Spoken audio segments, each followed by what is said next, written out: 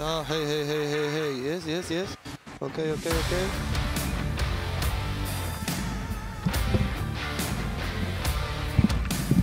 Hey.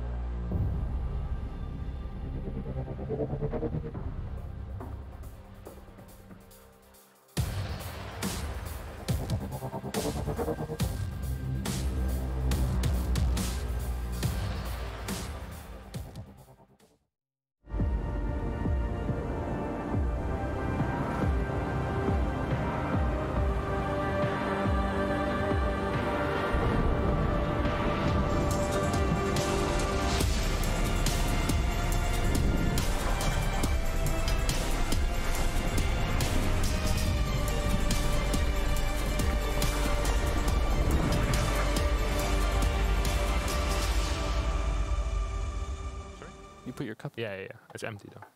Everyone, to day number 3 here at the Intel Extreme Masters Katowice. Over the last couple of days, we have made our way through the round of 36 and half the group stage. We've seen some amazing games of StarCraft 2, said goodbye to some of our fan favorites, but today it is time to finalize which players we'll be seeing in the playoffs. If you missed the games from yesterday, don't worry because we have some highlights to watch together, so let's go ahead and take a look.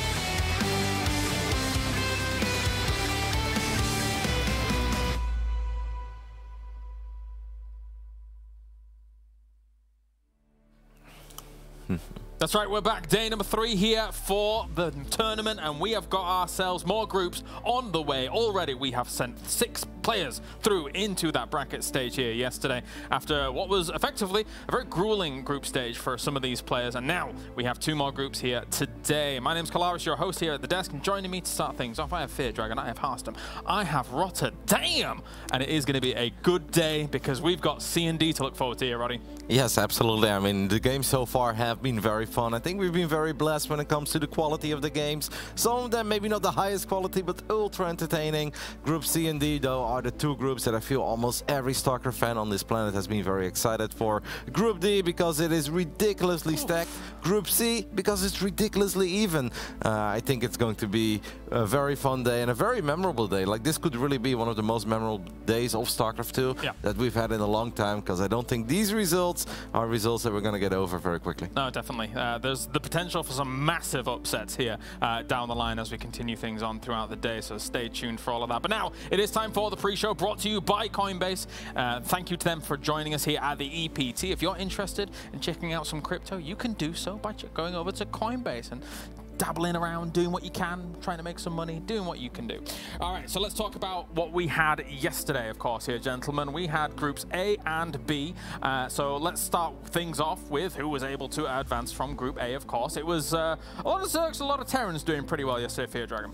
Yeah, no Protoss were able to make it out. Granted, there weren't that many Protoss really in Group A and B. It's going to be mostly Group C that we're going to see a lot of those Protoss having a chance there, but it was some really good ZVTs. Saw a lot of really strong players, especially I would say the performance for Serral going undefeated was one of the most notable things for me, just showcasing that he is in fact in absolute top form. All of the haters can get wrecked. Well, yeah. They're going to have a bit of a tough time kind of deliberating with other people on Reddit about that kind of stuff. Of course, here in Group A, Solar, Rogue, and Dream were the players advancing on here, Harstem. And I think fair to say, Solar, yes, with a slight blip at the beginning of the group stage, but other than that, looked phenomenal otherwise. Yeah, the blip by the name of Spirit, of course, who ended up in last place, but still a very impressive run. A lot of people probably surprised that Cure didn't make it out there. At least I was very surprised that Cure didn't make it out there. And Dream, well, Rotti, he was kind of your man, wasn't he? Yeah, I don't know. And I honestly, I didn't have it that I watched 20 games of Dream last week, and I was like, I'm feeling it, guys. It's just sometimes like, I've seen him play some really good games, and I liked his spirit. I liked the energy he was carrying around. And I was like, you know what? I think this could very well be his day where he shows up. It wasn't easy. He did start off hot with the first 2 victories, but then he did lose against the 2 top-tier Zergs. But that final TVT, to me, that's basically the dream of every big round-robin group, where it all comes down to a single best of 3, 1-1, all tied up, and then we have a crazy game 3. It doesn't get any better than that. So close, and Dream manages to break up against the stats, because it wasn't going his way, Fear Dragon, but Dream making that kind of recovery against Cure, it was brilliant to watch. It was the Dream ending. It really was. It really, really was, and it was also in such a stellar fashion, right? He won the macro game. He handled also some of the cheesy kind of opening, or just showcasing how TVT can be really, really tough to actually have consistent wins in, but he won it in both sides of it.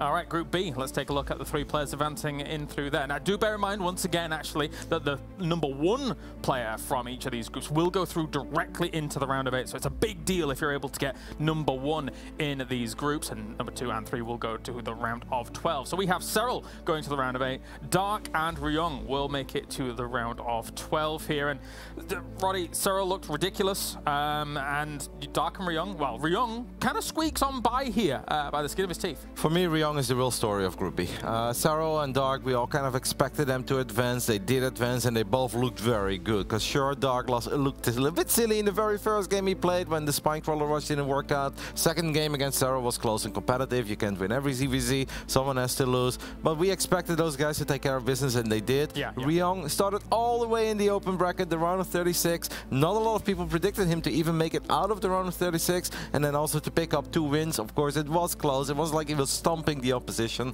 but he still got the map wins. He still got the victories that he needed to advance, and now he's in the top 12 with the biggest tournament of the year. I mean, standing ovation for Ryung. No, definitely. It was a great way to end the day, I think, Harstem, looking at how this group played out. Obviously, some one-sided matches here and there, but all in all, some really nice results.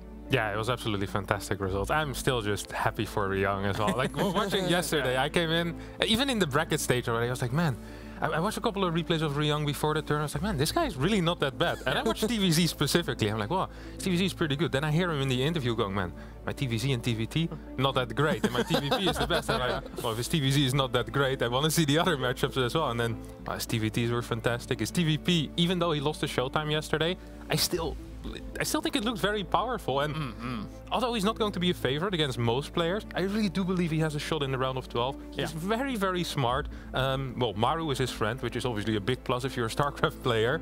Yeah, I'm curious to see what he can bring. Yeah, Ryung and Dream especially, those two, like the really old school names that have been able to get through to that round of 12 onwards. I think it's fantastic to see them doing well, especially as Ryung came in so pessimistic after the interview with Serral and Dark being in the group, but brilliant stuff. Anyway, let's move on to Group C and D, of course, as we have that coming up today. And we are going to be taking a closer focus on Group C. That will be the group we're starting with here. Trap, Zest, Heromarine, Bunny, Lambo, and Astrea. Finally, Harston, are we going to get some Protoss in that round of 12 onwards? Well, it's hard to say, honestly.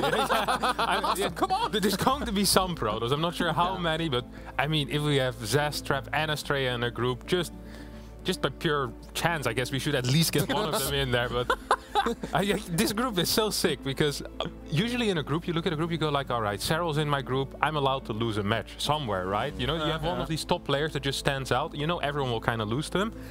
In this group, however, you can't really lose a single match. Every single match is super important, and everyone's going to be extremely pissed if they lose their first match. And it's like, well, like, no, but seriously, if you play against Serral or Dark, you know, the other guys are most likely going to lose to him as well. Like, if you're competing for second and third place, which, well, usually I'm not even competing for those spots, but in the case of a lot of these guys, it's a really, really rough group, and this is honestly my favorite group by far. Yeah, Roddy, you had great framing for it throughout the last couple of days.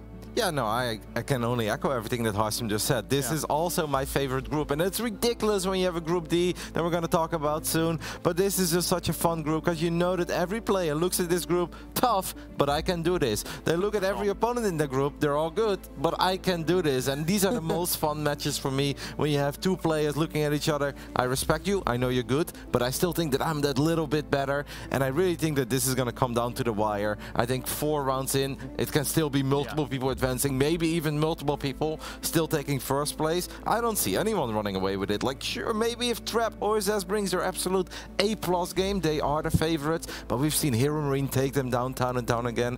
Lambo is so good against Trap that he can now even coach other Zergs to beat Trap and actually get away with it. Astrea was phenomenal in the open bracket, such a fun American Protoss. There is nothing bad about this group. Bunny, I've never seen a boring Bunny game in my life, and he keeps on telling me that his skill level right now is higher than it's ever been before, and everyone loves Gabe. Like, it's such a cool group, man. I'm so happy that you actually didn't mention Zest, because every single time we've looked at this, I've always been, my eyes are on Zest. And once again here, Fear Dragon, my eyes are on Zest. I think that, you know, him coming in, the tournament wins he's had recently, and just non-stop playing. He is a man on a mission. 2 second places in the last Intel Extreme Masters Katowice. He wants #1. Yeah, I mean, even his stellar performance at GSL Super Tournament this year in the most recent big Korean tournament, Zest is looking stupendous. He's looking really, really solid, and I'm super looking forward to this. I also actually want to mention that this group is 4 out of 6 of the players were in the exact same Group C of 2021 Intel Extreme Masters Katowice,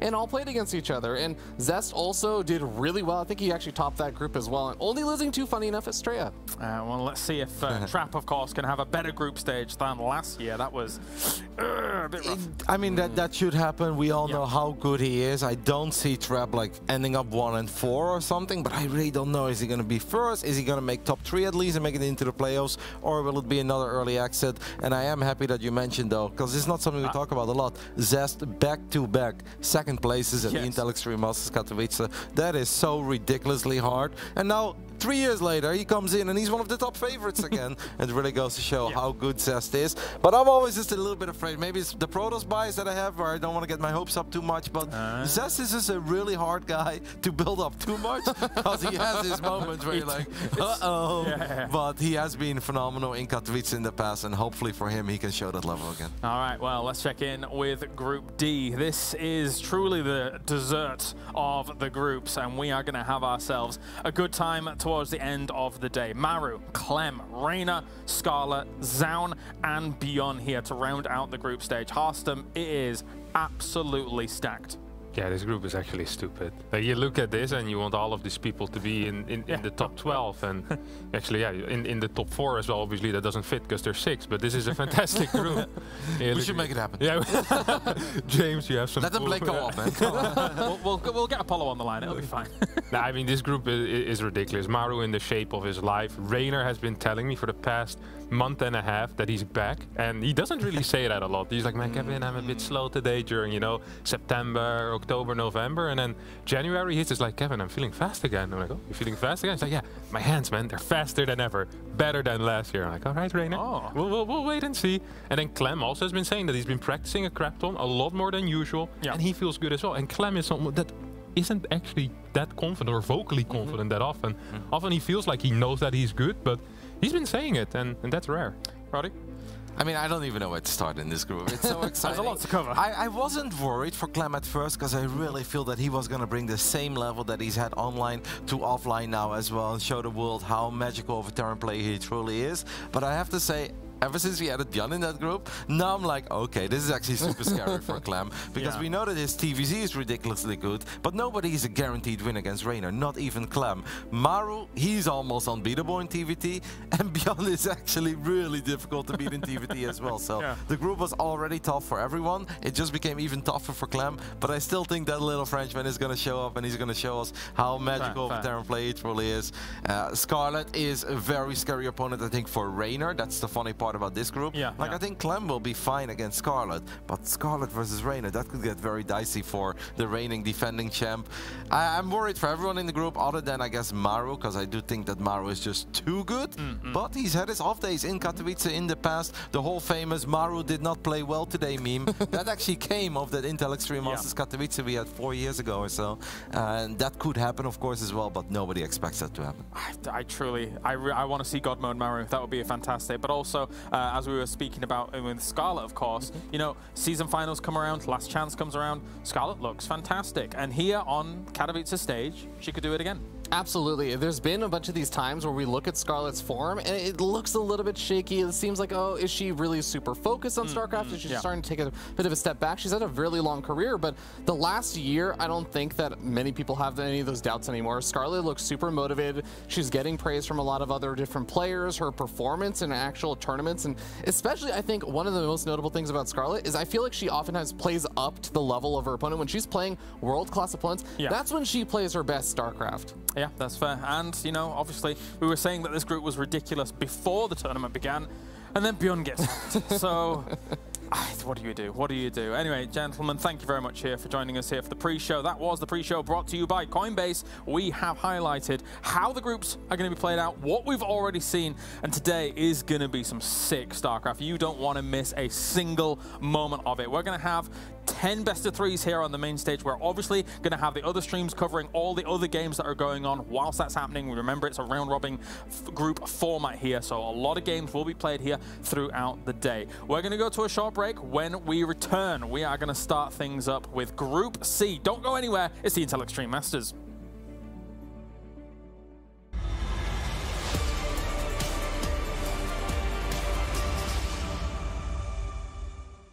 So far, it's been amazing because I haven't seen all of my friends, all of my StarCraft friends for 2 years. The last time I met them was Katowice as well. So it's been about time to meet all of them. And for the tournament, I'm mostly excited. I've been looking forward to it for a long time. So mostly positive feelings with a little bit of excitement and, I mean, a little bit of nerves as well. So far, the tournament has been going amazing. I didn't play my matches yet, so I'm still looking forward to playing my matches. But like, seeing all the players I didn't see for such a long time and like seeing everyone is always like so nice, and yeah, it's been going great. My impression is that it's amazing so far. Like, it's the first event after a while, like 2 long years of online events, and you know, it's the biggest event of the year and feels like returning with a bang, you know. This is amazing. It feels completely different for me to come to an event, to come to Poland, not only to play in front of a crowd, but also to travel, play from another environment. The past 2 years, basically every tournament felt kind of similar, so it didn't quite feel as special as it does when I come here. In offline events, I'm just very comfortable and I'm playing in my pajamas and I have like a cup of coffee and everything's very comfortable and I'm very chill. And here I'm definitely feeling a little bit more stressed as I play. I'm definitely happy to be back and you know, to have a crowd and everything. I'm excited to play on stage, and honestly I would love to win since I won one, but it was online. And you know, I would like to win again, of course, and to see how it is with the audience. For me to be part of the IEM roster, I think for me that's like the minimum goal actually that I have set for myself. I always want to get into Katowice. That's a goal that I set for myself at the start of the year. And then when I'm there, it always feels good. For myself, I wasn't one of the replacements. I was easily making it into the group stage. I guess maybe a little bit bad for me to say this, but kind of an expectation for me as I play. Like this year and last year, I was really thinking I would be part of the IEM roster. Being part of the IEM roster, IEM is like the biggest tournament of the year. It's like the global finals, and being part of it is obviously like really cool. And I hope I can do well. I really hope so. Yeah, it feels amazing, you know, being a part of the roster. It means you're one of the best players in the world. So, you know, always feels good to qualify and to play here.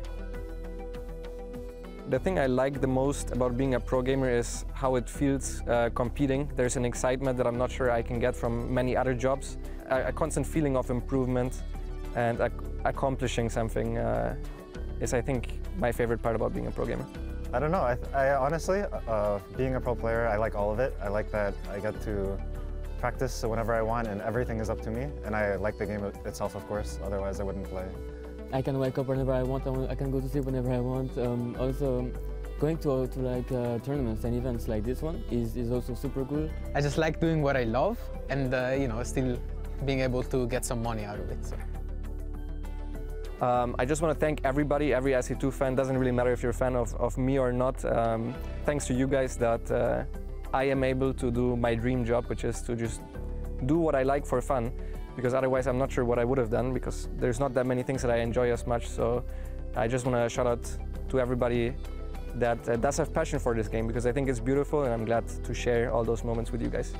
I hope that everybody watching this tournament is going to enjoy it. I think it's going to be one of the best, because there's been 1 or 2 month break in between, which makes the game less boring, because people get to prepare stuff and the meta game might change, which you didn't get to see because there were no tournaments in between. So if there was a tournament that you should watch, it's definitely this one. The tournament has been going amazing so far. We had like some great games, and yeah, I hope I can deliver myself tomorrow and show good games too. And yeah, just watch the IEM and thank you so much. So to all the StarCraft fans, I love you guys, and you know, you're the reason why I'm a pro, so thank you guys so much, and hopefully cheer for me. I'll do my best.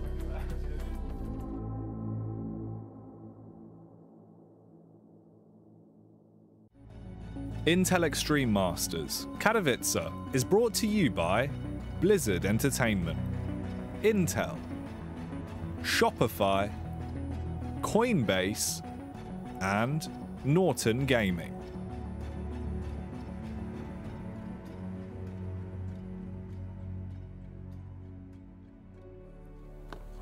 Welcome back, ladies and gentlemen, to the Intel Extreme Masters Katowice World Championship, and we have now Group C that's about to get underway here for day number 3 of the festivities. I've got with me Fear Dragon and Rotterdam. They've stuck around. Hearthstone has to go and do very important Hearthstone things, and we're going to start talking about Lambo going up against Heromarine. So a nice little clash to start things off here, Rotterdam, of 2 Europeans looking to make it big in Katowice. I call it der Klassieker, you know. I know that Lambo is a bit of a Byron fan. I have just made Gabe a Dortmund fan. He's not really a Dortmund fan, but lives in Cologne. That's close enough to Dortmund. But it's just super fun to see these two dudes go at it. They obviously played against each other quite a few times in history, but not as much as you may expect. We know that Gabe loves to play the Monday night ESL tournaments. Lambo, not so much. He only plays them when he desperately needs the points.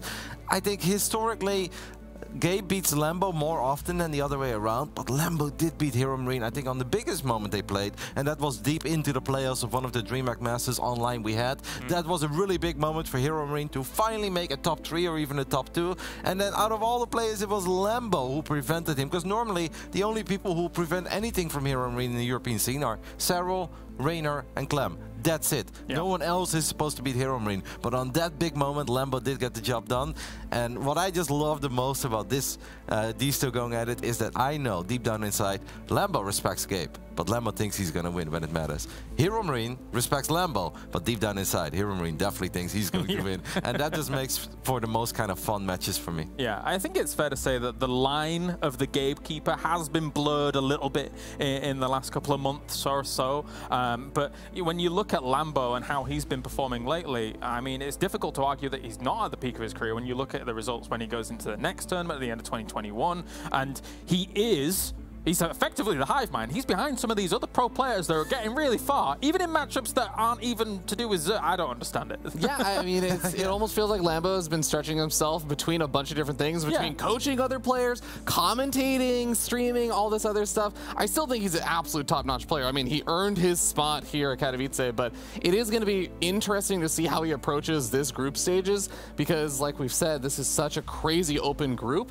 It's going to be really important to win that first match, as Harston was saying. And I think that winning versus Gabe is definitely something Lambo is capable of, but I do still kind of want to give a little bit of an edge to Heromarine. I still feel like historically he is just most recently doing a little bit better. Roddy?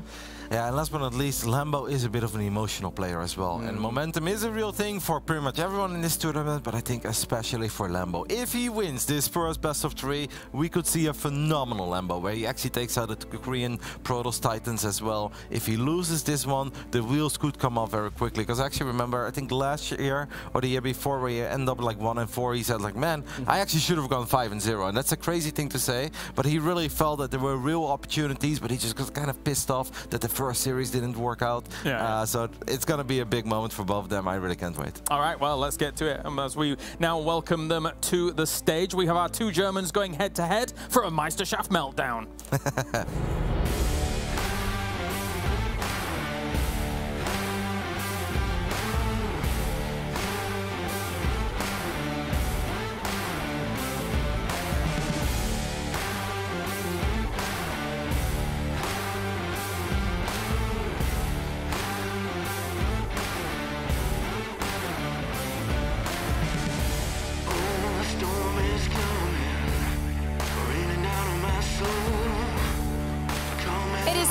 Time to kick it off with our first match of the day, and what better way to do so than with a German showdown. Our first player had some prestigious results in 2021, culminating in a career-high Grand Finals appearance just a couple of months ago at Next. His opponent is widely considered one of the most consistent European players in the world, and last year he had 2 top 4 finishes at the DreamHack StarCraft 2 Masters. Please welcome on stage, it is Lambo and Heromarine.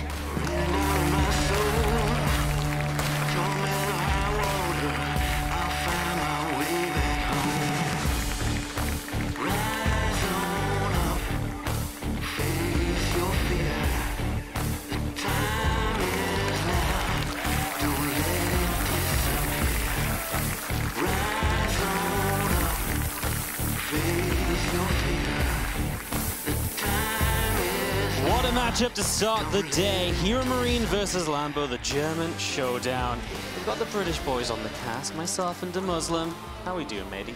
I'm doing great, actually, and I'm thoroughly looking forward to this one. I love some of the pre-game talk. Like, I don't think Lambo really got to see Gabe talk about that, but he's like, oh, yeah, I'm one of the players that easily qualified. I was not a replacement. I feel that's already a little bit of a jab at Lambo here and his opponent, but yeah, I'm loving it, man, because, yeah, exactly what Kevin said. We were talking about it backstage. Both these players absolutely believe they can beat the other one, and Lambo's a guy that he builds up these rivalries with players, man, and it's just because he hates losing almost more than anybody else, but he is absolutely a player that needs to get off to a good start because, you know, it can all come crumbling down real quick. It really can. In a group like this one as well, where anything is possible. You put any of these guys up against the others and it really can go any which way. It's going to be so important for them to take down each other here. It feels like it's almost essential to success in this group. It's going to be great. We know that much. Lambo, you know, he was on a bit of a losing streak against Gabe, but he really broke it in November, and he won 5 out of the last 6 times they played. It wasn't a short period. It wasn't a 1-week period, but he lost 6 matches before that. You know, before that, I would have really said Heromarine pretty much every time. He'd really been playing great. He looked good against Lambo. Seemed like he had him figured out. But Lambo has stepped up a bit lately. You can definitely say he's been blossoming. Yeah. Even in that World Team League, he was absolutely coming out swinging, beating some of the top dogs, such as the Traps of the world and what have you. And I mean, like, this group, it's a fiery one. Like, for Heromarine, you've got people like Bunny and Astrea, which you may consider him the favourite, and he's done very well against the Traps of the world, but then you got big old Zest coming along too. Love these photos, by the way. They are fantastic, absolutely. Yeah, to continue with Lambo a second, he really is one of these players that really does well with preparation as well. And being able to go into a group like this, knowing your opponents ahead of time, I think that's where Lambo really can excel. And I know Heromarine is pretty good at prepping as well, but I feel like Heromarine is just consistently strong anyway. Lambo has shown in those events he gets to prep, he levels up. Absolutely. We're going to start it all off here on Curious Minds, spawning over in the bottom right-hand side as our Red Zerg, representing the Shopify Rebellion. It is Lambo.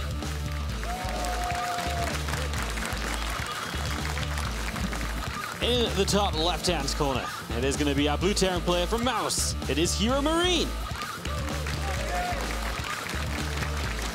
I'm hoping this one's going to be a cracker because I can almost feel the fury on both sides. Like when a map's dropped, it's like, oh, you can feel the anger of the losing player there. But they are both absolutely phenomenal. Let's be real. Like top 3 of their respective regions for their races, arguably. I mean, Lambo, obviously, you get a little bit overshadowed by Reynor and Cyril, but it's hard living in the shadow, mate. It's absolutely difficult, but he had that superb run at the next tournament, and when you have a run like that, you want to keep on continuing it. And look at this, by the way. Lambo with a very early pool against a player like Big Gabe. Bit surprising. Exactly. I was thinking this. I'm like, well, Heromarine is not the guy to proxy, especially not game 1 of a series, if at all.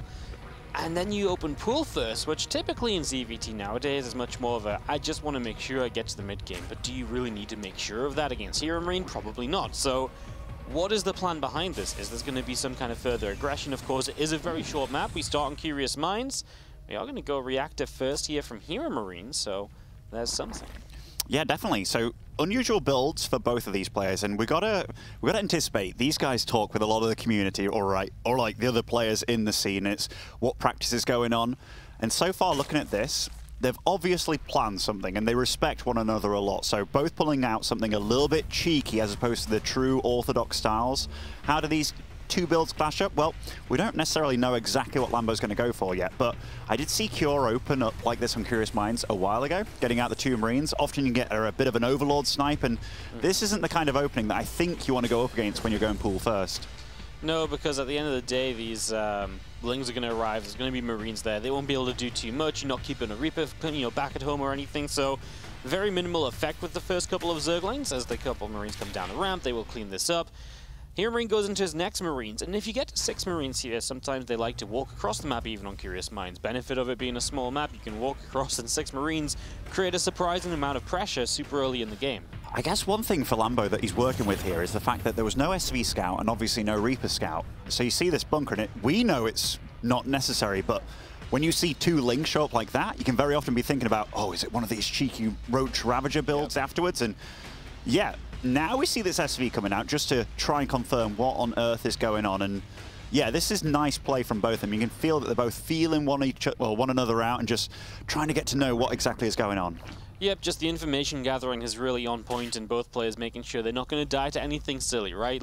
Yesterday, a couple of ZVTs, Sarah Roach rushed a couple of people and got some wins.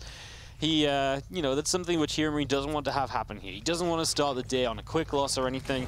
And maybe that is just the threat Lambo wants to play. Maybe even he has a plan further in the series where he pool first again, does something different. He's got Heromarine thinking otherwise. There's a lot at play there, as we will see our first medevac on the way out, and that'll be our first point of aggression. Okay, so I've seen Heromarine pull out the, Marine drop with the 3 Hellions and stuff on the map, but I haven't seen him go for an armory like this, because this is a full-out Hellbat all-in build, And I can't remember the last time I saw him do this. Just like I can't remember the last time I saw him 2-Rex. It might have been on some funny map against a laser where he did the bunker wall off and what have you. So normally a bit of a predictable player to some degree, but yeah, he's absolutely bringing something out that I don't think is necessarily the best, but because it's Heromarine doing it, I think it's actually quite a smart move. Yeah, because when do you expect this as Lambo? You really don't, not against Heromarine. If the Koreans are doing this to him, he might be much more aware of it or just wary. Now, well, let's see what his preparation will be. It's only going to be Lings and Queens. He is going to see the Marines dropping, and the Hellions following this up. He's going to lose an initial Overlord. That will supply block him as well. He's got 4 in the way. It's not a great time to be heading into a supply block at the moment. The Hellions morph into Hellbats, and Heromarine is looking strong. He certainly is. I'm just watching Lambo's camera here. Even the Hellbats in the back here, supported by the SV, should do the job against that run-by. And that's a lot of Hellbats, but getting a nice wraparound on these Marines, nice pickup, and so far I think Lambo's actually handling this very well without losing barely anything whatsoever. Yeah. I guess the one nice thing for Heromarine is he didn't lose too much back at home, but so far, excellent start for Lambo. Yeah, these Queens just were sat there, not taking any damage at all. Now getting some damage on the medevac as well. as Heromarine really will be pushed back. And you know, this is why we joke about Hellbat pushes a little bit, right? They show up, Lambo, okay, he had queens and he had lings. He didn't have much else, and yet it was such a convincing hold. It was really convincing, actually. And now Lambo's setting up the 3 spores, which I think they're coming in at perfect time here. I don't know what the Liberator's exactly up to, but look at that. Queen's in position, Spore Crawler comes over here as well. Lambo's playing very good, very smart, and so far he's adapted to everything that Heromarine's thrown at him. And yeah, you're totally right. There's a reason that we kind of joke about these Hellbat all-ins. Yep, we're going to continue the pressure here with the Hellion drop, and 4 Hellions will get by these couple of queens. The Evo Chamber block is not there, not in time, so 3 drones going down. These Hellions fully committed. They will get to 5 kills. They will not find more than that. The Lings clean up. An averted disaster. It's a bit of blood splodge over here, but the Liberator did fall as well, so Lambo so far keeping up with everything, and that supply does not lie. It is definitely a lot better for Lambo right now. And if I'm in Heromarine shoes, which I got to be honest, Wardy, I've been in it quite a lot, where everything fails, you're not feeling good. You're going to have to resort to something pretty extreme to get back into this one. Yeah, this seriously fell away from him very quickly, didn't it? And he just lost so many of his early game units now that Lambo will have no fear at all droning up. He can start double upgrades, his bailing speed. He can just set up to the 70+ worker count he wants. He'll have all of his tech on the way, and then you're just at a point as the Zerg player where you're just spamming units with great creep spread on the map. Make sure you're defending against any aggression, but in general, how is Heromarine going to get a 3rd base? It's going to be really, really tough. Yeah, I mean, the fact is, Lambo's moving up to a 4th and 5th simultaneously, and his army, I mean, he's got quite a few Lings out on the map and whatever, but everything's looking better. This could be a nice little hatchery snipe, but even that, like, Heromarine's going to have to work for it, and won't get it, actually. Even loses the Hellbat with this mix, which makes it a little bit trickier to deal damage later on. And I think Lambo as well, tech choice, staying on Ling, Baneling only, is super damn safe. So, and I know a lot of people might be like, oh, but what about mutas, what about Hydras? This is one of the safest ways to go about it. So just cementing the fact that he feels ahead and just going with it. Hard to go wrong when you're just producing units, right? And yeah, without the tech, you can argue Ling Bane doesn't trade as well, but you just have so much of it that you can offset a Widowmine shot or so, right? And you can swarm a lot of the time too. It really does stop a lot of the more aggressive builds from ever getting off the ground. You know, Heromarine went up to 8 racks or so. He's just going to swarm with units, and Heromarine never gets the momentum that he needs for that build to work. So, yeah, I love the Ling Bane, maybe delay into like lurkers later in the game, right? If you finally feel comfortable to tech up, then eventually go there. But for right now, he's just A-okay, and Queens is transfusing each other. This drop is not going to do much of anything. Heromarine is just not finding any openings at all. Lambo continues to look across the map just for some information, but he finds a couple SCVs as well. Cheeky little Ling with 3 kills on that bad boy, and so far everything's just getting shut down. And oh, nice split with the Zergling as well. When you can't stop the creep spread at all, even when your army's right there against the queens and stuff, it just feels rough. Now we might have a bit of a better engagement for Heromarine. 1-1 just finished up, so this is definitely his window to do something, but so much Zerg, Wardy. Yeah, absolutely. The only thing for Lambo is he didn't clean up the Widowmines before, but he's starting to get there now. A couple of them will get their cooldowns back. Lambo takes a step back, of course, moments away from his own 1-1. Evening out those upgrades will only help him in these upcoming fights, as you do see him just setting up with more and more Ling Bane. And now his upgrades are done. This should just be that little bit easier. He also has the option to counterattack because Heromarine's gone so far down the left-hand side, so Lambo will counter straight up the center, cancelled 4th base coming through, and he's straight into that 3rd base mineral line as well. With the Banelings, the SCVs don't really have very far to run, and a lot of them will go down at the same time. We're defending on the bottom side of the map, and Lambo is playing this great so far. I do not envy our observer with all this action going on right now, but yeah, Lambo, he's all over Gabe, he's defending everything. And so far, what is the resources lost of actually this game? It's got to be fairly close between, yeah, that's not what you want when the Zerg is up to 83 drones and you're on 50 SCVs. It can't be close at all. You need to trade so much better. Gabe was good about starting his 2-2 immediately, but look at this. This is how comfortable Lambo feels right now. Yeah, just continuously counter-attacking, right? He doesn't need to bring these units back home. He's clearing up these attacks, deals with the Widow Mines. Byun's killing them off, and these Medivacs are once again on the run. And because Heromarine just keeps on trying to attack, his Medivacs are drained of energy as well. And wow, this game really fell apart so quickly. The Hellbat attack did nothing. The attempted follow-up Medivac attack did nothing. Suddenly Heromarine didn't have units. Lambo felt safe. He did what he wanted to, and he was just off and away in the game. Yeah, I know I'm going to be critical here, because I felt that Hellbat attack stopped working like a good several years ago, you know? Yeah. And I haven't seen Heromarine do it. I do like the fact that he whipped out something a little bit quirky, a little bit crazy, because that goes very against his image. But to me, everything that build showed between these two, like Lambo also going for the pull first, just a very confident Lambo. Yeah. He just wanted to survive, make sure he didn't die against anything early. Whereas Heromarine, that's not a build you go with if you're feeling super duper confident.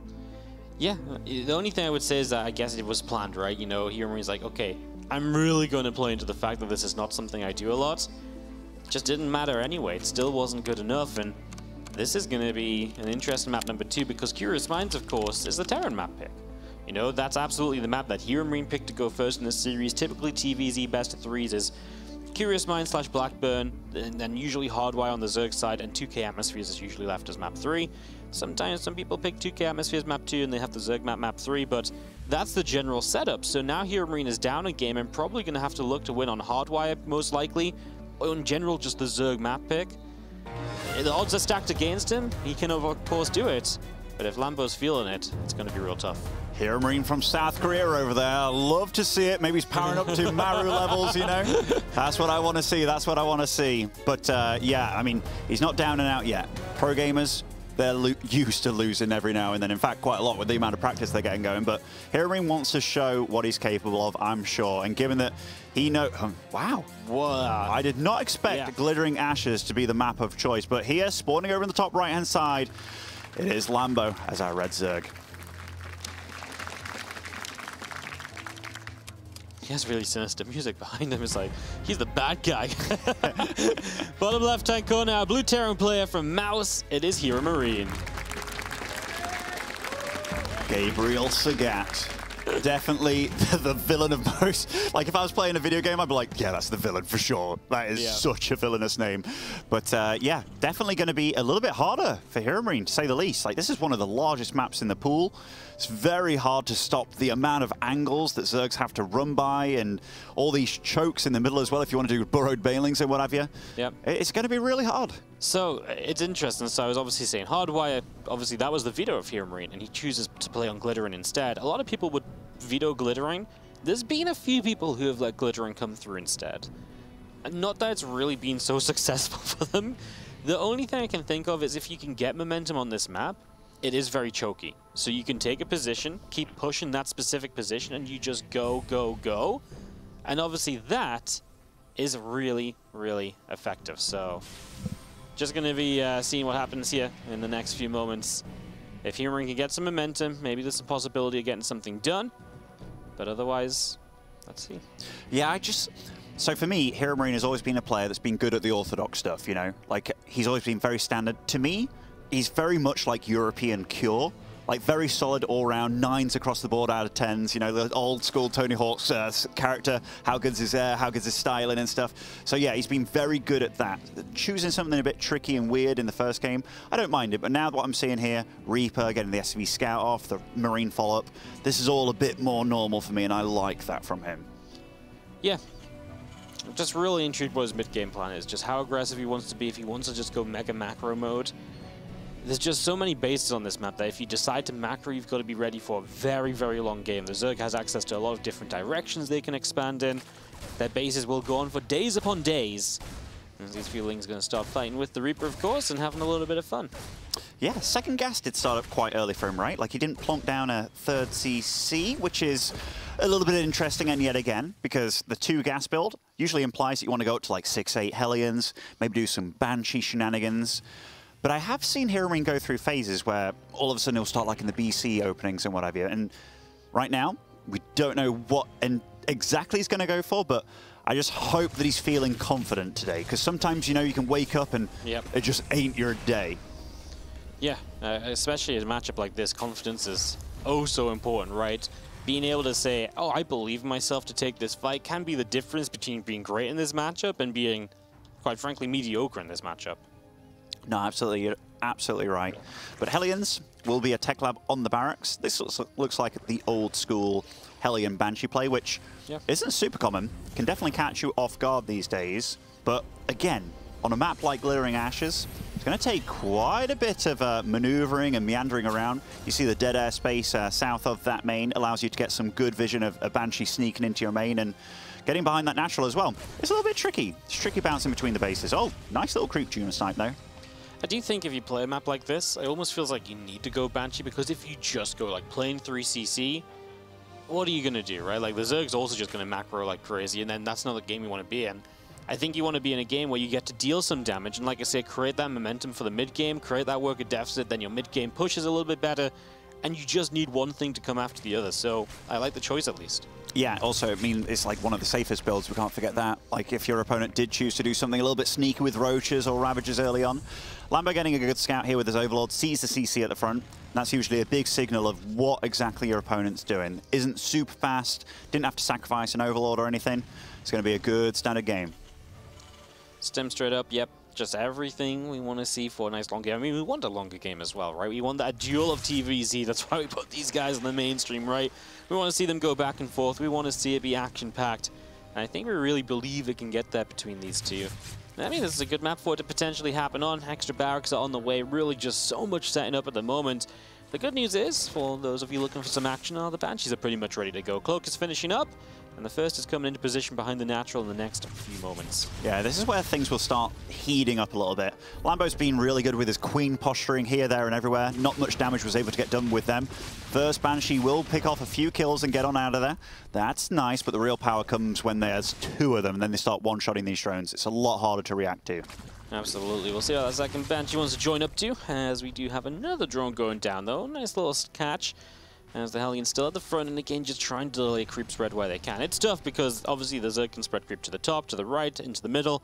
It's hard to keep track of everywhere, but Heromarine been doing okay at it so far. Another drone going down. So again, just repeatedly coming in, getting one drone, and seemingly just fairly content with that. Lambo, a little double lair mistake, however. I mean, the double lair comes out now and then. But yeah, you can see a little bit of nerves from both these players. Like, only +1 weapon starting up for Heromarine 2. I'm pretty sure he put down a second eBay earlier as well. Given the fact that he lost so much health on the first Banshee, that means you can't really send them both in at the same time, which is definitely a little sucky. But yeah, so far I've been really impressed by Lambo's defense. And even this. Oh, he actually got the drone there. That was a big commitment. And yeah, 6 drones falling so far, but you look at that drone count, Wardy, it's not looking bad at all. Yeah, the drone count's great. Delaying the 4th is nice, and that's now been delayed, I think, 15-20 seconds at least. So getting to be a pretty serious situation, not having that 4th affects your production, and Lambo just going to double expand now. He's going to expand to that right side at the same time. You're at this point in the game where you want an extra hatchery for production anyway, and on a map like this, you may as well take it in location. Yeah, there is one timing that Heromarine does have, because his supply is really ramping up. And look at that, Lambo, 8 Overlords at once. Now, that will definitely slow down your production. 9 Overlords now. That could be something that bites him in the butt, because +1 will be finishing soon. And Heromarine, we do see that he is maneuvering across the map here. Yeah, you know what? It's only that single engineering bay as well, right? So it really powers up into just as many units as possible. He's not set up for a super late game situation. It really is about the right here and the right now. So pushing up to this top side, and Lambo going to need to get a lot of units out now. Balin speed at least will be done. He'll be down that attack upgrade. Combat shields will be done on the side of the Terran as well. Looks like this 4th base is probably in trouble. What do you think about Lambo just letting this go and working off the right side instead? I think it might be the call. And I think, oh, it doesn't even cancel it. So it looks like he did kind of want to keep it alive here. I mean, he was so close to finishing Bane's speed. But this is a rough one. Heromarine did delay his armory a little bit to get this push out just a bit faster, I do believe, but that's a big win. Look at the supply. I think those supply blocks earlier from Lambo have really bit him in the butt here, and it's allowed Heromarine to catch up pretty hard. Couple macro mistakes, the Banshee getting that little bit of damage done slowly over the course of the game. Absolutely affecting Lambo trying to play catch up. He's getting his Hydras out as Heromarine moves into that +1 armor. His armory finishing 2, so he can continue his tech, a second factory as well. When you're up against Lingbane Hydra, a good tank count can often be very nice as well to hold off against those Hydras. We'll see what exactly the choice is. He's going to go drill and close, so he will go with the mines. That's fine as well, of course. The splash damage on mines is also pretty darn good against Lingbane. Pretty darn good, and he's soon going to get to find out what he's up against as well. Hydras are the unit of choice here for Lambo. Heromarine has 2 squads out on the map, so this isn't his big army that he has. I think this is actually the more scary squad over here that's going up to his susceptible base on the far right side. Yeah, run straight up here, get some creep spread cleaned out. Lambo going to jump on this. Generally, the way Lambo wants to fight this, of course, is jumping on half of these armies with his entire army, clearing up, and then going to deal with the other half of it. Heromarine ends up just dropping up over here as the Banshee will just not go down to the Spore Crawler. Good save. few drones have fallen, and now the army on the top side is striking for a queen, some more creep spread, and Lambo is being hemmed into the top right corner. Not getting any creep out on the map is going to make this really difficult as the game continues to tick on along. Different situation with that creep spread this game. Like, on Glittering Ashes is the game where he's been denying that creep super damn hard, but can't leave those medevacs in. One is taken down. That definitely takes away a little bit of the momentum, but over in the top side, he's still denying that 5th base, which actually is a really big deal. Yeah, just missing a hatchery that you're meant to have at this stage, and that's going to hurt a little bit. We are starting another... Is that a lair coming up again? I just feel like I'm going crazy, no? I have no idea what that one's about. Yeah. Lambo's definitely feeling the nerves. In fact, is there already 2 lairs on the map, or did he cancel one of them before? He cancelled one. Okay, cancel one before, but hey. Cancel one, and he's like, actually, I really like the double lair. Yeah, I wonder if he has the same hotkey for lair as Hive, and then it's like, given that he thought he had 2 before, you know. Either way, something's going to ride, but that is a lot of Lingbane and Hydra, and oh my goodness, friendly fire was sort of avoided there with that big last pickup, but a few of these tanks kind of left behind, but nice pickups from the end again. I saw a lot of green splash there, so a lot of Banelings did fall in that engagement. If it wasn't for that one Widowmine shot, that might have been nice for Lambo. He definitely jumped on Heromarine before he was really ready. He wasn't quite set to fight. It was just that one Widowmine that hit dead center on a lot of the Lingbane. If that hadn't gone off, this might have been better for Lambo, and he might have been in a bit of a better spot. He's waiting for that Hive and the Lurker Den to come online, but of course there's the scan from Heromarine informing him, hey, look, this is on the way. This is probably how much time you've got until these Lurkers have their upgrades and are really effective on the map, so, you know, let's start, let's start doing something about it. Either hit a timing right now, or get ready for those Lurkers coming onto the map. Get your ghosts up and figure out what you want to do, as we will see more of these tanks getting cleaned out, but Hydra's taking a blasting as well. I think this is a really good fight for Heromarine, man. Like, he's on +2 weapons right now, and he's just going. This is the worst timing possible for Lambo. He's trying to get up to Lurkers. Doesn't have +2 armor yet either. These Marines dealing so much extra damage, and Heromarine has to get up out of there. But he's retreating to these tanks, which are pretty nice against these Banelings, and the Baneling number really thinning out here. If Heromarine lands everything and just keeps on pushing, I'm really fearing for Lambo, and that drop in the top as well that's been denying that base continuously. Heromarine actually playing really good this game. Yeah, no, he's playing great. He's doing exactly what I think he had to do on Glitter and Ashes. Get some momentum early and take that momentum and just never let it up. The moment he sits back here, which he might have to do because of the Lurkers, the moment he sits back is the moment that this game becomes tricky once again, because then you're once more fighting much more against the size of the map than anything else. Another base not cancelled though. Another kill on the board. There's a couple hatcheries this game at least now, which have just died off, and, well, Lambo, he's really going to rely on these Lurkers, which will start a fight, and that's where Heromarine does really just have to turn away for a bit, as Bane's going to get dead center on this army. A good few connections, the Lurkers move forward as well. Will there be enough to fight this off? Heromarine had a decent knock going in, but does he have the numbers left after the Banelings? Nice micro back on some of the Lurkers too, and Lambo will hold. He certainly will. The supply evened out, and now Lambo's getting into a situation where there's going to be Lurker upgrades coming online. That +2 armor is finishing, but Big Gabe is already transitioning to Ghost. He's also getting that +3 weapons, which is a massive deal here. Yeah, absolutely. It's going to be just an amazing upgrade lead, right, to keep on working with, as Lurkers just take a step forward again, getting up to that high ground. And the Lurkers continue to just slow down this advancement of the Terran. Of course, Ghosts on the way up, and that changes a lot, but Lambo did with the Lurkers what Lurkers often do, which is just retake a bit of control of the game. He might finally get up to a 5th base that he's been looking for 5 or 6 minutes now, and, well, maybe then he really is back in it. Yeah, it's a very different use of gas, right? The Banelings, obviously, they have their one shot in them, and that's it, whereas the Lurkers constantly staying alive. And look at this over here as well. Lambo's trying to spread him a little thin, but those Widowmines taking out all the fodder for these Lurkers, but Lurkers don't need fodder, mate. They are pretty damn tanky when it comes down to it. Yeah, not when you run into them like that. These Widowmines will go down as well as you continue to push through. The Lurkers on the left side do go down, but it's obviously a distraction. It's allowed this right side push to get going. When I siege up over here, force a lift on one of these orbitals that Heromarine has just built as a spare, and the Ghost Academy in some trouble as well. That could be interesting. More Lurkers in on the front line. Couple Widowmines going off. The Lurkers still holding their own. Ghost Academy will indeed fall, and Lambo is just going to sit in this setup position and just try and keep it working. I mean, he's stopping this 4th base from mine with the SCVs, forced to repair instead. Does he have seismic spines, does Lambo? I'm not sure. Okay, has all the Lurker upgrades, so this is very hard for Heromarine to deal with, and that is quite the concave of little spiky boys there, and this PF under a lot of fire. Heromarine is going for like an extra tank here. which Lambo moves forward with quite a few, and Heromarine feels his time is now. Yeah, he's just going to move forward, but Lambo has the Lings to support this. The Lurkers take another step forward on the bottom side. His Lurkers might be a bit more trouble, but what a splash that was, and the Ghosts go down, and Lambo will stay, keep on fighting this. I love what Heromarine's been doing, pulling his SCVs on and off of that planetary when it was needed, and he's kept it alive, and the Liberators showing up is something which is really going to help. Without a lot of Hydras in position, it's obviously a big deal be able to push these Lurkers back for free, and now these Lurkers will all go down. What a cleanup. I tell you what, I also love the lifting and landing of those orbitals. It was like, okay, lift them up, avoid the damage. I didn't have any orbital, or rather any scans left. Plonk them down, get the scan, lift them back up again.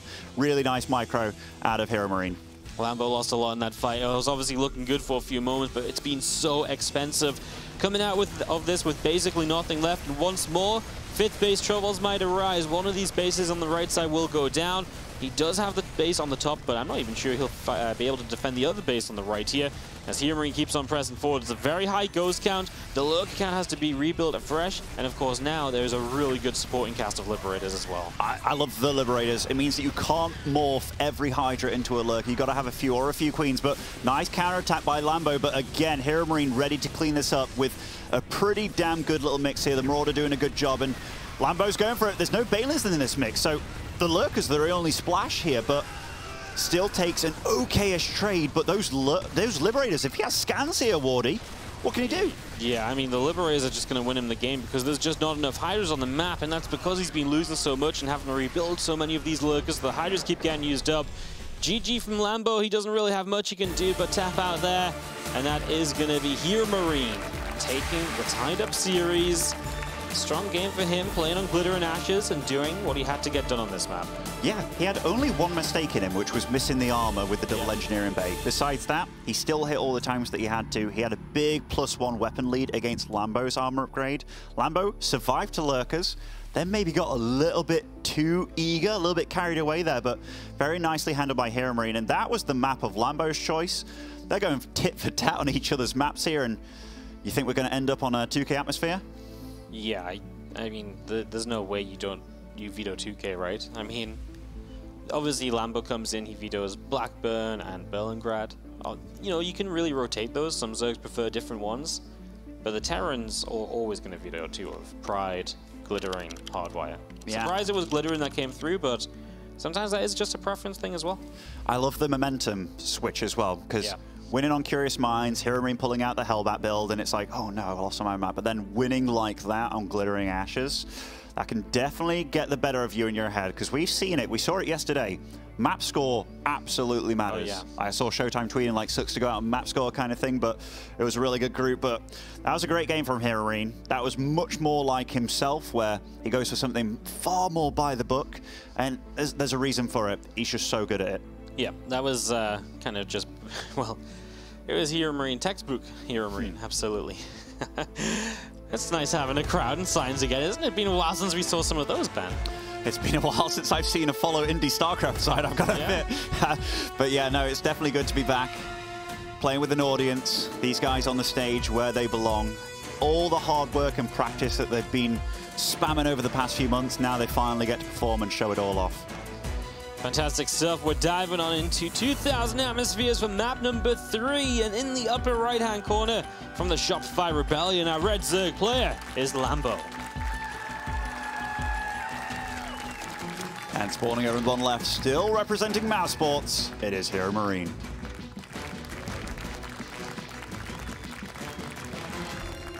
Mouse Sports have quite the legacy in StarCraft 2. I remember they had Hasselhoffs for many, many, many years. Yep. Yeah, exactly.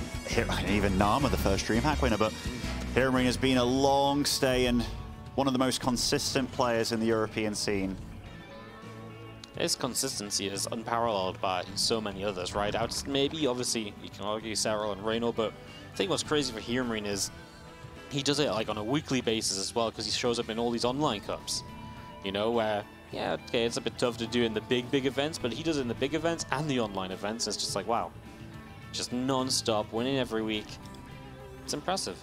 It's super impressive. And 2K Atmosphere, what a way to finish it all off. I don't think either race is unfond of this map when it comes down to it. It's nice for macro games. It's nice for tricky plays. It's just a good all-round map. And here they really get to flex their muscle and see what the other one's truly made of. But a 1-1, I wouldn't want it any other way between these two, because a 2-0 either way just wouldn't feel just. No, I mean, it's not a 2-0 kind of matchup, right? It's the sort of matchup that is close, it is back and forth. This is one of these that comes down to how they play on the day. And what's amazing about this group is this entire group feels like that. You know, it isn't a group with a Serral or a Dark or a Rogue in it or a Maru where everyone's going to probably take a loss and they're going to advance in first place. This is a group where every single series is probably as close to 50-50 as you can get. And obviously not everything's 50-50, but over the course of 10 matches, a lot of them will be. This is the Wild West group, like it truly is. Like, this is where you get all the cowboy chads coming into the town. They all want the town, you know? And it's like, who's gonna walk away with it? And honestly, it could be any one of them. It's gonna be a real showdown. Don't think I've ever heard the phrase cowboy chads before, but add that to my vocabulary for later. I kind of liked it as soon as it came out. I was like, oh, I love cowboy chads. But yeah, so far, very normal build orders from both sides. We're going to see what Heromarine chooses to do, because he did go for the double gas opening, wanted to get out those Banshees very quickly. Here it looks like it will be a 3cc jobber, which does allow you to have a, you know, several follow-ups if you do wish, but here, it is nice to be denying that third for quite a bit. Lambo will get us third up in the other slot, which is good for him, but a little bit of delay. This can definitely annoy you a little bit. Yep, anything you can do to slow the Zerg down, throw them off. I mean, you never know when this is what leads to the supply bulk, which leads to like 7 overloads further down the line, right? Throw the build off, throw some spanners in the works, and Lambo, like you say, gets the third to the top, but it isn't quite on time. Wait, is that a tech lab on the factory? Yes. Wow. Definitely a little bit unusual, right? Because normally you get that one Marine, you do the switch immediately, but here, seeing this as well, if you're Lambo. That's a nice scout. Yeah, I mean, it is a really good scout, to be fair, and that's what he wanted, right? Oh! Second racks. Yeah, it's going to be kind of like this went out of fashion as soon as Romanticide went out the pool, I feel. Yeah? Yeah, like the 3cc into the 2-1-1 follow-up. Obviously a really cool follow-up, but yeah, definitely going to be a bit weird for Lambo seeing how he went about it. Yeah, obviously, just amazing to get the Lings in. Heromarine would have much rather Lambo not known. Lambo Scout at least gets a read on what otherwise might have been a very tricky, unorthodox build. But yeah, I mean, obviously you get a few Hellions up, you're going to swap that Barracks to a Reactor, and then you do have just a few Hellions support and a Marine drop a little further down the line, all off the back of a very strong economy. Lambo, his link speed finishes, he'll have a bit more map control now, but of course he's just going to focus on droning for the most part, get that work account up and working, and then only start building units at the last possible moment to defend against these incoming Marines. Yeah, definitely. That is a very quick stim, which makes me think it's going to be, well, that allows a very fast combat shield follow-up and a very strong timing. We know that Zergs usually delay their upgrades in general, but if you're fighting against fully fledged Marines, and you can do a lot of things with this too, like get an early armory for the Hellbats and what have you, because I haven't seen any engineering base coming out, which would be pretty damn early for them, but all that gas is going to be used on just units for Heromarine and a little bit of tech, but what tech and how is he going to go about it? Yeah, we'll just have our Bayonets coming through with the less, so Lambo not going overly crazy with double Evo chambers early or anything. He really does like to just get that Bayon speed up and then work into some tech from there. He just got the double engineering bay timing of his opponent, so he knows that as well. And again, Stim finishing. First Medivacs on the way. That is going to be our first kind of port of call for some damage. I'm also interested in, okay, he's going for a reactor straight on that factory, so that is the right call this game. It is a bit greedier. You get the tanks to be safe against any sort of roach play, but going for that reactor, I like that by Heromarine. Absolutely works out with how greedy this build has been, but also it's all about the pressure and momentum. Getting those Widow Mines out on the map, being in your opponent's face, because that's just one more weapon that the Zerg has to learn to deal with, and that is with Overseers and more splitting and stuff, just making their life a lot harder. Yeah, absolutely. The double Evo chamber coming through now from Lambo to get those next upgrades going. And still just, you know, players patrolling the map, right? A lot more setup once again, just like that game number 2. You know, until, obviously, this first drop comes in. This is where his kill starts off. Let's see what momentum Heromarine can get. Let's see if Lambo can just stop it right away. If he can do that, that would be really amazing. Lambo's scouting has been really good with these Zerglings, man. Like, the initial one getting to see the 3cc, the second one getting to see the engineering base, and that third one there, with that patrol, his scouting has actually been super on point, so no mistakes made by either player thus far. These Hellions trying to dart in behind the Queen, just having a look, see if there's creep tumors to get. We are going to drop up into the main base. Spore, Ling's ready. Lambo was not going to let that happen, so great defense right off the bat once again. The best defense is one where you just don't have to think about it. It's already pre-set up. You don't even give your opponent a jump start on it. No, I am a little... Okay, Lambo did just start up that +1 armor there, because that is the far more valuable upgrade when it comes to playing against Terran. But this... There was no Bailings in that mix, losing quite a few queens there, which... That's not what you want if you're Lambo, and Heromarine is definitely going to run away at least a little bit. Oh, I was going to say he's going to run away smiling about that one, because that was a decent trade for him. He's really good at just figuring out when exactly to pull back, right? Just last moment, get as much as you can. Make the most of your units as Lambo now straight into Hydras. I was thinking about Widowmines being on the map early. He's been making nothing but Hellions and Hellbats, which is very unusual, but it's actually working out pretty well. And this is just trades for minerals, for gas, which isn't bad. And he's got a big army on this left side. 1-1 is finished up as well now, Wardy, and +2 starting immediately. Heromarine not missing a beat this game. Yeah, he's going to push the left side. More Hellbats coming through with this, as we do see now a switch into Widowmines back at home. So this will be some of the last few Hellbats coming in. Obviously split pushing right now. He really needs to make sure you control it on both sides, but the Bailings do not go down. Oh, connected, oh, sorry, they are going down. And that's a problem, as Lambo falling apart on the right as well. Heromarine playing quickly today. You know, this reminded me a bit of that Heromarine that showed up to Last Chance, where he just looked so good in that group. He was so unfortunate not to advance. He's playing at a high level, man. This game reminds me of Heromarine when he was 0-2 down against Reynor, and then all of a sudden something happened. He just came, yeah, he came alive. Because here, he really is playing to a phenomenal speed. And Lambo, can we have a quick look at the resources lost here? Because he's got to be trading very... Look at that, 15. Wow. 3 times efficiency. That is sick. At this point in the game as well, it's just... It's not normal. It's not natural. You're going to see Heromarine still pushing forward. Extra Banes trying to morph in to help. Good splits back once again, letting those Hellbats take some of the damage, of course. We are now going to have some drones dropping as we drop up to this high ground as well. Heromarine still playing quickly around the map with Widowmines to support him as well. And Lambo's now at 11 workers lost in recent times. And these are economy losses he cannot afford. He is down in workers compared to the Terran player. Well, we just saw how inefficiently he's trading. He must have an eco lead in this. I love little Jimmy on that little ledge there, killing a drone in his dying breath. But you don't normally get to this point where the Terran's ahead in workers. Oh my goodness, is this... Oh, okay, that was a good last second split by Lambo, because that could have been a travesty. Yep, just going to set those off, get in to clean them up. And we do have already, though, a push coming up here. If he doesn't clean up those mines, that's so annoying, right? To give up a couple units and then they don't go down. Lambo's going to be very aggressive, knows the mines are on cooldown, so jumps forward, but you can only chase so far off of creep before this becomes a bad idea. Look at these upgrades, Wardy. 2-2 almost done, where 2-2's pretty much just started for the Zerg. This is going to get really damn hard for Lambo to hold, because as soon as that 2-2's done, I wouldn't be surprised if Heromarine just launches a push on 2 sides or everything on 1 side. And look at the creep spread as well. There's nothing here. No, there really isn't. This Bioforce continuing forward. The momentum of Heromarine with this fairly aggressive build, right? The 4th base was a bit more delayed. He's only just finished that up now. Really put a lot into just fighting right away, and it's working. He's keeping Lambo pinned back. He's keeping Lambo where he wants him, and he's just taking a pick off here, backing away, using his tanks as splash damage as kind of a threat.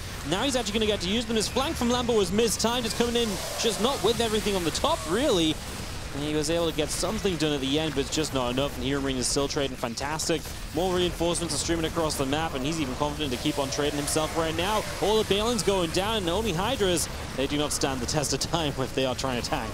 No, they certainly don't. The meat shield is gone. Heromarine just reinforcing here. Behind this, he's on 8 barracks, producing everything he can.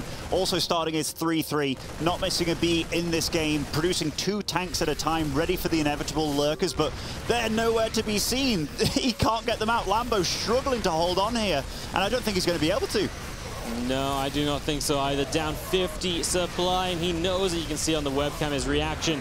GG is called. Heromarine is going to open the group with a victory. A little shake of the head. Maybe even felt like it should have been a little easier, but he gets the job done. 2-1. Great start for Big Gabe as he's looking for those Katowice playoffs. Absolutely. It really felt like Gabe came alive during that series too. Like the first game, a little uninspired. Second game, Glittering Ashes to win like that, that was really cool. Then the third game, it was classic, man. Like everything that he did was good, solid, didn't miss a beat, out on the map, made Lambo's life as hard as possible, and the micro was clean too. Like a 3-to-1 ratio on resources lost tab, that's not what you expect. Oh, that's crazy. That was in part the Hellbats, right? Just coming through, they got great trade, they were always tanking, and they were just consistently able to just do so much Fantastic stuff from Heromarine, getting that 2-1 victory. And that really does just I mean, it's just such a tough group. Every single win is going to matter so much here. Getting your first win at the start of the day might just be all it takes to kind of carry you through the rest of it. Absolutely, like every match matters, like it honestly does, and it comes down to the maps and the fact that both these guys as well, they really wanted to beat the other one, and you saw it on the end of their face. Like Lambo was just like, God, how did I lose this? Because this is one for him in the group. He has to win, he really does. Yeah, going to be tough. We know he can be good in the ZVPs, but you know, when you're talking Zest and Trap, they're not guarantees. Now Lambo has a winning record against Trap, probably one of the few, but still. When Trap shows up and means business, it's never an easy win. It's never a guarantee. It's not one you can take for granted. No, this is a group where things don't get easier after playing Gabe. And that's a big thing to say because, yeah, it's just very, very tricky. This is the Wild West group. Anyhow, guys, we're going to get to hear from our Alice team over at the desk. Actually, Ben, we are live here on the stage because Big Gabe is ready for this interview. So first of all, congratulations, Heromarine. Fantastic way to kick off the day with a win over Lambo. In the group stage, every win is so important, especially with the caliber of the players that you're going to continue to face. So first thoughts, how good does it feel to start things off with a great win? It's definitely very nice to get the first win, especially because I still have, I think, harder opponents later on, like Zest and Trap. I would have liked to win 2-0 because map score does matter. We saw it yesterday. One map can determine whether you go through or not. So I hope that's not going to affect me, but obviously getting the win is a very good start either way. What was your thought process in preparing for this series? You've been playing Lambo a lot in 2021. In the last 5 games, albeit most of those were online matches, but he actually won 4 out of the last 5 times you played against him. So what was your thought process like coming in? Yeah, I think in a current map pool, I don't do that well against him. Like in 2020, I think I won most of the time. But yeah, it's true, I lost recently against him. I prepared actually a lot for TVZ because I thought this was going to be an important match.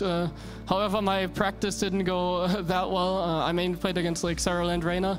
And let's say I played similar to what I did here, but it didn't give me that much confidence.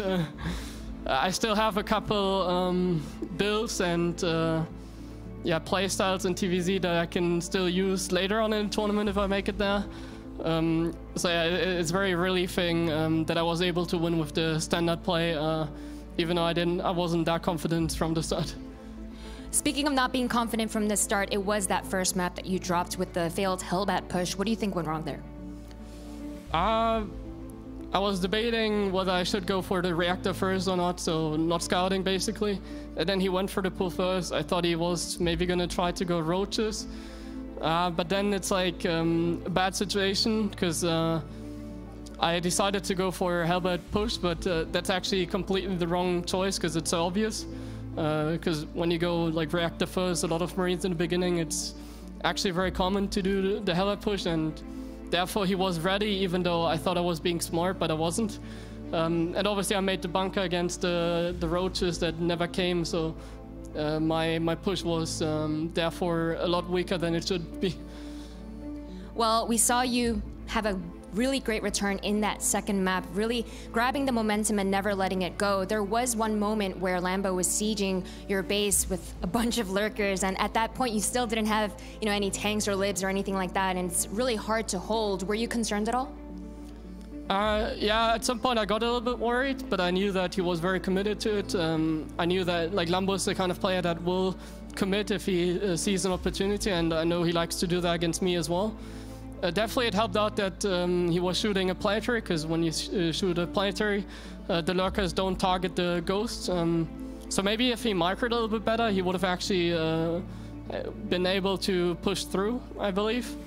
But luckily that worked out in my favor.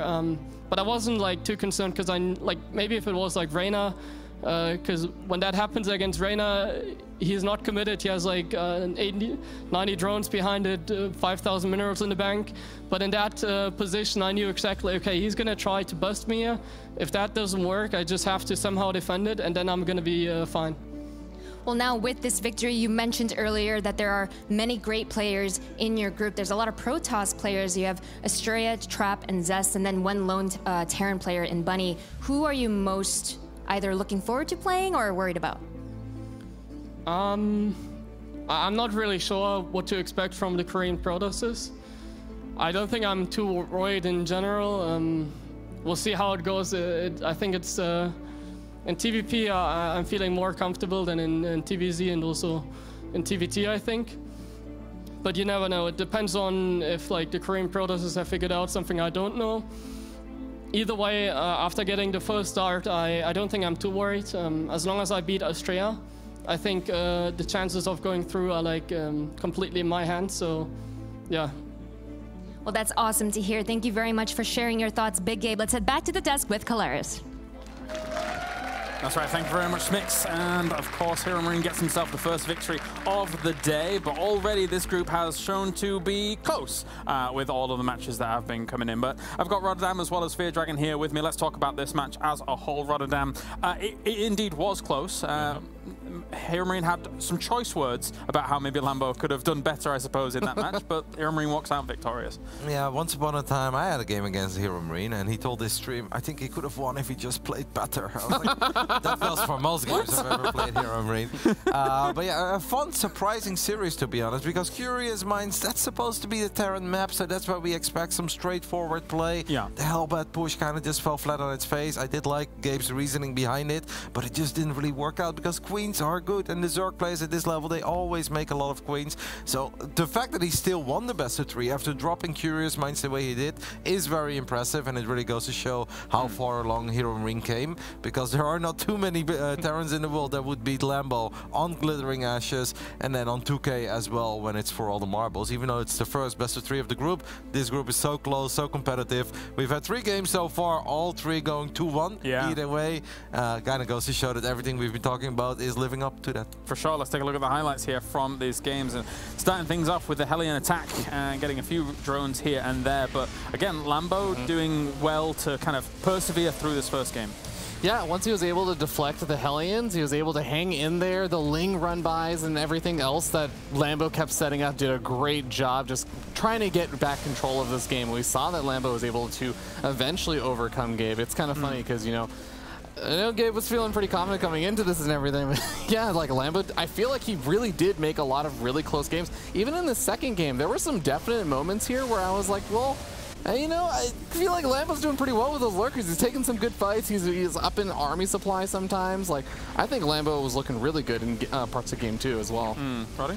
Yeah, perhaps Lambo's going to kick himself a little bit for getting too carried away there with the lurkers, where he probably feels like, man, I could have just taken my time. I've got lurkers, I'm up to Hive. Anyone that watches Heromarine streams a lot will know that the later the game goes, the less fun he becomes with the lurkers. Like, a couple of lurkers is something you can deal with. But if you start dealing with 18 lurkers and Nidus networks going up everywhere, I think Lambo will absolutely be kicking himself a little bit for just trying to end it before he truly had to. And I think you bring up, you know, like the Nidus. I feel like that's really the linchpin for a lot of these Zergs that are doing well. We talked about it in the past couple of days. Guys like Rogue, Dark, you know, in these kind of matchup, they'll throw it in and it's 2 Niduses even. It's super scary to deal with because you've always got to have that thought in the back of your mind. I mean, we literally saw some of that actually even in the playoffs, or sorry, the play-in stage and everything with some of the Zerg players who are able to really effectively use those nice rooms. You get it in the production, it just completely disrupts everything, especially as the game continues to go on. You're just naturally more spread out when you have more bases. All right, well, let's take a look at some of the other games that were going on here whilst that was on the way. We have Rotterdam, who's going to give us an update between Zest and Trap. Yeah, that wrapped up a little while ago. The first 2 games, pretty standard PvP stuff. We had some Stalkers and Immortals on Berlingrad. Trap won that one. Game 2, we had some Phoenixes and Oracles on Blackburn. Zest won that one. And then it all came down to this. Now, this game, not a whole lot happened up to this point, other than the fact that Trap opened up 1 base, 3 gateway, attacked the Nexus, killed the Nexus, and then got a cancel as well. But Zest responded with a double expand. And then we find ourselves in this situation where, if you guys are wondering what's in the bottom right side, just a bunch of gateways. We're just hiding those. But this is actually a scenario where I think this can play out in many different ways. Zest has more workers, Trap has more Immortals, but battery overcharge is really good. And this blink I thought was pretty crazy, and I love the force fields. But then Zest decided not to use battery overcharge here. Instead, he uses it over here. But a lot of these units are not even being attacked immediately. this battery is in range of the Nexus. We actually tested it out in the map as well, and I think especially with the force fields, that really would have kept the second Immortal alive for quite some time, even if Trap had to go for that battery. Yeah, in the end, this battery overcharge didn't really come into play. Zest did decide to blink forward, pick off the Prism, but at this point he just lost too many of his forces, and to make things even worse, he loses his Warp Prism. And Trap is off to a flying start as he takes the 2-1 victory over Zest. But I do think that's the kind of fight, that's a battle that if we do it all over again, I actually think Zest could have held there. And if he did hold, it's 3 bases against 2. I think Zest would have won. Well, that's actually the kind of game that's very important for Trap. I mean, given the group, obviously we were saying it close, Roddy, but taking out Zest, who a lot of people are looking at as a really big contender here, that's a brilliant scalp to take in this group. Absolutely. And Trap obviously looking good, but dicey there because he had a really solid start in Game 3. Then I think he made it kind of hard on himself by being as committed to a 2-base all-in as he actually was, which wasn't really necessary given the fact that he actually had the better start. I think Zest will probably be kicking himself a little bit there because I think if he battery overcharges the other battery, then Trap has to choose. Do you kill the battery or do you kill the Immortal? Well, you're not going to kill the Immortal, so you need to kill the battery. That's probably going to take like 3 volleys if only 5 stalkers are in range. I actually think Zest wins the fight then. Yeah, potentially. Well, thank you very much for that update, and let's head over to Fear Dragon now. Astrea versus Bunny. Oh, you ended up with the Astrea match. I did end up with the Astrea match after all. Go figure that I would want to keep an eye on Astrea. But yeah, we actually already have that game and that series concluded.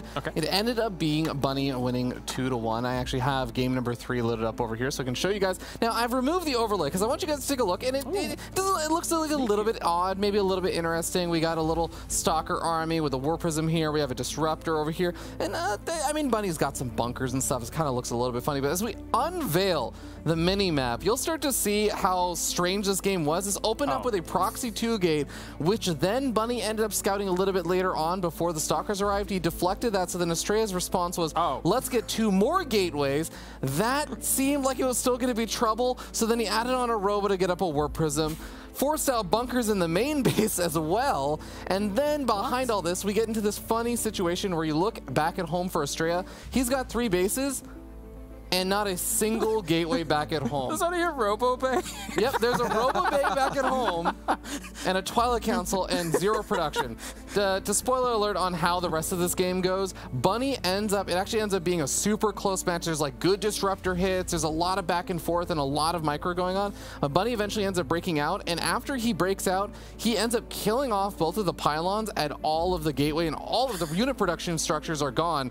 Astrea is sitting there banking up 1,300, 1,400 minerals, and is basically just waiting for his 7 or 8 gateways to finish up back at home. Isn't quite able to get it up. I think is maybe like 5 to 10 seconds shy of it finishing before it arrives at the 3rd base and everything, and Bunny ends up winning from there. It's as if a base was merely a guideline for this one. This was the entire map was my base. That's brilliant. What an odd situation, Roddy. Yeah, no, I mean, so far this group just living up to the hype. Craziness. Weird stuff happening. Fun games though, because that was a close series. The PvP was close. Heromarine loses on his map and then wins the other 2. Group C, I'm already loving it, and we've got 4 more runs to go. Yeah, and as is always important in these round-robin groups, if you even just take 1 map in a loss, it can mean that you survive later on down the line if map score comes into effect based on tiebreakers, etc. and things like that. Thank you very much, gentlemen. Time to go to a short break. When we return, we have more here from Group C and the Intel Extreme Masters.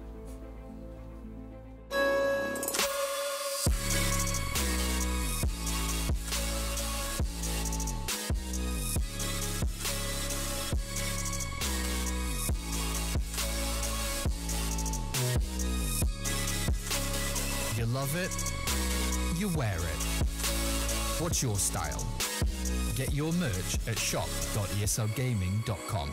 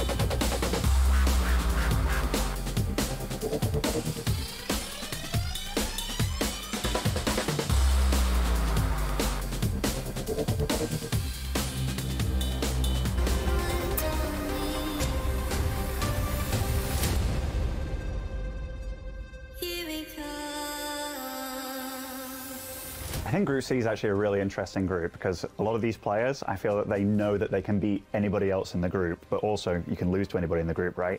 So you got Heromarine and Lambo, both very, very confident Germans. Lambo's very happy to make it here. He was the replacement for Max, obviously. We know that Lambo can really study and prepare for a best of 3, and then he takes victories that we don't expect him to take. I really think you could look at any one of the players in this group and say, I could see them doing extremely well and winning their group, or I could see them going out in the bottom.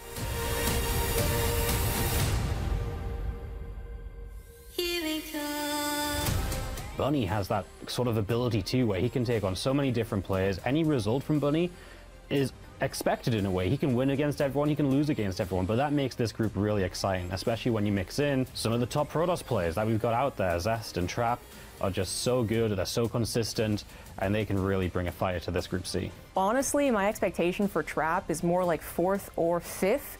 So unfortunately not going to make it into the round of 12, but I don't think you can underestimate a guy who has so many victories in the last year. I think he's going to put in the work and actually surprise us. This is truly just the group I don't think anyone can predict.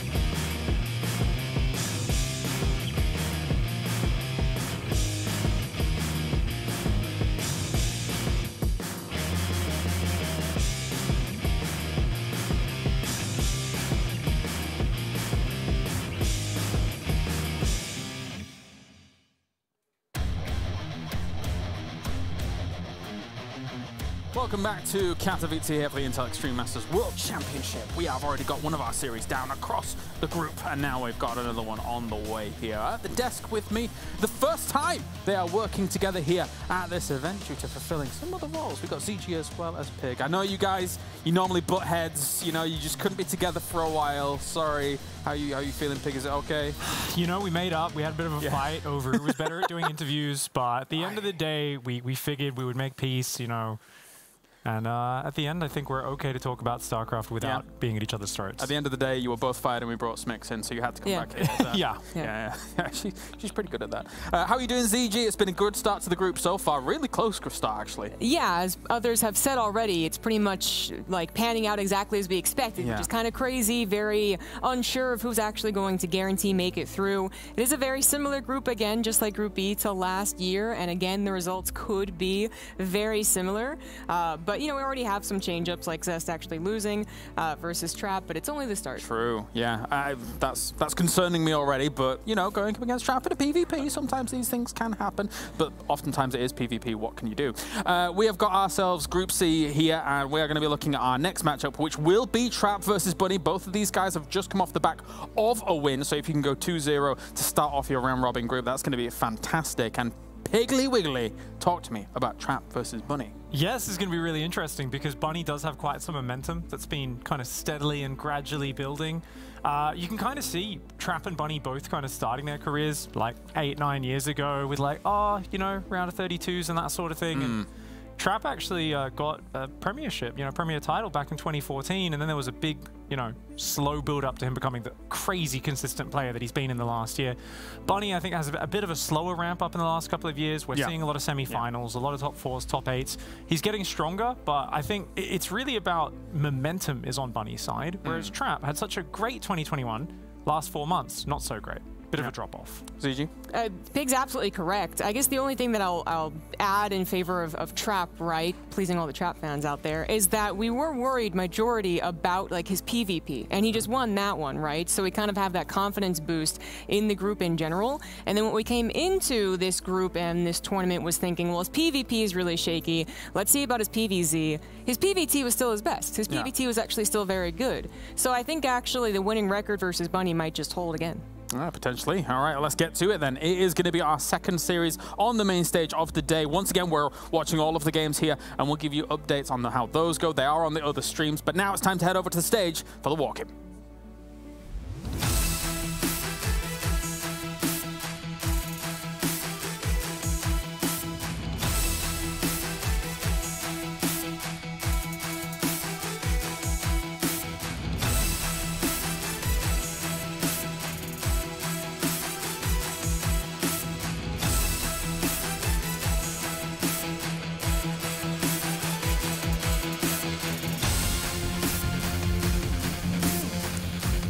started the day with a German showdown, and now it is time to switch things up, as up next we have two of the top Koreans.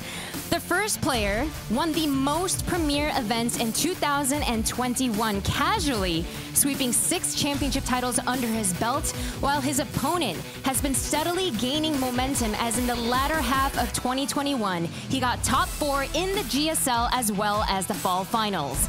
Please welcome on stage, it is Trap and Bunny.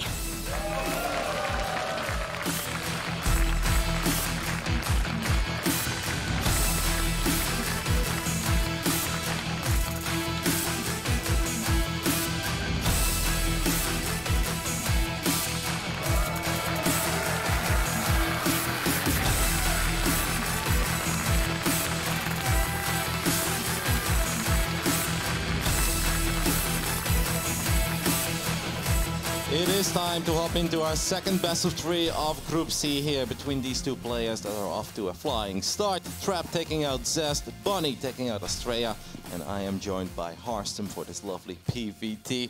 And I'm excited for this one, Kev. Yeah, me too. It's going to be an extremely important match, as every single match is going to be extremely important for these players in this group. Of course, coming off of a win will mean that they already have some of that momentum behind them. Trap beating Zest is going to be very happy with that, because if you're Trap in this group, I do believe that your biggest opponent, or the guy that you're really not looking forward to play against, is going to be Zest. And perhaps you think that you're only really fighting against him for that first spot. Now that you got that behind you, can focus on Bunny, can focus on all the other matches that you have coming up. And, well, Bunny obviously going to be happy with that Astrea win as well, because Astrea did look scary in that bracket stage against Terran. And I definitely think that Astrea is going to pick up at least a win or 2 in this group as well, because the American Protoss has been playing mighty fine. What I love about this is just that I always say, I never see a boring Bunny game, man. Bunny is incapable of playing boring games. That man loves to be in your face. He loves to be active. You give him a couple of medevacs. I've always kind of felt like a little bit similar to Calazur in the European scene, where Diego also loves to be very aggressive. So does Bunny. Trap historically had very good PvT. For a long time, people looked at Trap and said, hey, that is the best Protoss versus Terran player in the world. Yeah.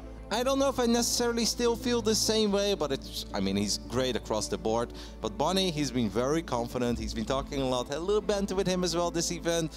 I was like, Bunny, I had you on the War Chest Team League, man. You let Reynor down. What happened? He's like, oh, I'm so sorry, but back then skill level was here, but now I'm way higher. And he's really feeling it. He's ready for a good mood. And he even said that he hopes to be playing on Sunday, which means he's aiming for a top 4 finish in this tournament. That would probably be the biggest run of his entire career. But I do think that he's in the best shape that he's ever been in. Yeah, definitely. He looks solid. He looks strong. Now he needs to prove it against Trap. Yeah, one of the strongest TVP players in the world. I think the other strong TVP player also in this group, of course, with Zest, or PVT, I should say. But let's start up this game. It's in the bottom left, spawning as the red Protoss player, playing for Kwangdong Freaks. It is Trap. And in the top right side of 2000 atmospheres, we're looking at the main base of the Korean Terran player representing Team NV. This is Bunny. I think a decent way to describe Bunny's playstyle often is high risk, low reward. He does a lot of very risky moves, which often seem to have no payout. Just kind of to take the risk, you know? He just takes risk because it's fun to do, and he likes having a lot of adrenaline in his body. So yeah, it's good to see him here opening up with a proxy Rex, and that is in an interesting location that we don't see very often on this map, Kevin. No, I'm a bit surprised by this as well. Double gas going down at home too, so probably just going to be a single barracks into a factory at home. Trap is going to probe scout though. He is not one to skip too many corners. I feel like in general he's a safe Protoss player, but he was a bit aggressive against Zest. I mean, building a bunch of gateways in the bottom right side, putting it all on the line with a 2-base all in a game where he actually had the better start between those two. So maybe Trap looked at it and said, sure, 2021 was great, and I did win all those premier tournaments, but what I didn't do is perform well at the Intel Extreme Masters Katowice. And this is, of course, our World Championship, and this is where he truly wants to shine. Well, I said he likes to scout. That was a little bit of a TVT kind of scout where they have the Reaper on patrol in front of the natural, but that's kind of it. He didn't really see a whole lot besides that. Yeah, he was waiting for the eBay block. I didn't find it. Went for Nexus before Core here. This is by far the worst opener you can play if you're being proxy wrecked. This Reaper and this bunker, are going to cause a massive headache here for Bunny. I actually think what a spot. That's like, oh my god, look at that control on that SCV. That's beautiful stuff right there. And this actually means that this Reaper could potentially pick up 2 probes immediately. If these probes don't go back, I mean, the Reaper is here. Trap has to know that as well, so he's going to send the probes back. I think 1 probe is in a lot of trouble, but the Stalker only starts now. I know I would lose at least 3 or 4 workers here, but this is Trap. Let's see if he can minimize the damage, but I feel 2 probes going down is almost inevitable. Yeah, and that's probably too much. Oh, actually, only going to be 1. Played it very safe. Perhaps he didn't realize that this was a Nexus before core here, not quite seeing the timing properly, because he had 4 or 5 more seconds there for sure. Bunker still goes up. The Trap lost a lot of mining time, which is still annoying. And there's actually no pylon on the low ground, is there? Nope. So that battery has to be on the high ground. He can't attack the bunker and be healed at the same time, or maybe barely he can. It will be very close. And we have a Stargate going. Something that we have seen some pros players do in the past is where sometimes they'll go for a Void Ray, but that's not something you want to do when there's only a single Reaper. With 2 Stalkers, you actually have quite a bit of DPS. That battery has finished up, so we can just run back towards the battery, heal up the shields, and sure, this is delaying our economy, but I gotta say, I think Trap dodged a little bit of a bullet here early on, because I think Bunny had more potential with how quick that Reaper was and how late that first Stalker was. Yeah, I completely agree there with you. The follow-up is actually going into a Young's build that we've seen him play a lot. It is that single factory with perhaps 1 factory unit, in this case the Cyclone, into a triple Rex. And Ryung said that this actually is a Maru build as well, and apparently it's really popular right now in Korea. I hadn't quite seen it before Ryung was playing it. And it seems that Bunny is also quite keen on it. That Cyclone's obviously going to be great against an Oracle. And then, well, the 3 Rex, as you know, is great against everything else. Don't talk to me about it. That first Oracle is going to be very important for Trap. This is not the kind of Oracle that needs to fly in and kill 4 or 5 SCVs to make it worth the investment. No, we just need to make sure it stays alive, drop a Revelation, keep tabs on the Terran army. But Trap clearly is a little bit worried about the follow-up because he's been pretty in the dark so far. So he's keeping the first Oracle at home, and he's not even building a second Stargate unit. He's going to go straight into the Twilight Council, and this has to be for Blink. Anything else would be very wild.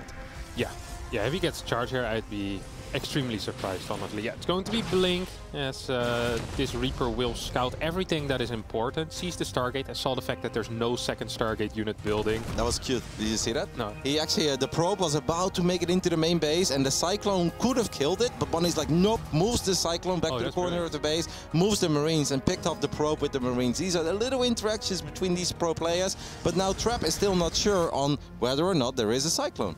Yeah, whether or not there's going to be some type of drop. Oh, I didn't even see the tech lab on that barracks. That's also kind of big, honestly. Yeah, so Trap completely in the dark and is staying at home with his Oracle for now. He's afraid of a follow-up here.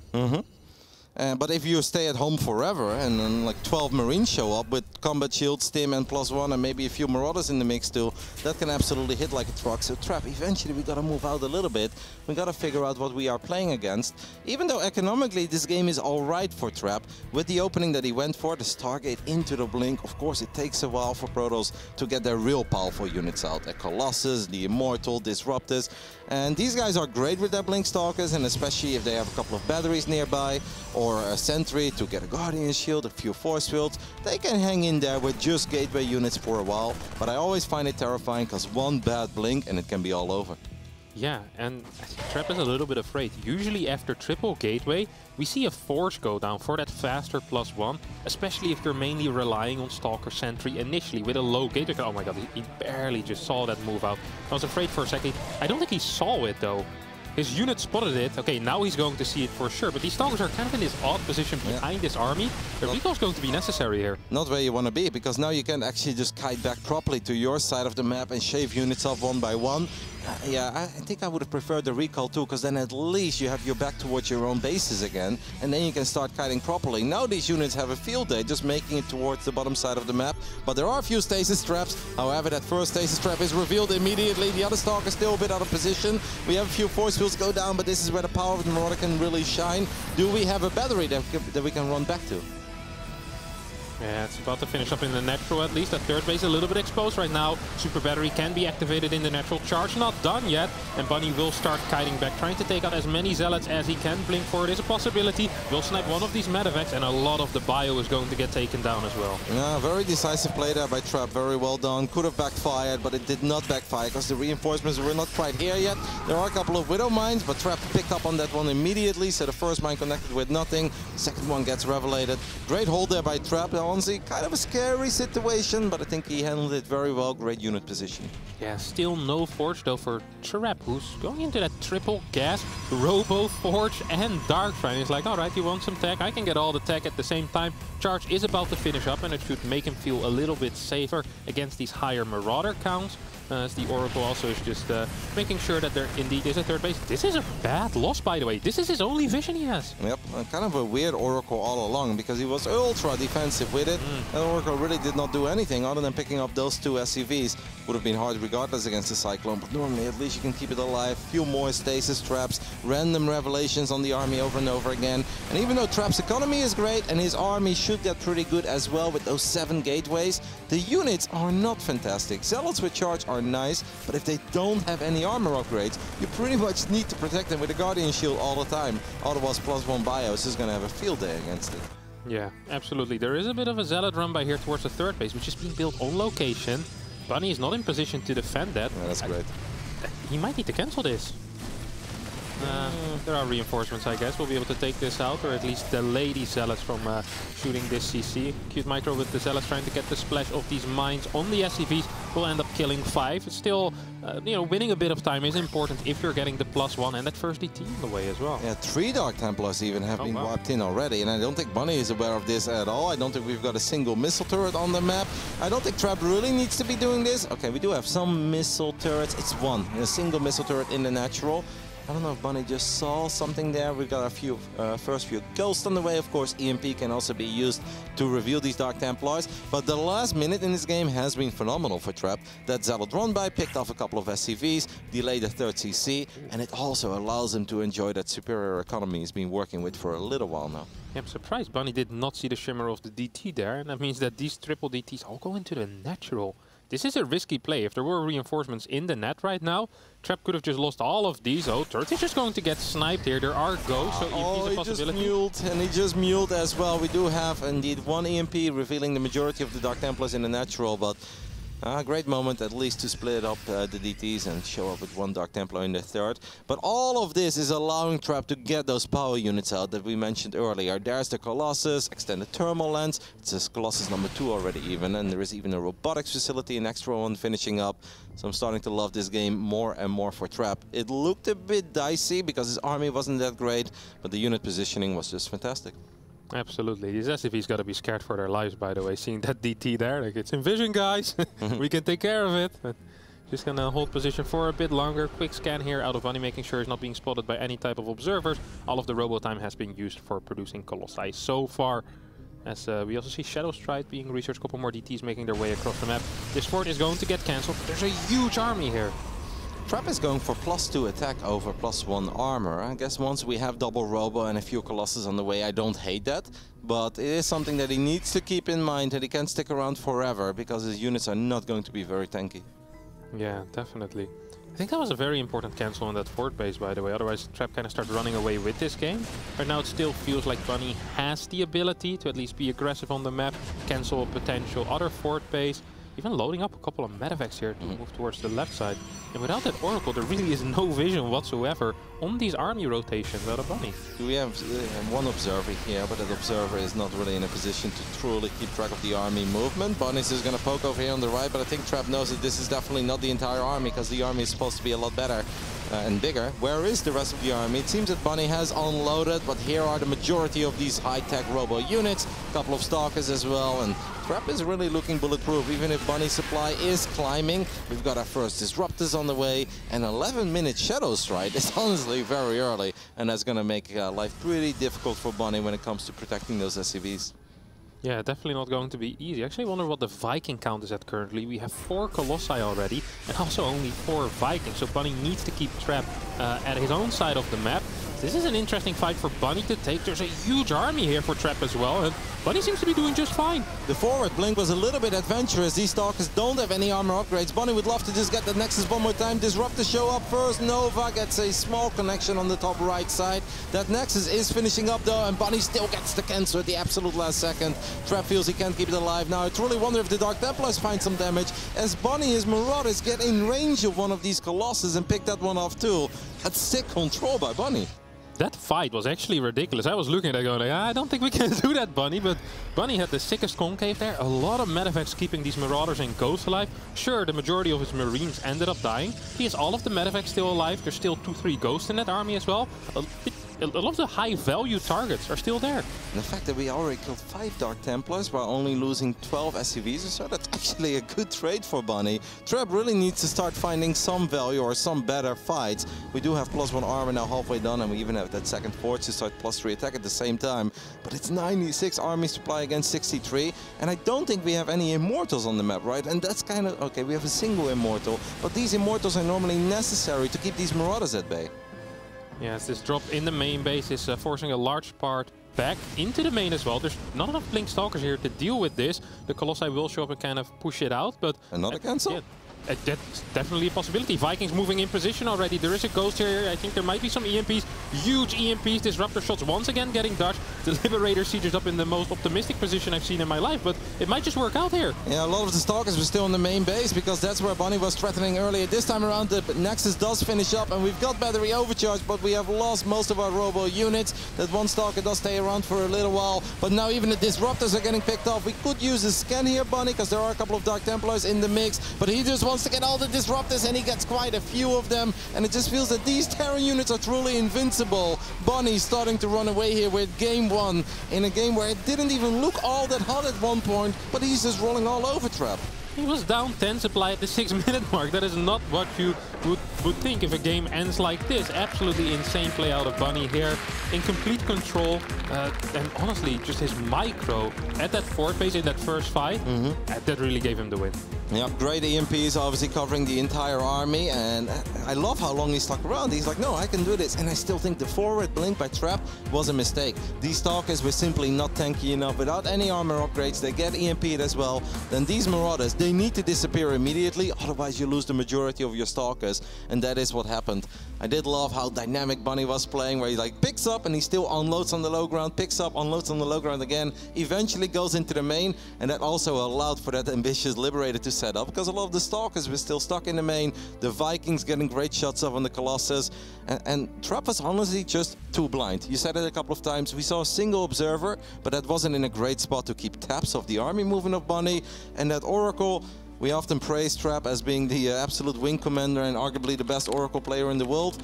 Well, that was a Roddy Oracle, mate. Like, that Oracle didn't really do a whole lot. It dropped 2 defensive stasis traps and then it died on the other side of the map. Yeah, it wasn't great. And because your robo is so delayed in that situation, it is hard. On top of that, you made a great point as well with the DTs. He lost 5-6 DTs for 12 SCVs. And usually that isn't the biggest of deals because the Dark Shrine kind of comes into play once you're on 8 gas, 75 workers. But Trap never got that forward base, never went above 67 workers. He was working with 6 gas, double forge, double robo. In that case, 5 DTs are a huge gas investment. And did we even see Shadow Strike like being used effectively once? I saw 1 DT blink in after he lost the 5 Disruptor, so not quite sure if that counts as effective. He's like, we got this, guys, I'm here. It's like, he doesn't have any scan forever. If I get 17 swipes off, I'll pick off a single Marauder that's being healed by the medevac. Yeah, maybe Trap getting a bit too eager there, maybe preparing for the ultra late game already, while his opponent wasn't thinking of the ultra late game. Yeah. He was thinking of the now and was able to get away with it. Let's see if this man can turn things around in the top left side of Berlingrad for map 2. This is Trap.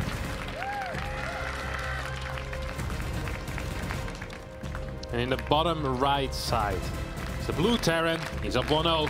It's Bunny. Bunny gets the W over Trap. Then he actually puts himself, I think, in pole position to potentially win this group. Now, I know historically he has struggled a bit with Gabe. I do think against Lambo, I would give a slight edge to Bunny, but Lambo can obviously win that series as well. This is a very close and competitive group. But I think for Bunny, Trap is arguably the toughest opponent in this group, even though Zest, of course, did beat Maru in one of the most recent tournaments. And Zest is a wild card.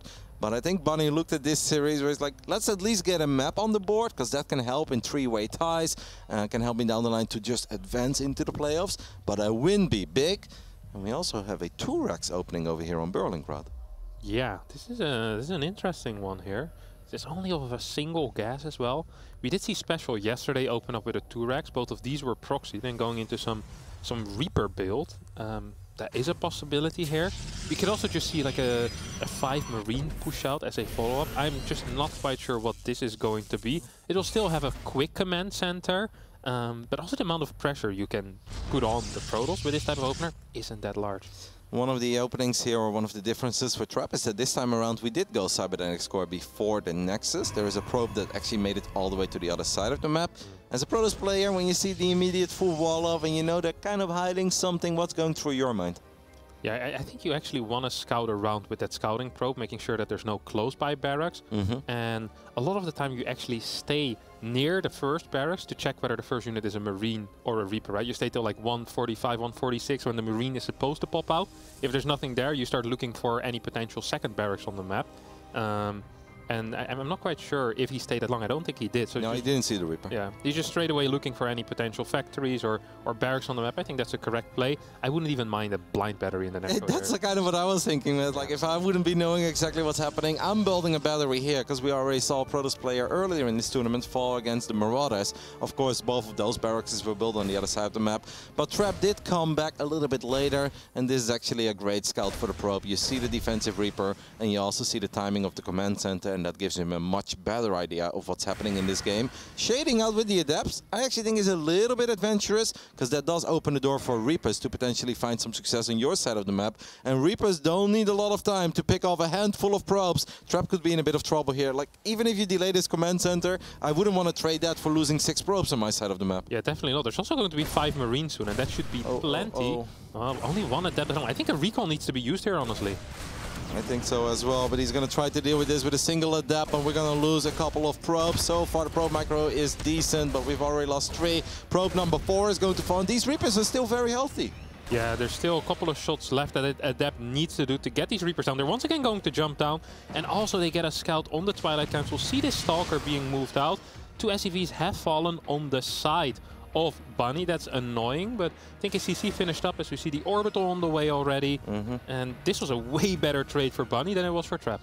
But I also have to say it could have been a lot worse for Trap, because with a single Adept against 3 Reapers, that actually takes a little while. Reapers move a little bit quicker than Adepts. Of course, you can catch up with the Shade, but there are scenarios there where I think you can even end up losing 6 or 8 probes, and that'd be absolutely disastrous. So I'm with you. I still like it for Bunny, but this could have been a whole lot worse for Trap than what it actually turned out to be.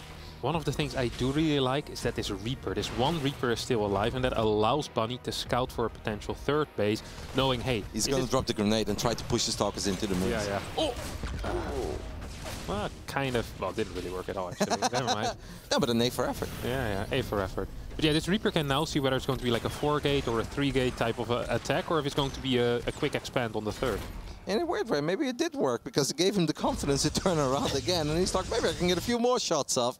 And that's when the Cyclone popped. Stalkers are pretty pricey units early on, and Trap is going up to 3 or 4 gateways, because he's got 2 on the way. So this is just the 3-gate Robo. Wow, okay, and we're taking all the gases, so we're going to rush into the Robo Bay, while also making a Prism. That's pretty interesting. Yeah, this is a build we haven't seen in a while, honestly, and I think Bunny will be kind of confused by this. I think if I'm Bunny here, I throw down a bunker on my high ground, honestly. I mean, you see no third base whatsoever. And I don't think that's an overreaction necessarily either. Even though there is a Robo Bay on the way, you see no third base, there's probably going to be some type of aggression out of the Protoss player. But Bunny is confident that the amount of buy units that he currently has is going to be fine.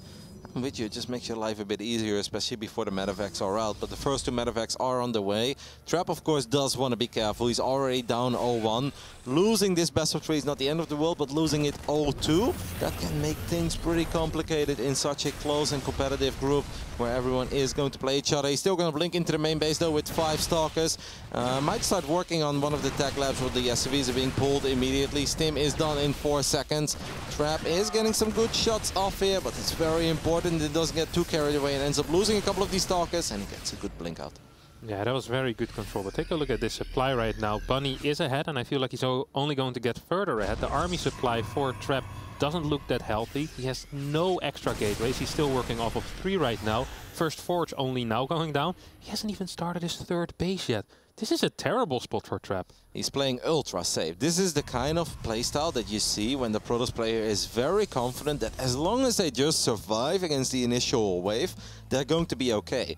But they're making this very difficult on themselves, and I think Trap is very good, but so is Bunny, and Bunny is going to have a pretty good time going up against a relatively weak economy of any Protoss, as we all know that he loves to just drop, and if he finds one successful drop, even if it's just 6 Marines into the main base, and he picks off 10 probes, then this game becomes almost unwinnable for Trap. Yeah, there's almost nothing. Look at the vision once again out of Trap. It's almost non-existent. No observers. He's trying to spread some units on the map. That army's not good, man. This is scary. Yeah, I think we need to cancel this Nexus real quick. It's important to get a cancel. You don't want to lose 400 minerals. But even these Marauders need to be very careful. That was some ambitious Colossus movement. What? He's just going to build another Nexus straight in the face of Bunny. Bunny gets another cancel. But I think Trap can be very fortunate that that wasn't a straight-up kill, because that thing lived for less than a second. Yeah, Trap inventing new ways to throw away minerals. That was a quick -100 there if I've ever He's seen like, I've one. got a magic trick. You want to see how I can make 100 minerals disappear? Look, look. I can also do that trick in the casino if you want to see that tonight. But yeah, 2 Colossi are still here. And of course it isn't all bad for Trap, but it is a painful situation. If your 3rd base is a lot slower than the Terran has map control, and Trap's still working without any major vision on the map, it's just going to be so difficult for the toss. And Berlingrad is a map where there's a lot of surface area in the main base to drop, and we know that Bunny loves his drop, and this is the kind of positioning that's gearing up for it. I actually think if you have Stalkers, maybe don't put them all the way on the edge, because most of the time the Terran players will be paying attention, of course. And this is one of the downsides, of course, walling off against Reapers early on. Your cybernetic score is exposed. The Twilight Council is going to be unpowered as well, and that means that Charge is not going to finish up anytime soon, and that's a terrible fight for Stalkers straight up, as long as Medevacs are healing these bio units. That Cybercore at least lives for now, but I feel like it did take a bit of a beating. Yeah, I don't even think Trap can truly move down towards that 4th base area with his Colossi army. It is so small, just now adding extra gateways. Once Charge finishes up, he'll finally have some type of buffer for these Marauders. Vikings in position to deal with this Prism as well, as the first Disruptors are being pushed out. You know what I would like Trap to do in this case? Is just sit back on 3 bases, throw down a bunch of cannons, 6 gas, get a Disruptor army out, and just sit on 3 bases. Don't even attempt to take a fort for a very, very long time. I'd love to see the little battery cannon combo in the main base that we've seen more and more of high-level Protoss players over the last few months. Bunny hunting for that Prism, not able to get it.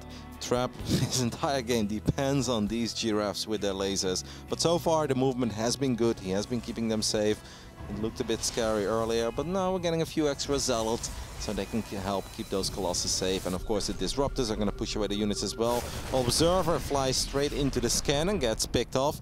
Our Prism hasn't found too much success yet in this game.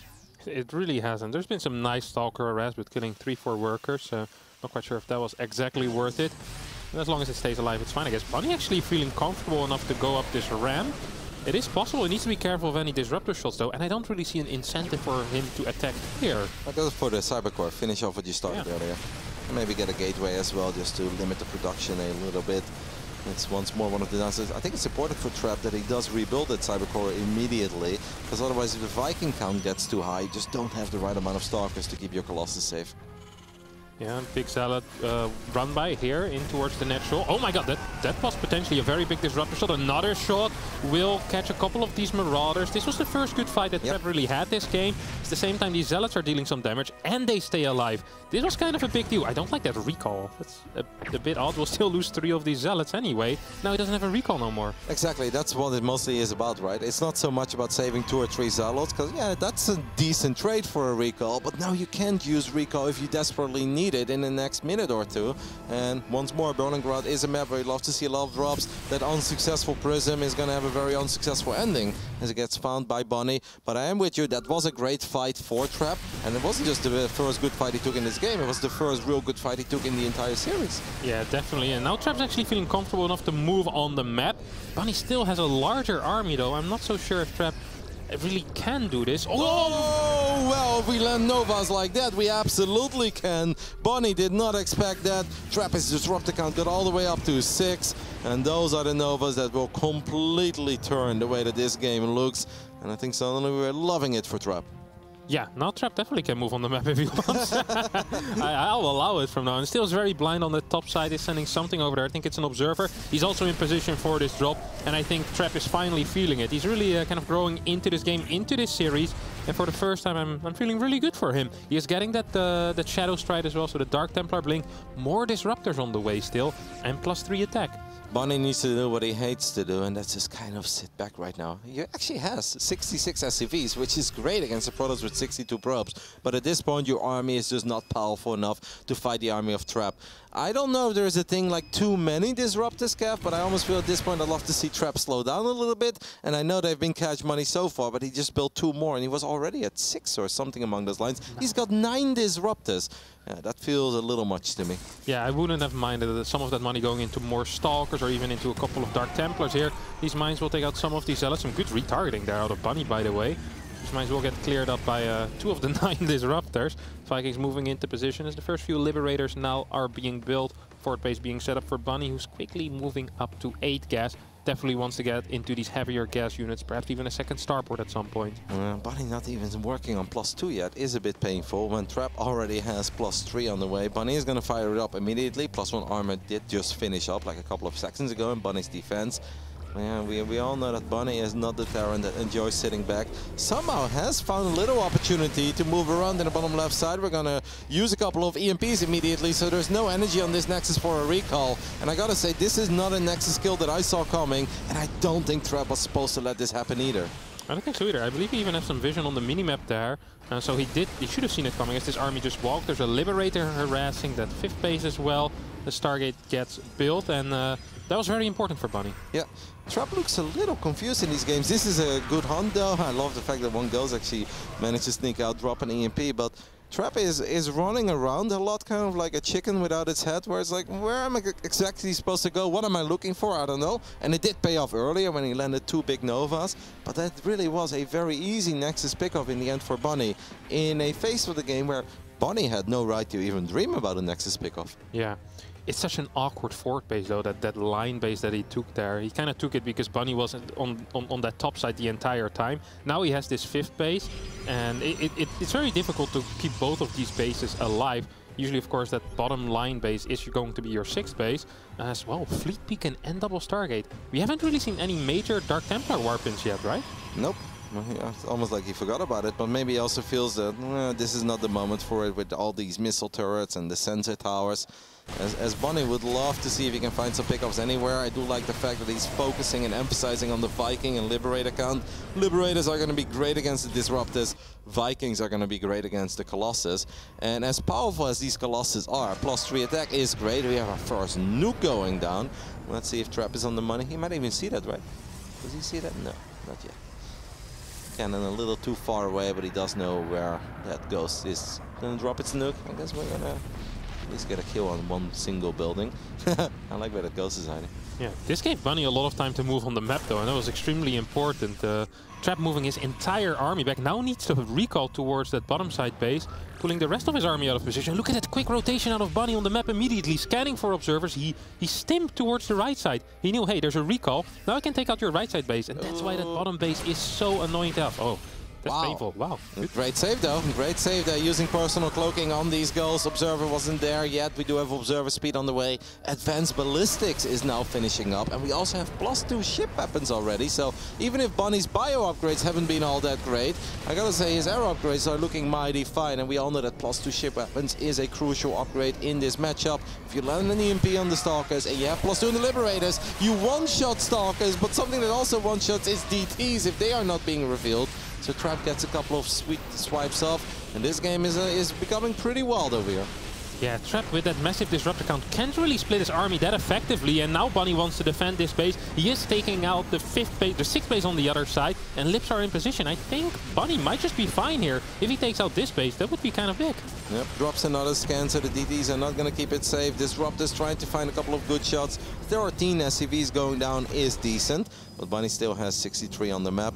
What's the Liberator count? We're building 4 at a time. I gotta say, I'm a big fan of that. How many do we have out on the map? Are these the only Liberators at the moment? No, we've got 5, so we're going up to 9 Libs against those 9 Disruptors that are still on the field. I don't hate it. And Trap, since this game is becoming so chaotic right now, we invested in all these Stargates. We've got 3 Stargates and a Fleet Beacon, but what did we get out of it? Yeah, nothing so far. Not a single unit. Another big blink forward with these DTs. These DTs have been very helpful in cleaning up the drops. And actually, this move kind of went, well, not anticipated here by Bunny. He's trying to move into position right now. He's going to lose his 5th base. Trap, if we build all these Stargates and Fleet Beacons, I'd love to see you use them. He is going to blink forward towards the planetary. Stalkers take a lot of damage, but will find some success. We've got another nuke going down on the bottom left side, but Trap is all over it and only ends up losing 4 probes and a Stalker there towards the end. Bunny's still active with this triple drop. This is a great high-paced game right now. Yeah, absolutely. This Ghost not done yet with the nuke. Says, hey, I don't think there's any detection here. Can maybe take out a Stalker. Wouldn't mind if he starts focusing on these probes, but I think Bunny forgot about this Ghost. Drop still going on in the main base of Trap, as well as a couple of units will get cleaned up by these Stalkers. A full medevac manages to stay alive. Trap is still just not using these Stargates. He's got +1. I wouldn't even hate just a couple Phoenix. Build 3 Phoenix to keep track of these medevacs. Make your life a little bit easier. You don't have to use them as a core part of your army, but just to make sure that Bunny can stick around forever. Anything, honestly, because it's been a big investment and he has just not been using it. We are going to get rid of one of the sensor towers. Bunny immediately replaces it though. And I believe a single missile turret there went down as well. We've got 30 Marauders, 25 Marines and a handful of Ghosts. There are 6 DTs being wiped in elsewhere. Trap is desperately looking for an opening, but against this many Libs with advanced ballistics, you're running into a brick wall. Yeah, I don't mind it too much for Trap though. He did just kill that 5th base. He's taking his own 6th base right now. As long as he keeps Bunny on his own side of the map, I think Trap is going to be just fine. This is a huge army as well. Will get spotted by this Widow mine. Trap kind of messing around there with his army, not wanting to get hit by that mine. Still drop in the main base, but shouldn't be doing all that much. Liberator harass could be proper annoying too though. These are Libs with advanced ballistics, and we still don't have a single Stargate unit out on the map. Now this is a Liberator that's easy to pick off, but there are definitely some spots in the bottom left side that would be very annoying to deal with if all that you're working with when it comes to anti-air are the Stalkers. Yeah. Bunny doesn't take no half measures there on the defense of that base. A planetary, 2 Liberators, a Ghost running around as well. I think that Ghost actually is on the way to get a nuke going, perhaps. That could be important because Bunny really needs to start thinking about moving out, either to take a 5th base or to try and go for a kill move, and that nuke could be a great distraction to finally get some traction on the map. I wonder if Trap is going to see this. This game is getting more and more hectic, but once more Trap is going to move the probes away, so should only end up losing 1 or 2 probes. Maybe, well, that probe actually was stuck in the assimilator, but at the same time though, Bunny is going to try to pounce on that army. DTs once more show up and almost function like a force field meat grinder. So sure, they get picked up. We've got a flanking Disruptor coming in from the right side as well. Cool army movement here by Trap, but those Arc Templars are not cheap either. Does pick up a few more bio units towards the end though. Bunny needs to be careful that it doesn't throw away too many bio units, because Liberators are great, but they do need some support. Yeah. I actually do like that Trap lost, I think, 2 or 3 Disruptors there. It means he can get a bigger gateway army for these quicker rotations. Would be very helpful. Bunny wants to start marching across the map, but is not quite making it happen yet. Very quickly though, he really needs to get something done because Trap is outmining him, and now we finally have these carriers on the way. There's only +1 attack air upgrade on them though, so they're not going to be super useful. Bunny gets into a decent position, takes out this bottom base most likely as Liberators zone out the army. At the same time, Trap is moving in towards the 3rd base and wants to take this out. Yeah, this is actually pretty cool. EMP did land on Disruptors. 1 Disruptor gets picked off. 2nd Disruptor gets picked off by these Liberators. I don't hate what Trap is doing here because it takes a little while before these carriers come out. And like you said, even just 3 carriers with only +1, it isn't all that hot. Trap knows that, and that's why he's trying to pull back Bunny to his side of the map. But Bunny is still just going to town on this Nexus in the bottom left side. A few Zealots and Stalkers, and I think 1 or 2 DTs as well. Fighting these bio units. Nice forward blink there. Gets 1 of the 3 medevacs, and I believe it was fully loaded. Yeah, it was good target fire as well. It was the only medevac he could have gotten, and he clicked that after the blink. Beautiful stuff out of Trap, who just keeps expanding. He loses a base, like, oh, that's fine. I just take the mirror base on the other side. The opponent's like, wait a second, you're taking more than 4 bases. That's not what we said we would do. As resources lost are in favor of Trap by about 4k, and also feels like he has been mining more. We kind of see that here in the in the supply as well. 187 currently for Trap against 125 for Bunny. It's been a nightmare for Bunny to just secure that 5th base, and in a game that felt very close and competitive and somewhat back and forth, it's suddenly looking like it's going to be a landslide for Trap. Perhaps +2 air weapons wouldn't hurt. I know we're a little low on the gas department, but I do think with those carriers that'd be a decent investment.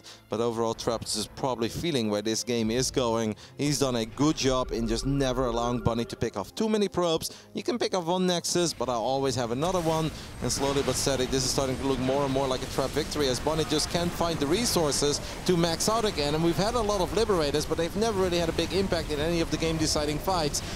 This one is maybe a bit over-eager there by Trap, but look at what does Bunny really have left? I feel like all of his supply is in those Vikings and Liberators.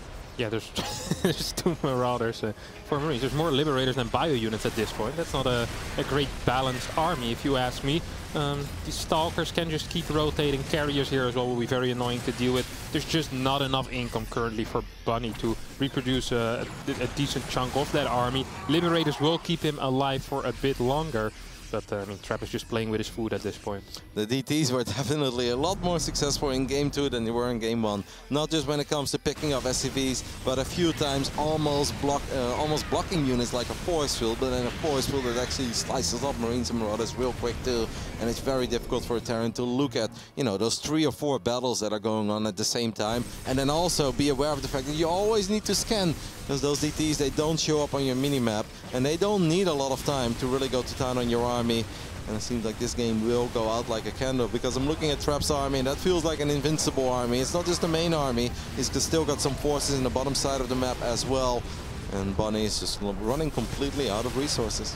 Yeah, running out of resources, running out of steam. This will most likely be the final fight. Blink forward as Bunny taps out. GG series tied up 1-1. Both players still having a pretty decent chance, and Berlingrad going to Trap here. Just an interesting approach overall by Trap, because he played it so safe in the beginning, taking all 4 gases on 2 bases, taking his sweet time before ever even going up to 3 bases. It really sounded like his approach was, let me just get some Colossus out. So I will always have an answer for Stim Marine, and we'll take it from there. Even if I put myself in a somewhat uncomfortable position and I won't have the economic advantage that Protoss players like, I think I can play my way out of it. And I think the real turning point in this game were those Novas in the center of the map. Those kind of random Novas. Bunny knew that the army was retreating, but those Disruptors, they stuck around a little bit longer, and they got some juicy connections. And of course, near the main base of Trap, he also landed a couple of good Novas while distracting Bunny with Zealot run-bys on the other side of the map. Yeah, I really believe that if these Novas don't go down, that Trap is not getting a 4th base anytime soon in that game. He's still down 30-40 supply. Viking count was pretty decent already. There were ghosts on the map. The only thing that Trap was consistently kind of even with and eventually even had were those upgrades. He went up to +3 very fast, and Bunny was really slow on that 2-2. Of course, once the double E-base were there, that kind of caught up quickly, but that's perhaps the one point where Bunny was a little bit lacking. Overall, though, still a very exciting game. Lots of drops, lots of action. Bunch of nukes as well. Didn't end up doing too much, except perhaps draw Trap's army out of position a couple of times. It almost felt that Bunny was prioritizing the vehicle upgrades or the ship weapons over bio units, because I think he had +2 ship weapons before he had +2 bio. Yeah, it was at least very, very close, if not before. Yeah, it's gonna be heading into game number 3 here between these 2 Koreans. I don't know what's happening in the other 2 series of this group at the moment, and I'm sure, of course, the boys at the desk will inform us all about that once this best 3 is over, but it's just another series in Group C that's going down to the rubber match. This is what we were hoping for. This is the stuff that we were expecting from this group, because Group D has all the heavy hitters, the tournament favorites. Group C, I think, has dark horses to potentially have an epic run and go far, but all these players are so evenly matched, and that's why we as StarCraft fans were so excited for this group. And so far it has been very evenly matched. Game 3 in our second best of 3. We're looking in the top right side of Glittering Ashes to the main base of our red Protoss player. This is Trap.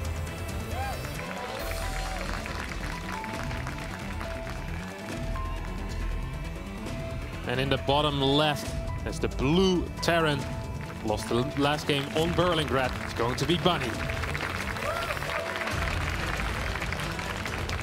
What I think is kind of funny is how I really loved where Game 2 was going for Bunny at first, but then he wasn't quite able to close it out. And game 1, I was worried for Trap at first, initially, but when he landed those force fields and he stabilized with the Blink Stalkers, I'm like, yeah, this is actually going all right now for Trap. But then it was Bunny who turned things around, so both games so far, it felt like the player that was off to the baddest start did not actually end up winning the game. Yeah, however, I still don't think that Trap looks at that and goes like, well, let's hope for a bad start again, because that's how it worked out. It's going to be a fake proxy here for Bunny, and Trap will try to scout that with that initial probe, of course.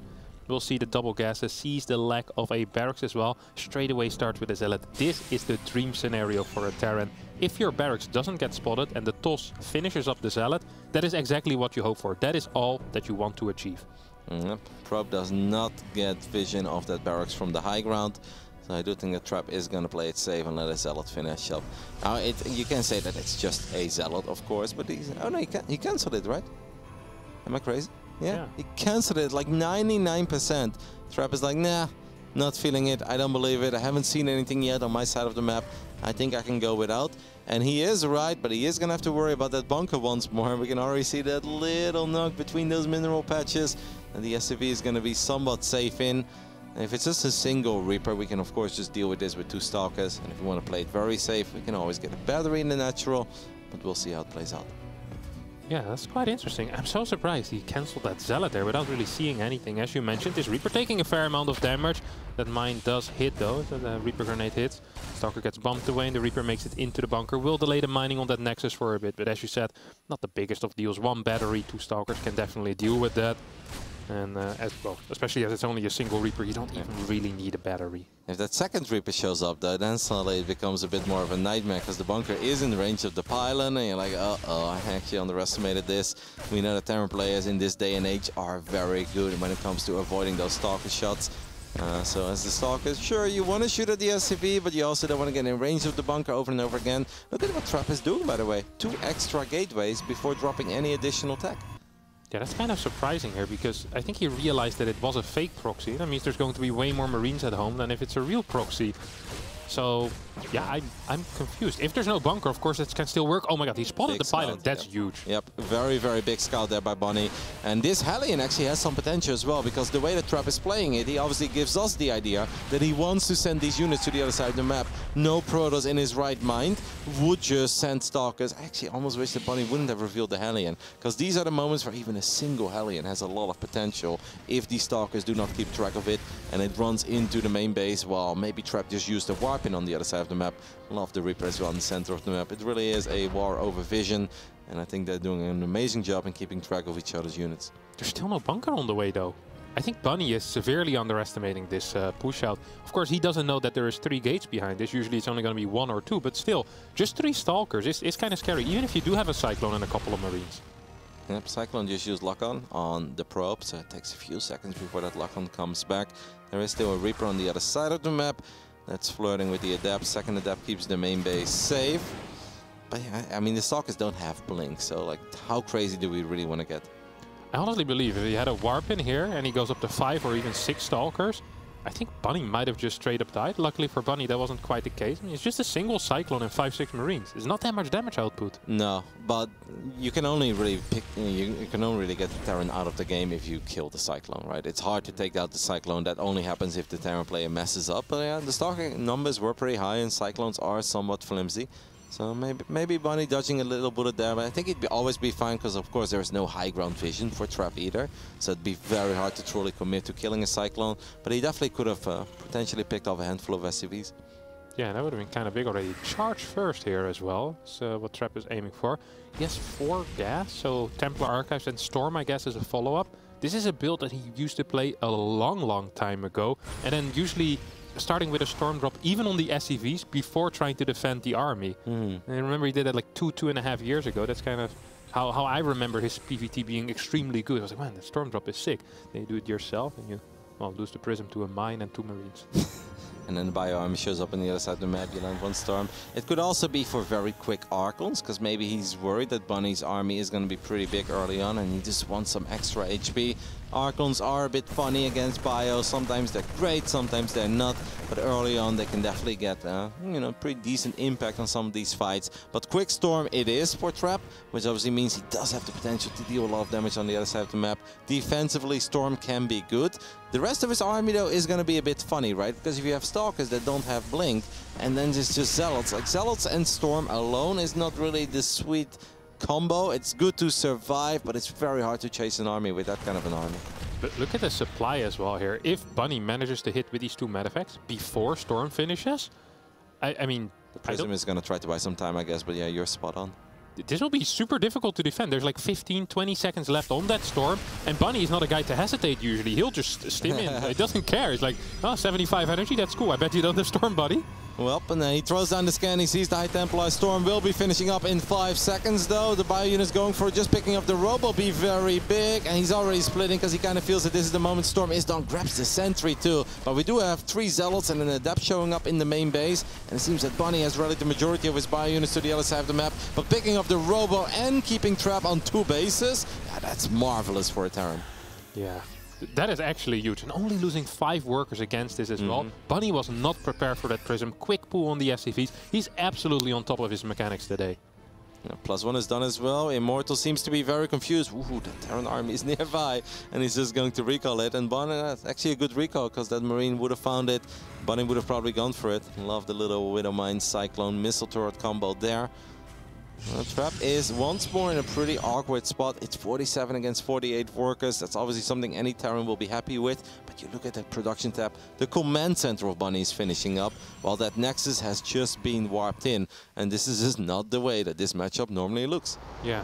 If Bunny decides to throw down a Ghost Academy at this point, goes for some type of 1-1 timing, I'm having a very difficult time imagining Trap pulling that.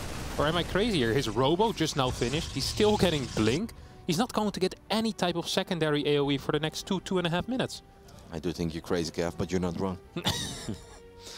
Blink is going to finish up, and the funny thing is as well is that the Zealots are not going to be good because we don't have a Forge. So truly the only thing that's great about what Trap is currently working with is a Storm. But Bunny is going to pick up on this as well. We do have a Forge, we just don't have any upgrades. Maybe Trap feels that he's under too much pressure. He is going to fire up a +1 here, but that Ghost Academy is halfway done. A couple of Bio units are going to show up. First Storm is actually pretty good. Second one is going to pick up a couple of these Marines, but more Marauders show up, and this is where Storm is going to be less effective. We need to keep this Nexus alive, and it does stay alive. And now at least we have a battery that we can potentially overcharge.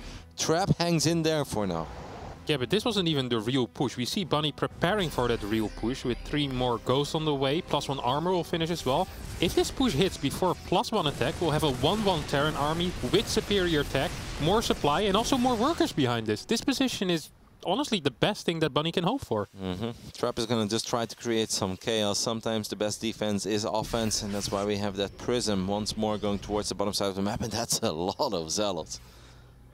Yeah, that is a lot of Zealots, and I actually like that. That will kind of force Bunny's hand, where he will be forced to attack into a position that he perhaps doesn't want to. If he gets caught off guard by this, that's a huge scan as well. Because now Trap doesn't quite know when Bunny will move out. And Trap might move in a bit too quickly with this Prism and with these Zealots. Oh, the Bio, look at the meme map. The Bio unit just moved out of position, so these Zealots are actually going to be very annoying to deal with. And Bunny a little bit late on moving those SCVs to safety, so we've already lost 5. Prism is just chilling now in the main base. Cyclone does get the lock on, but the Zealots actually going to keep the Prism safe. No, not quite. So the Prism does go down. It is in the end 8 Zealots going down, but I think what Trap really was mostly looking for there is time, right? He's got that second Robo finishing up, he's got the Robo Bay finishing up, and this is all going to increase the amount of energy he has on the High Templars too. Yeah, definitely true. However, there's still a timing window in which there will be no Colossi. That was a way bigger hit than I think it should have been. I love that Bunny picks up that mine and tries to go into the main base right now, saying, hey, there is a cannon in that natural, let's try again. This is the real push that's going to matter though. There will not be a Colossi, no Disruptors. I wonder if he target fires towards the bottom. Nah, a few too many things happening there. Bunny would get a great shot if he would have gone for one of these other probes, but he's mostly focusing on his army. He is going to end up losing that medevac. I wonder if this is the moment where Trap sends in those additional Zealots, and it sure is. 2 Colossus on the way, but I don't think we've got Thermal Lens yet. And that's all. First EMP hits big. There's still some Templar in the back, I hope. Super Battery gets activated immediately. This is a huge Bio Force, and it's well upgraded. I see 1, 2, 3 more Storms somewhere in there. was a great storm, though. That's going to push that army back and keep Trap safe a little bit longer. It's going to buy time for these Colossus to come out. The Zealots have been taken care of. Bunny still definitely has way more units. And once more, these Colossus without thermal lens, it's going to be hard to really get a lot of value out of them. And even battery overcharge is going to be on cooldown here for a split second. We know it doesn't take very long, but this is one of these moments where he'd love to overcharge and he doesn't have it. Yeah, definitely. A couple of EMPs go down. Storm's also kind of covering part of this army, mainly just zoning it out for now. Trap will stay alive for a bit longer with that second Colossus. He should not be chasing here. Yeah, I know. Like, I actually think the Terran army here is a bit better, especially if you end up landing another EMP or so. But Trap is able to successfully push Bunny away for now. A couple of stray Marauders, Marines, and 3 ghosts. That's some precious cargo. I wouldn't want to see those ghosts go down. Nice blink by Trap. If you talk about being decisive, that was beautiful. And I wonder if that opens the door for Bunny elsewhere. I think Bunny's making life a little more complicated here than it has to be. Those units needed to be with his main army. Yeah, definitely. 2-2 is about to finish up for him, though. He's going to have a massive upgrade lead here. He's getting his fort base is already done. I didn't realize that. He's going to be up a base, up in workers, up in upgrades, and he already is building Vikings. How many Vikings are out currently? What do we... 2, well, only 2. That's not that big, but still it's better than having 0. 2 more on the way. Once he gets up to 6 or 8 Vikings, he's going to have such a powerful push here. His army could be in a bit of trouble in the center of the map, though, as he does potentially get a kill. Oh, he picked up the Prism, and I don't know how many High Templars were inside of it, but I have the feeling it was at least 2 or 3. Well done, because at the same time, I believe that was a straight-up kill on the Nexus. Can we just confirm that real quick? Was that 400 minerals down the drain? Yes, it was, because he didn't kill Nexus earlier, right? That was those were just cancels. So, well done by Bunny. Wow, it felt like Bunny should have been in a little bit of trouble there, because his army was so split up, but he actually turned it into another little victory. Yeah. Look at his timing window once again that he has. He's just continuously cancelling this Fort Nexus over and over and over. Barracks 6, 7, and 8 are finishing up. More Vikings coming in as well. Disruptor production is starting, and we have seen this Purification Novas be very useful in this best of 3 already, but Bunny is... he has such a powerful army here. He needs to fight. What are we doing with all the observers, by the way? That's a nice EMP. 3 observers going down at the same time. Not a big fan of that Trap. These observers would have came in very handy on such a big map just to keep track of this army. Because even though it doesn't look that pretty for Trap, especially when it comes to the upgrades, he does have an army right now that can win fights. This is no longer just a couple of simple gateway units and 1 or 2 storms is all we got. No, we've got multiple disruptors. We've got some Colossus on the field. This Nexus is probably going to get cancelled once more. I feel like that's the 7th or 8th cancel we've seen in this entire best of 3. Bunny's done a great job in that regard. That forward blink feels adventurous, because that means these Stalkers can blink for a split second, but at least Trap gets a couple of SCVs. Another observer goes down. Yeah, but Trap is on such a low eco. I don't think he can afford this type of trading. Huge EMPs blanketing all of these Archons, as well as the Colossi. There's a couple of Vikings zoning these Colossi out. This is a great position for Bunny in general. Yep, Nova's actually not finding the connections. They're looking for either another one though on the top left side. That one is going to clean up, and few more Novas connecting with the girls. So it may start it off disastrous for Trap, but in the end he does get a lot of these very expensive Terran units. But you are right, Bunny is the one with the better economy. Bunny can do this kind of stuff. Trap really can't. He needs to keep his expensive units alive. And even if that was a good cleanup towards the end, he did lose a couple of those High Templars and also a few Disruptors. Yeah. Trap doesn't just need good fights, he needs fantastic fights. He needs the type of fight where a Disruptor kills 10 Marauders and the Disruptor doesn't die. But now he killed 10 Marauders and loses 2.5 or 3 Disruptors. That's not quite what he wants. Bunny up 40 supply still, hasn't started 3-3 yet, wants to invest everything in those units. A couple of Ghosts once again getting picked up. Where do these units keep coming from? Yeah. He just sends a couple of Ghosts and 3 Marauders, 2 Marines across the map. Like, alright, let's try something here. 7 observers have gone down, as our observer is showing us. Observer number 8 is about to come out though. Bunny stims forward again. Vikings a little ahead of the party. There isn't even a single Colossus on the battlefield anymore. I think Bunny could actually chill for a split second, because it's really up to Trap to make something happen. Trap doesn't have a great army to chase. Archons is not able to get in range. He is going to blink forward. Good split against his first Disruptor shots. A few other great splits, but this still will reduce the DPS of the Terran army, and it allowed Trap to pick off a couple of these Disruptors. But I do think Trap needs to disengage now. I see no War Prism here. I don't see a pylon for reinforcements, and that is not an army that's going to end the game.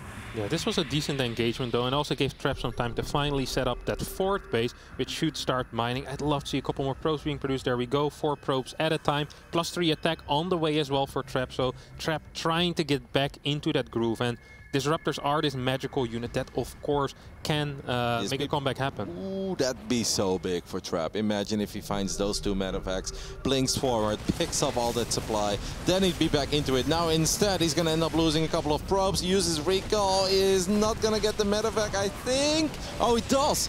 Wow, the final shots of those Stalkers is just barely good enough, and that's going to make him, well, not worry about anything that's going to happen in his main base.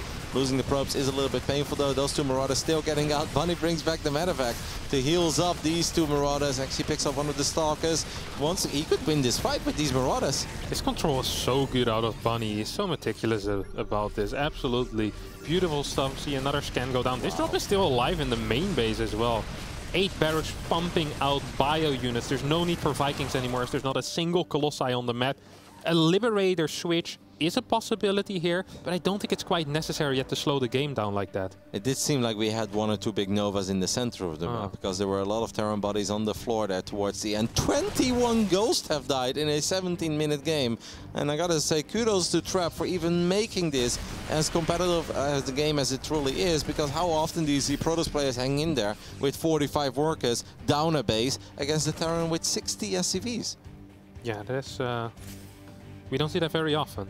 So +3 armor is being researched before attack. That surely has to be a mistake here out of Bunny, who waited very long with these extra upgrades, by the way. He was really keen on trying to get a kill. Now once again he's continuing his Liberator production. Trap is moving in position, and if he gets this position, with this Disruptor count, this could be very dangerous for Bunny. Nice EMP though on all the Stalkers. Stalkers getting in range of the Planetary. Wow. Widow Mine and Planetary shot actually softening up the entire Stalker army. A few Marauders are going to start the chase. Army supply. This game is still very close. It feels like a game that Bunny has been winning, and it's a game that Bunny should be winning. But he's making life really hard. He's now going to try to pounce on these Disruptors from the bottom. At the same time, he comes in from the left side. But Trap is doing a really good job in keeping at least a couple of these units alive. Man, the fact that this game is as close as it is, and I'm actually almost starting to like it right now for Trap. He does need to be careful. His army is kind of weak, especially if it gets EMP'd. I don't know if this is the fight you really want to take, Trap. Oh no! Huge Nova on his own Archons and Stalkers, taking out a big chunk of his army. More than Bunny has killed in the past minute or so. That last Disruptor shot also big though, killing a couple of these Marauders. Bunny on the chase right now, up 30 supply. That actually was a very big Disruptor shot on his own army. Yep, so softened up a lot of those high HP units as well. So they did not go down immediately, but that made it possible for the Marauders and Marines and Ghosts to chase and pick off an Immortal, an Archon, whatever it may be. Trap does have +3, still hanging in there. He's going back to Colossus, maybe feels that all the Vikings have gone down, and this is a good moment to kind of get 1 or 2 of those stable damage dealers back on the map. Still just hanging in there. He's been outmined by quite a bit for the majority. Like almost the entire graph of the last 10 minutes is blue. And the fact that this game is still kind of close, army supply 77 against 91, that's pretty crazy. Yeah, I really think it is because Bunny was so keen on finishing the game. Perhaps could have split his army a bit more. Once again, we see this weird army on the left side for Bunny, without any medevacs, I believe it is. As Trap is on the map, he might lose his fort base because of this, and I don't think he can quite kill a base here. That Widow Mine shot was big after the EMP, because I don't even think we have enough Stalkers to pick up these final Liberators. It seems like we had a couple of extra units show up there, all the Disruptors, but this is not an army you ever want to base trade with if you're Trap. It's terrible in base trade scenarios, so this is not working out. I think he needs to get home, or somehow get an army at home that can keep these forces of Bunny at bay. Second Nexus is going to fall. 37 probes have gone down, and I don't think we can ever economically recover from this. Last Colossus left behind gets picked off immediately. And what's the other army? This is not a base tradey kind of army. Yeah, it's way too small, and also doesn't have the units to just walk up a ramp and clear a bunch of production at the same time. Bunny keeps moving forward. 1 Disruptor already shot. His shot will get targeted down here as these Zealots fight in a choke. I think Bunny is taking this game, and I think Bunny is taking the series. Made it a little hard on himself. We do have a few big Novas going down on the other side of the map. This Planetary could potentially fall, but the Protoss army is actually strong. He kills his own Zealots again, and now he may not even get the Planetary, and that is going to do it.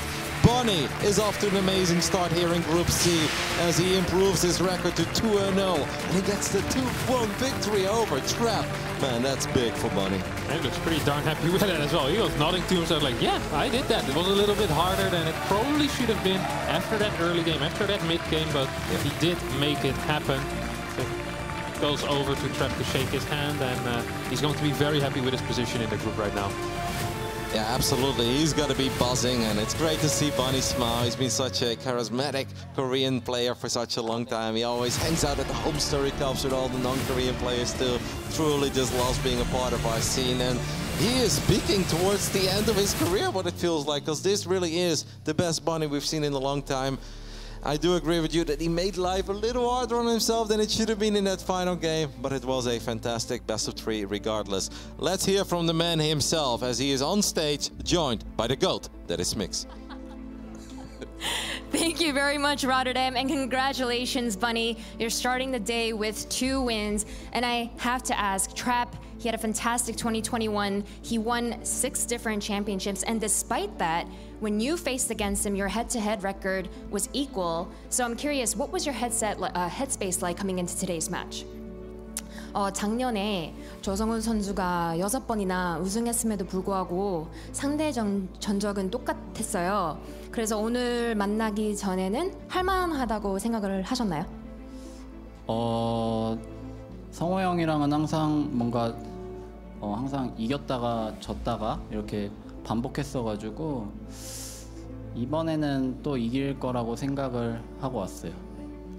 He says, well, when it comes to whenever I faced Trap in the past, we've really traded wins and losses. So coming into today's match, I think it's time for me to take the win. And as you walked up to have this interview with me, I could tell that perhaps you were still thinking about that second map because you were in such an advantageous position. When you lose to a unit like the Disruptor, I'm just curious, did that affect your mental at all? 2세트 때 정말 너무 유리했었는데 분열기 때문에 역전을 당했어요. 그래서 멘탈이 흔들리지는 않았나요?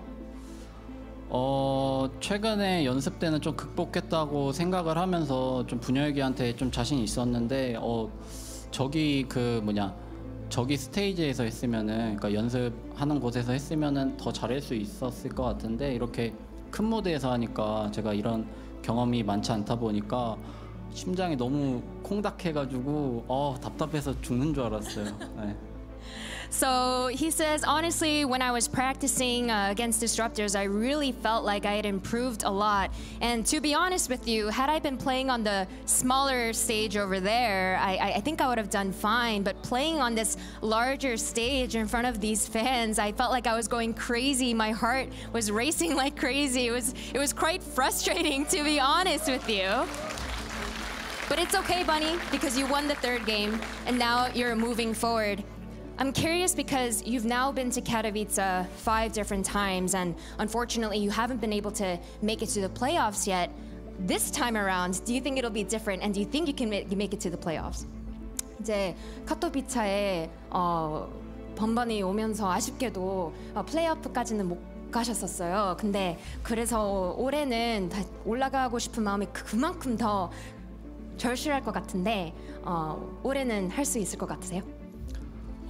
지난번 오프라인에 왔을 때도 시작이 되게 좋았는데 그때 윤수 형 우승했을 때 근데 그때 어떻게 하다 보니까 제가 탈락해 있더라고요. 그래서 이번에는 끝까지 방심하지 말고 한 경기 한 경기 더 최선을 다해서 그냥 그 한 경기만 생각하려고요.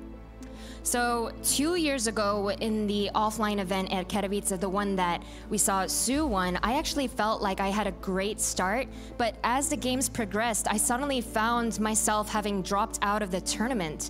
So this time around, I'm really gonna try my hardest to maintain my focus, and I'm gonna take it one game at a time, and hopefully it will go well. Thank you very much, Bunny, for sharing your thoughts, and congratulations again on a fantastic start to the group stage. Let's head back to the desk with Colaris.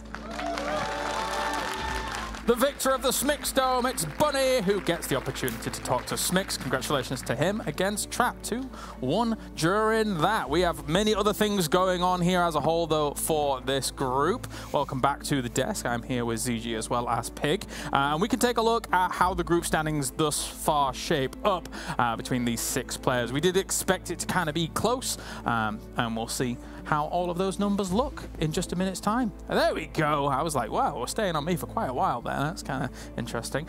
So let's take a look at that group and see what's what. Heromarine and Bunny at the moment are topping it. The Terrans doing terrific here in the tournament, ZG. It's actually kind of lining up with what seems to have been some pro gamer talk, I guess, before the event, which is like, yeah, TVP is actually going kind of well for me. This other guy. Maybe it's the maps. And while it does seem to be the case, certainly in this group, we were talking about it as well, that it's very realistic with the way the group is currently shaping up, that we could only have one Protoss in the round of 12. One Protoss in third right there, and then maybe Zaun in Group D, but we're running low, basically. We are, yeah. And Protoss not having the easiest time here, Pig. No, not indeed. I mean, what a shocker of a start for Zest. He came in as such a big favorite. He obviously just won Super Tournament. He's been dominating the online scene in the last year. And not just that, but I mean, the military gods they've kind of blessed him and let him come to this tournament, which was obviously something a lot of people doubted. But he's able to come here to this World Championship, which is such a great surprise for all the fans. A very rough start to the series. He basically needs to win his next couple of series all in a row and give himself that chance to get through. Let's take a look at the highlights then from this game that we've just witnessed on the main stream, and quite the tall order for Trap, I think, in this one. Bunny just playing extremely well across it. I mean, it was quite back and forth here, ZG overall, but yeah, Bunny prevails. I mean, they're clearly very evenly matched, right? I think Trap has a little bit of a better performance over the last year against them, but yeah, we were talking about their even record, and it just was kind of proven in this best of 3. Very back and forth, very cool games. A little bit of miscontrol from Trap at just the wrong moments, right? But yeah, this is actually, it's the flip situation for Trap, though, at the end of the day, where I really thought his PvP was going to be where he lost, basically, and his PvT was where he's actually going to win, but now it's like, really, where does this group end up going with the next few matches? Yeah, definitely. Trap was able to win out this second game, but just in general, I feel like Bunny's really good Pig when it comes to, the rapid response recruits that he requires in order to be able to deal with, what's being thrown at him by his opponent. And this game 3 was such a heartbreaker, I think, because this opening usually matches up okay for Trap, but I think his Zealot drop was a little slow to go in because he didn't spot that fire drop. Losing the Robo at the third base, I mean, that's such a narrow moment where Storm was not done. But I think Harstam said it best, Bunny's not the kind of guy who's going to hesitate. He'll just get in there, hits his timing hard, gets the damage done. And obviously, I mean, I was amazed Trap fought back as hard as he did. We got to see how good he is in this matchup because it was a rough start, and then he almost won. A few friendly fire disruptors, of course, kind of being the nail in the coffin, which is always unfortunate. It's the using your control groups, you like throw the extra disruptor shots, you don't realize it's the reinforcing disruptor that's a screen behind your army. It's the only one that's cooled down. You end up, of course, getting that shot coming into the middle of your Archons, and it's one of the worst feelings as a Protoss player. I'd be interested to see Trap versus Heromarine down later on in this group and see how that plays out, because that could be a defining match. I mean, there are still, obviously, of course, a few defining matches to go here as things do continue on, but we do have updates as this group has proceeded. We're going to start with Pig first, who did have Heromarine versus Zest. Yeah, I mean, we've already obviously shown the fact that Heromarine did end up getting the 2-0, which was a bit of a surprise, but the games were crazy. Let's go straight in and take a look at game number 1. Game 2 was interesting as well, but game 1 was just like, what is going on? Heromarine opened up here with a 1-base Marine tank push. That's it. Like, it's just a crazy build. And Zest, even before spotting this, actually went 1-base Stargate double Oracle. So at this point, he's killed a couple of Heromarine's workers, but nothing game-ending. And what ensued was the next, like, 7-8 minutes of just crazy 1-base battles going back and forth. You can see here, Heromarine started encroaching towards the main base, sieging forwards. But what was really interesting is it's so hard to finish off a Protoss player because of that battery. You can see the battery overcharge came in really big, and a few times Heromarine looked like he was winning the fight, got in close, and then of course the Void Rays. The moment they connect with the tanks for those prismatic alignments, they clear it out. He'd defend it, it looked like Heromarine had lost, and this just kind of went on and on. I'll actually fast forward all the way so you guys can kind of get a little glimpse of just how long this went. But he got pushed all the way back to his base multiple times. He lost every single SCV, did Heromarine. And despite all of that, he ended up winning on 0 SCVs at the end of this game. We had Zest long distance mining from his expansion for about 5 minutes here. Yeah. It was just a crazy way to start off the series. So obviously it's not the sort of game you expect Heromarine to open up with. I don't think Zest was expecting it either. But it's cool to see that Heromarines going away from that image of just being a guy who's bringing out the solid standard defensive styles. And Zest now is going to have to pull up his boots a little bit and try and make something happen in these next couple of games, because it's looking a bit grim. It is, honestly. There was certainly my expectation, but a lot of people's understandable expectation that he would be perhaps even in the finals. Again, he would do well. One of his last tournaments, again, I know we've been saying that for a while, but almost certainly this time around, he's been to so many Katowice finals. And, you know, I always point this out, but there's always a Protoss in the finals of Katowice for the most part anyways. And we thought Zest was going to be there, but it's actually very possible that he does not make it out of his group. So that's just a shock. Since 2016, in fact, a second place has always gone to a Protoss at Intel Extreme Masters. Well, yes, that's actually, okay, that's the point you're going to make, yeah. PPCs 4 years in a row. Yeah, and a lot of Zerg victories, yeah, but Protoss always in the finals, except the 1 year it wasn't international. Yeah. But, yeah, it could be that we have another Protoss surprise us, I suppose, and actually get through the group right and then make it into the finals, and that Protoss could even be Astrea. Maybe, yeah. Let's take a look at that as we had. Well done. You know what? You just do this. Go on, go. Yeah. And speaking of, we do have Lambo versus Astrea. We're going to take a look at what happened here. Astrea ended up getting the 2-0. Second game was a robo opener, pretty much an all-in. Lambo could not hold, but game one, this was the really fun game. So already taking a look here, this looks like a bad situation for basically any Protoss player out there. You just lost a base. To be fair, Astrea has a couple more, but lost a base. Lurkers encroaching your natural, you're down 40 supply, and you don't have much splash, and you're not actually out on the map too much. But the next couple of minutes unfolds in a really dramatic fashion. So I can even fast forward a little bit more. So we have the encroaching lurkers, usually a terrible sign, especially as they start denying some of these last-second observers. This one barely pops out. Astrea now desperate to do something, get the lurkers off his back, basically goes for a counter, but seemingly denied as I accidentally zoom in. There we go. But then we have, you know, even worse, right? The attack was denied, and he has his now main base under attack, but just so I don't misclick here, there we go. The situation right now is that Lambo realizes maybe he's overstayed his welcome. We have the issue with Astrea still having plenty of bases mining over here. This one's even coming up, and he has 3-2 upgrades, so his actual gateway army is kind of impressive if he can get an arc. So we have kind of a cool battle where the recall happens, multiple warp-ins come in, right? And then we have Astrea come in from this side as well. So multiple surrounds on the remaining army of Lambo was just, I mean, a really cool, not even to end the game actually. This game goes on for a little while longer, and it is back and forth, right? Lurkers against pure gateway army. You think at any point maybe Astrea could actually miscontrol once again, lose positioning on the map, but he does a fantastic job of basically keeping his base, and literally and figuratively, but keeping his bases alive, keeping mining, and then making sure to always take a fairly good concave around those lurkers so we don't have one of those epic pushes where the lurkers get into that choke and win the game. So just really, really cool play from Astrea. And shout out to Astrea. I don't see any carriers. I don't see any void rays, so good on you, mate. Okay. These Protoss, they're adapting. Well, thank you very much, ZG, for that breakdown. It's the ZG show. She's got the segues, she's got the breakdowns. Do you want to throw it to break as well? Can I do that? Yeah, if you want, yeah. Is it break time? Yeah. All right, then. Well, guys, that's going to be the wrap-up on this desk segment. Nice. The pressure's on, I can't do it. Desk segment, so we're going to head to a break, and when we come back, it is more Intel Extreme Masters Katowice. What's your style?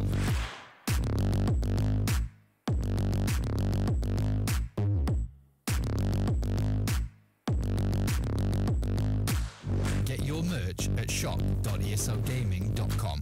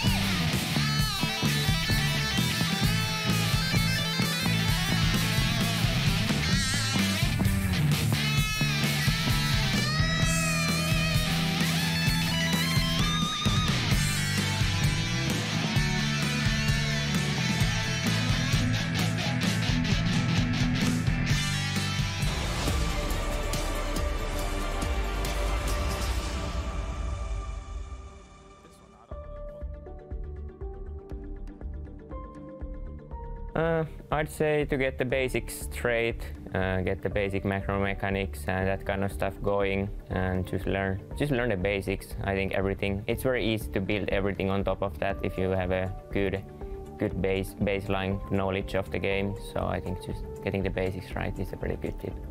프로토스 해라. 상대가 짜증나는 플레이만 골라서 하면 좋은 승률을 가지실 수 있을 거예요. Play Protoss. I would say try to not repeat the same mistakes. So when you make a mistake, try to learn from that and not make that mistake again. Choose Protoss. 그냥 즐기셨으면 좋겠어요. 즐기셨으면. 저희 프로들도 굉장히 좀 많이 받는 게임이기 때문에 그렇게 하면서 막 스트레스 받을 필요 없이 그냥 한 판 한 판은 즐기셨으면 좋겠습니다. 스타트를 안 하시면 될 것 같습니다. Play something that you really enjoy. If you enjoy it, it doesn't matter if it's hard or popular or not. As long as you enjoy it, it's the right choice. Pick Zerg, the loading screen.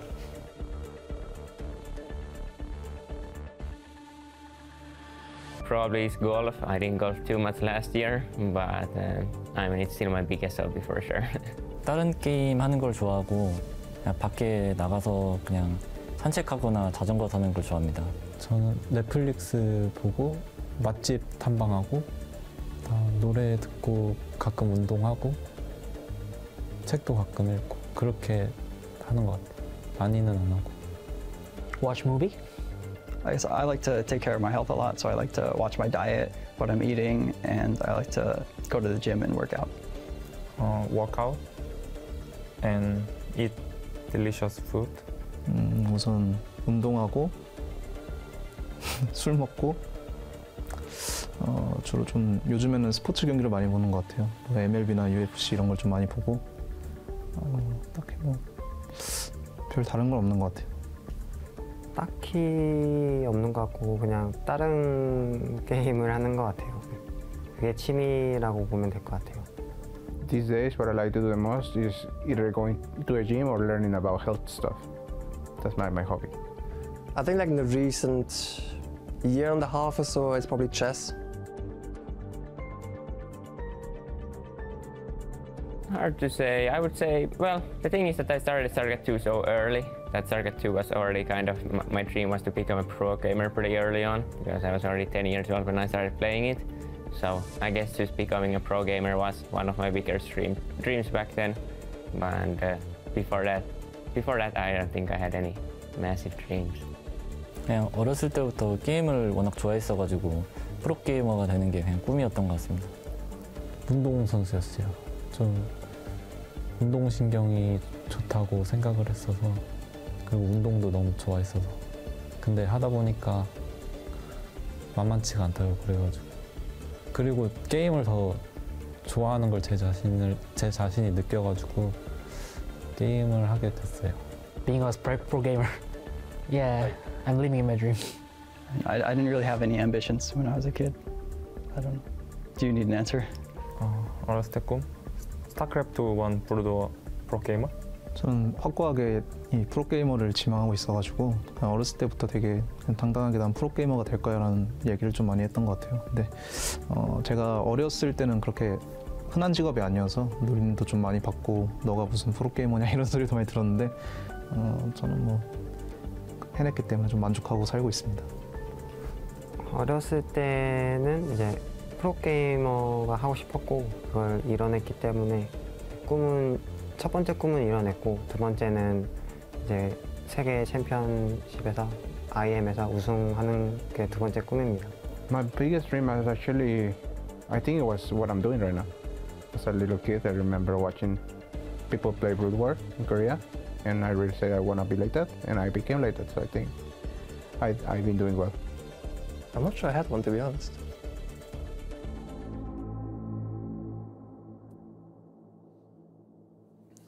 Welcome back to the Intel Extreme Masters Katowice. Always great to see the players and get to talk to them a little bit more in depth. Ben, what was your dream when you were growing up?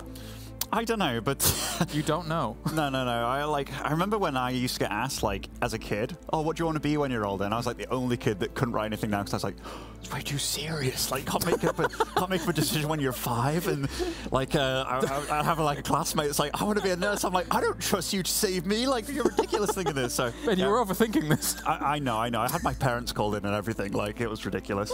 Are you for real? Yeah, straight up. They were like, "Yeah, he's really unambitious." Do you know what I answered when I was 5 or 6? What? Well, everybody around me was like, "I want to be a fireman. I want to be a policeman." I said straight, barefaced when I was 6 years old, "I want to be a paleontologist." And then the teacher was like, "Where did you learn that word?" It was very strange. I was really into dinosaurs, all right? I couldn't help it. All right, Ross. Yeah, okay. Yeah, that's exactly what I was thinking. Exactly. All right, let's enough silly business. Let's get into actual business here. Astrea versus Zest on the way. And for, well, especially I think Zest, considering all of our expectations here, ZG, this is very important. Yes, it is. He actually kind of has to win this. I don't know if that's actually how the math works, but I assume that might just be the case. Especially if he is just having a bad day and he kind of barely scraps by this one, right? Then it's still a bad sign for any future matches.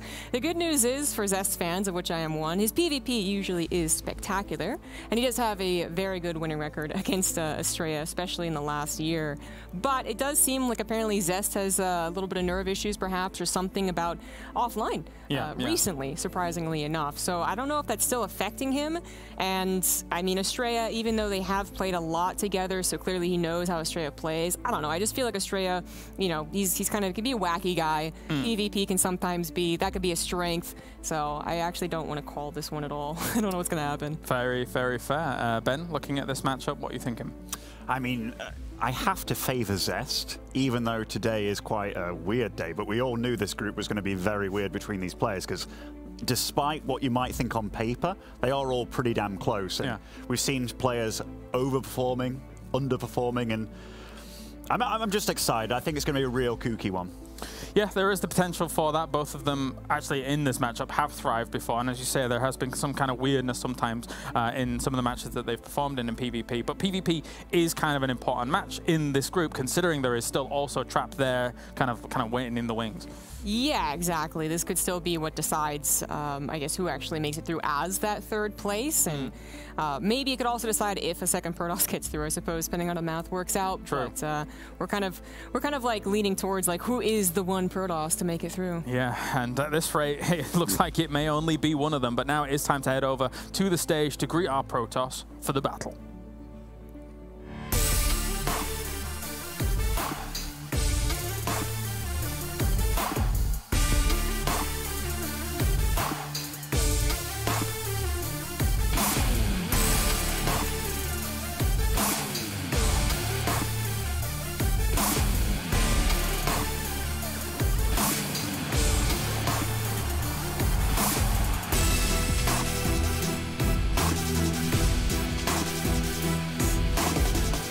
Two amazing games to kick off the day. We have our first mirror matchup coming up next with the Protoss versus Protoss.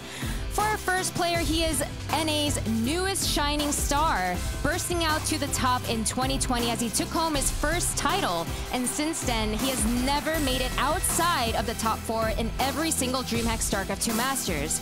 His opponent is one of the most celebrated Korean Protoss players in the world. A former Katowice champion, he has also made the grand finals in the last 2 years. Give it up for Astrea and Zest!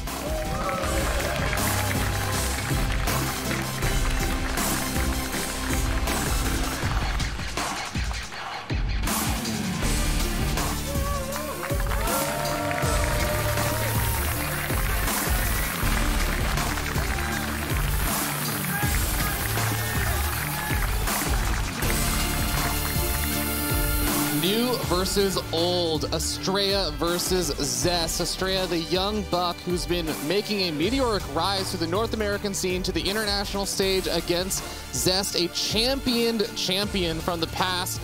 and also someone who I think a lot of people have their eyes on to see how he's going to be able to do at this event, given the importance it has on his career so far. My name is Fear Dragon. I'm joined here by Rotterdam, and we're going to be moving into this PvP shortly. Yep, and this is very serious business already for the man from Korea, because he's not just a guy that we have our eyes on. He's one of the top favorites to take it home all the way. When we asked the pro gamers as well in some of the interviews, multiple of them said, I think Rogue or Zest. Well, Zest is in serious trouble as he's 0-2 in this group, and this man, very simple, needs a win here. If he loses, there is a small chance in a three-way tie that he can still advance with 2 wins and 3 losses, but he won't have it in his own hands anymore. He would have to rely on other results, and that's not a place where he wants to find himself. So it's very simple. Zest needs a victory. This is the man who made it to the grand finals last year, and he's the man who made it to the grand finals 2 years ago, but he's off to a very rough start here. Especially given Zest is that player who won the most recent GSL Super Tournament not but a month and a half ago, and he is also the same player who during one of the DreamHack Last Chance interviews was saying he wasn't even sure if he was going to be able to attend this event, and that he was thinking that retirement might be on the future horizon. He was so able to be able to make it here for this event. I know that he wants to be able to make a good splash, to really go out with a bang here. We're going to have to see if he can make it work against Astrea, the player who also, by the way, he matched up against last year in the group stages. Astrea did beat him in the group stages with, very notably, a proxy Nexus. Astrea has been a bit vocal about PvP this event. He says that he don't think he's bad at it, but it all feels a bit strange to him. He's not super comfortable with how everything plays out. And in the majority of the games I've seen of him, he is fond of the maxi-paxi kind of way. The first pylon on the low ground, the first gateway on the low ground. Zest is the kind of player that likes to punish you if you do that and goes for it immediately. I have to say though, over time I've really changed my opinion. At first I was like, I think this is risky, and I think, you know, certain builds will just break it. But then the more I watch MaxPax and even other American Protoss players, because Trigger is a real rising star in the North American scene as well. He too is very fond of the gateway on the low ground, the pylon on the low ground. And they just get better and better in defending almost anything. So I'm super curious to see how this is going to play out, and if Max Angel Astrea is going to bring some of those quick expands. I think it's a great call out, especially on the PvP meta these days, because one thing that's also noteworthy is that when they did last face-off, Astrea was also able to net some wins based on the PvP meta kind of being in a shifting place last year. And more recently, if you take a look at how they've matched up against each other, especially in things like the ESL Opens and stuff, Zest has been fairly dominant. He has been winning game and game after game against Astrea on these online tournaments and everything. This is going to be a very different setting, and I also think that Zest should probably feel a little bit more comfortable with compared to Astrea. So in some ways, I think the odds are a little bit stacked against Astrea here. Yep, but he has some momentum on his side. He just got a great victory over Lambo. We all know it's very difficult to defeat Lambo in a PvZ. But yes, historically, numbers are in favor of our Korean player. They have played 17 times. Zest won 13 out of 17. Wow. Zest also won their last 4 encounters in a row. But none of those matter. This is the one that truly matters. Let's see what happens in our third best of 3 of Group C. At least on the mainstream. There have been many more. In the top right side of 2K Atmosphere, we're looking at the main base of North America's Hope. This is Astrea.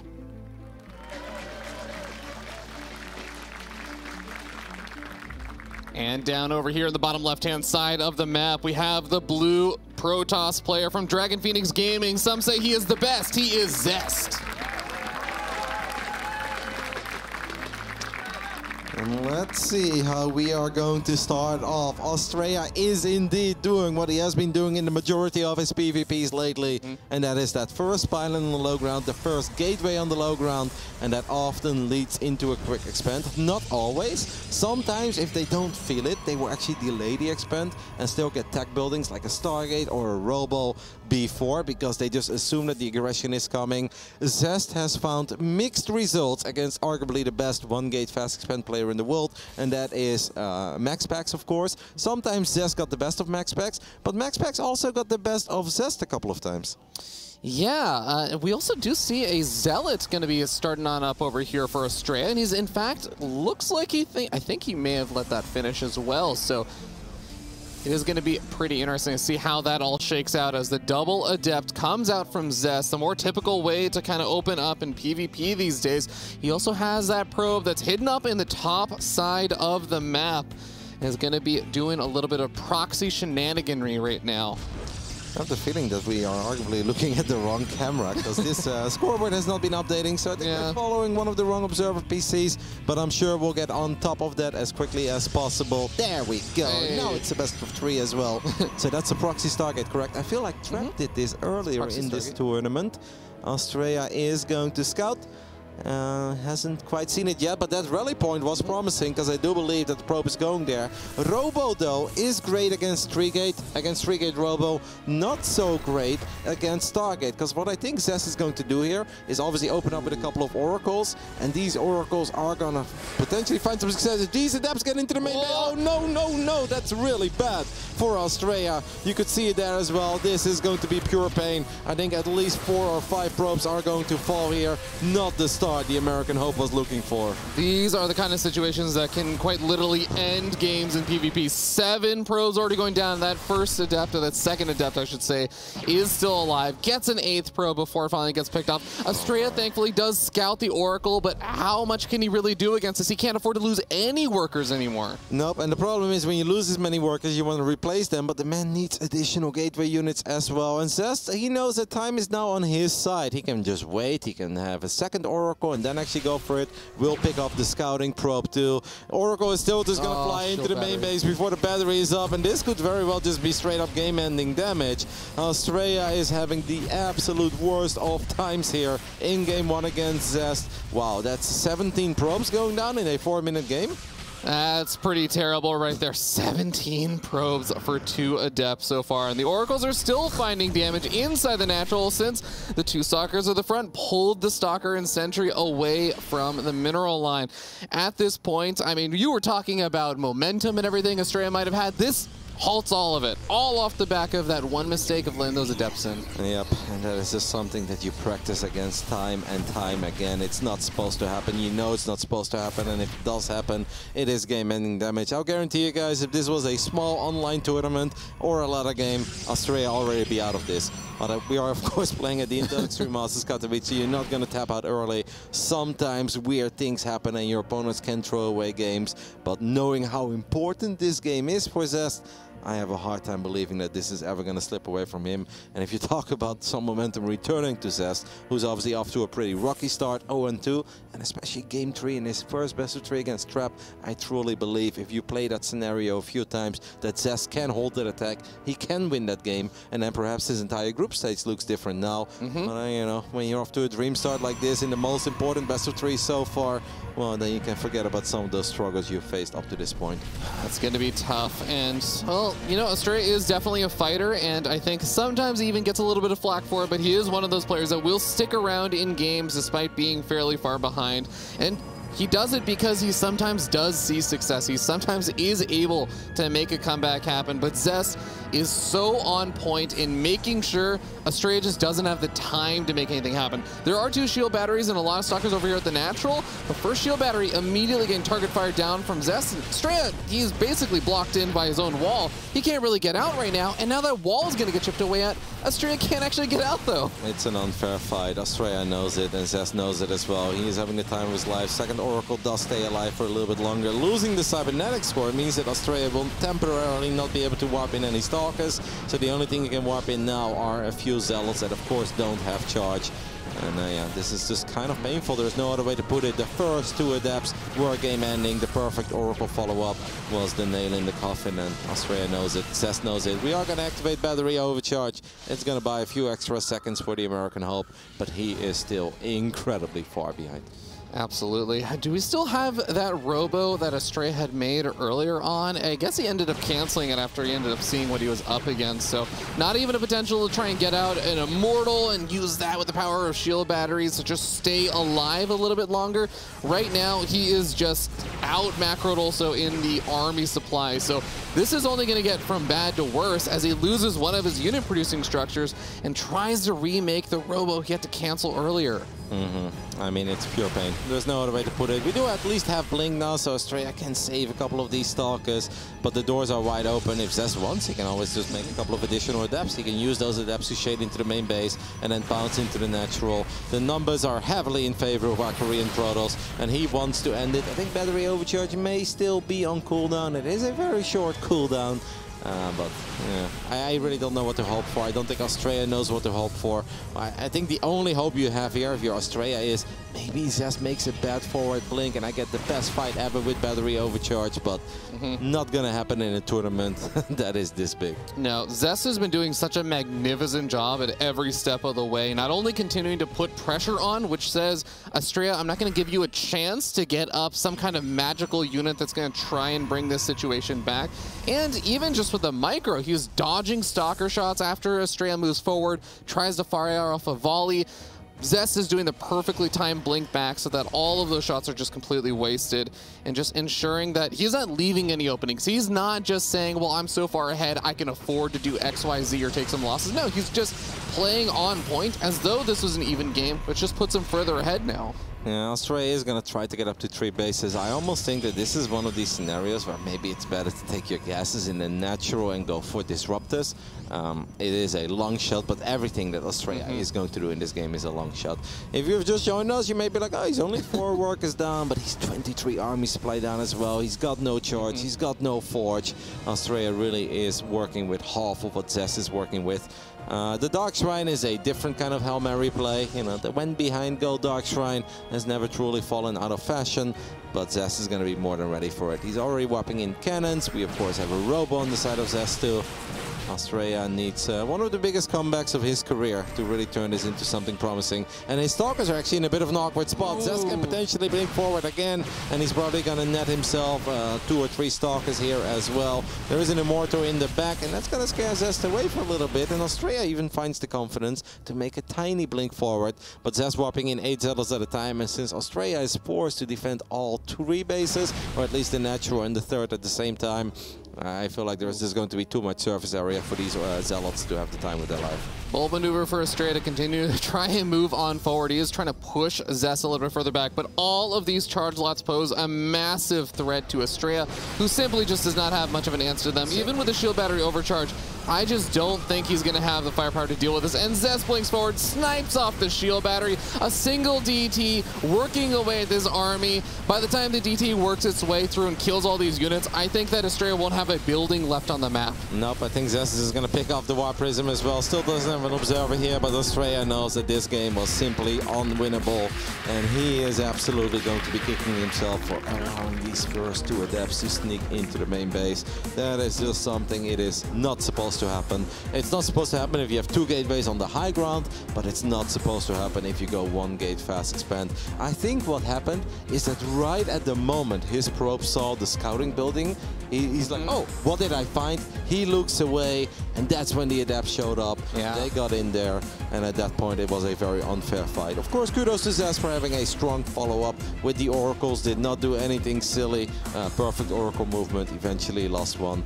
But the first 2 adepts, that was already the alley-oop, and the Oracles were just a slam dunk. Absolutely. That was a game that continued on, but it really did end right there with those first 2 adepts. And everything after that was just Zest continuing forward with the win that he had already earned for himself. I do want to say that that win is a big one, because while it is not the series win, that's just the first game of this best of 3. This is in the good old round robin group stage. And that means that every single map victory is going to matter, especially for someone who's down 0-3. If you end up trying to make a comeback and get out of the group in one of the top 3 spots, it's likely going to be with your map score tie-breakering into a very awkward situation. Absolutely, but I don't think there is a single hair on the beautiful head of Zest that is actually thinking of going 0-3 in this group. He just wants to win this best of 3. He looks at this best of 3 and he knows, if I want to advance, if I want to make it into the playoffs and potentially make it to another grand finals at Katowice, I just need to win this best of 3.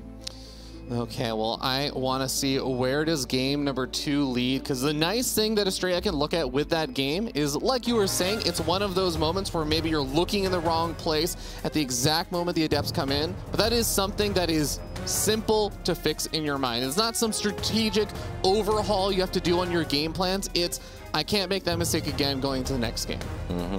But do you now still have the confidence to go for the 1 gate fast expand on the low ground? That's clearly what he has been practicing in this matchup.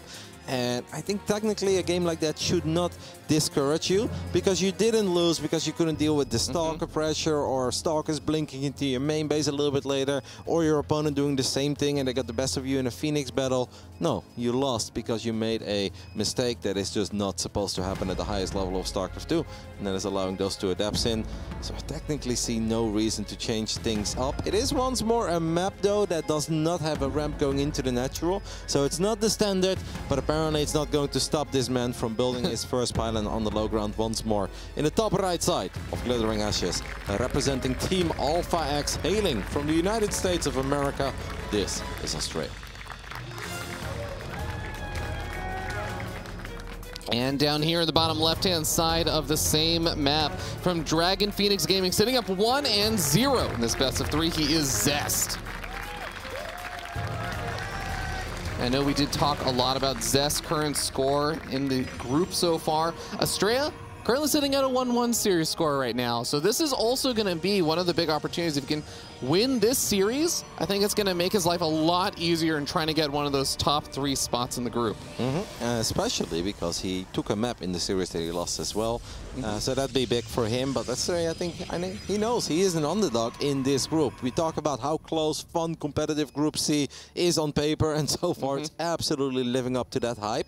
But there are still favorites and underdogs, and Astrea, especially coming out of that open bracket earlier this week, is one of the underdogs in this group, because no matter how fun he is, no matter how great of a player he is not a Trap or a Zest. They have more impressive track records than he does.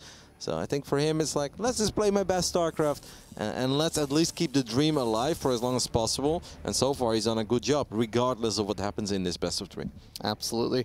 Now you do see both these players starting up the Zealots, which can be a really effective tool to try and deal with any kind of pylon blocks that might be happening over the natural. Astrea, of course, going for those low ground gateways and everything is going to make it very, very obvious that he is interested in going for a faster expansion. He does manage to get it actually down without really having to deal with any of the Zealot or the probe shenanigans, so cancels the Zealot. In the meanwhile, Zest actually still making that Zealot, and Astrea just gonna have to back off for a little bit, but I can guarantee he really wants to see that Nexus come down if he can. I wonder if Astrea can get a scout on the Stargate, because that'd be a big scout, and the probe does turn around, makes it into the main base. Phenomenal job here by Astrea. There's not a whole lot that Zest can do about it, of course. Maybe he could have kept a probe on the high ground and potentially blocked the entrance into his own main base.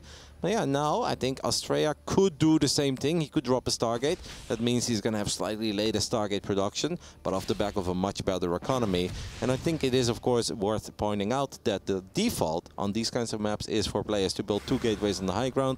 Zest did not do that. He built his first pylon on the high ground, but he went for the single gate, realizing that his opponent is going for a single gate fast expand.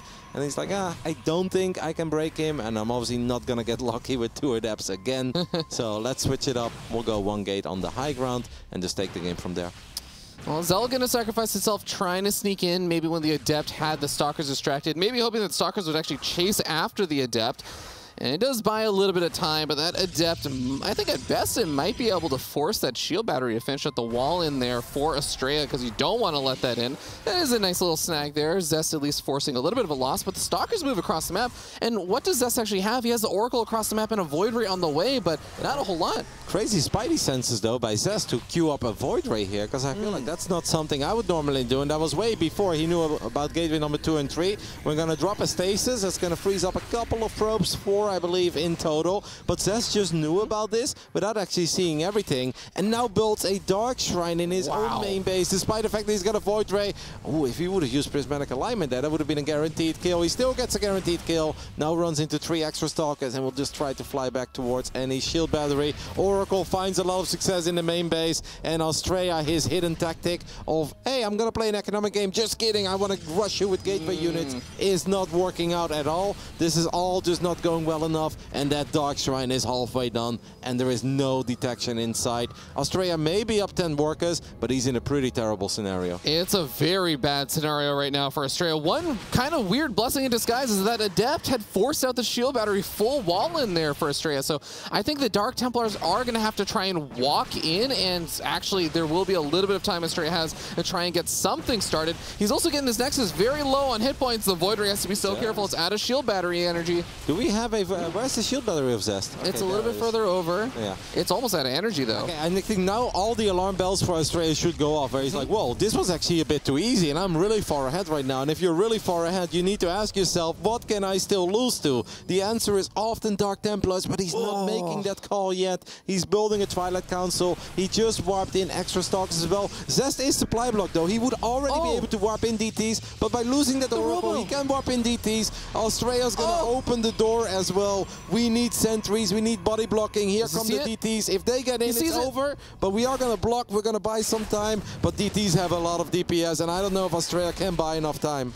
He's going to be buying quite a bit of time, but this is also a lot of Stalkers to be losing. I think that's 4 or 5 Stalkers down now. This Robo is going to be coming on up, but now the Void Ray and the Stalkers for Zest come across the map and are going to be able to depower the pylon. That was going to power the Robo. The second Robo is on its way up as well, but those DTs...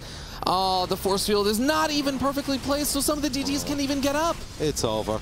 3 Dark Templars making into the main base. There is no detection. We're never going to get an observer out, and Zest has done it. Astrea, you got yourself in an actual pretty sweet spot by picking off that Nexus, and that's where the alarm bells should go off. I often say if things are too good to be true, they usually are when you go up against world-class players, and there was one thing that could still make this game go down south. And those were the Dark Templars of Zest. Zest, though, gets himself completely back in the mix here in Group C and gets a much-needed victory and gets a 2-0. Absolutely, and I feel like there's got to be a little bit of that power coming in from the main stage, being back in one of these offline events, an international setting.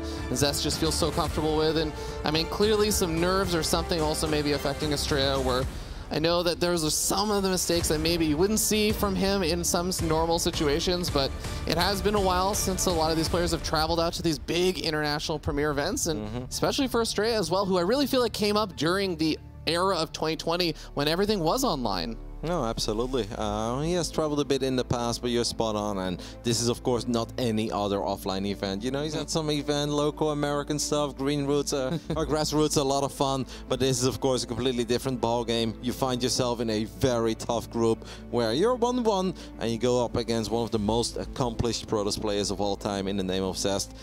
And then you just kind of want to get the ball rolling. You want to get a little bit of momentum on your side, but the momentum never got on his side. It was all on the side of Zest, who is now on the stage, joined by Smix. Smixy, take it away.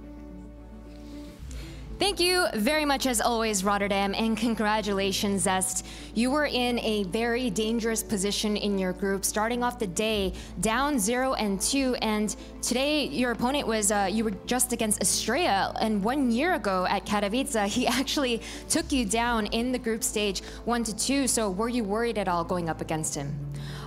되게 좀 위험한 상황이었었잖아요. 2패로 시작을 해서 아스트레아 선수로 상대를 했었는데 작년에 카토비체에서 아스트레아 선수 상대로 조별리그에서 2대1로 패배를 했어요. 그래서 혹시 걱정했었나요?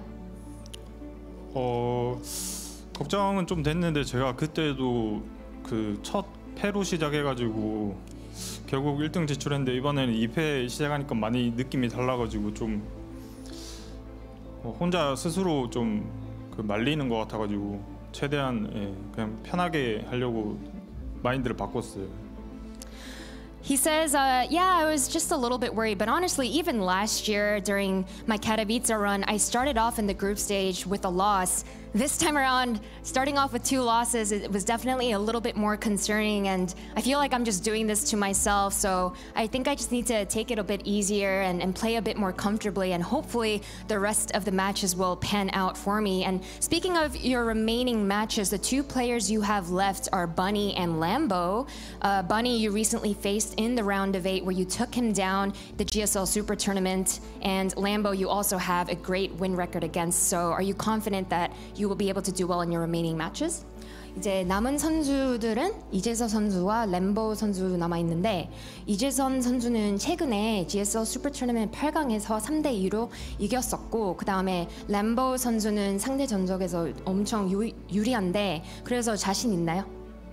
일단 남은 두 선수가 상대 전적상으로는 거의 제가 한 7-80% 되는 걸로 알고 있는데 그냥 저 스스로 실수만 안 하면 충분히 둘 다 이길 수 있다고 생각해요. With the two remaining players, I think in that head-to-head win record, I have a really great win rate against both of them, like 70 to 80%. So honestly, I think I just need to focus on my own skills and make sure I don't make mistakes, and then I think I will be fine. My last question before I let you go, Zest. I feel like Zest and Katowice has a special fate with each other. You're a former Katowice champion. You've made it to the grand finals in the last 2 years. What are your goals for this year? 이제 주성우 선수는 카토비차란 대회랑 인연이 엄청 깊잖아요. 우승도 했었고 그리고 지난 2년 동안도 결승전까지도 갔었고 그래서 올해는 목표가 무엇인가요?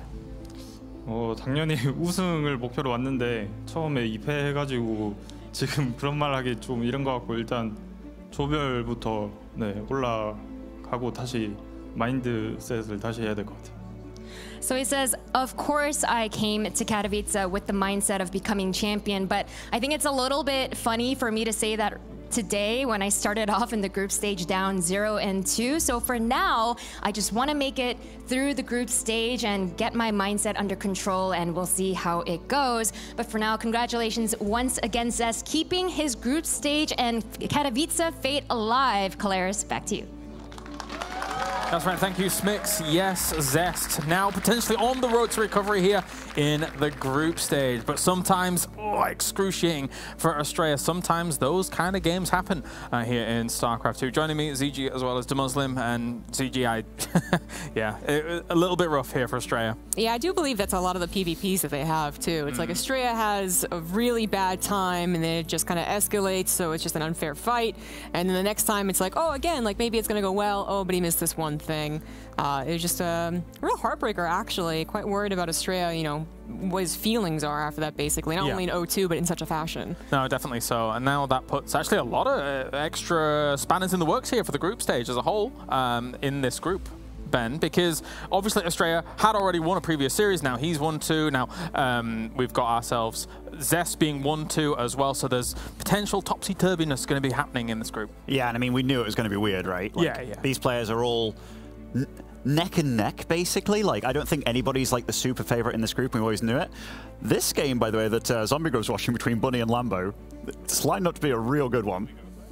Yeah, I mean, let's take a look at Zombie Grove's game across. You currently have Bunny versus Lambo, as you previously mentioned. Yes, so I actually thought we'd be in a lobby, perhaps, or maybe game 2 already, because at one point Bunny did have a mech move out that got him destroyed. He was down, I think, 80 supply, maybe just 70, but still pretty big supply difference. And he was actually able to claw his way back to the point now that, of course, even supply, as we watch the fight go down, we also are talking about Ghost Mech. Ooh, so kind of that very late game that a couple of the Zergs mentioned are quite fearsome. So Lambo, perhaps a bit later to his transition than he would like to have been, now is facing all of those ghosts that we see on screen.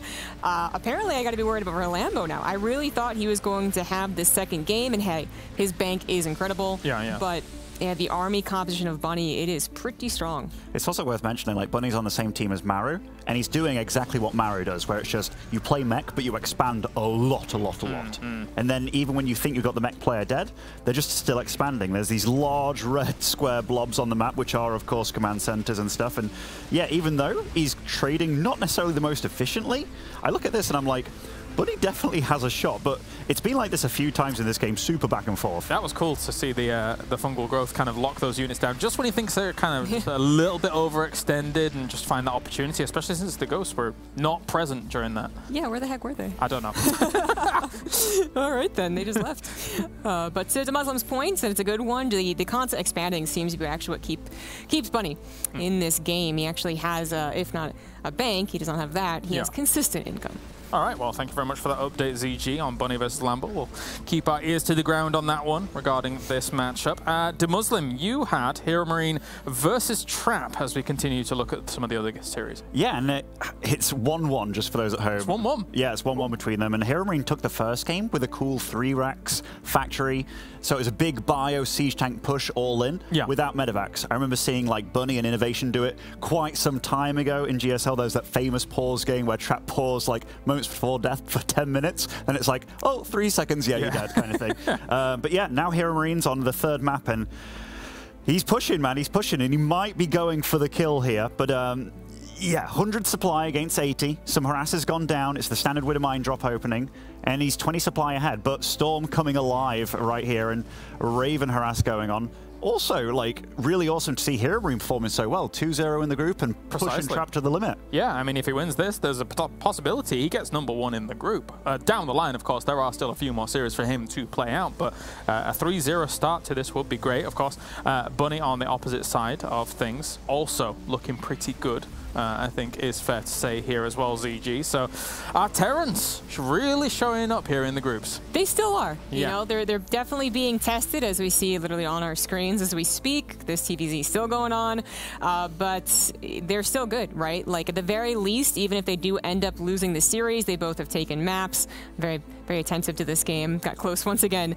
So I actually do believe that the Terrans are just, you know, at the very least, momentum is on their side, confidence is on their side. I feel like they are going to be top 3, but let's see how that top 3 actually shakes out. Are you proud, Ben, of the Terrans? I am proud. You know, everybody was talking about this map pool being a bit trickier for Terrans, you know, but the Terrans, they all mustered together. We fought valiantly. We did Colaris, and here we are doing very well. I'd like to claim to be one of them, but I'm just an elephant maker. I was going to say, as soon as you left, they were doing well. As soon as I left, I was holding us all back. All right, it's time for a short break here at the Intel Extreme Masters Katowice. When we return, more from Group C.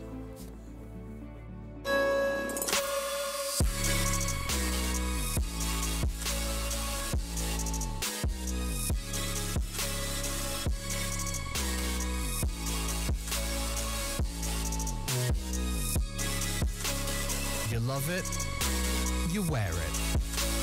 What's your style? Get your merch at shop.eslgaming.com.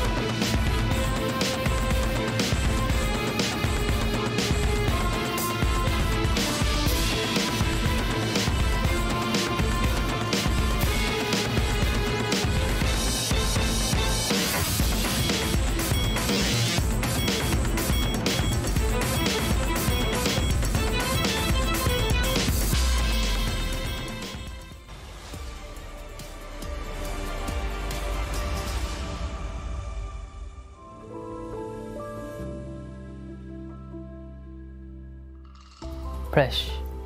지금 현재로서는 저는 로그 선수라고 생각해. To me, the greatest StarCraft player of all time is either Rogue or Maru. I think I look more up to the tournament results, and all around Rogue is the one that has won basically every tournament. So to me, Rogue is the greatest of all time. 마루 선수라고 생각을 하고 지금 같은 팀에 있으면서 성조를 보면서 많이 이것저것 느끼고 정말 최고의 선수라고 많이 생각하고 있어요. Maru or Cyril? 로그 선수인 것 같아. Of all time, I would say Cyril, but I'm not too sure. It's a hard question. Cyril. I say Rogue for StarCraft 2, best of all time.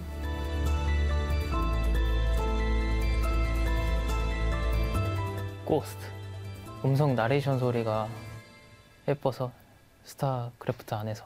오라클이라고 생각하는데 이유는 제가 가끔 게임할 때 너무 말을 안 들어가지고 컨트롤 같은 게 잘 안 돼서 데이트에서 좀 잘 해달라고 말하고 싶어요.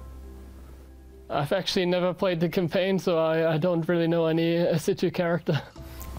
생각해 본 적은 없는데 여자랑 데이트를 하는 게 저한테 좋으니까 캐리건이랑 해야겠죠? The female version of the Ghost. Nova, because she looks good, I don't know. 사도가 나을 것 같아. 딱히 생각나는 게 없어가지고. Probably Nova. I take Reynor on the date. That guy looks nice. None of them.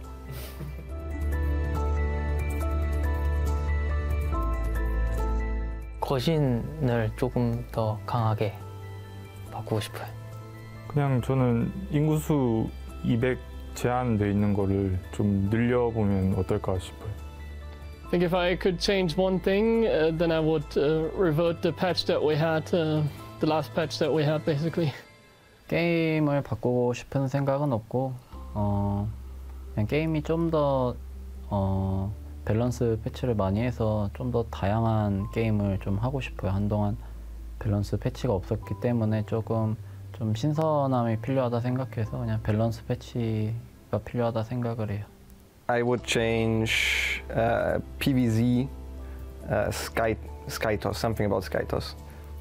Probably the carrier, and then go from there. 분열기를 바꾸고 싶네. 그냥 다른 유닛으로. 너무 사기 같아가지고. I would kind of maybe change some like a bit gambly aspects of the TVP mostly. I think that's maybe what I dislike the most. I would delete Protoss. Yeah, it's not too fun. I'd make all my units not shoot the interceptors automatically against carriers.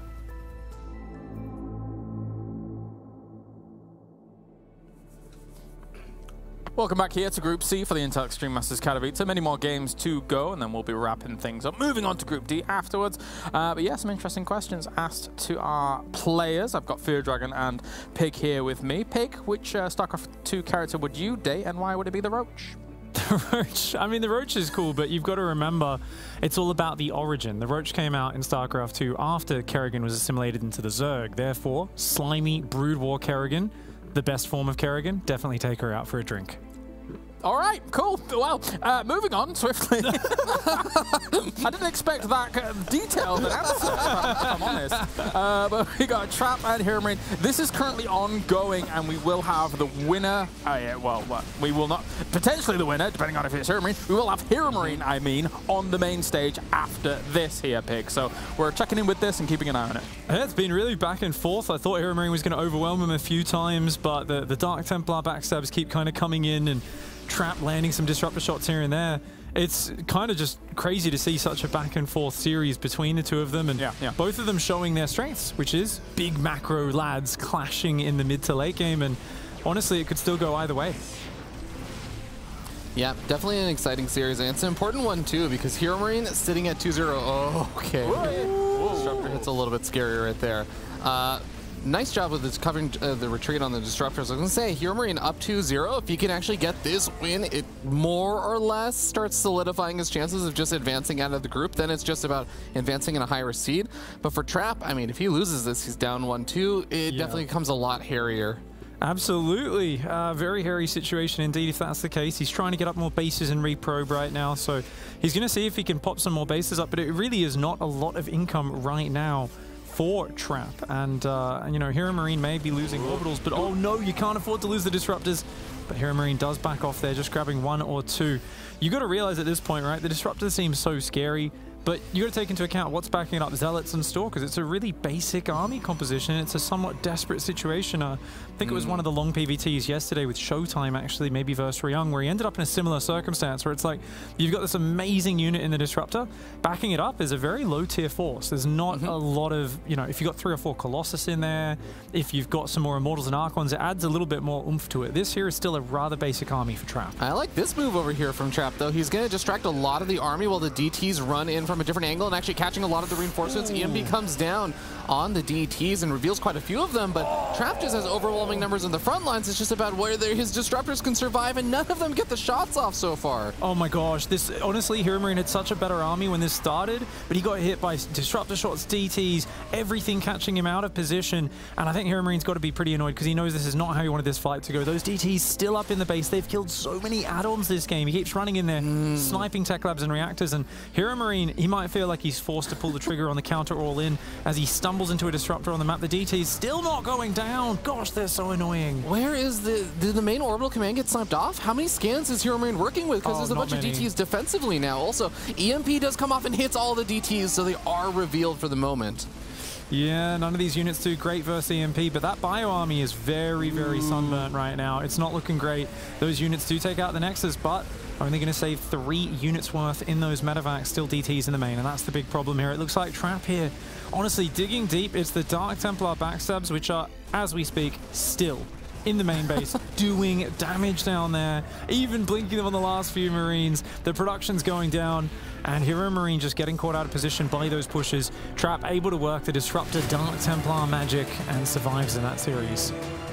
So many players, 2-1 and 1-2 now in this group. That means it's going to be very open for the taking up towards the top. Important for Trap, though. I mean, obviously after starting not super hot in this group, it's very, very good for him to get another win on the board. Absolutely. I mean, we knew that this group was going to be a super contested group, but it is really living up to that. No one has gone undefeated so far. Everyone has at least dropped a series, and I think it really is just going to be now. I'm curious to see the results of Bunny versus Lambo, which is now going into a game 3 after a nail-biter long game number 2, where Lambo was down 0-1. It was crazy with just Broodlords and neural parasites from Infestors on this big Thor army, with Ghost getting involved, and it's just now starting on Curious Minds, but we are going to have to wait and see whether or not Lambo's going to be able to take his first series of the group. Yeah, good and very important for him to try and push this all the way and try and get himself that win on the board. But right now, how many people? It's 3 players are currently 2-1 up at the very top here with Heromarine, Bunny, and Trap in those positions here, Pig. So still plenty up for grabs. Yeah, I mean, it's still very dicey who's going to get that first base slot. Obviously, that's such an important one in this tournament, being able to skip around. Round of 8, round of 12. I know where I'd rather go straight to, and these players do as well. Of course, yeah, it's going to be really tight between those last few matches, and this is what we like to see. We always said this group could go any way. Any of these players was going to be able to get out, and yes, I mean, a few players had a surprisingly rough start, but they've already started to rally and get some wins under their belt. At this point, it definitely feels like a very good day for Heromarine, though. Yeah, it does. It really does. He's currently, I guess now, +2. I'm trying to figure out exactly where we are in regards to the groups. But yeah, very, very close indeed. Any final thoughts for you, Dragon, before we wrap things up here? I mean, worth mentioning that Heromarine is going to be playing against Astrea next. And one of the things I was trying to check up against is that I know that he just did play his TVP against Trap and ended up losing that. And I know it was a close series.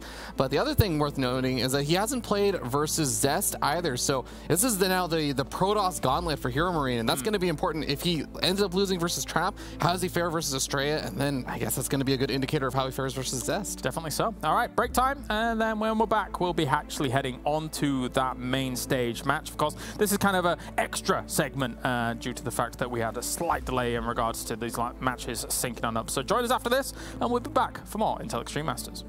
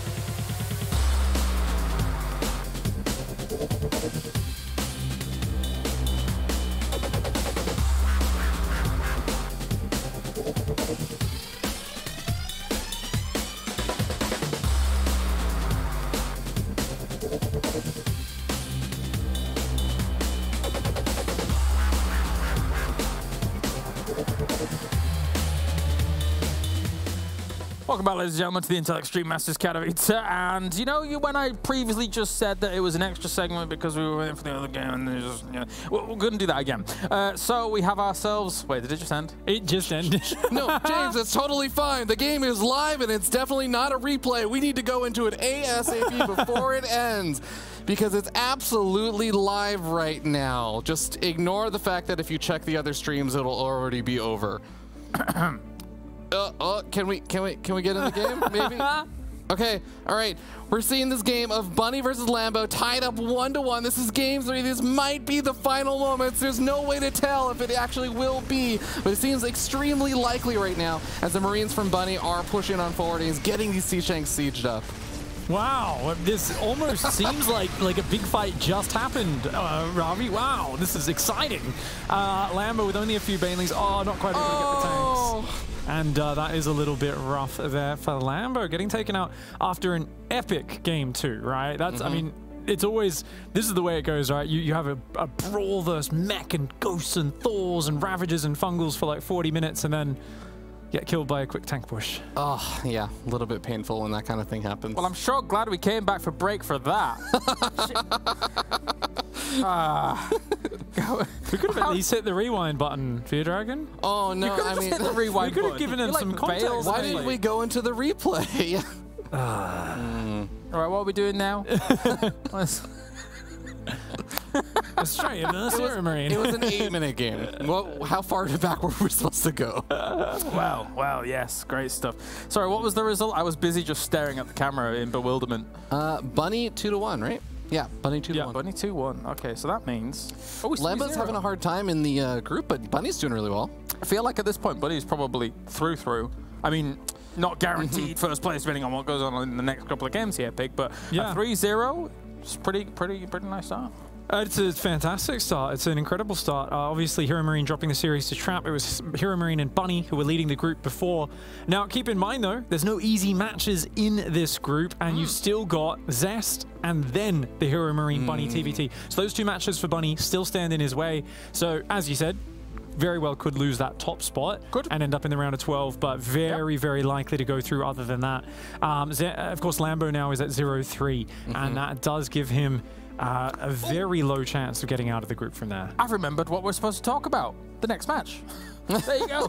Who's playing? It's Astrea versus Heromarine. Wow. Amazing. I wasn't told him at all. I actually wasn't. Yeah, I just remembered. All right, there's another match. Let's back on schedule. We've got ourselves Astrea versus Heromarine about to come up here. Now, Fear Dragon, of course, Astrea's not in the most comfortable spots right now here. And Heromarine, you know, going up against him. One of the guys who puts a little bit further up the group right now. What are you looking at for this one? Yeah, I mean, Heromarine, like you said, did have a slightly better start in the group compared to Astrea. But I mean, if you consider just series score-wise, if Astrea wins this one, he's going to be tied up with Big Gabe at 2-2. So I think there's a good opportunity there. I think some of the stuff that I'm really interested in seeing is actually specifically around Big Gabe's TVP. He said he was feeling confident in it, said he was feeling comfortable in it, but he did end up losing the only Protoss player he's actually played so far today in the group, and he still has to play both Astrea and Zest. How he fares versus Astrea is going to be, I think, really, really a big showcase of how he would probably fare versus Zest, because I think most people will look at Astrea and say, TVP-wise, I think a lot of people would look at it and say Zest probably has a stronger PVT. Pig, your thoughts? Yeah, I mean, Zest is the PVT daddy. I really, everyone copies what he does. We all just kind of, you know, what do you do to win PVT right now? Oh, we're rushing Storm this week? Okay, 2 weeks after that, everyone's rushing Storm. Zest sets the meta in many ways, in many matchups, but especially in that one. So it's going to be interesting, though, because you do have a very powerful macro player in Heromarine who came out with surprising build orders, right? One base, just barracks, you know, Marine tank all in with some Vikings. Super crazy way to start off the series against Zest. And going up against Astrea, who's known to be borderline on the cheesy side of macro, like, you know, lots of double expands, that sort of stuff. Yeah. We may see Heromarine just look for some very tight, decisive timing attacks, looking to finish it off early. And that's where he's, you know, flourished, I think is fair to say, right? Is for a long time, when you would bring up Heromarine, you'd know kind of what game you were in for. But unfortunately for a lot of people, you would know what you're going to be playing against, but it's very difficult to counter it because he just plays so solid, so standard. Yeah, I mean, there have been a few times I would say Astrea has fared okay against Heromarine and actually done surprisingly well. And even Heromarine himself has actually said before, and he doesn't really give a lot of Protoss players praise, but he said, Astrea, yeah, a solid player. Especially, I mean, Heromarine giving both a North American and a Protoss player praise, extremely rare. So I really do think it means a lot. Was that to you that he said that? No, not to me. Okay, because I'm going to say there's a lot more pressure. If you're asking, people will say it just because you're so overbearing. Like, if we insult a North American player on his stream, on his stream. It was on his stream? Yeah. Oh, okay. Wow. So I actually think that there's a lot of respect that Big Gabe gives to Astrea, but I think stylistically, exactly the stuff that you were talking about, James, Big Gabe is so good at just identifying those kind of timings when someone is maybe going to be greedy, like Pig was saying, and then just hard shutting those kind of players down. And I do feel like that's a lot of the ways that their previous series have oftentimes gone. I feel like Heromarine is a guy that, Pig, on the other side of the coin here, where, like, if he's in a group like this, he really does know which names he thinks he can beat and which names he thinks he might not be able to beat. He's, let's say he's a realist about it. And I think Astrea probably falls in the category of names he thinks he can beat, right? Oh, absolutely. I mean, he's already come out swinging and he looks awesome. I believe he has a pretty good head-to-head record versus him. And it's just one of those things where Heromarine, I mean, he practices all day against the likes of, you know, Max Packs and so on in these weekly tournaments. There's very high-level opposition. And Astrea is a player who, I don't think there's any player who disrespects him because they've all played against him and they always know, okay, I've really got to be on top of my scouting because he's going to bring out just little twists and variations that other players don't do. So you've got to make sure you identify early what's happening or you can severely misread the game. A simple solution to that, as we said, you know, hit a really sharp attack, maybe get some of the one base, you know, Burrowed Widowmine shenanigans going, all that sort of stuff could serve him well. Yeah, fair play, fair play. We're just a few more minutes out before we actually get into this Fear Dragon. There are other games that will be going on whilst this is happening. Let's quickly take a cheeky gander at what those are. We will have Trap and Lambo and Bunny and Zest. Ooh, yeah. I want to talk about those in a moment. I do want to bring up one final little point, which is that Astrea is actually one of the very few players, you know, there's only 4 players that made it from the play-in stage into the group stages. So Astrea has already revealed a little bit of his current form in TVP. Heromarine absolutely knows. He's playing versus 3 of the Protoss players and everything. I'm sure he's done some preparation work and stuff. He's had some time to sort of digest what he's going to be doing, and he's even had a couple of like extra days to sort of prepare for Astrea specifically. I'm sure he's watched the matches that Astrea played in the qualifying match against like Thermal and stuff. And I am really, really interested to see if Astrea opens up Stargate, because I think that's one thing that kept getting brought up, especially by Hearthstone, I think, saying, you know, Astrea not really opening up Stargate even on the maps that were best for Stargate play, and that was one thing that seemed to be kind of differing for Astrea's playstyle versus a normal PvT style. And does he do the same thing against Big Gabe here? That's something I really want to hear. Any thoughts regarding that pick? Yeah, I mean, he was specifically struggling against Widowmine drops against Spirit, right? That's kind of what you're thinking of there, Fear Dragon. And yeah, I loved what Hearthstone said, right? Make Phoenix, it shuts it down. On the other hand, really cool counter that I've seen to 1-base Widowmine drop from Astrea, and I'd love to see him bring it out. If we get like Pride of Altara or something like that, he may proxy Oracle once he scouts the opponent on 1-base, so he can get damage on them, because all their Widowmines are flying across the map to him, chuck a Forge down, build a cannon early in each of his mineral lines, usually something you don't see above, I don't know, Platinum League, but he brings it out in pro level, and if it's a base with a gold base, he'll take that at the same time as defending the cannon, defending with cannons. Can we, Big Gabe, if you're listening, can you please close your ears? Please put on your headset right now. Okay, I see where this is going. All right, well, we are just moments out from this. Of course, we will have Bunny and Zest going head-to-head, as well as Trap and Lambo. I mean, again, both big fixtures, realistically speaking here, because the group is so close, Pig, with kind of the dynamics at play. Yeah, I mean, it's fascinating to see, because at the start of it, we're like, okay, we've got, you know, Lambo, Queen Walk King, very dangerous versus the Protoss players, but he's also been working hard on his Zerg versus Terran. Yeah. And you've got a bunch of other players that really could trade it back and forth. And, you know, I think a lot of people are like, well, Zest is clearly, you know, he's in such hot form, but it's like, excuse me, Trap won like 6 or 7 Premier events last year. Like, it's an insane run. That's like basically maybe even better than Cyril's 2018 in terms of number of Premier events won. So it's hard to kind of sleep on any of these guys. You've also got, you know, Heromarine has been building momentum for so long and confidence. And the fact is, you know, he is just so, I feel like the pressure's off his shoulders, I guess is what I'm saying. Yeah. I'm pretty sure the first night he got here, he flew in, and he sat down in this hotel and streamed the weekly EPT Cup. Yeah, like, he did. Literally, he's like, oh, I've got to, you know, my audience is there, got to say hey to Twitch chat. I'm like, what? It's the World Championship tomorrow, man. Like, what are you doing?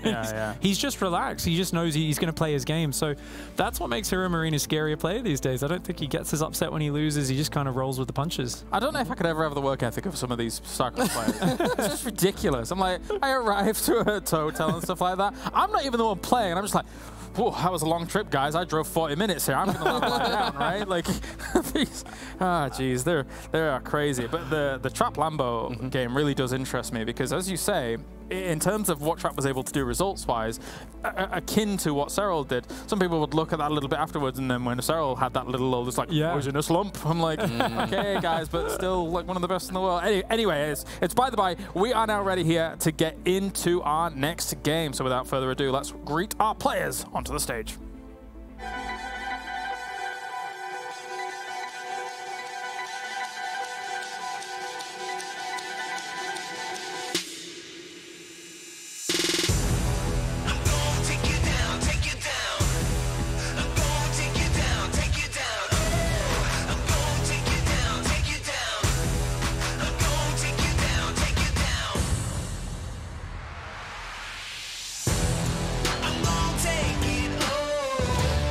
In Group C continues, and coming up next, we have North America taking on Europe. For our first player, it is a European Terran who has shown some phenomenal play today, only just barely losing his last map going up against Trap. Can he continue the momentum as he faces this North American Protoss, who has had a bit more difficult start to the group? A win here will be absolutely critical for his chances on making it to the playoffs. Please welcome on stage, it is Heromarine and Astrea.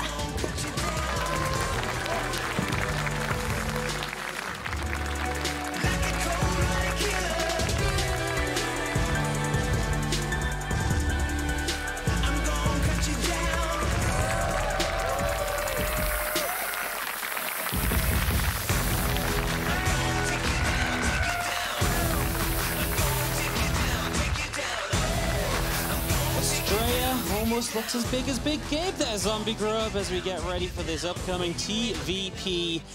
And it's a big one with Heromarine just coming out for that loss against Trap. Astrea obviously looking to recover from that loss against Zest. Should be a really fun best of 3 coming up.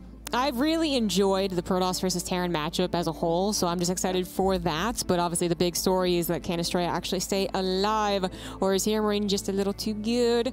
Also, I agree, Astrea, I feel like he practiced that walk. Yeah. That's how he was like, you know what, I need to look like bigger than Heromarine. Like, let's just practice. He's like, I'm going to look big and I'm going to be a pace ahead of him, show him who's really first in this matchup. And Gabe's like, mate, we're meant to walk slow, and here Astrea's like, I don't care. You know, actually, we practiced, Pig and I practiced that intro, and which didn't end up happening, guys. But I can tell you from that limited experience, it's really awkward to try and pace your steps with someone, especially if they're like 8 inches taller than you, which Pig is. So. Even worse, I guess, if you're about to be mortal enemies for the next half hour, right? Yes, yes. It's like, I gotta go toe-to-toe with you. All right, this series, I think I agree with you. The TVPs in this tournament have been fantastic. We were just watching the end of that Heromarine versus Trap game, lots of back and forth. One thing I really picked up on watching Heromarine's TVP today is he looks prepared. You know, he's bringing out one base builds, we've known him always as this aggressive pushing player in TVP. But he just seems to be bringing out some new ways to do it. Yeah. I think that's really cool, because if that's your strength and people can predict it, that's a problem. But if that's your strength and you've got new ways to be doing it, well, what a time to bring it out at the World Championship. Heromarine really is becoming an all-around player. I mean, he's been becoming more and more all-around, really since, I guess, the online start. Honestly, the last 2 years, maybe especially in the last year, but as I said, probably the last 2 years. He went from being only known for his superb macro to actually doing a couple of really interesting cheeses, embracing some interesting metas, and then continuing to actually show even very unique builds in a best of. But, you know, Astrea also known, I guess, actually on the flip side, for being the interesting guy, for being the one who has the interesting build orders, now comes in and has to prove his mechanics. So it's actually kind of a flip of their storylines here. Yeah, it's going to be really intriguing. Do you think Astrea is going to struggle getting to that mid game? You know, past that initial push, do you think he can handle that first bit of pressure? Yeah, that actually is the question for Astrea a lot of the time. It feels like this kid is all just about the comebacks. You know, like we know there's tons of footage out there of Astrea making crazy comebacks in this matchup. But the problem is, he starts from behind. That's already a problem, even if the comebacks end up being so much cooler for it. So I think that is the perfect question to ask. Can he survive Heromarine's early game pressure that he's been doling out versus the other Protosses in this group? It'll be a lot of fun. Really excited to see what we come out with. Really excited to see if Astrea mixes it up at all from what he was showing us the other day, as we kick it off on Hardwire for map number 1 of this ever so important PVT series. In the bottom left, our red Protoss from Alpha X, Astrea.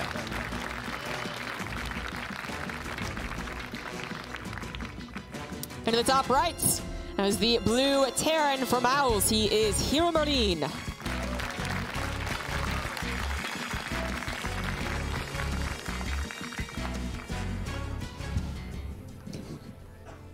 I don't know who our observer is, but I saw that. I saw he was like orchestrating the music with the cursor. Apparently it's Mapu. Hello, Mapu. There you go. All right.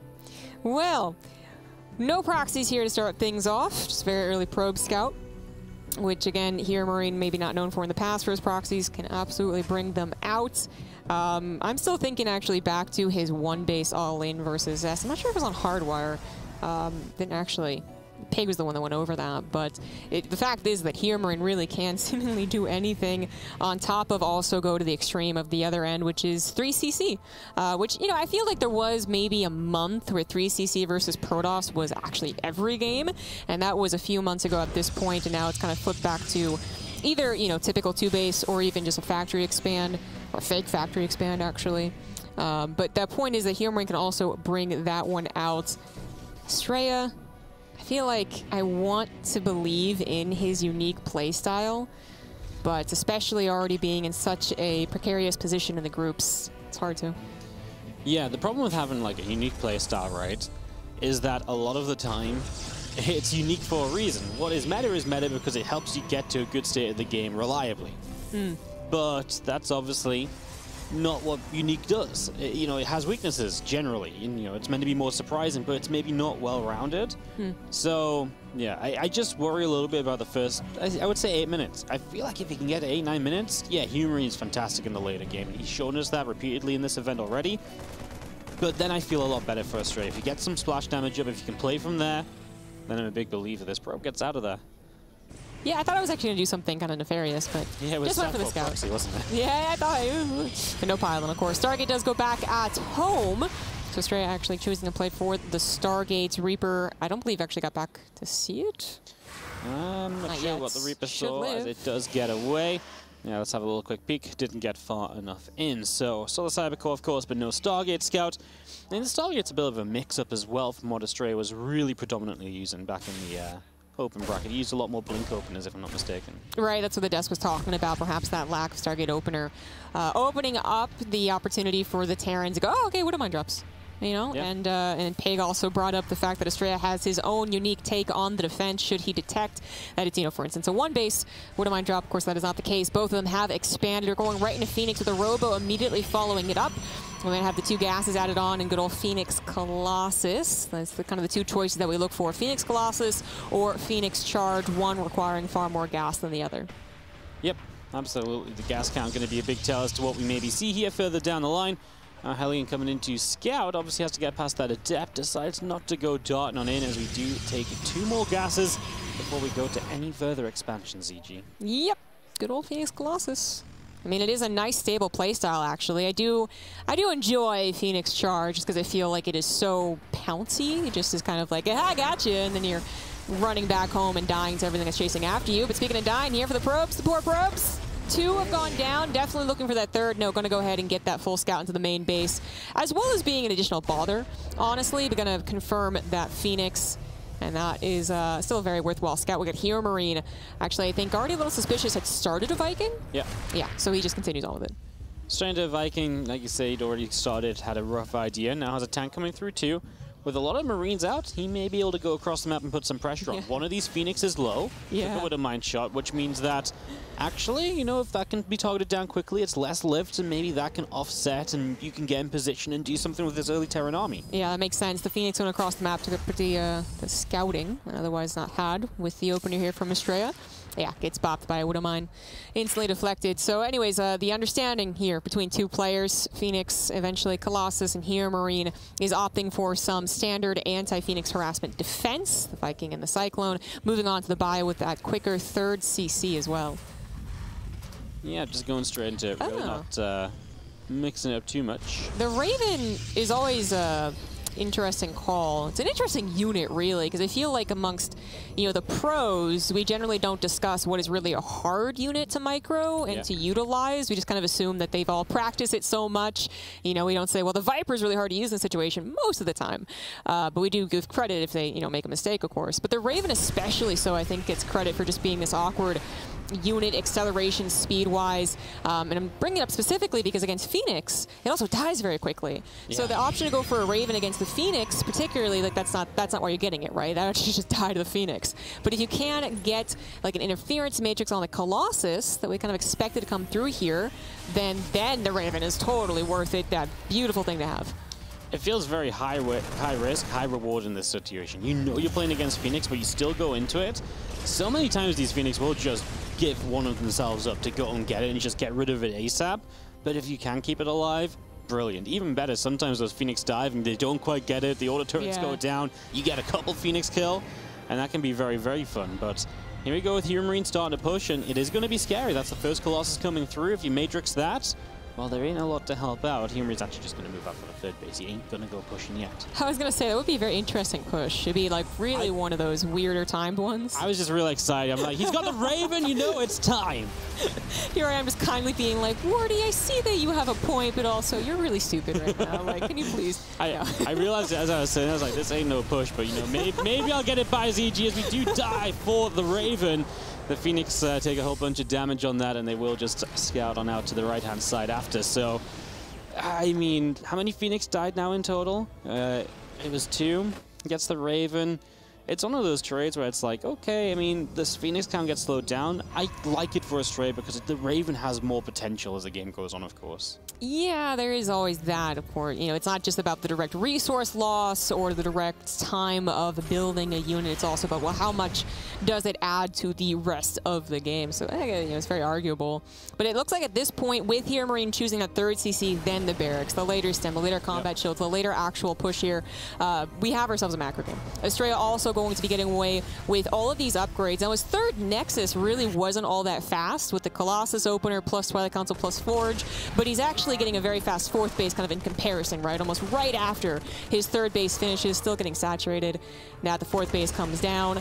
That also might give Astrea an option if he has to sack the third, which obviously is not a good option. But we were discussing the comebacks Astrea has made before, and oftentimes it is kind of almost a Zerg like ping pong between the bases for him. Yeah, you lose one side, you've got the other ready to go. As you get ready to lose that one, the next is coming back up, back on the right side or so. It's going to get very fun here because with the bio upgrades finishing, Heromarine should now be confident to move out onto the map if he wants to. His tank count is good. He's getting the Viking production rolling as well. So we are getting to a stage where we might begin to see some larger fights or some larger army movement outside of just a few Phoenix, which are skirting around the edges. Yeah, I really like Astrea's play so far, as I do consider him the underdog. Coming in with that worst score and just in general having trouble against Heromarine, but yeah, I like it. You know, he's been able to scout a lot with these Phoenix, so while their actual harassment hasn't really increased, got the Raven, got some other units, and that is really good. They're not doing a whole lot more. They're scouting, and they are going to be a part of the army as well. So with the scout that he's been getting, with the knowledge of Heromarines' army being back at home, staying around the third CC, that fast fourth Nexus, definitely going to be gotten away with. I also love the push, right? You can bully with these Colossus for a little while, maybe not so much when there's 4 or 5 tanks sieged up, but until the Viking number is higher, then you're kind of allowed to do this as a Protoss, a little bit of the aggression while you continue to macro up at home. These Phoenix are being a little bit too aggressive. We're going to lose another one to a Cyclone. He just lost one kind of moving forward a little bit as well. You know, you lose a Phoenix here, a Phoenix there, and all of a sudden you don't have as much buffer as you were originally working with. For the Colossus, it's not like you're playing a high Stalker count or anything, so it's not like you have a great way to protect them otherwise. This push from Heromarine, it's being allowed to just walk straight down. The Disruptor gets found. He's going to die for the Disruptor, full of confidence, but it goes off. Badly judged by Heromarine, but he is going to get a Colossus pretty quickly. No, it gets back to a battery. Heromarine is going to continue forward, but the next Disruptor walks into the army. Yeah, what was actually so nice about Astrea kind of moving forward then retreating was that I was hoping the Disruptors would actually be in place, right? But even with little advance notice that he has to prepare for the attack, he misrallies very important Disruptors. Increasingly, the Colossus are more likely to be sacrificed thanks to the Viking count. One Colossus goes down, the other one doesn't know what to do. It's not even contributing as its partner finally falls, and that Protoss army just got disintegrated. The idea of coming in from two sides was there, and the execution was just absolutely awful. It was not there at all, and Heromarine takes a great fight. That Disruptor ain't going to save anything. It all falls apart in moments there for Astrea, as Heromarine confidently comes across the map and takes a fight. Astrea just looking a little shaky when it came to that, right? You know, he lost a couple of Phoenix leading up into it. The next thing you know, he's, got a Colossus that's taking damage, but he gets away, costs him a Disruptor. It just got a shot off. That was fortunate, but then he loses the next. Yeah. And then it felt like he wanted to pounce, and the pounce just wasn't good.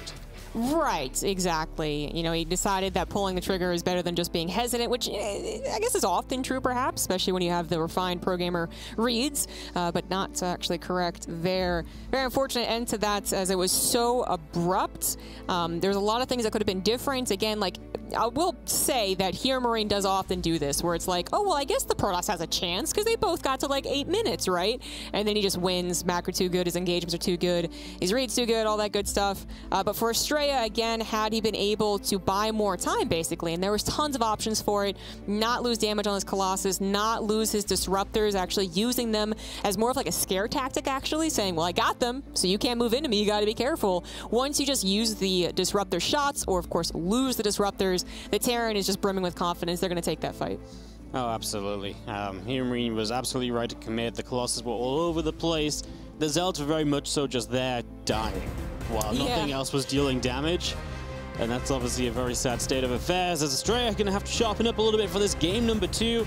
Heromarine coming in with just the confidence. You know, we talked a lot about his aggression and his timings, but that was very much so a later timing. Take the 3 bases, set up for the later upgrades, and then push further down the line. And it worked beautifully. It did. It did. Wonder if he's going to go ahead and swiftly follow up with something more aggressive, get that perhaps easy 2-0. We shall see. This guy in the bottom left is hoping to stop that, continue his hopes in the group. He is the red Protoss, Astrea.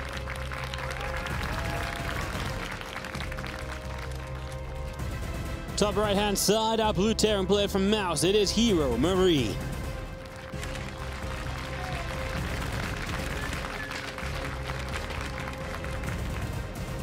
Wanted to get the updated results, see exactly what Astrea has to do. I mean, the map loss itself is already quite painful. Yeah, what I saw beforehand is it's pretty bad. If he loses this series, at best he's hoping for like a tiebreaker advance. Yeah. And his map score was not good for that because he got 2-0'd by Zest at least. Would be even worse if he lost 0-2 here. I think if he loses 0-2 here, it would not be possible in any way. Yeah, I think you're right. I think you're right. We'll, of course, be waiting on confirmation by people basically smarter than us, let's be real. But yeah, it's also just a tough road ahead. So even if this was like a well maybe, then you know, Astrea's next match will be against Trap. Still some cash on the line for all these best of 3s, as well as just the knowledge that you might have messed up Heromarine in his chances of victory, getting first, for instance, instead of second or third. And as a reminder, getting first in a group headed right towards that round of 8, entirely skipping a stage, round of 12. That is what people really want. You know, ZG said, people smarter than us, we can do the math, just not while we cast. I would love to agree, but I don't think I can. I can, at least. I just can't do the math. I'm sorry. I'm sorry. I didn't mean to put you on the spot. I did not pass Didn't mean to make you double down on the math. Didn't mean to make you double down on the lack of math ability statement. I have to be honest before I'm like, of course I could do that. I could do that wording, and then I'm just like in the back trying to figure things out and being frantic. Like, hey, back in Katowice 2022, you said you could do the math. Here it is. And I'm gonna be like, no, Wardy, why? You know, you're the astrophysicist or whatever you have. Something like that, yeah. Something like that. When you put Astro in front of it, it sounds way cooler. It does. It does. Masters in physics. Also sounds pretty cool, and that's correct. What is? Oh, okay, good. I got there eventually. You were good. I did an astrophysics module, if that makes you feel any better too. That does. Yeah. That makes you sound really smart. Okay. Well, so the first poker finish, it wasn't defensive, it was offensive. Astrea having to handle this, you know, it's actually well practiced by a lot of Protosses to deal with it, but still manages to really throw them off. And in fact, it's actually even straight up turned to disaster for some really bungled defenses against this. But Astrea so far doing everything you would expect a Protoss to do. Yep, just going to get that battery up. Obviously, that preserves the life of the Stalker, so the Reaper can't kill it or anything. And then you clean this up, going into the Twilight. I feel like Astrea is always more comfortable when he plays Twilight. If it's predictable, yeah, sure, it might be, but if that's what you're most comfortable with basically tournament life on the line, yeah, I think you turn back to it right now. I do agree.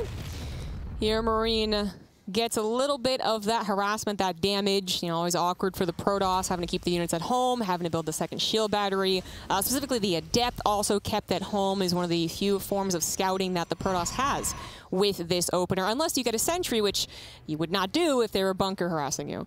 Yep. Well, as gateways come online, we're going to have our robo facility coming up, and it does just look pretty regular across the board. Astrea most likely looking to step out and take a third base here, I'd say, more than anything else. So shouldn't be overly aggressive. Heromarine factory, Starport getting into a Widow Mine drop. An additional barracks coming down pretty much right away. And just getting ready for the future. There's our probe on the third base, a Hellion on the watchtower. And we wait to see what 2,000 atmospheres will turn on into. Yeah, we got ourselves a bread and butter opener for both parties. Widow Mine drop for Heromarine and for Astrea to gate into that third Nexus. I guess the next step for the Protoss side of things, you know, how many gases? Again, often the question. How often, how fast are they going to go into Colossus if they do, or just right into just mass charge lot? Are we talking about like kind of a Zest style, where it just really is mass and proxy gateways everywhere? But we do have some gases already on the way. Heromarine, is he going to dive forward to that Hellion? No. Yeah, I think he might actually go for a distraction. Yeah, I mean, even if grabbing a probe is obviously nice to start, but yeah, distraction would be great because he does have that medevac moving through. And if you can distract and then hit well with that medevac, that would be fantastic, of course. Stimpack is on the way up from Heromarine as well. Behind this, all the Stalkers currently in the main. Blink is, of course, well on time to make sure they can jump on that medevac immediately. But Heromarine will just lie in wait. If he just sits and waits, he can wait for these units to move out. If they never move out, that's fine. If they do, even better opportunity than he has right now. Yeah, exactly. It is kind of that understanding between two pretty darn good players that, yeah, you probably would be prepared, and I probably would not go for it until you actually are distracted, which is, I mean, soon TM, right? We got Stim Combat Shields only really recently starting, and that's usually what's going to push the Terran forward with the medevacs that come out well timed. Oh, he actually does try, hoping to catch just Astrea not looking at the right place, but Astrea, quick to respond, already at half health that medevac. Yep, it's not going to be too healthy, so we'll have to be really careful about when he decides to try and come back in. Stalkers, a few of them will pressure the front, I say, but I'm mostly just looking to check if there's a bunker, see if there's anything they could maybe do. On our way to Colossus, extra gates and a forge. I mean, you said bread and butter. It continues to be just that. Obviously, when upgrades finish here from here, I mean, maybe we have a bit more aggression, but until then, we'll have a little bit of Raven harass, and this Widow Mine drop will try and relocate. Otherwise, it's plain and simple right now.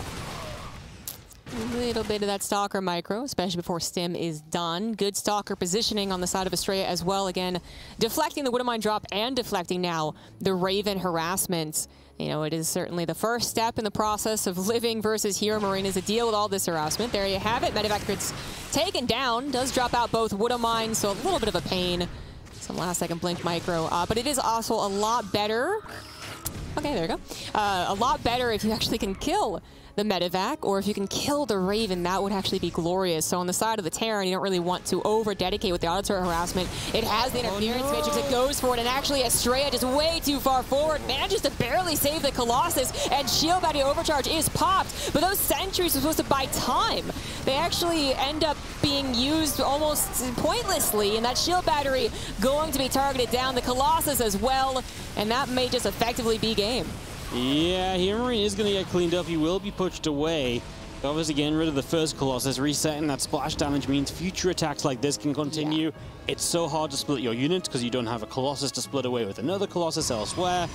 Everything's just going to be that little bit tougher right now. So, Heromarine, a good first jump, and honestly, Astrea got a couple of moments there that were very fortunate. I mean, that Colossus getting away, the force fields were just about enough. And also, I even believe one of the pylons could have gone down like a moment sooner, might have cancelled one warp in a little bit quicker. Either way, I mean, here we go, Heromarine into the main base to drop, and this is where he's going to take a little bit of momentum and turn it into a loss. Even Astrea misclicking on his Colossus, now getting supply blocked. You know, it's not that the direct trade was game ending. It's the momentum that really carries with it, especially after already having that loss in the first game for Astrea.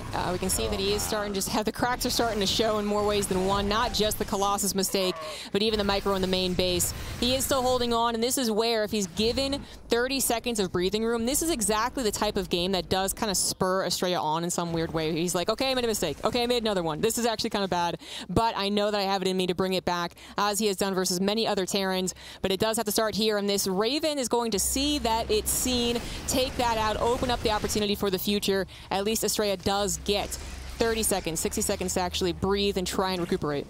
Yeah, the time is obviously nice. It's good to get a few moments here. He really needed it, as we do see the little army of Astrea coming over. The Widow Mine connects again, though. Guardian Shield will pop, and just going to be seeing Heromarine still reinforced and still looking for more drop opportunities. He actually says, well, actually, there's nothing in the main. He was expecting something here already because he was already threatening this position. Pylon goes down. That cancels the warp in. +1 is denied for the moment. Well, Raven still has energy on it as well, so it can decide what it would like to do as we lift up into some of the healthier medevacs. One full medevac goes down, but this is dragging units right over to the left side of the map. And guess what's on the right side? Another push of Heromarine. That's also softening up that warp prism. Yeah, at least the warp prism is scouted it, I guess. Astrea going to try and respond to that as fast as possible, but not much there to respond with. Shield battery already out of juice. Zealots definitely can't tackle this on their own, but the Disruptor looks like it will get time to pop. 2 Disruptors at a time at this point as well. Astrea, he was behind on the upgrade, still is hopefully repowering that Forge in the main base to catch up there. Is actually going for you know, particularly fast blink in a game like this. Stuck on 3 bases, trying to replace some of your expensive units, trying to gain some control back over the game. Well, it might be a risk, but if it works out, if he does get DTs into Heromarine side of the map, that's exactly actually how you would start a comeback. And speaking of, first one appears. Oh my goodness, Oh, though. the upgrade. Yeah, he can't one-shot the SCVs. You know, I think that should be a permanent addition of DTs. Just personal preference. Yeah, right? Yeah. Is Terran speaker? I mean, you know. As a representative of all races, I just feel like it would be fun. Yeah, of course. War Prism does get taken down, severely limiting the opportunity for Astrea to get that damage on this side of the map. But yeah, at this point, you do just kind of have to admit that you have to walk the DTs forward, hope that at the very least they get a nice distraction. Now we have the one shot as the upgrade finally finished. He repowered the Forge. 2-2 is now on the way because Heromarine kind of had to stop and build everything else. It's not like his 2-2 was immediate. His armory is even halfway done.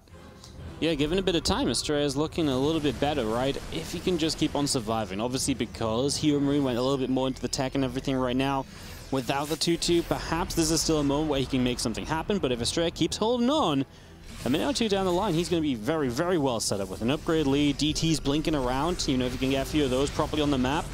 Well, let's see. Heromarine just decides he can jump on these disruptors. Now he's going to have to start splitting as he goes. I mean, the disruptors kind of overlapped, and that saved Heromarine from taking more damage than what it could have been. That was one of the most ballsy plays I think we've seen all week. It was ballsy against the balls, I do agree. That was not what I expected Heromarine to do at all.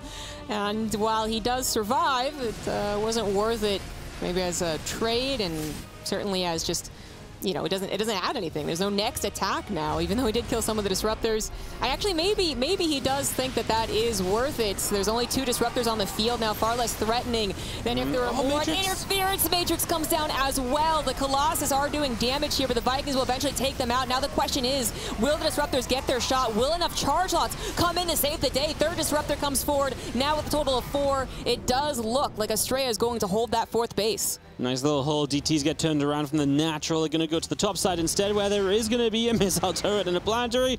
And oh no, the DTs 2 or 3 go down. The last one on low HP will just about get out of there, blinking for its life. A 2 HP DT.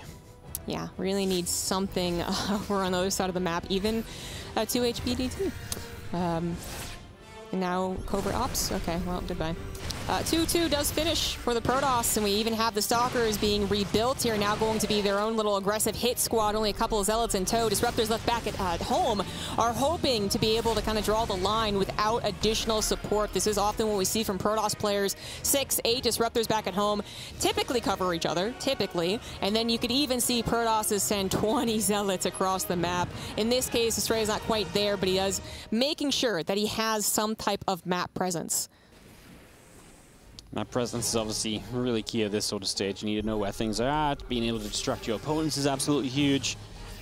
Again, 2-2 upgrade's not quite there yet from Heromarine. If they finish up, that would help a lot. He is max, so he kind of wants to fight a little bit, but of course, maybe you wait for those upgrades. Some warning shots here as probes continue to long distance and get taken down. Astrea obviously onto 4 bases. Heromarine readying up for 5th base. That's finishing up in production. As he does get chased down over here, dropped a little bit of an EMP. Just going to keep on kiting. The disruptor shot connects as Heromarine just stopped at the wrong moment. I mean, he obviously was controlling that for so long and then just gave up at, you know, the last second, basically. Yeah, that was actually a bit odd. I thought he was going to stop the split, and that didn't happen either. But overall, perhaps not super important. It does look like Astrea was going to be able to clean that up regardless, but now Heromarine is just a little bit less, helping out this planetary, and now under fire in such a way against the Disruptors. Once the Disruptors have actually, I guess, gone across the map, then they're using your opponent's choke, your opponent's, I guess, lack of space to micro, and oh, well, this actually has a lot of micro potential. So much now, actually. The concave comes through. The Disruptors apparently out of shots entirely, every single one of them being shot down. 2 of them still alive, but just barely. Where are the reinforcements? Astrea now with basically 0 splash.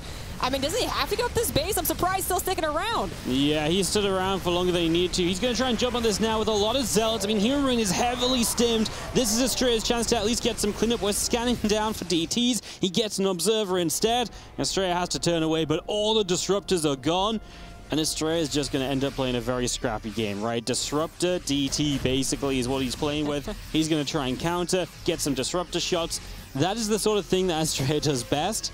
Yeah. But I mean, he's got to do it against Heromarine right now, and well, Big Gabe has some momentum. He's got some confidence, I feel like, after the last couple fights. Yeah, exactly. Heromarine on 5 bases, starting his 3-3 as Astrea completes his. That is important to note. The gateway armies, when we're reduced down to them, are a little bit stronger than you would expect.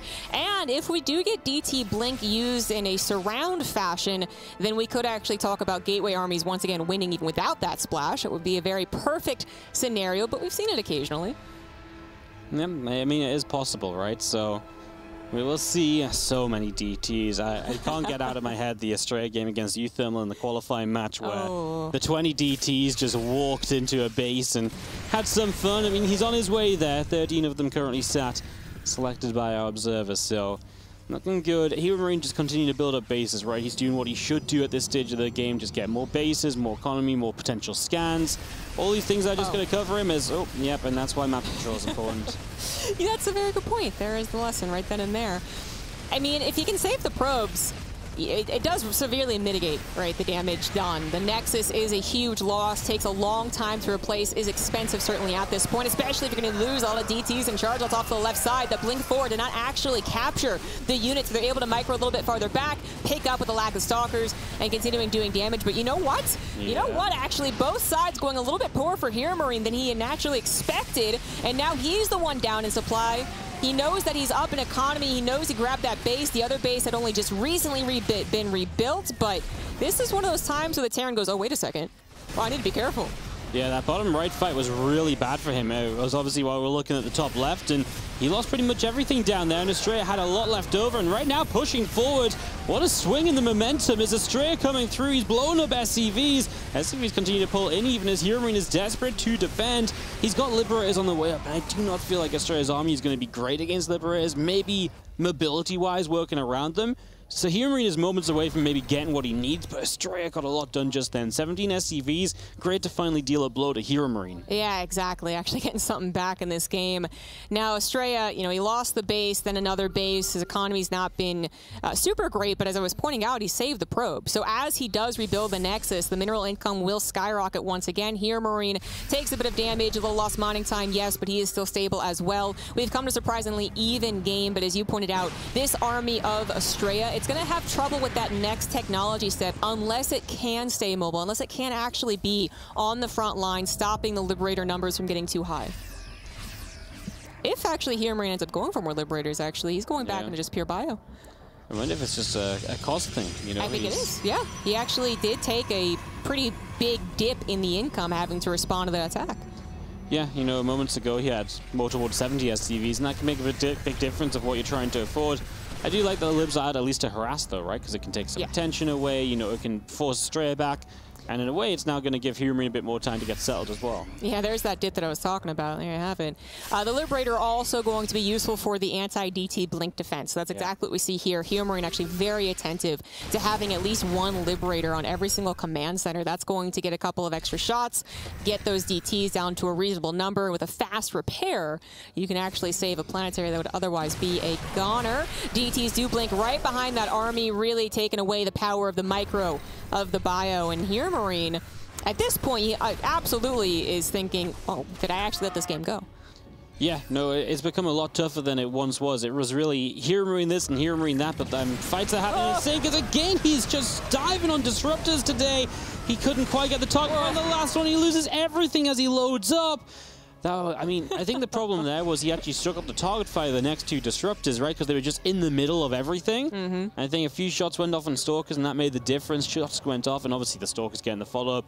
Astrea knows that was a lot of units going down, immediately moves to the right-hand side with everything all at once, looking to break this base and maybe go for more. The Stalkers blink forward, the DTs will join in, the disruptors will make it more difficult. He does target that one down, at least, as Heromarine looking for the hold, and he is doing it. The planetary fortress is surviving However, with the SCVs not quite able to keep it alive, but the supplies are back in Heromarines' favor. That was absolutely crazy. I think the problem there for Astrea was that it actually really didn't focus on very much, right? So not only did the EMP severely subtract from the power of the DTs and the charge lots, right? That was effective. It was also that Astrea's entire army was hitting a bunch of different things. SCVs, planetaries, a very concaved bio, right? And it turned very ineffective very quickly for Astrea. Heromarine was probably thinking, did I truly let this game go? Once his medevacs fell down, but now thinking, I've got the momentum. He's going to try and push forward, but Disruptor's excellent at halting that momentum. That's what Astrea is trying to do. It looks like his Nexus actually might be a goner. Only at 3 Disruptors, 2 of them with shots. He has to be really careful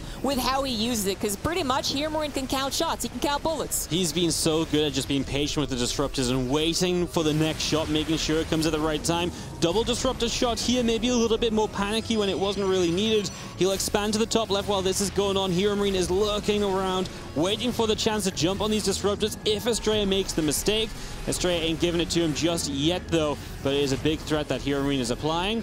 And obviously momentum swings again in this TVP. Yeah, it's crazy TVP, exactly where I thought Astrea would thrive should he get the chance, and here it is. Can he hold against the Liberators? However, that is the big question. A couple of Liberators is really all that's necessary, but suddenly, like 5 of them show up because a lot of them were, again, protecting command centers. Definitely the right call to unsiege and put them on the front lines. Really put a chokehold on Astrea. He needs the mobility. He needs to find the Liberators unsieged. Then he might be able to take them out. But as long as they're siege hopping, the Disruptors, that's the only thing stopping him from actually being overwhelmed. He's going to go for the break, but I don't think that's going to work. Beautiful splits as well away from those Disruptors, and well, Heromarine just doesn't lose anything there, and Astrea's attempted commitment just loses him a bunch of units. A Disruptor stuck. The Robo Facility's in trouble trying to get Colossus out, but now unpowered. They won't be doing much of anything anymore, and Heromarine has the units sieged away from his own natural. Astrea cannot get back in. He's losing production. He's going to lose the base, and obviously this Bio Army now on the top left continues through. It was just surrounding. Astrea's moving up there, so Heromarine will pull back. But I mean, he's up in the production. Astrea's not going to build anything else in this game. No, Astrea is going to lose technology and production. He's down now 70 supply, 60 of it in army. So we're talking about some pretty brilliant Disruptor shots to actually make up for it. Just not being able to stop the Liberators from pushing in. So many Disruptors getting sniped, every single one being denied that excellent middle of the bio shot. And with the Disruptors dead, the Liberators on the high ground, Astrea's own main base ending up being impenetrable by his own army.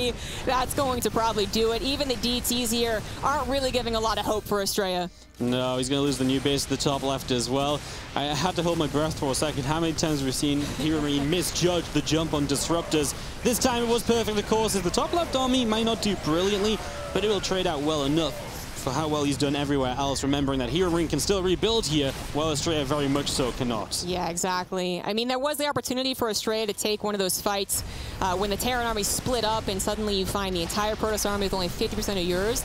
That would be the way that Astrea could bring it in, but that wasn't actually even the case. It was like his army still did not trade well enough against what Heromarine had. Heromarine still holding on to quite the army supply lead. Again, holding on to the main base. Now sieging up the economy. Astrea pretty much knowledgeable that this is his last hurrah, his last stand in the group, but it's already over and done with. Below 60 supply, Astrea is going to tap out, and Heromarine gets the 2-0. Yeah, wow, I mean, what a game. Heromarine just had it so well controlled early, and it just slipped away a bit. A couple of mistakes, a lot of misjudged Disruptor shots for sure. And, wow, Heromarine is so big. He is affecting gravity right now. Whoa. All the particles around him that have different properties near him, ZG. It's just a monumental force to be reckoned with. I mean, what a great game, though, seriously. I mean, TVP keeps on delivering. It actually does. That TVP was really, really cool. It actually was funny. I wanted to point out something, and then the game just got heated back and forth way too much. But what I wanted to point out was that Astrea, you know, he kind of got...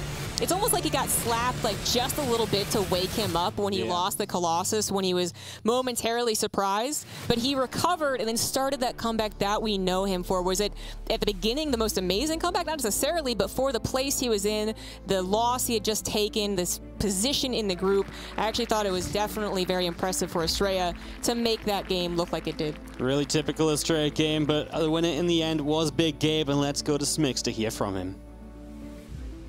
Thank you very much, and congratulations, Big Gabe, with this victory. Now, you are looking pretty damn good in Group C with the win record of 3-1. You've showcased some phenomenal TVP today, so just walk us through it. Were you confident coming into today with your TVP? Yeah, I had some good builds prepared, not specifically for Astrea because I didn't know he would come, but against him I just went standard because of that. But especially against Zest, I kind of had an idea what to do, and it turned out better than expected, so that was pretty nice. Let's talk about 2000 atmospheres, because it was a little bit interesting, where there was a little bit of back and forth going on. There were a couple of moments where it looked like you were going to decisively win, especially when you killed all those disruptors, but then there were a couple of times where it looked like, oh, Astrea's looking pretty good again. What was it like playing from your perspective? It felt pretty good for me, but maybe I wasn't in that comfortable spot after the start because he got the 4th base up pretty easily. I could have maybe denied that, but I don't know. Against disruptors, I feel like a couple months ago I was playing a little bit better. I'm very good at sniping them, but not right now, it feels like. Out of like 5 engagements where I could have sniped them, maybe one time it went in my favor, so that was not too good by me. But still, you were able to clinch the victory in the end. And now, finally, you have one opponent left. It's not another Protoss player. It's going to be a mirror matchup in TVT going up against Bunny. So what are your thoughts on your TVT right now? I also feel pretty good in TVT, but it's a little bit of a boring matchup. It's very straightforward, and yeah, it's hard to like win based on a build order, which I like to do. It's going to be tough. I think against Bunny it's more like 50-50, so we'll see how it goes. We will see indeed, but for now, congratulations once again, Big Gabe with the 3-1 in Group C. Kalaris, back to you. Thank you. Yes, a tense match there for Heromarine towards the end, and unfortunate for Astrea, he is not able to round it out in that second game. For joining me, Fear Dragon as well as Pig. I think, you know, Pig, they're called planetary fortresses, specifically fortresses, for a reason. It's not easy to really attack it at that location. You know, we've won games by diving on them, blowing them up, taking out a key location and withdrawing, but anyone who's ever played against the Terran player has also run in there and had a giant army kind of behind it, the SCV's repairing, and you're kind of like seeing its hit points go down. You're like, it's in the red, it's about to die, it's about to die. And there's 20 SCVs repairing it, it just doesn't go down. It's an unfortunate way because it did look like Astrea was going to give us a game 3 there. But at the end of it, man, I got to say, like, just fantastic play by Big Gabe. You could see the way he was just kind of deflecting all the Phoenix harass, eventually lost the Raven in game 1, but just showed that he was fantastic at all stages. Yep, very nice. Let's take a look at the highlights for you, Joe. Yeah, it's a really, really solid play there from Heromarine, and I think the one key unit that obviously made a huge impact in both of the games was going to be the Disruptor. The Disruptor getting some juicy, juicy connections in both game 1 and game number 2. But at the end of the day, even though the Disruptor connections are really good, I think that Heromarine outside of the Disruptor connections was playing so well. And even toward the end of that second game, we saw how well he was doing of just focus firing down the Disruptors, dodging out of the way, being very, very patient, as I think Zombie was actually pointing out during the match.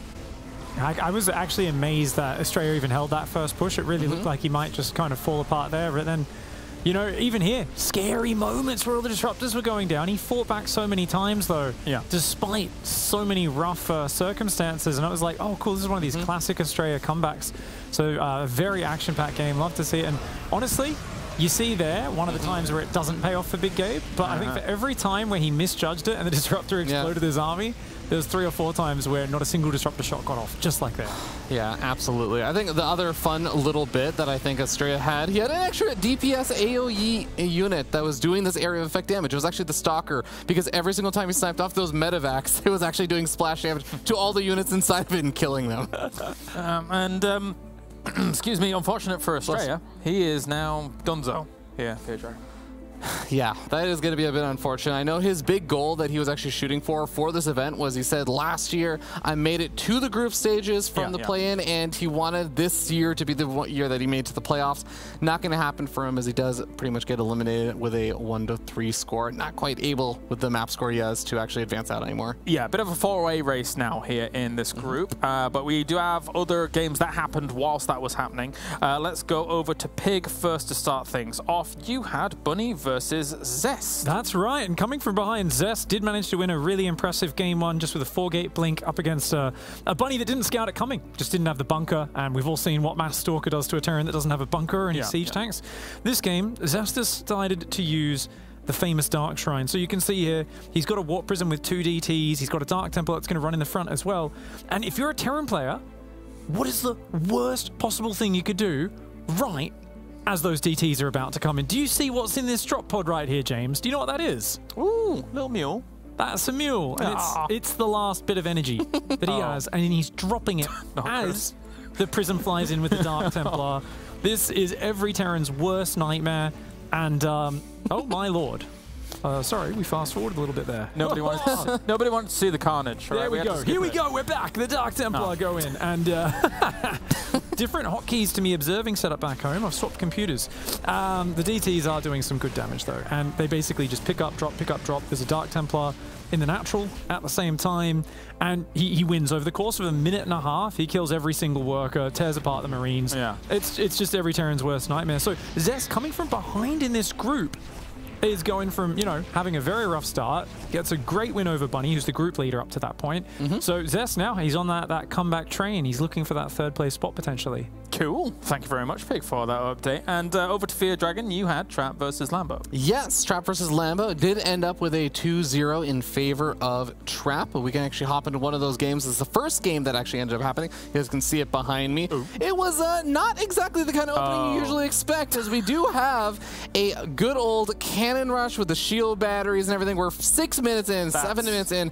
You can see there was no gateways or anything thrown down. It just was straight up, let's get the pylons down, the cannons, and unfortunately Lambo actually scouted this out pretty late, so we ended up getting this third base up, but he has a lot of drones here, funny enough. Really didn't have any queens here for quite a bit of time. This queen just very recently popped. Trap didn't really realize that, so he just ended up continuing to pressure in at the front. You can kind of see over here as we start moving on forward. This is the moment that Lambo says, let's move down the ramp, and it's a little bit tough because you just end up losing a lot of your Ravagers in the kind of move. The queens are now going to be fighting the Void Rays directly on top of the shield batteries. There's even, I think, 1 or 2 of the queens that get involved coming up from above a little bit later on, but at this point, I think this is where Trap really just gets really far ahead.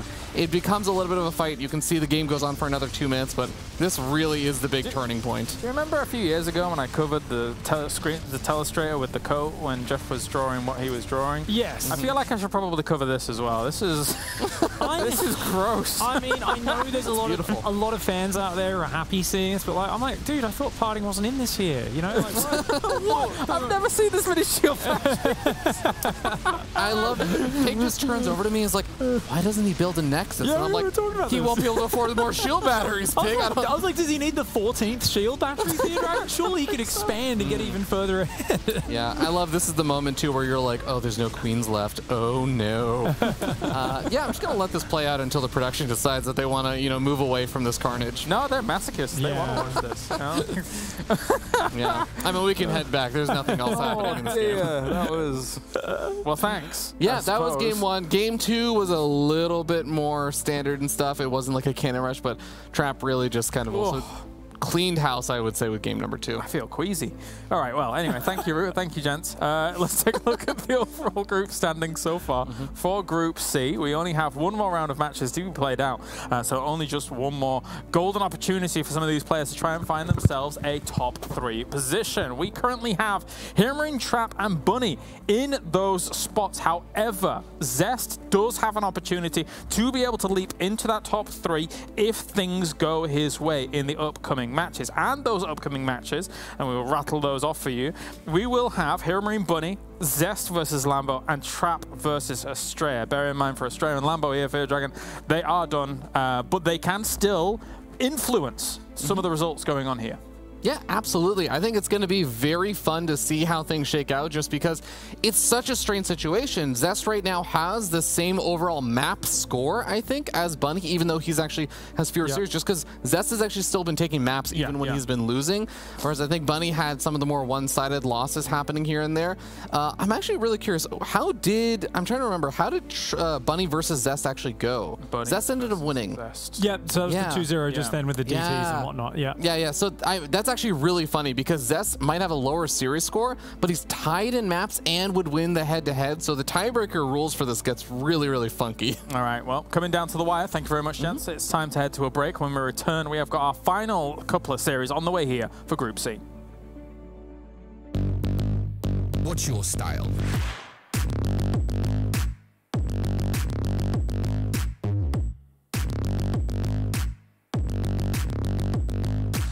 Get your merch at shop.eslgaming.com.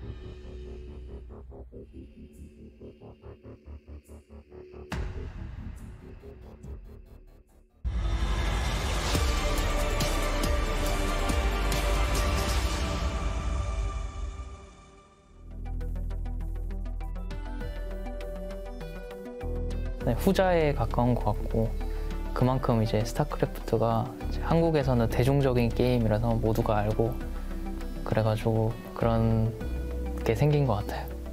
전혀 들어본 적이 없는 이야기고 스타크래프트가 한 한국에서 인기는 한 10년, 20년 전에였으면 뭐 가능한 일이라고 생각하는데 지금은 네, 그 정도는 아닌 것 같아요. 아무래도 뭐 꼭 그렇게 그 아버님이랑 스타크래프트 대결을 한다기보다 그냥 프로게이머라고 하면 좀 어떤 어른이든 어떤 누구든 간에 좀 좋은 인식을 가지고 있는 것 같아가지고 스타크래프트 프로게이머라 하면 네, 프리패스인 건 맞는 것 같아요. I don't know, to be honest, because I never was dating a Korean girl, but for me it wouldn't be an issue, so I don't really, I don't mind. 처음 들어보는 얘기라서 당황스럽고 잘 모르겠네요. 저는 본 적이 없어가지고. I think that is definitely not true. That's absolutely true. You know, I once had to do that the first time I got married in Korea. The father just challenged me to a 1v1 and I lost because I was cold. So that didn't go too well. But then I challenged him again and I won. It's an old meme. I think it was more true back in the day in Brood War. Not so much in StarCraft 2.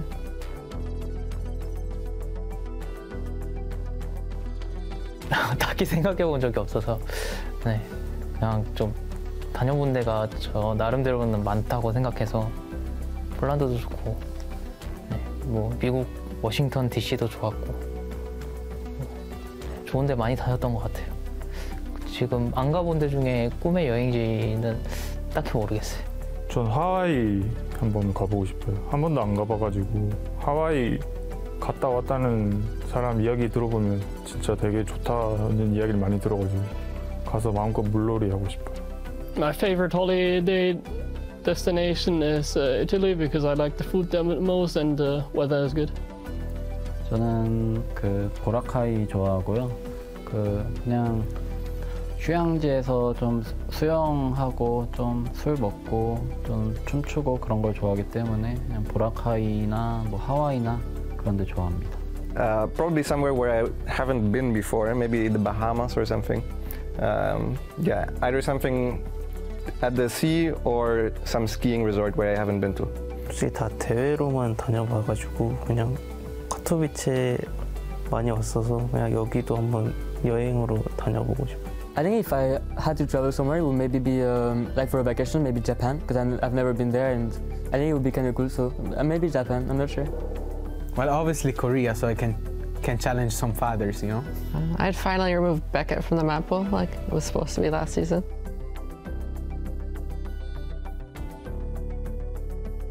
알카노이드라고 엄청 옛날에 이제 한국에서 프로리그 할 때 경기했었던 맵이 있었는데 그런 맵은 하기 싫어요.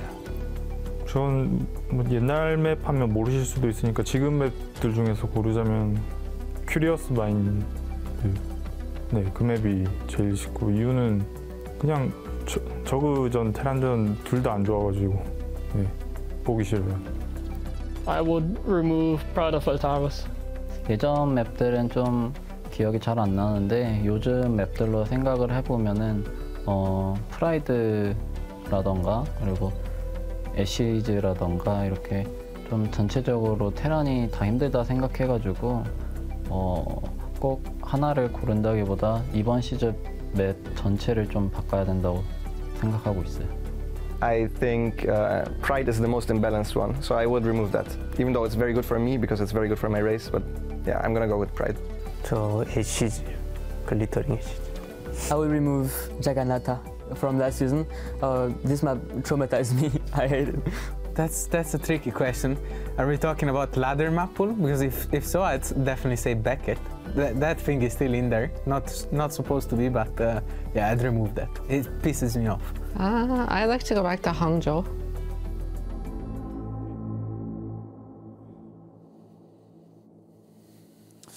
All right, one last series to go here in Group C for all of these players to try and get themselves a decent spot. Although I must say 4 players truly are contention here to get themselves the top 3. Joining me, the Muslim as well as Rotterdam, to talk about some of these final games. And Paul Maru, by the way. And I didn't know that was a thing. I think he was genuinely believing the notion that you would have to, you know, fight a prospective wife's father in StarCraft 2. Just like, if I knew about this, I'd been married 10 times already, you know? I've beaten so many dads out there. But yeah, I liked Reynor's answers as well. Like, wants to go to Korea to beat some fathers. I mean, it's ridiculous. Definitely so.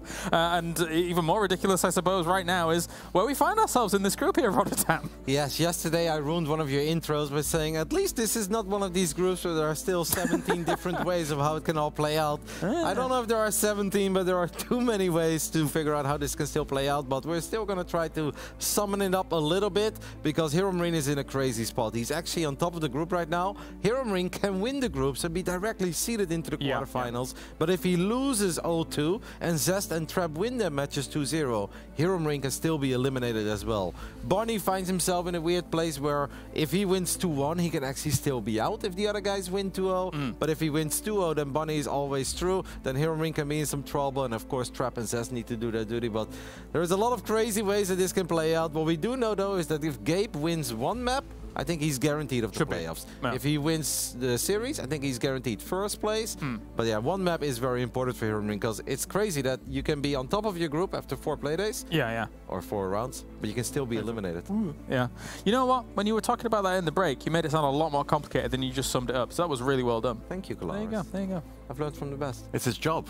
From who? By the way, James, I have an official request. Uh-oh. I just went to the auditorium. There's a lot of lovely StarCraft fans there, and they really want to meet the great Kalaris. What? I actually met someone who said he wants to meet you so bad that they parked next to your car. I believe, trust me, it happened. Okay, I'm now concerned. Well, maybe you should have gone with maybe you should have gone with a different license plate than Kalaris. Okay, yeah, you think I'm a douchebag. Yes. Admittedly, I did have somebody else send me a picture of my car, which is also a concern. So, yeah, anyway. Okay, maybe I'll go into the auditorium so they don't destroy my car. Let's talk about the video games. We've got Buddy versus Heromarine coming up next here in this TVT, which I'm actually quite excited for, all things considered, because of exactly what Rotterdam has outlined here, the fact that Heromarine could top this group. I mean, absolutely. You got 3 players right now that are 3-1, which very different to what we saw in yesterday's group stages. And we all knew this group was going to be close between these guys, but maybe it's the fellas that we didn't quite expect to be owning it, because the fact that Zest is sat in 4th place right now and has to win kind of thing to get through. And I know he's got Lambo left, which Lambo, unfortunate for him, he's had a bit of a bad day. But when nothing matters, that's when he can become scary as well. But that's still not a guarantee, right? Because Lambo is obviously an eager guy. There's also money on the line for each and every single series that these guys play. And Lambo doesn't want to go 0-5. So that's not a guarantee for Zest either. TVT between Bunny and Heromarine is cool. I know we're almost getting ready, James, but once upon a time they did play against each other in the War Chess Team League that I don't like to talk about because the man next to me won it in a very unfair manner. But back then, Heromarine did take out Bunny in a pretty important match. So I'm sure that Gabe remembers that. But I think the Bunny from now is better than the Bunny we had back then. Definitely, definitely. Good job, Ben. Good job. Yeah, unfair having the better team, eh? I suppose so. Benny and the boys. All right, it's time now to head to the final series here in Group C as we have our Terrans facing off.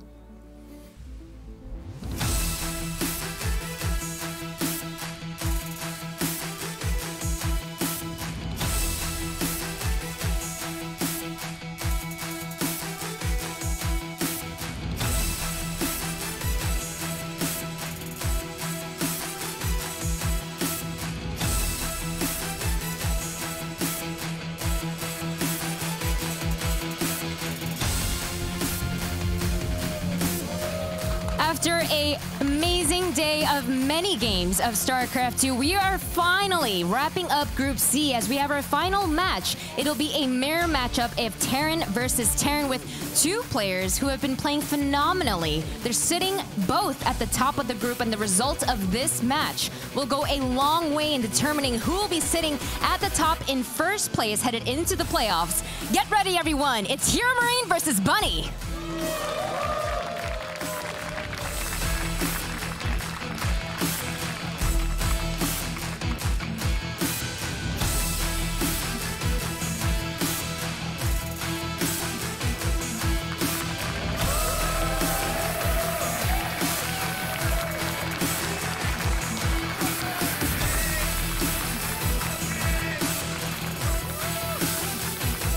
a TVT showdown. The Korean Terran of Bunny facing off versus the European Terran of Heromarine. This is going to be an important match to help decide the standings of the group, to see whether or not Big Gabe's advancement is going to be guaranteed, to decide where other people are going to end up. My name is Sphere Dragon. I'm going to be joined here by Pig as we head into the final match of Group C. Korea versus Germany, and two players who started off the group looking so darned good. Bunny, of course, dropping his first series just before to Zest, some sneaky Dark Templar taking advantage of him. Heromarine did, of course, have a fantastic start to the group as well, but both of them have now dropped a series, and they are facing off in a TVT. We've seen some fantastic TVTs this event so far, Ravi, haven't we? It's been a lot of action back and forth. I do classically think of Bunny as this hyper-aggressive kind of multi-dropping Terran, but he's also evolved a lot and become kind of a bit more well-rounded in the last year or two, hasn't he? Yeah, absolutely. I think it's been really, really stellar to see the evolving of Bunny. I feel like if you looked back at Bunny a couple of years ago, he would be one of those names that you would see maybe in like the round of 32 or something of a GSL, and you'd be like, yeah, Bunny is a good player and he can do okay, but he's not a top talent player like a lot of the other names you would be listing off that could be tournament winners. Bunny, I feel like, has come further and further along, and he really is one of those players that can compete with the best. But I think here at Katowice, this is going to be the stage he can show he's more than just a competitor. He is capable of making the really deep runs. Already outperforming expectations, both of these players, in fact, even though Big Gabe also is a player who's very well respected in the European scene. When it comes to those big World Championship and Premier International events outside of the European region, making it through to the top 8, the top 4, the finals, definitely something which has eluded these guys in the past. But I mean, they have already, like I said, outperformed what a lot of the people would have said. They would have said, oh no, these guys, they're good players, but when they get there to the group stage, everyone's too strong, there's no way. already they've put that one down, they've put that to rest, haven't they? And I can't wait to see how it develops, as we are going to be getting to our first map here. In the bottom left-hand side, the red Terran player representing Team Envy. It's Bunny.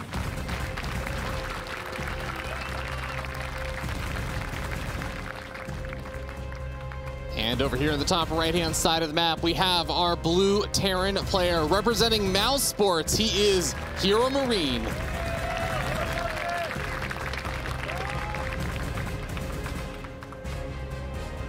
I like the way that you phrase that, Pig, because I do think that both of these players are extremely talented individuals who have had strong rises over the past couple of years, but both of them, I think most people consider to be just barely one step below the absolute top notch of the competitors. And I think, again, this is going to be a big opportunity. Even to say if you can advance out of your group in first place, you get seeded into the round of 8, you get to skip an entire round of the playoffs, where you could potentially dodge some incredibly good players and really just increase your chances of making it to the semis, making it to the finals. Indeed, dude, that round of 12, it's always a rough one, and just that beautiful prize of getting first place in your group, it's like, oh, come on, please, please, please. Oh yes, I don't have to play Dark or Rogue or someone like that. Yeah, it's not, you know, small beans in terms of the competitors you get to skip playing. Some pretty sick prizes there, yeah. Sometimes you kind of, you know, go through an upper bracket without dropping a series, and at the end they're like, you get a map advantage, or sometimes not even that, there's no advantage. And this one, it's like, all right, skip a whole round, not bad at all. Now, Heromarine has played safer, he's gone for the SCV Scout, sees the factory, no attempt to wall off there by Bunny, instead he's put the spotting depot on the top where the Reaper ledge is. Of course, Bunny did not go for that SCV Scout, so he's happy playing a little bit riskier. Now, we talk about that risk as if it's like, yeah, against a Terran player, because they could proxy 3-Rex you, but you're playing Heromarine. He's not going to open up this series with a proxy 3-Rex. Like, yeah, he's a bit more aggressive and unpredictable than he used to be, but I like the risk from Bunny. I think it's a very small risk, and it's a good way to get just a bit of extra mineral mining at the start. Your command center is going to be down earlier. Kickstart to your build order. Well done. Yeah, it's definitely going to show a little bit of the difference in mentality that both these players are going to be approaching this series with, just because Big Gabe is well known for being that kind of standard, safe player that says, yeah, I have a lot of confidence in my overall long-term gameplay style. And I think Bunny is definitely the player who's willing to throw out a couple of risks here and there, because he knows it does also make him a less predictable and harder to beat player. Indeed. nightmares about the multi-drops of Bunny, even at a time when he was really not as respected as a player. There'd be these like beautiful moments where he'd be playing a Terran versus Zerg and suddenly have 4 different drops going at once in different areas, and not a single unit would be going down every time, picking them up before they die. And it's just kind of like he's got that talent, that skill, the speed. He started to back it up and round it out, because in 2022, you cannot be a one-dimensional player and compete at this level. You have to have the full toolkit. Absolutely, especially when you're competing at this high of a level as these players are. Now, we do have that Widow Mine opening up over there from Bunny, so he's going to have that as a nice little safety precaution if Heromarine decide to push across the map, but he hasn't really. He's been sticking back at home to his base, not really diverting too far off. Bunny did go for a little bit of scouting around on his side of the map, checking for any potential proxies or anything, but here we go. Heromarine got his 3rd Hellion, got his 3rd Reaper, and is ready to try and poke forward. And Bunny's going to be able to spot this out very shortly if you move that Hellion just a little bit further forward, but just barely misses it. Yeah, this is a big attack. If they can dive in and get on top, it will be big, but the Widow Mine is always a big obstacle to this sort of aggression. Heromarine going to need to just split a Reaper, preferably in front of his army, pull the Widow Mine splash away from the rest of his force if he wants to dive in there. But interestingly enough, Heromarine not diving in, looks like he's going to wait. He's going to hope, hey, if he hasn't seen me, he doesn't know I've committed in these units. If I attack into a Widow Mine and the Cyclone on the ramp, it doesn't go well. But if I wait, maybe he comes out to me, I get a free Cyclone moving out on the map to scout, a couple of Hellions, and then I can run in and kill the workers.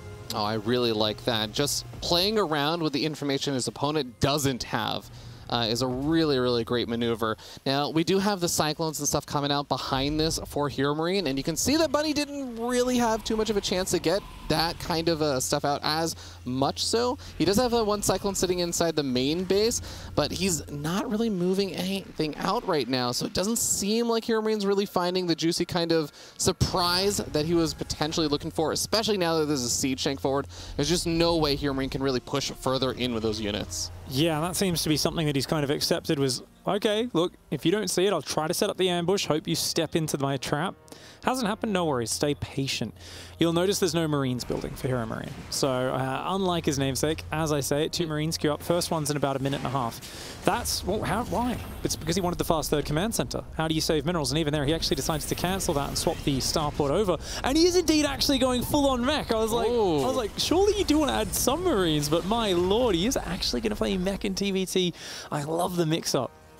This is going to be really funny because I want to know, as Bunny throws down his own 3rd CC around this, not too far behind Heromarines, when is he going to be moving out? When is he going to be getting information? Because so far, Bunny has been playing very close to the chest. He's not done anything. He is going to finally move out, burrows that Widow Mine a little bit further forward after losing the 1st Reaper, and then just backs off.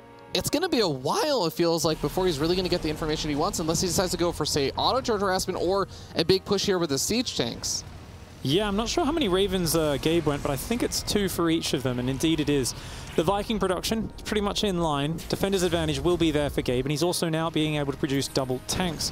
Oh, he's actually going to go forward for a bit of a fight in the middle, but he does get caught out. Bit sloppy from Gabe. Most of his units survive. The Reapers will regenerate with those combat drugs. Hellion here being a nuisance, says you can't land here, and I can burn some SCVs down. And it's just going to be a bit of an annoying.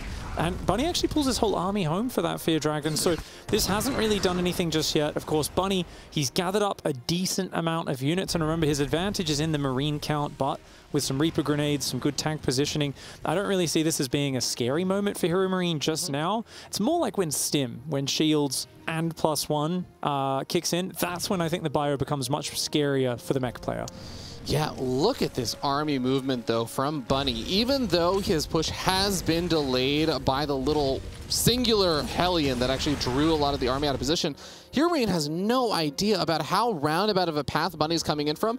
And Heromarines units, a lot of them are on the front lines of Bunny's army. Now, Heromarine may have just noticed the rally coming across the map. That should be a good indicator that something is coming. But Heromarine, he's not entirely set up just yet. The scan comes down. Heromarine tries to reposition. He gets the siege tank going. But the interference matrix on 3 of the siege tanks is going to make it really difficult. That is massive. The Viking land was immediate from Heromarine. It may be his saving grace. His Hellions come in. That one tank that was still firing goes down. The Reaper Hellion gets back here. The 3 tanks. The interference matrix wears off. And great scrambling hold for Heromarine. Bunny landing those Vikings, a bad idea. Thought he could take out the tanks. He trades 4 Vikings for 1 tank. Heromarine with a fantastic hold with literally 0 time to prepare that defense. That was perfect. That was incredible. Even with all 3 of the tanks getting interference matrix, he still got the siege up before it happened, so they were ready to fire as soon as that expired. He did, like you said, the quick reaction on the Vikings landing, and now going to be able to catch 2 tanks in the center of the map before they can really get home. Hellions, Reapers, and a Cyclone taking those units out.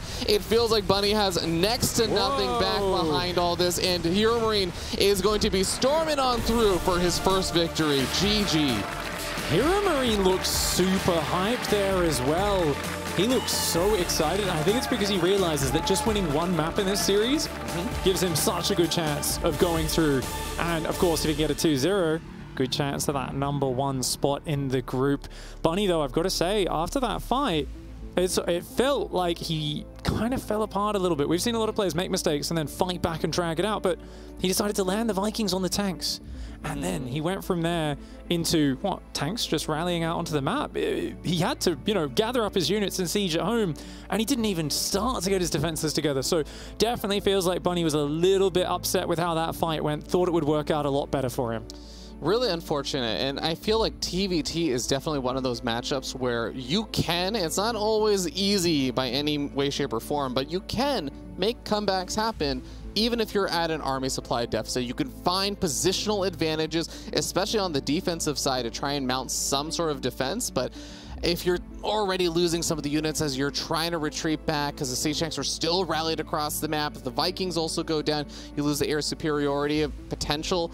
Things are definitely not going to go your way on that defensive. So a little bit unfortunate. We're going to see if a Bunny can rally in game #2 and make something happen, because it was looking like a pretty interesting shaped game before that singular moment Bunny decided to pounce.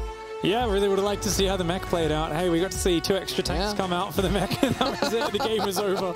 So not really a full-fledged mech game, but does show what he's made of. I believe Bunny had scanned the factories as well, so, you know, should have realized completely, yes, this was actually a mech build, and go into map #2 prepared for it. Not to say that he's going to do the same thing, though. I mean, these guys are always changing it up in this tournament. We've seen a lot of prepared builds so far.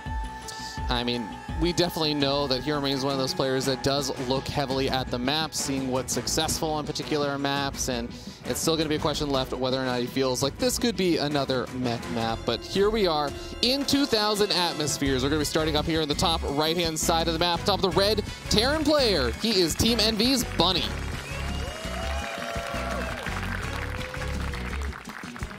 And his opponent in the bottom left side, the blue Terran player, hailing from Germany and representing Mouse Sports, it's Heromarine.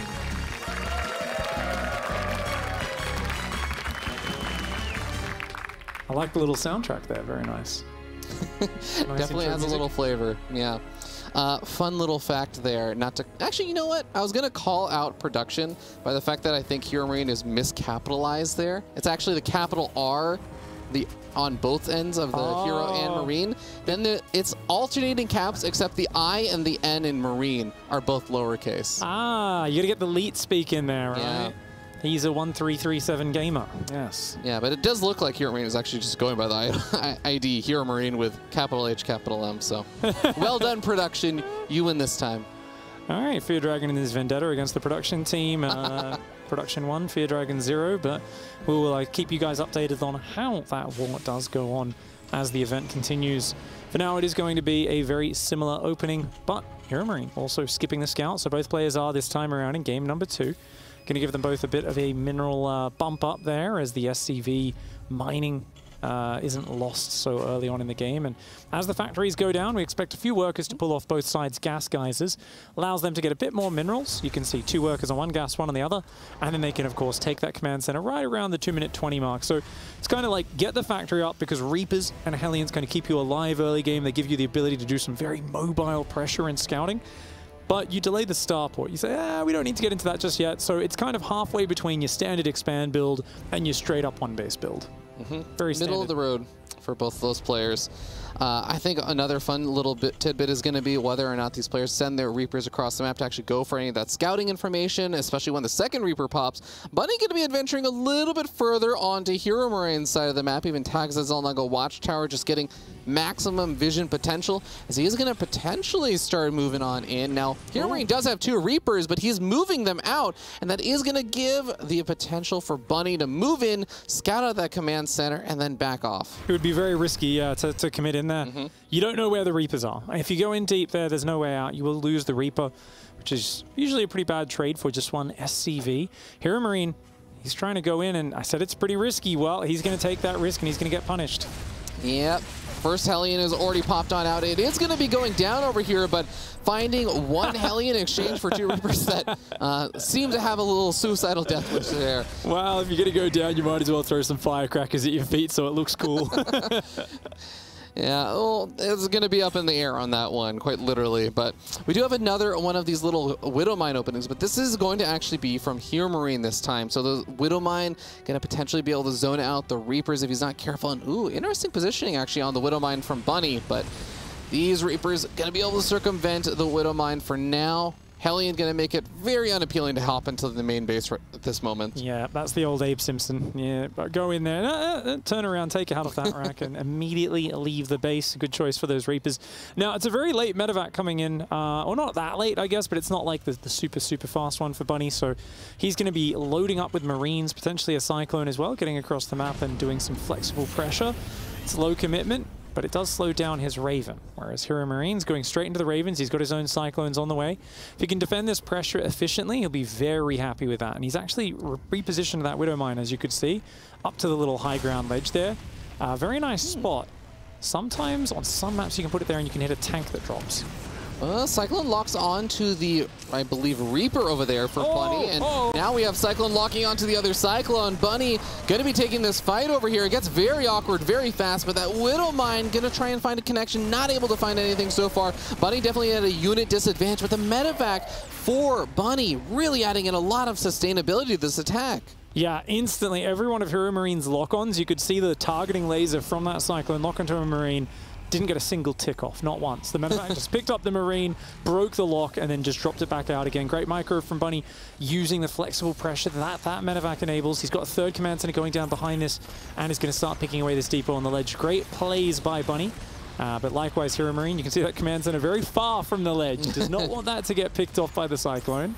Yeah, a lot of good strategic decisions coming out of Heromarine in comparison to the micro potential there of Bunny. So a little supply block coming on out as we are seeing another skirmish over here. The Raven taking a few shots, but we can see the Cyclone damage over there from Bunny is really great. This Siege Tank, though, is going to put an end to that little poking and prodding on the low ground of a third base location. And Bunny is going to have to at least rotate around, and he's got a Siege Tank now to join this fray. Yeah, I mean, he really does not have any significant army advantage over Heromarine, but Bunny is looking for the positioning advantage. It's just catch him from surprising angles, keep him uncomfortable, and hopefully he messes up his macro a little bit and slows it down. And hey, if he does mess up, you're suddenly in his natural, you're killing workers. Whereas if you mess up, you've got a lot of space to retreat, gather your defenses together before you then have to commit to that next step. This army gathering up on the right-hand side, getting a few more reinforcements before trying to poke in. We'll see if Heromarine is going to actually catch wind of it right now. Heromarine does have that singular spotter just around those destructible rocks to try and see what's going to be happening from that angle. It is actually the Widowmine, interestingly enough. Is he actually going to get a lock on? Cyclone plus the Raven, a little bit too strong. He does see the angle of the potential attack, so Bunny going to be happy with the little free pickings he got there and back on off. I want to note that there was also a Widowmine, I believe, from Bunny over by the low ground third base of Heromarine. Also got that picked off as well. Trades on all sides, but Bunny with the map control, you can see the pressure it puts on Heromarine. The worker count just slowly creeping ahead because Bunny's so unafraid.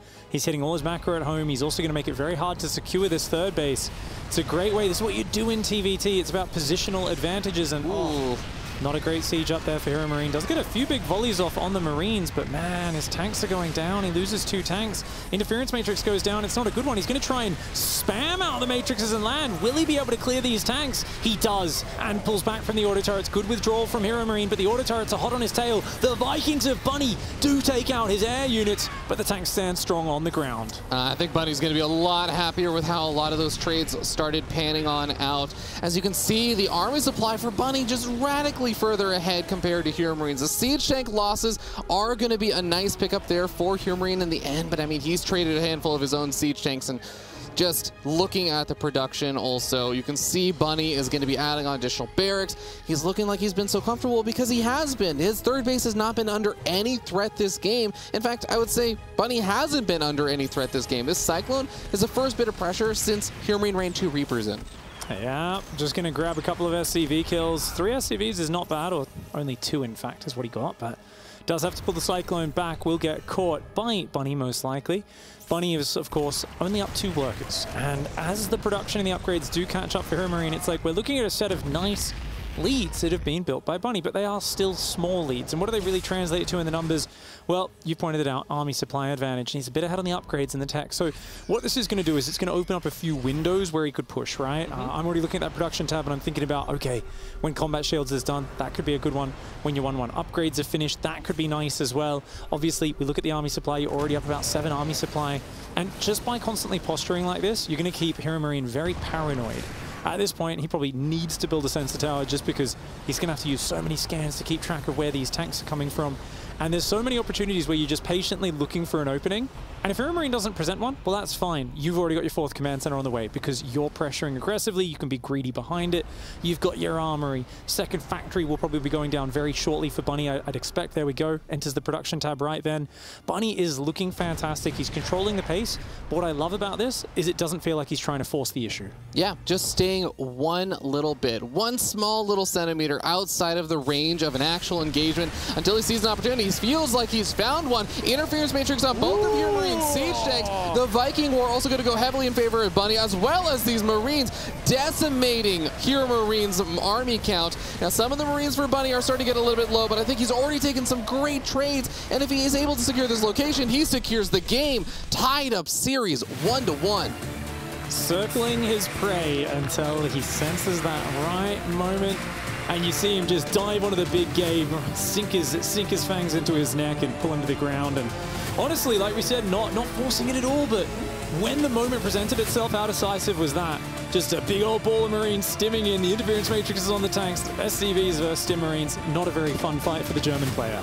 I think it's so difficult to actually pull off that kind of style really effectively as well as Bunny did. Because the things that you have to do, you have to, 1, have the multitasking capabilities in order to constantly keep an eye out on your army, because you can't get jumped by your opponent. If your army is always sitting right outside of your opponent, they also can try and find an engagement or force a fight if you are not looking. Yeah. So 1, you have to have multitasking, and 2, you have to have a lot of patience. You have to have the maturity to look at the situation and in a moment's notice say, no, okay, I'm not going to take this one, but still be willing to jump in if you do find the opportunity.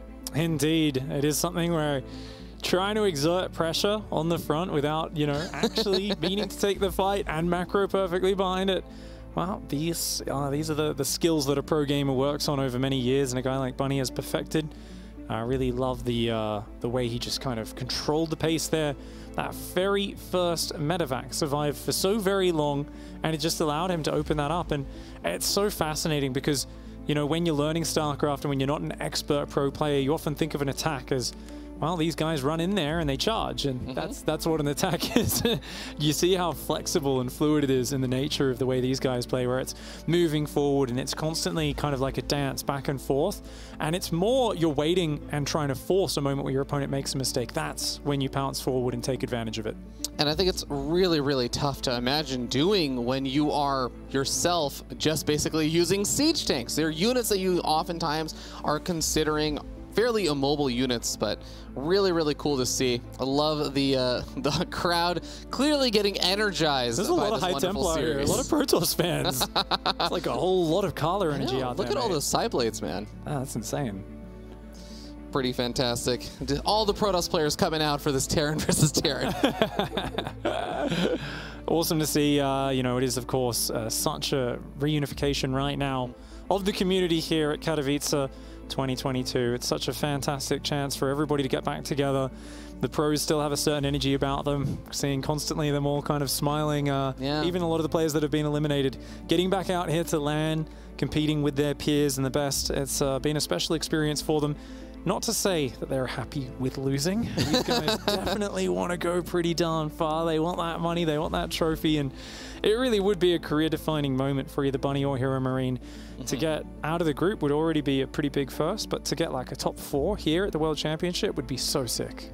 It would be incredible. It would really solidify their position in the history of StarCraft, I would say, to be able to make it in this kind of global finals that deep of a run and really move them up on the echelon of their ladder and their position, I would say, in the scene. So it looks like we're still waiting to get into game number 3 as things just sort of settle in, but map seems to have been picked on out in this tied up series 1-1. Remember, first place still on the line. The potential of getting eliminated still on the line for these players, as well as the other matches that are also happening at the same time. Everything is going to be decided sometime during this game.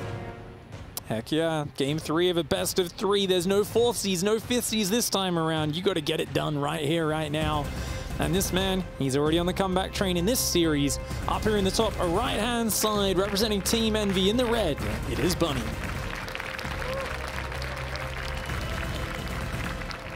And down here in the bottom left-hand side of the map, the blue Terran player from Mouse Sports, the Meisterschaft winner himself. He is Heromarine.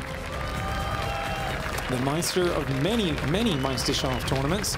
Whoa! The crowd's on fire, mate! It is absolutely lit out there, Pig. Oh, my lord. People are excited to see some TVT, and to be fair, highest chance of buildings being set on fire. This is the matchup for it. Zerg buildings bleed, Protoss ones, I don't know what happens to them. There's sparks and stuff, bits of electricity that comes out of them as the pieces break off. But the Terran buildings are the ones that actually get set on fire and do burn down. Do you know the rules for how a building gets set on fire, Ravi? I believe I do. It's at 33% that it starts burning? I think so, yeah. I believe so. Wait, did you ask me not knowing yourself? That's what I always do. I just like to test people as if it's like something. No, it is actually exactly 33%, yes. So Fun fact, I actually asked that to a lot of pro players, and I would say around 50% of them thought it was 50% hit points. It starts burning down. And I think there was one player, I'm not going to name names on this one active pro player who thought it was 75%. What? If a building, they thought if a Terran building had 75% of its hit points, it would start burning down. Oh my gosh, these pro games. I mean, you just see, I saw the content yesterday I was playing, asking all the players, can you name the maps in the pool? And they're like, glittering ashes. Forgot. I'm like, what? One map, really? Come on, guys. It's pretty funny, but you know, as the more you talk with these players, you really do get a sense that so many players just have a feel for the game, right? There's just things that you feel, you don't necessarily know the exact amount of damage a Marine is doing with +2 weapons, but they can tell the difference after watching a Marine attacking something for 3 seconds, whether it has +1, +2, or +3 sometimes. 99% of the time, except if it's your own Colossus and you didn't get Colossus range, you'll never notice. If you've forgotten combat shields, it'll take you 7 battles before you realize, why are my Marines dying so quickly? And yes, this even happens to pro gamers far too many times. That is still, to this day, one of my favorite little things to have happen in a PvP or a PvT, where you realize much later on, that in fact never came out. To quickly talk about this game, we did have some pretty normal openings, so I want to mention, I think we've had not too much scouting really happening on the map. Bunny did go scout around a little bit and around his own base, but really just for proxies, didn't go across the map at all. And he's actually done a 1-Rax expand, incredibly greedy build, but he got the quick factory up, so he's got these Hellions pumping out really early. So this was gas first into expand, I believe. He's got 4 Hellions coming out, so if Heromarine were to do like a 3 Reaper, 2 Hellion pressure, he's going to run into 4 Hellions. So that's very, very good for Bunny if he could get, as long as he gets any splash damage on the first volley, essentially. And behind that, are we going to see Banshees? Doubt it. Raven, there we go. Cyclones on the way for Heromarine. So Heromarine did kind of the same as what we saw in the previous 2 games. The double gas opening, much later command center. He's lower on economy, but he will have smoother tech, right? And that he's already got the Cyclone, the Raven's only a few seconds behind. Usually, even though you'd think, oh, Bunny's got better economy, I find that in this scenario, it's actually the player in Heromarine's shoes who has the tech unit advantage right up until like sometimes the 8 or 9 minute mark. Yeah, it's always tough to overcome some of those differences depending on the opening, but here's that massive swell of those Hellions coming across the map, and go figure, it would be Bunny to be a little bit aggressive, a little bit faster.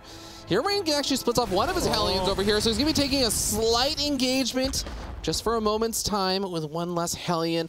Does have that high ground advantage, though, and you can see that I think he does get the better end of that in the end. Yep, both players just go back home, and no chances being taken on either side as the third command center goes down for Heromarine. Heromarine starting a depot, 2 depots there, as he's at 53 out of 54, and he realizes what's about to happen. Supply block, everyone's worst nightmare, and I think he was a little shocked by the Reaper, the Hellion count that he ran into, so maybe just a little distracted at that moment. Bunny, on the other hand, has not really been missing a beat with his production, and this is going to allow him to catch back up. I was saying, oh, tech advantage should go to Heromarine. Supply block undoes that. So a small unforced error for Heromarine is going to get rid of that tech lead he had, and now it's just, okay, you're in a very similar circumstance, but you're down 4 SCVs. Well, first Raven's going to be, or second Raven's going to be popping on out over here for Heromarine. Does queue up a third Raven as well, and Bunny's still sharking around, but now he's got that Cyclone, the Power Cyclone, looking for any opportunities to lock onto some units, get some free pickings over here. These early game micro battles can often just times boost some of that confidence level. Sometimes you can find some really big snags with the force of a Raven or a Medevac or something. But so far, both these players have been microing pretty well, making sure they're not taking any big losses. And the scan actually comes down from Bunny, confirm what's happening inside that main base of Heromarine. He is going to be the third command center finished up, and the tech lab on that factory producing those siege shanks, as well as additional Ravens. It's mech time, Fear Dragon! Wow. Right as the scan disappears. Yeah, I mean, it's one of those scans you're like, there's no clear evidence of either one just yet, so you don't really know. He might already be thinking about it, but Heromarine apparently is liking the mech at the moment as Bunny drops extra barracks and his stim to go in that direction. Heromarine going to expand along the edge of the map in a straight line, which of course will make it so Bunny can't kind of like pick up and run around him. Actually, Bunny is really getting in deep here. I didn't think he was going to push, but he was really looking for an angle. Quite a few units, and Heromarine's finally going to catch wind of this. His siege tank is already sieged up, and that looks like with the scan coming down, he's going to be enough to push Bunny back. Now, Heromarine really needs to keep an eye out on this army. He needs to know the angle because both the third base and the natural have an open location that can be very difficult to defend both at the same time. But if you're in position, you will have the tools needed to try and defend. Oh, he's going for it. He's going for it. Okay. Oh, you could tell Bunny really wanted to take that, but he says, oh, you know what? Don't quite have the position just yet. Third tank just rolling on up. There's 3 tanks for Heromarine setting up as well. Viking advantage is going to be really important. If you've got that, you can just kind of start the airfight, initiate, and actually get ahead. But you can see 2 Vikings ahead for Bunny. They are rallying across the map, so maybe Heromarine could pick a fight when they have even numbers. It's going to be dicey, though. It's important to note that as all this is happening, Heromarine has got his factory starting on up, but here we go. Heromarine going to try and charge on forward. Interference matrix is coming out on those siege tanks. Auto turrets being thrown down on both sides. On the top right-hand side, we see Bunny's army is starting to overpower Heromarine's a little bit. His siege tanks are still alive as well, and the interference matrix siege tanks are all starting to go down. Bunny claiming victory in the fight. Heromarine still has a bit of supply left over, but I think a lot of it's in production. SCVs have to come off the line to help defend. Oh, SCVs into the Hellions. That's not what you want. Their flamethrower is getting maximum splash damage there. And that is going to be a devastating, devastating victory for Bunny. 32 SCVs killed. And he's not even done yet. He's still got units forward on Heromarine's side of the map. Heromarine there just took a devastating loss, and it looked like the numbers were close, but it just shows how even just 1 or 2 units make such a big difference. And I'm not sure if that goes back to the earlier supply block or some other small mistake, but Bunny just, even though his Ravens were slow to the fight, he dropped a harassing auto turret. You saw the interference matrices went down first for Heromarine, but you've got to remember that because Heromarine was the one attacking, he had to move his tanks in range, then siege them up. So the auto turrets, you know, the interference matrices, all that stuff got used by Bunny in time. Was able to clean it up, and now dropping a 4th command center, talk about taking a lead. Yeah, I want to note that well before any of those big trays just happened, we saw that Bunny saw Heromarine was well set up, well defended. He started up his +1 weapons for the infantry, and he's about to finish that up. So +1 infantry weapons plus the armor for his bio is going to make these engagements even tougher for Heromarine. Now, Heromarine did have all of his factories only just starting to finish up. He didn't have the burst of production, and still going to be pretty hard to have a burst of production after losing so many SCVs, but he is looking to do something here. The awkward thing is he doesn't know Bunny is already on his side of the map, and I'm not sure that Bunny knows that Heromarine is about to be on his. Indeed. Bio stimming on forwards, going to be diving on. No, he's pulling home. Oh, so surprised by this army. Heromarine with a desperate counter push. Bunny changes his mind. He says, no, actually, let's go in. Tanks and Hellions, if they can get up on the high ground, maybe he can defend the ramp and the production, but he's not going to be able to raise his depot. The tank's going to get some shots off, but the bio already cleansing it. And look at that, quick boost up onto the high ground. He gets in there. Heromarine on the other side has a siege up on the bottom of the ramp. Vikings taking out some of those units on the high ground. But of course, Bunny has so much production in this main, and every cycle that he's allowed to build more Marauders is a big problem for Heromarine. It is going to be a massive problem. Heromarine clearly down a lot of supply, but it is mostly workers right now. Bunny still yet to try and find an escape mechanism for these SCVs to get on out of there. But Bunny also has the bottom base just south of that main base that he's at right now. So Bunny is actually killing off these command centers over here in the main base of Heromarine. Heromarine is trapping in a lot of units, but he's still also going to be finding some trades here. He's going to be bleeding out more and more units. And at the end of the day, Bunny feels like he's going to have a longer-term game plan. Yep, Bunny's got just way more tools on the board right now, more pieces. And, you know, sometimes it's like, hey, a queen can be worth a whole lot of pawns. Well, they're kind of basically working with the same pieces. So when you've got 2.5 times as much supply, it's pretty darned good for you. As you said, Bunny is still mining from the bottom. He does finally get supply blocked, which cuts his production off. But he's got money coming in. This handful of tanks is, of course, the last chance for Heromarine, but a big bio army there is preparing. And I think when Bunny comes back, he's just going to set up a flank, come in from the other side of his natural, collapse on it with a giant spready of Marauders. Yeah, a couple of these factories going to get picked off. That is the final orbital command, but here we go. Bunny pulls the boys a little bit before the rest of his army arrive and ends up losing quite a few SCVs. That is the single way I think Heromarine can start trying to find some even up of this army supply. Vikings almost pick off one of those medevacs while units are still inside of it, and Heromarine takes the air superiority lead. And you mentioned the supply block earlier. It means that while Bunny is now unsupply blocked, he didn't really have a lot of units actually being produced right there. Heromarine really tying up these army supplies like quite a bit, and he's gotten his orbital command to a place he can start mining from with production. Are you kidding me? He flew them across the entire map. Heck yeah, a couple of factories, a barracks command center starts mining with mules. The dream is alive. Well, it is in the fan of Big Gabe's, you know, minds, but right now there is a small chance, and Heromarine doing everything he can to work it back into a realistic chance. Of course, Bunny has not really dropped the ball, though. He's got actually 5 tanks of his own. So he's got more tanks than Big Gabe, and he's got Marines and Marauders.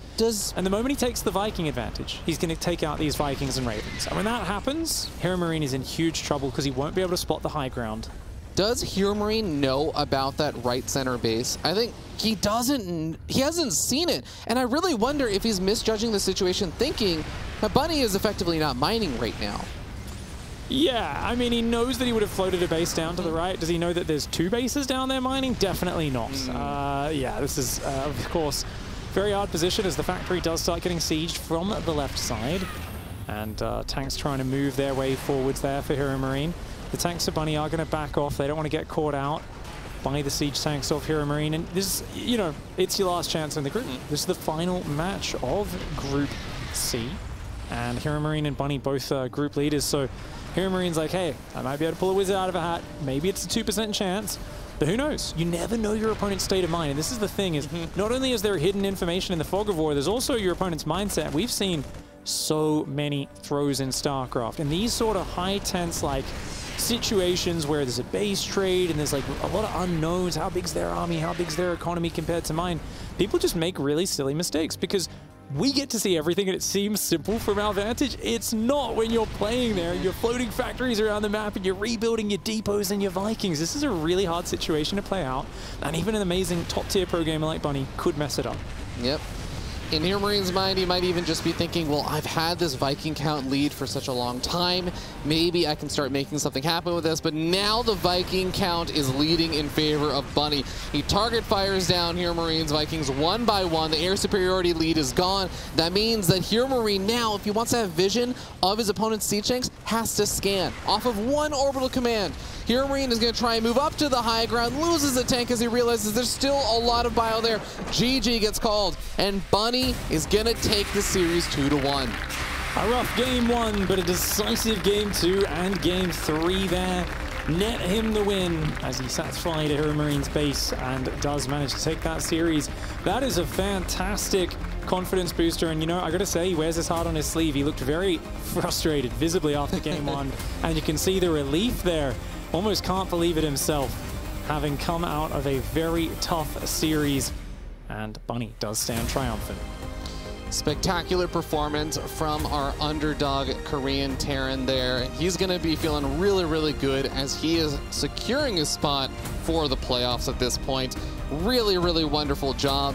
And I'm really looking forward to seeing how he's going to be able to fare there, as it is just still going to be a really, really great playoffs, given that I think there's still a high chance Heromarine still going to possibly be there with his map. There's a high chance he'll possibly, maybe, there's a very good chance. Of course, crunching the numbers, I leave to our lovely resident elephant brain, Rotterdam. He's the only person capable of understanding how these sorts of group stages work. But for now, let's hear from the man who just won an awesome match up there on the stage with Smix. It's Bunny. Thank you very, very much. Holy crap. Congratulations, Bunny. You have been to so many different Katowice events, and finally, today, for the first time ever, you are making it to the playoffs. Tell us, what does this mean for you? 일단 이재선 선수 너무 축하드리고요. 6번째 월챔 도전으로 드디어 오늘 처음으로 플레이오프 진출을 하셨는데 소감 한마디만 해주세요. 네. 아니 황당한 이 겨우 12강 아니면은 8강 진출인데 너무 좀 한동안 아니요 엄청 오랫동안 좀 간절했어가지고 이런 적이 처음인데 이상하네. 너무 기뻐요. He said, I feel a little flustered right now. I know that this result is either the round of 8 or the round of 12, but I can't help it. I feel very emotional, and you know, I think it's just because for so long I've just been so desperate for a great performance like this and to make it this far. So I just feel very, very emotional right now.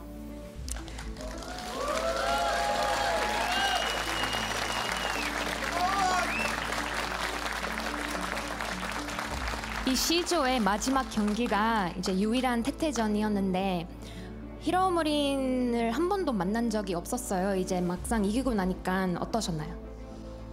우선 Oopsies.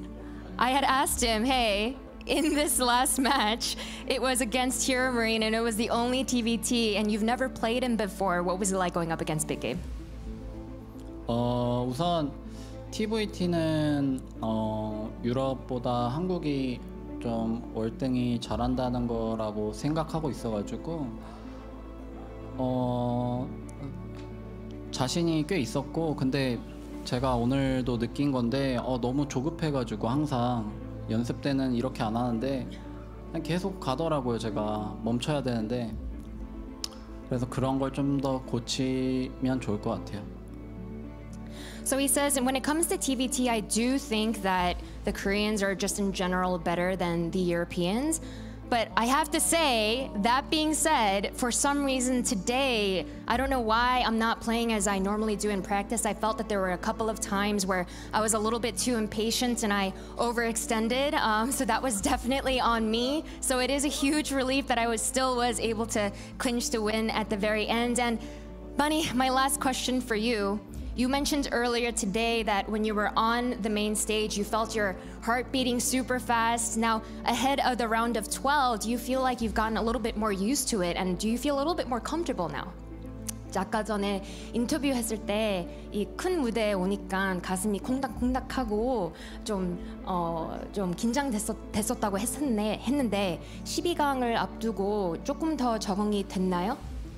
아까 처음에 그 성호 형이 트랩이랑 할 때는 좀 되게 오랜만에 이런 큰 무대에 서서 더 그랬는데 방금 할 때는 무조건 이겨야 되니까 지면 떨어질 가능성이 높으니까 그런 생각이 별로 안 들더라고요. 그냥 집중할 수 있었어요. So earlier when I was going up against Trap, because it had been so long since I've been playing on a stage like this, I definitely was very, very nervous. But coming into this last match, because I knew it was a do or die situation, I knew if I had to advance, I absolutely needed to win, because if I lost, I knew it would greatly increase my chances of potentially not making it to the playoffs. So luckily, the nerves didn't affect me nearly as much as was evidenced by the end result. But for now, congratulations once again, Bunny. You are finally going to the playoffs here at Katowice.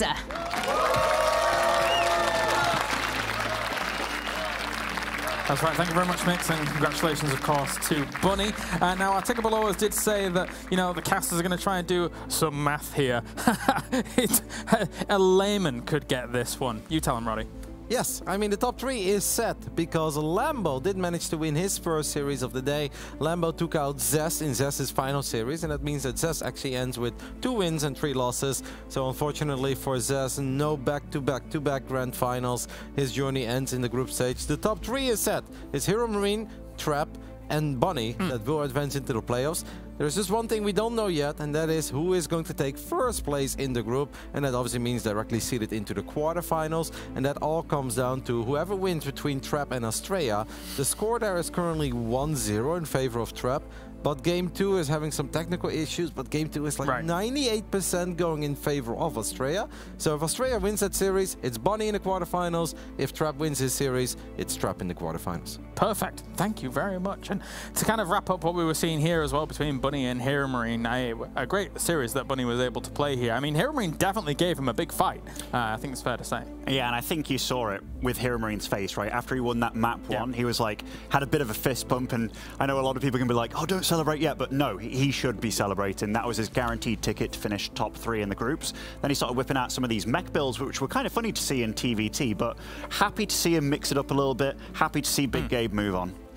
I get it, but the early satisfaction is sometimes a dangerous thing, and that can somehow make you relax a little bit more than you should, right? Yeah. Because what if Gabe actually needed to win this best of 3? Would he have been more focused? I'm not saying that he didn't do his best in Game 2 and Game 3. I get what you're saying. Because he absolutely needed that victory, but subconsciously it's like a little bit of the tension goes away, but sometimes that can actually hinder your performance. But of course, all kudos to Bunny, and I do get it. I mean, Gabe makes it into the playoffs again. It's a big moment for him, but if he would have just won his series, he would have been directly in the quarterfinals. It's $10,000 extra and a deeper run. Yeah, and that's the thing, $10,000 extra. Now he might be finishing in 3rd place or so in this group if Trap wins his series, which, when you look at the other players that are finishing 2nd in their groups, it's what, Rogue and Dark. I mean, and the 2nd place finisher of Group D. Yeah, pick your poison, Maru, Clem, Reynor, Byun. Yeah, it's not easy. It's not easy. Like, but yeah, we got to see Heromarine looking very good there, and then the next 2 games, Bunny just came alive, and yeah, just well played by Bunny, honestly. It was very cool to see him, because his life was on the line, right? He had to win this series. Yeah, precisely. Some of the angles he was coming in from here in Game 2 as well, kind of bringing this game back here, Rotterdam. Just really impressive stuff by Bunny. Bunny is just a fighter, and he's such a lovely character. Sometimes I'm sad that we don't get to see a little more of him in the European scene. Of course, we get to see him a little bit in the GSL and some of the online tournaments, but he truly is a joy to be around. If you ever have the pleasure to attend the Home Story Cup, Bunny is always there. He's always willing to have a good time, have a little drink, hang out. He's a beautiful character to have in the StarCraft 2 scene. He's been around for a long time. He was always good, but now he's truly better than he's ever been, and I think that's an amazing thing to see. Very impressive. A weird situation in the final moments here, Ben. Definitely a little bit spicy. We've seen a few of these in TVT now, haven't we? Where a base trade starts, and I think who was involved in the other one? That happened like first day of the tournament. In fact, it was Dream and Cure, obviously, like on Berlingrad, which was really awesome as well. But yeah, the relief on Bunny's face. This series was just full of relief. Very happy for both these Terrans to move on, because maybe a lot of people didn't expect both of these guys to move on, although this group really was the Wild West. No, hey, you gotta agree. I mean, when we were kind of framing how things were going to look for Rotterdam at the beginning, we didn't quite know how it was going to go. And I don't think I really would have called Zest not making it here in this group, to be honest. The man just won GSL Super Tournament, beat Maru in that tournament. The man wins weekly after weekly, online tournament after online tournament. Made it to the finals last year, made it to the finals 2 years ago. No, we all thought that Zest was going to go further, but I did say in the beginning of this group, no matter how good Zest looks in any other tournament, he is really hard to lock in, because you just never know. He's always a little bit of a wild card. It does seem that Game 2 had ended, and Astrea apparently tied things up. Correct. We have now randomly hopped into Game 3. Blackburn, are you ready for 27-minute Phoenix against Phoenix, Kalaris? Well, boys, it's going to be all you. We're sticking with it. Oh, nice. That's an extra bit of casting for us, Kev. So, Blackburn here, he talked about Phoenix, and I mean, if there's a man to talk about Phoenix, you're the one. Why does this map lend itself so much to these Phoenix plays? Mate, we just fished out blueberry muffins from the bin, because somebody threw them away. I was so excited to eat them. And now we're hopping into a PvP. There is a ramp leading into the natural Benjamin, and whenever there's a ramp into the natural, players like to drop their first pylon in the gateway there, and that makes it a bit easier to fast expand. And when you fast expand, you often follow it up with a Stargate, because Stargates are really good against both Twilight and Robo if you have a quick expand. So the other guy does the same, and then making an Oracle is a little bit risky if the other person has Phoenixes and they are aware of the fact that you go for an Oracle. So if you want to play it safe, you play Phoenix. If your opponent also wants to play it safe, they too build Phoenix. And then there is this beautiful thing called we are locked in, composition locking. And then it's like, do we stop? Do you stop? Do I stop? Nobody really stops. And there's no real true counter to it, right? Like, I've heard a lot of the Protosses talk, obviously Harstam as well, and it was like, if you want to beat Phoenix, it has to go really damn well for you, but the most likely option is that you just go Phoenix yourself. Yeah, there's obviously a couple of cool mind games that you play. Sometimes we see the one Stargate into a quick fleet beacon, so you get quicker anti-impulse crystals. The downside of that is that if your opponent gets adventures with the Phoenixes and they get in your face, they have bigger numbers, and they can actually end the game right before that investment pays off. Of course, you can try to play one Stargate into a Twilight Council, into a Dark Shrine, because Phoenixes are great at a lot of things, but not very good at fighting invisible units. But we'll just see where these two take it. For Astrea, this is just another match with a little bit of money on the line, and I'm sure he wants to win to feel good. For Trap, this is a very big match, because sure, he's in the playoffs, but quarterfinals or round of 12 makes a very big difference. Absolutely. One step further in tournament and 10k extra ahead. By the way, Astrea opting for a Sentry as opposed to a Stargate, and then going for the Nexus as well afterwards. It looks a bit weird, because if I think about it for myself, I'm like, all right, you've got a Sentry, but having that Stargate so much earlier, surely that's better. Yeah, but I guess he's not going to go for a Stargate. There are ways to just go straight into the Twilight Council, but I'll guarantee you, if both players play as good as they possibly can, then the Oracle player will always have the advantage. They can expand earlier because the Twilight player needs to keep Stalkers at home to keep their probe safe against the Oracle. And yeah, then the opponent goes quicker to 3 bases on the other side of the map. Is he going to get that? That was a force field, 1 Zealots around there. So getting rid of that Adept, I was actually so sure that Zealot was going to be the one dying there against the Adept in a 1v1, but no, it doesn't happen. So already a kind of decent start for Astrea here, but now he has to worry about the Oracle follow-up that you talked about, and multiple Oracles and a faster Twilight for Trap. Yeah, I mean, that is really displays the power. Sentry is actually kind of caught in the center, so Sentry gets picked off. A couple of probes going down as well. Losing the Oracle is a big deal, though. I don't know if I like losing my Oracle for a Sentry and 2 probes. Of course, there is another Oracle on the way, but Oracles are pretty pricey. Yeah, and even cost-wise, it doesn't really add up, right? And you get to reveal your second Oracle here against this Wandering Zealot, so nice little scout there by Astrea. So now he has to keep his keep his bases aware. Mineral lines will be exposed if he does move out, and that's just the advantage of being the Oracle guy, right? Like, you constantly have to worry about that being a threat. I hope for Astrea, though, that he does still have a couple of units at home, because it's not just a single Oracle. There is another Oracle showing up. He's going to wipe in a couple of units, but that's going to take a little while. Apparently just in time. Actually, I think Trap could have gone in there. Maybe pick up 1 or 2 additional workers. Maybe he was lacking the energy on the Oracle. It was pretty low, but I got to mention that on Pride of Altaris, the game that they played in Game 2, the one that Trap ended up losing, Trap was the one that was doing some crazier stuff. Like, he took his 3rd base as the gold base, and kept on pushing really damn hard, and Astrea just held on, had some really big disruptor hits, but he was the one that was taking all the normal bases, went up to 4 bases, and just played really solid. This is actually not going too hot anymore for Trap, because now these adepts are just shading straight into a couple of Stalkers. Astrea's the one going up to 3 bases before he's going up to 3 bases, and having 1 Oracle is just so much less intimidating than having 2 Oracles, because a single Oracle can't actually pick off probes immediately near a battery. So that just really goes to show why it's so important to keep that initial Oracle alive. Trap can actually make life very hard on himself here. I'm pretty sure that Bunny is out there somewhere watching this game. It's like, go Astrea, because if Astrea wins, Bunny wins the group. Imagine your, well, not your life being in somebody's hands, but $10K immediately in Astrea's hands. Absolutely cheering on here. Look at that Nexus, by the way. This is already done practically by the time that Traps is starting. I need to head in supply. And normally it's the other way around, because normally it's the Oracle player that just has slightly more freedom, because all the Stalkers are forced to stay at home, and it's really hard to protect 3 mineral lines.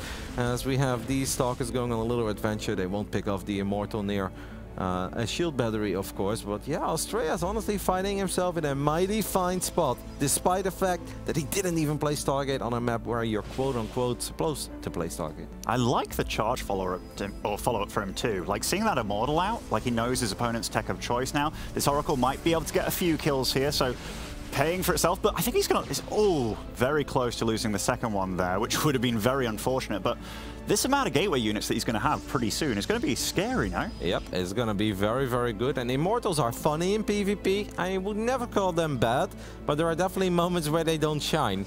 And this is one of them where there is like 8 or 10 Zealots showing up and you don't have any Archons yet. Like Archons and Immortals together, fantastic, even against Zealots. But if it's just Stalker Immortal on your side, the Immortals are really not worth the investment because they don't have the same micro potential either as the Stalkers. Astrea is even splitting up, leaving a couple of Stalkers behind, maybe going for the good old 4-Stalker hit squad. 1 Immortal left by itself. Is there a shield nearby?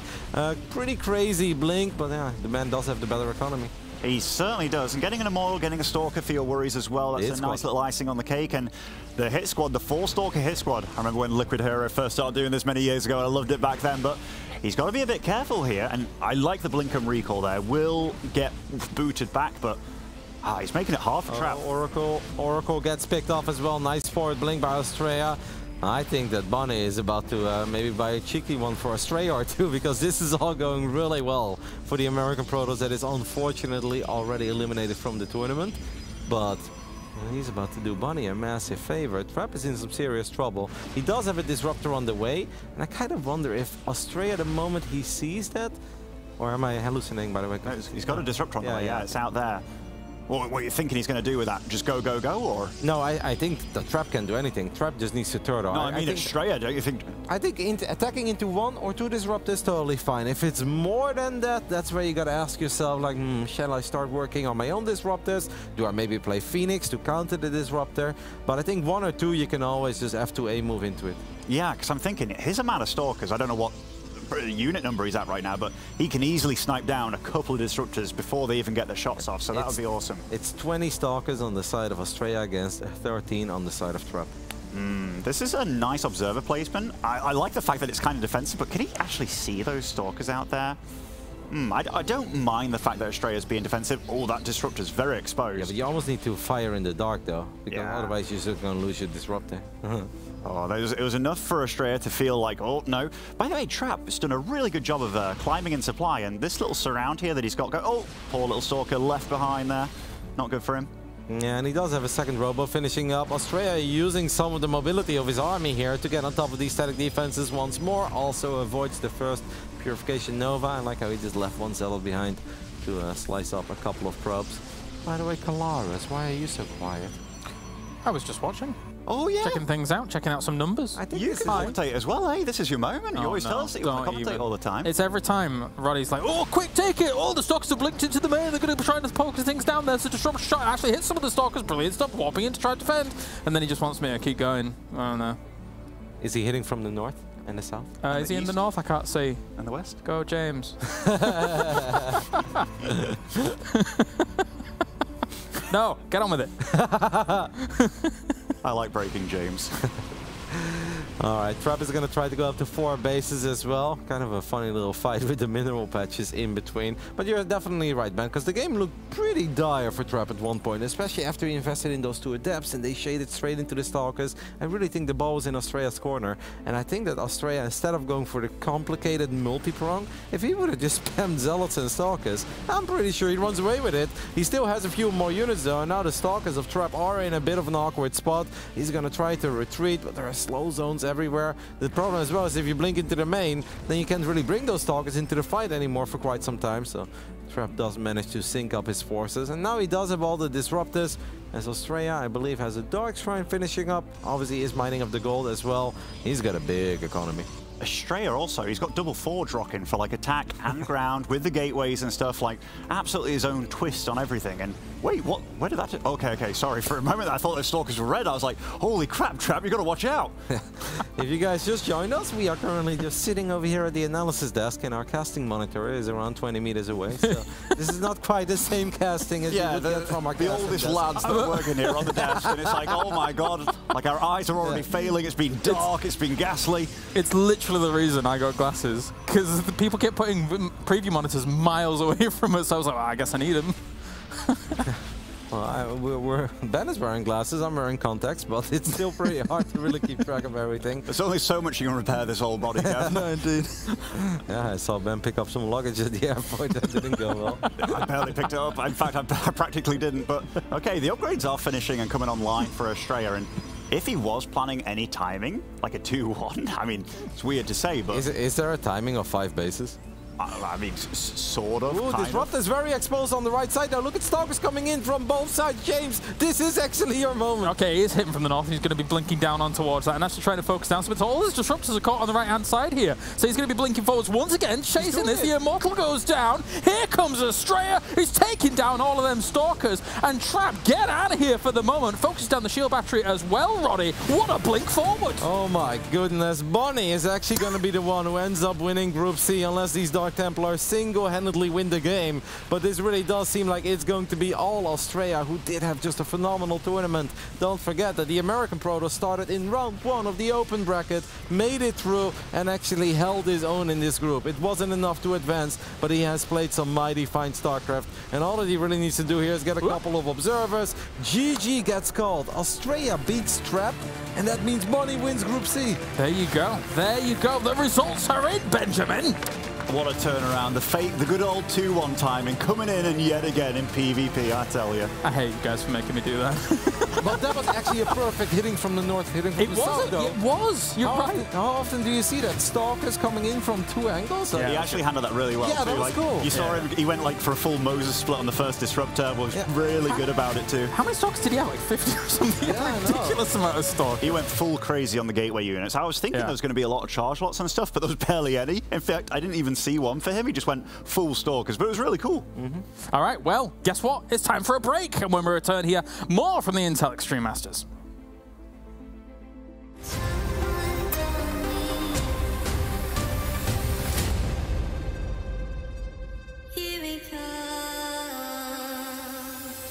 Then it comes to Group D, and D stands for death. Absolutely Group of death. This is a ridiculous group with so many players who could potentially win the entire tournament. Group D starts with Maru, and I think that's where the group is going to end with him in first place. He is just so good. He's one of my favorites for this entire tournament, and he's looked amazing throughout the last year or so. I think he is the best Terran of all time. Like, nobody right now can touch him. The smallest list of people that can do it. And you know what? There's one of them in this group with him, and that's Reynor.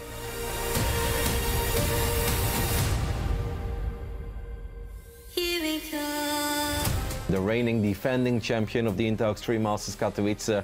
He dreams of going back-to-back. Winning online was awesome, but he really wants to lift that trophy offline.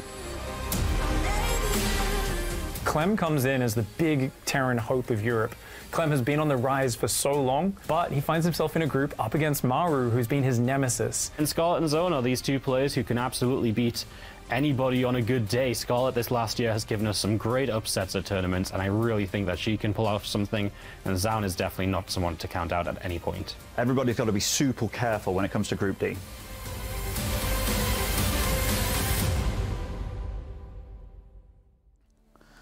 All right, welcome back, ladies and gentlemen, to the Intel Extreme Masters. It's Group D now coming up. Screw everybody else. We're keeping just us three here. It's time for our show, but of course, Group D's show as well. I've got Muslim as well as Rodam here. Thank you very much, gentlemen, for that fantastic cast. A little bit impromptu, but here we go.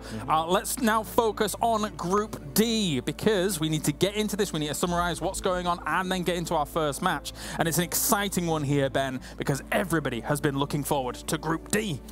It's by far the hardest group. Like we talk about the other groups, and it's like finishing third place is pretty damn tricky, but finishing top 4 in this group is actually ridiculous. Yeah. I mean, Maru, he's kind of the best player on the planet right now. I know there's massive competition. Clem and Reynor, they've been looking like the 2 Europeans that really push Serral to the limit.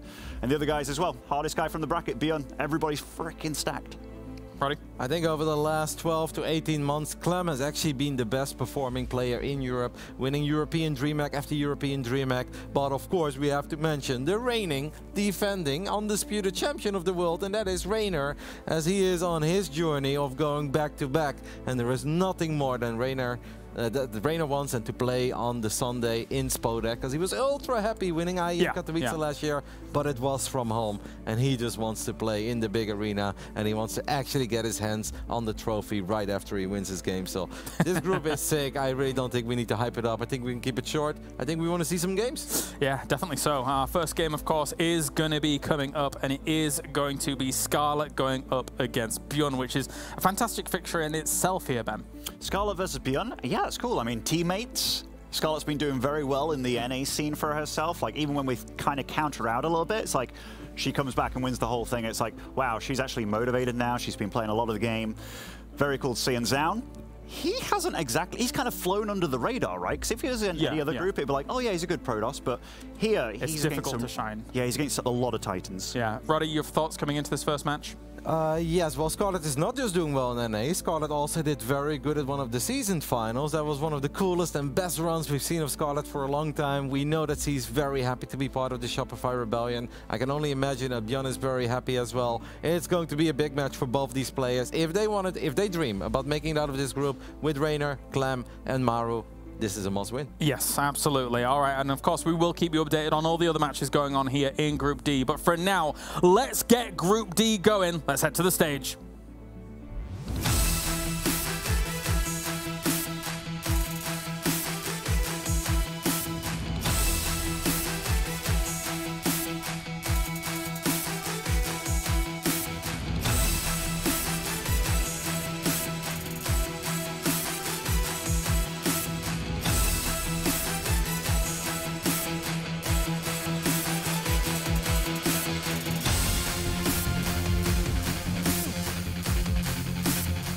Guys enjoyed Group C. You have not seen anything yet, as coming up next, we are finally ready to dive into Group D. D for death, because this group is absolutely absurd.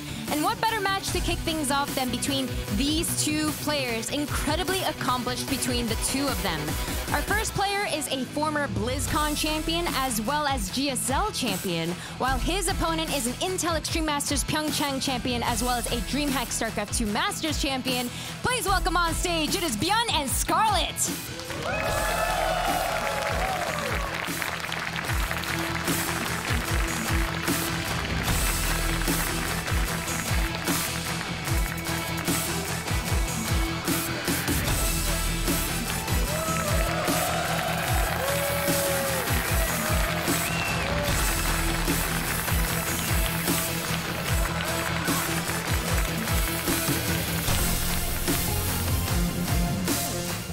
Shopify Rebellion showdown to kick off Group D, a group that everyone has been looking forward to.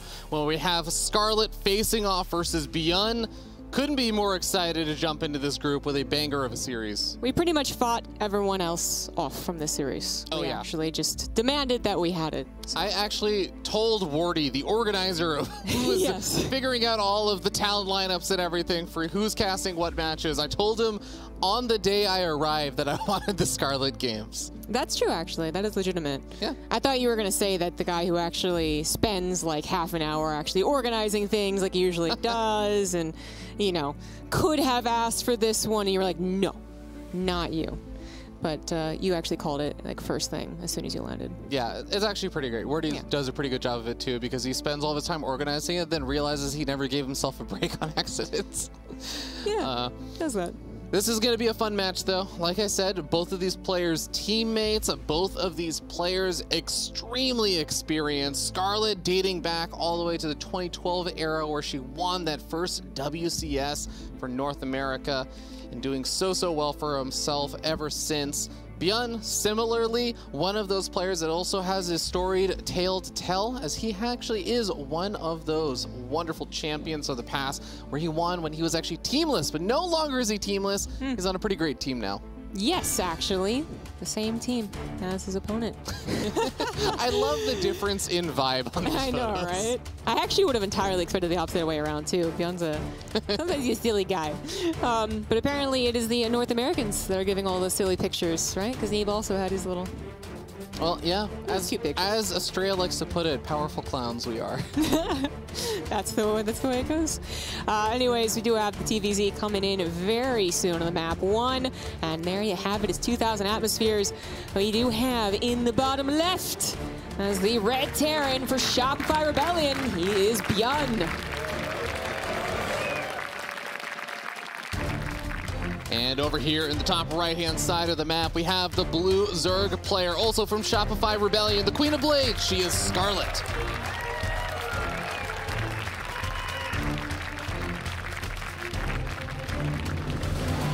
Had a wonderful signature series already come out about Scarlett, about her family, about her experience growing up and everything, and looking forward to seeing some more of those signature series coming on out. Byun had one years ago, right? Yeah. Yeah. A while ago, yeah. Yeah, I mean, they were all really good. So always nice to see a little glimpse into the players' lives. As we see so much of them on the stage, as you're pointing out, both of them champions. Byun was teamless. That was awesome. He was also, I guess, the... kind of like history is almost kinder to his BlizzCon championship than even at the time. Like, people loved it, right? It was a great story, but then there was always like a couple of people that were like, well, Reapers, that was the reason. And then it turned out that actually Byun was just super special. Like, even... not everyone could actually replicate the way that he used Reapers. So when he comes back from the military, everyone's like, well, what are his mechanics going to be like? Can he micro like he did? Can he micro Jackson like he did? And apparently the answer is yes, and he caught up very easily with the meta as well, and is still looking to prove himself an individual. He has a lot of those interesting openers, specifically in this matchup. I love watching Byun, specifically in Terran versus Zerg, just because I feel like in this matchup specifically, he has these wonderful moments that are also very frightening for all of his opponents, where he has a normal looking set of units, he's doing a light pressure, and then suddenly it's just like Byun dials it up to 11 with his micro, takes a phenomenal engagement, not just a good engagement, he takes a stellar engagement, and the Zerg player suddenly realizes, wait, I don't have enough Banelings anymore. I'm actually in a lot of trouble. You start getting the Marines start stepping on your Queens, you start losing everything, and the game just ends in a moment. I mean, I remember back before Byun had actually come back, had returned to StarCraft 2, when Clem was doing exactly what you just described, many of us would be like, it's almost Byun-esque. And now it's almost like turned around, where you could be like, well, Byun's playing almost Clem-esque, but of course he was maybe the OG. But we do have him fighting an Overlord, so this is what was really particular about Byun's TVZ openers, right? So more so than any other Terran, he will not open up with the reactored Hellions just from the get-go, maybe 1 or 2 Reapers, sure, and Hellions, no, not even that. But actually going into perhaps drops, perhaps more Marines than you would expect, then transferring over as we see right here. And really a lot of the goal is just to confuse and bewilder the Zerg player. They're going to not just lose access to the actual build opening scout, they're going to be like, is it a drop? Is it going into those Hellions? Is it something really random? But then also in the future, because these are also going to be able to pick off Overlords throughout the middle, maybe even a Creep Tumor, there you have it, and that's just going to help the mid-game as well. But Scarlett building 14 Lings, I mean, she'll certainly take care of these Marines. Maybe Byun wants to leave. Very unlikely these Marines should be able to get back home safely as Zergling speed kicks on in, and those Marines have a very long journey to head back home. I actually like the idea of just sending them to the Zelnaga Watchtower and getting to a nice little choke point that makes it difficult for them to pick off cost efficiently, but The Lings run straight over to the natural, and Scarlett is met with 4 Hellions already ready and rearing to go. I'm not even sure that she... I mean, she does manage to find maybe 1 Hellion. Okay, just kidding. Maybe not. Maybe 1 SCV. All right, at least grab that. But it's not even that... You know, sometimes you do have Zerg players that make kind of a Ling swell exactly at that time, and really one of the purposes is to find those Hellions not being controlled correctly, or the Hellions be out on the map if it was a Hellion opener. In this case, I wouldn't be surprised if Scarlett was kind of hopeful that it just wasn't into Hellions, that it was actually like 8 Marines about to be uploaded into the medevac, and I guess 4 on the map, right? But instead finding Hellions ready, controlled, able to deny any SCV kills or many SCV kills. That's not exactly the start necessarily that Scarlett wanted. Definitely not. Now, there is going to be that follow-up of Cloak coming out with the Banshees also being added on. Scarlett, I think, also usually known for her creep spread, is just starting to get that creep connected between the natural and the third base. It's going to be of vital importance in making sure she can deflect some of these Hellions and making sure the Queens are all in position, because she has been focusing on getting some of those forward creep tumors instead. The first Banshee is going to be heading its way over to the natural, where the Queens are most certainly not, and the Spores very, very late in regard to this. Yeah. Does seem like Scarlett is maybe the one caught more off guard against her teammate. When you do have 2 players on a team, right, we talk about perhaps the practice that they have against each other, how much they know against each other, but then I was going to step back. You know, in StarCraft 2, maybe that doesn't happen with every single team. Well, even without their team, both being represented by Shopify Rebellion, it does feel like they would just be players that know each other very well. So it is a game of mind games. So Scarlett might just be losing that a little bit. Can her mechanics kind of make up for it? Sometimes. Can her own decision-making surprise Byun? Of course. But in this case, Scarlett losing 9 drones after already making an unsuccessful round of Lings. It doesn't necessarily feel like the best start. Maybe if this Banshee had actually suicided, that would have been better. Yeah, I think it's a really good point to make, and just... I think most people would look at these 2 players and say that when it comes to the micro, which is something you just kind of have or you don't, right? It's not something you can really just say, well, suddenly in the moment, I'm going to start making better strategic decisions, right? That's something you can do. Can't really just say, suddenly in the moment, I'm just going to start microing like an absolute god. It's a lot harder to make that happen. So I do feel like coming into this match, I was expecting Scarlett to maybe have a little bit of the better end on head games and sort of just predicting her opponent, knowing her teammate, coming up with really smart choices and stuff, which I think is oftentimes her strength. It is going to be a little bit tough if she is not really getting the better end on that, I think. Yes, yeah. And I actually like to take away the individual player names for a second. I know that Wardy always makes it a point to mention that Scarlett just... A lot of the time that she'll have these like cool TVZs, but against the Korean Terrans especially, it's a lot about does she take too much damage in the early game. So we saw her basically successfully defend against Innovation, for instance, that very cool 3-2 that they had in the season finals, but then she ended up losing because she did start taking damage. So that's like one of the questions we have for Scarlett. In this game, did she take catastrophic damage? Perhaps not. Perhaps not, but certainly Byun can feel decent about this game. As you can see, the resources lost does favor Byun, and he's already starting the pressure with this tank. Not bad at all, and we're going to start to see these Marines stimming on forward, cleaning up some of these creep tumors, joined by the tank. The flank coming in from behind from Scarlett. The Lings getting a surround on that siege tank. Banelings looking for those Marines off of creep. Byun continuing to stutter step back, focus firing down those Banelings, getting the siege tank to even get a couple of final shots off. Scarlett does retreat on back with her Queens and the remainder of those Banelings. But I think Byun's still going to be pretty happy with how these trades have gone so far. Yeah, Scarlett really probably hoping that the Banelings would get a little bit more of a surround or maybe be just enough far away from the tank to not have that one last shot. But it is what it is. Hopefully there's more Banelings to come. 1-1's about to finish for actually both parties at this point. And there's another wraparound. In fact, this time the Banelings absolutely gunning for those Marines, and a couple of last-second attempts at micro there almost saved another handful, another medevac's worth, but not quite. Byun forced to evacuate. The final Baneling connecting on those Marines, really the saving grace there, as I feel like that siege tank being able to focus fire down some of those Banelings really made that a scary situation for Scarlett. But Byun being forced to evacuate is going to be a nice little saving grace there for Scarlett, just because she now has a little bit more breathing room. She can start focusing on respreading that creep, and you can already see she is thinking about those transitionary points. She's starting on her 2-2. She's getting the infestation pit already and adding on some of those Hydras, which is going to make it a lot more difficult if Byun decides to start doing some of those drops. It will, yeah. I mean, it's still definitely going to be worth it just to try and make sure that the Zerg kind of is kept under your thumb, right? So ideally going into those lurkers, those Zergs are when they set up this, and if that gets there, then so be it, but it's way, way worse if the lurkers are then able to go across the map as well. So these drops still very important in their own right, even if not necessarily doing the most direct damage. In this case, 10 drones have gone down. Even a rally of Hydra is very awkward here. Expensive units to lose like that. Not the ideal kind of situation here for Scarlett with these trades, but she is going to be able to get a nice cleanup on those Marines unloading at the medevac. Even Byun is going to be a little bit multitasked by how many places he's trying to attack from. The Banshees get an additional damage on 14 workers going down in the last minute or two, and the Marines stutter step forward as they stim, pick off a lot of these creep numbers, and get in close enough that they're actually attacking the hatchery. They're going to start going for it, gunning it down. Transfuse is not going to be able to save the day, and Scarlett just does not have her reinforcements here fast enough to even force a pickup, much less really actually do anything to that army. Yeah, that would have been lovely to have a punish, basically, but in another way, I guess it's okay that Scarlett didn't lose maybe more in an effort to defend what was ultimately a dead hatchery, right? So gonna be able to replace that, still trying to get up to that hive. Byun's side of the map, a 4th CC is going down, so not only showing the micro and multitasking that we know Byun for, but also getting into that macro stage has become, it feels like, more talk of the town for TVZ. How do the Terrans take on mid to late game as well as perhaps, you know, Maru? And a lot of times it's a lot dependent on those ghosts. Very much so, and they can be a very control-intensive army. Thankfully for Byun, he's quite good at that.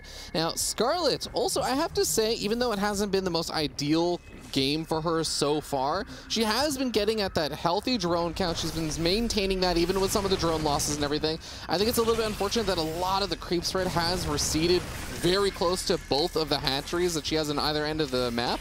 But I think that if she's able to get at that lurker den, she's able to take a couple of good trades, she's still going to be in a pretty reasonable spot. Ooh, those Widow Mines. At least one of them getting a fairly juicy shot on top of those lings. But it looks like this forest will temporarily be repelled. Often very awkward to find a single tank trying to hold down any position this late in the game. It just gets overwhelmed so easily. But in that case, actually being just the perfect anchor. Maybe similar here, just the Widow Mines really being a true threat, but the tank helping just in case they aren't enough. And the rest of the bio now spilling forth, cleaning up that creep spread that only recently got replanted. And yet again, this base is under fire. Already going down to the yellow, but the Baneling's going to be enough of a threat. This is a lot further onto creep than the previous engagement, so Byun has to respect it to a degree. The one siege going to be trying to be a bit of an anchor, but Medevac's going to be going down to the Hydras over here. The Widow Mines getting some good connections, but also friendly firing a bit. And Scarlett, she is getting forced back as she takes the engagements off of creep. That Denatry on the north side going to be in a lot of trouble now. Yeah, the real problem was that, I mean, yeah, Byun was unloading into Banelings. That looked great for Scarlett. The other side of the map, this particular push, that was actually going well for Byun. Having Scarlett chase that far off of creep, she lost a lot of the Banelings, having trouble really replacing everything in time, too. Not able to quite spend all of her money. Be much easier if she could actually get into those lurkers. 8 of them do start forming, but they actually need more time. Lynx desperately trying to stop the bio that is so weak, by the way. And Byun knows the plan. He goes for the one of my drops, targets the middle of the lurkers, and every one of them gets canceled. That was Scarlett's last lifeline. Without those, she probably just loses the game. Slitting the last chance out of Scarlett's wrist. She goes down in game number 1. Byun massacres Scarlett toward the end of that game. It was a close start. The Scarlett, you could see, was just falling a little bit further behind, and Byun just relentless when he's able to just unleash that kill move. That was really sick too. I mean, there is actually absolutely a world where 8 lurkers pop and burrow, and that very weak army, of course, has to disengage. And while it's still not an easy game for Scarlett at that point, it does really change the pace when you get into those lurkers. But by denying that, that was truly the last lifeline, as I said, that Scarlett had, was an attempt to make that pace different. Instead, it is cut short, and Byun gets another highlight moment on his reel, right? And that is such a scary thing about Byun. He's able to seize those kind of moments, those micro moments in the individual moment. I think a lot of players would not think to load up 2 Widow Mines and then heading them in over there. I think we might actually even have a, was that a replay? A replay, it was so replay sick. of that moment in case you missed it, in case you just tuned in. We had the moment over here. Byun putting some pressure forward. The Hydras move off to the right, and they start morphing the lurkers because Scarlett knows she needs them ASAP. She uses the links to buy time, so theoretically there's a force-fueled wall in front of all those lurkers, right? Yeah, absolutely. There should be, but then the pickup in the midst of that, realizing that was her plan, absolutely beautiful. If Scarlett had thought of that being even a possibility, and who would, right? Then she would have split her lurkers and only half of them get destroyed, which might still be enough, but still. But of course, no one really would have expected that to happen. The fact that he knew also that it was going to be 2 Wintermines to get all the cancels, I mean, he's probably seen that effect. This guy plays so many games, but it's also always just that kind of perfect right amount to end the game in such a fashion. That's what gets put in the highlight reel. But I'm sure these two are going to have a lot more moments in this best of 3. Yeah, Scarlett did have a rough start in that last game, and you were mentioning before, how does the game go for Scarlett against a lot of these Korean Terran players? It's about how much damage she's taken in that earlier stage, so she's going to have a second opportunity as we move into game number 2. That is the beautiful thing about StarCraft Best Ofs, is that you start each game fresh and without any of the encumbrances of the previous games. You can make this game work. There's still a chance. We're going to be starting up here on the top left-hand side of Berlingrad. Top the red Terran player from Shopify Rebellion. He is Byun.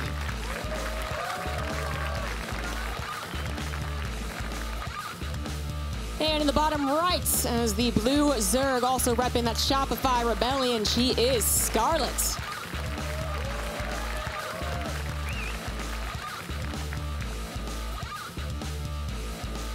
Do you think if we just continue to delay the intros, that guitar riff will go over and over and over again? We tested this with DreamHacks, didn't we? Did we? I 100% remember this, that we tested. We were like, what if we just kept going? Do you think it's on a loop? And like, I think DreamHack even actually kind of just went toe-to-toe with us. They're like, oh yeah, we'll keep going. That's pretty incredible. All right, well, again, it's going to be heading into game number 2. Scarlett did not get the better end of some of those openings. The Marine pressure not only shutting down the Overlord vision that you were talking about in the game number 1 Zombie Grub, making things a little bit more difficult scouting-wise, but even after the scout, there was just the Marines moving across the map, poking and prodding, finding a creep tumor, Scarlett forcing out a bunch of lings, but then not finding any damage with them. Just everything seemed to go wrong very early on. Yeah, it was all those kind of tiny build-ups that, again, did not put Scarlett into this unwinnable position. Major comeback had to happen, but certainly still put her a little bit under Byun's thumb, which is really what he loves doing when he opens up in such a fashion. Ditto here.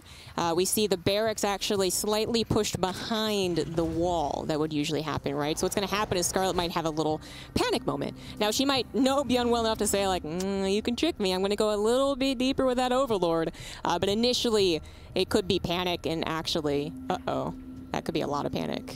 That is a bit unfortunate, especially since she doesn't even really go to scout out the command center location. There we go. Sends it back in, is going to confirm there is a command center behind this. So she did start up a few lings. It's not going to be a crazy, crazy number, and that should hopefully also be useful if Byun decides to say, use these 2 Marines to go poke out the Overlord. Oh, actually not going to do that. You know, it is important to note, a lot of people don't know this, but the Overlord has higher vision range than a lot of buildings or other units like the Terran has. So it is possible to send that Overlord forward and get vision without being revealed, but Byun should know it exists. I mean, I think we actually might have seen one of those, like, I know that he knows that I know that he knows kind of situation, which is that, you know, she really couldn't dip too much deeper with an Overlord without then losing it to 2 to 4 Marines, even with that little pillar there. Because if she had been just like, wait a second, and then really went in, yeah, they probably would have died, but she pulled back at the right second. And actually, with this opener and the Ling, not going to get any further information yet again,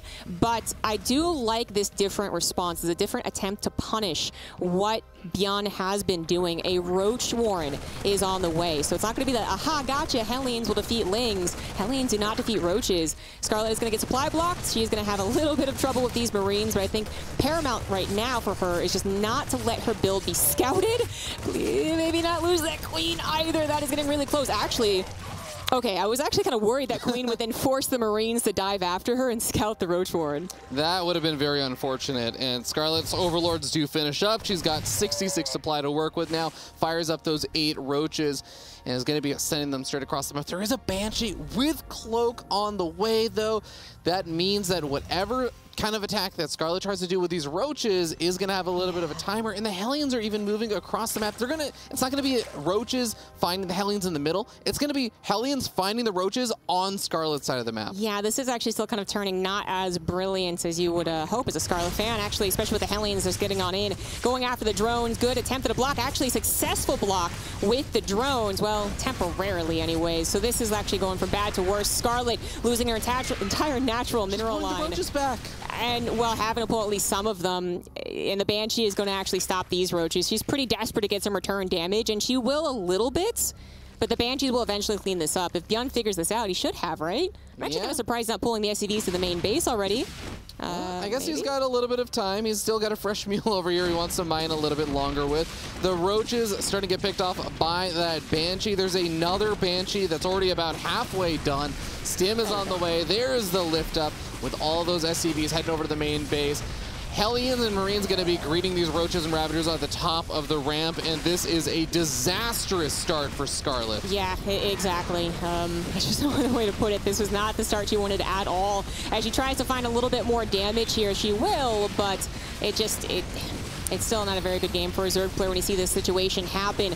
So Scarlett was probably hoping yet again that while it might be Hellions to cover any potential Ling flood, that maybe it was going to be a medevac. So I keep bringing this up and it hasn't happened yet, but absolutely Byun has gone for medevac builds more so than the Banshees. But in this case, the Banshees were a perfect response to the Roaches, and with the extra scouting, with the extra damage, Scarlett just kind of accidentally puts herself behind and then takes even further damage. Now having too few Queens, no detection, this continues to spiral out of control. There it is. GG gets called. Byun takes a dominating 2-0 victory there. It really felt like, honestly, Byun was outplaying her on the mental game and also the micro game. Yeah, actually.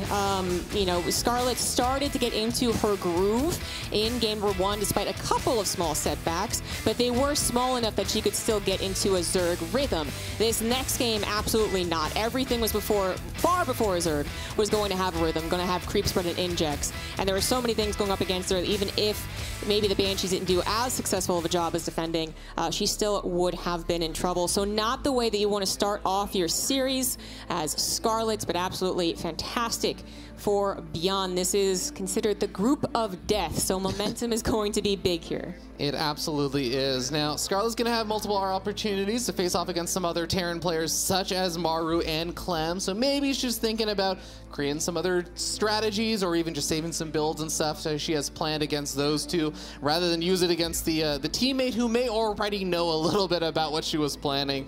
But thankfully, this is just the first series of the group, so both of these players have plenty of games left to play, and Byun going to be happy to get a good start here. Yeah, absolutely. This is still, of course, a wide open group, and in the way that we had the last group, there was a lot of players that we said, yes, absolutely could do it, ended up being a super, super tight group. I feel like this one could absolutely be the same. Everyone is just so darn good. So a lot more StarCraft 2 yet to come, but let's head over to the desk to break down that best of 3 and the 2 others that are also happening. Surprise, Zombie Grub, it is not the desk. I am here with the victor, Byun. Byun, congratulations. Your first game and match was up against your teammate in Scarlett. I'm curious, did you expect the series to wrap up as easily and smoothly as it did? 일단 축하드리고요. 이제 팀원 스칼렛 선수를 만났었는데 이렇게 좀 무난하게 2대0으로 이길 거라고 예상을 하셨나요? 일단 스칼렛 같은 팀메이트랑 연습할 때마다 제가 더 많이 지기도 하고 솔직히 이렇게 쉽게 이길지는 전혀 몰랐고요. 그래서 제가 어제 1경기가 정해지고 난 뒤에 스칼렛이랑 연습을 많이 했기 때문에 어느 정도 그 맞춤 카운터를 좀 알고 있었어요. 그래서 오늘 그걸 시도했던 게 조금 주요했던 것 같은데 스칼렛도 저를 생각하고 이렇게 따로 준비한 것 같은데 그게 조금 제가 운 좋게 제가 좀 쉽게 이기지 않았나 그래서.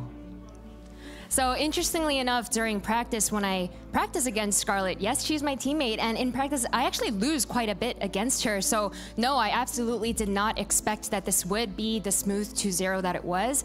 That being said, yesterday, after we saw the groups and that we were in the same group together, I think in preparation, I thought a lot sort of mentally about what she would be coming with her strategies, and I feel like I just came with a really good counter to that. But interestingly enough, I think there was a counter going on, because I think she in turn was also trying to think about what I was going to do. So all in all, I just think I was very fortunate in that the mental preparation I had done with the strategies that I had picked worked out in my favor. And I'm just curious, what is that like with all of your Shopify Rebellion teammates? There's so many of them here. Do you typically practice mostly with them, or how has that been working out for you all? 이제 Shopify Rebellion 팀원들이 엄청 많이 와 있잖아요. 그래서 주로 연습할 때 그 선수들이랑 같이 연습을 하나요? 일단 지역이 다르기 때문에 유럽도 있고 북미도 있고 한국도 있기 때문에 그렇게 많이 연습하지는 못하고요. 어느 정도 팀리그 전이나 그럴 때 서로 공유하고 연습 확인을 하고, 네, 그래서 이번에 프로토스가 부족해서 하스템을 영입한 이유기도 해요. So interestingly enough, because we're all in different regions, we don't typically get to practice together or anything like that. But that being said, I think when things like team leagues come up, that's when we really start to chat with one another and discuss different strategies and whatnot. But you know, we are kind of deficient in Protoss right now, so Herstam, kind of taking a look at him. I'm sure he's listening and very, very happy to hear that. Last but not least, a lot of people look at your group and they think it just looks so difficult. You have people like Maru, enough said there. You have people like, oh, I can tell from your face, you're looking forward to it. And you also have really great non-Koreans in Reynor and Clem. So personally for you, are you feeling confident going up against them?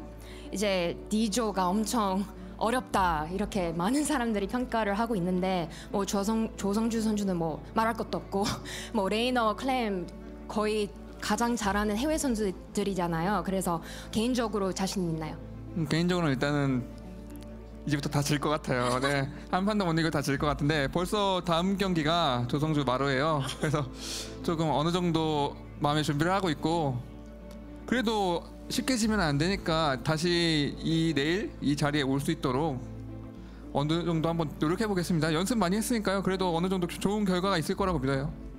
So I'm going to be real with all of you that are watching. I honestly think I'm going to lose every single game that is left in my group. I truly believe that. And you know, speaking of Maru, he's my next opponent. So, you know, I definitely think I'm going to lose. That being said, I don't want to just lose easily. You know, I still want to be able to show up on the stage tomorrow. So I'm just going to do my hardest and let's hope it works out. But for now, congratulations again, Byun, on starting off Group D with the victory. Colaris, back to you.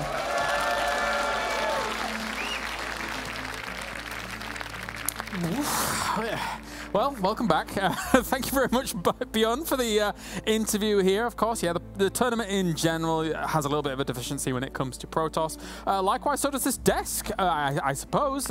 Joining me here, I have Wardy as well as Herstam. Any response? Trying to get that knife out of my back.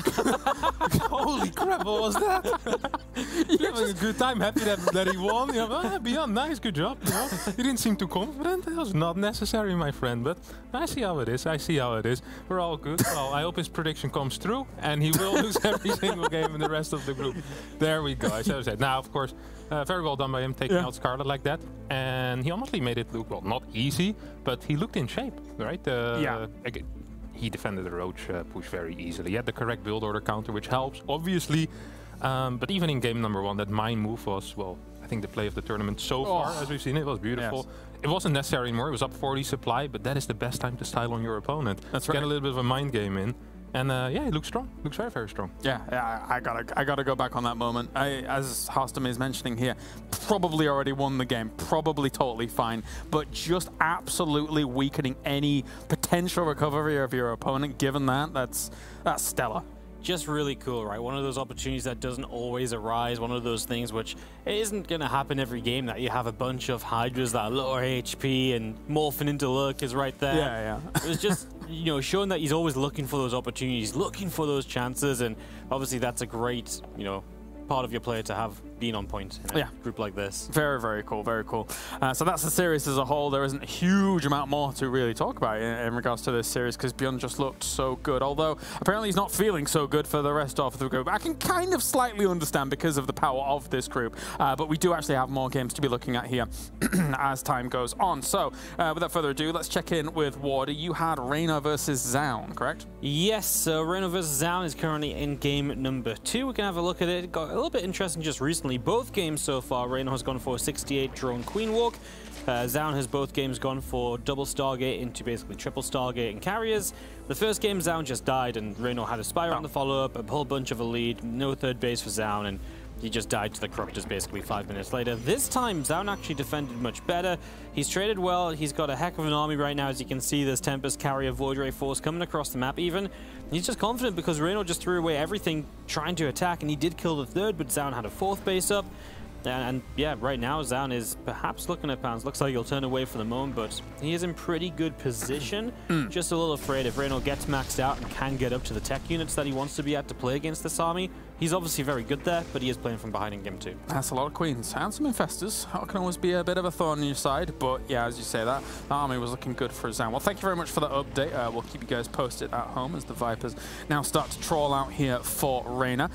Let's move on then. We have Harstem. You have, or had, I'm not sure if Still have. Only for 10 more seconds, I think. Maru versus Clem, let's go. Yeah, let's just hop into it. Maru won game number 1 with a counterattack. That's actually pretty similar to what is happening right now. Maru was defending this entire game as well, and at some point he says, you know what it is time for, let's just move straight across the map and kill our opponent. And right now he is in Clem's natural. Clem is down about 20 supply. It felt like Clem was in control of this game, and then somehow during our conversation, Maru managed to turn it around, and the first thing I saw when I kind of popped over was the command center die. So big anti-armor missile there on the Vikings. I think Clem might actually win this air war though. That would be huge. Yeah, I mean, even if you win the air war, he's pretty behind on supply, but TVT is that weird matchup, right, where sometimes it can turn around. Does Maru have the Vikings left? I can't see it so far away. Oh, Maru has 5 Vikings still alive, and also still has so he didn't lose the Clem. Didn't really lose you really led me on there. I can't see anything basically. I can't see the difference in color on the Vikings. Half of them are orange, and you're just like, hey, Wardy, use this piece of information to cast this game. But to be fair, I didn't expect you to close your eyes, so. You know what? I don't believe we hired this guy. I know you veterans get a bit cockier on that. This segment from the Byun interview to now what you've just done is savage. This is ruthless. As we see Maru once again pushing across the map here with his 5 Ravens. I mean, this is just a massive tank army. This is really the stage that Maru shines at, right? He doesn't really seem to care too much about the mid game. If he doesn't feel ahead in the early, it's like, you know what, we go into late game and I beat everyone there. And that honestly seems to be his plan in every single matchup. I didn't know he could do this in TVT, but apparently he can. And he honestly made Clem look a decent amount worse than him in this game so far. All right, Water from 20 meters away, continue. Well, I can see this tank siege up. Nice. It's just not easy. It was just, you know, I can see the general game. I just couldn't see which Vikings were whose, you know? I had reason to believe Clem was winning the air war. GG! It looks like Maru won, guys. I can tell you that much. Yeah, 2-0. Very solid stuff. Good start here from Maru, and that does put Clem in a bit of an awkward position, not even taking a map, of course. Might come to bite him in the bum later in this group, actually, because, well, Byun looks to be in good shape, and Reynor's here as well. This can get scary for Clem. Yeah. We really thought before, although Group D was already the group of that, we really thought that Clem had a very good shot at getting out of here, but with Byun here, him losing the first match 0-2, Byun looking as strong as he did.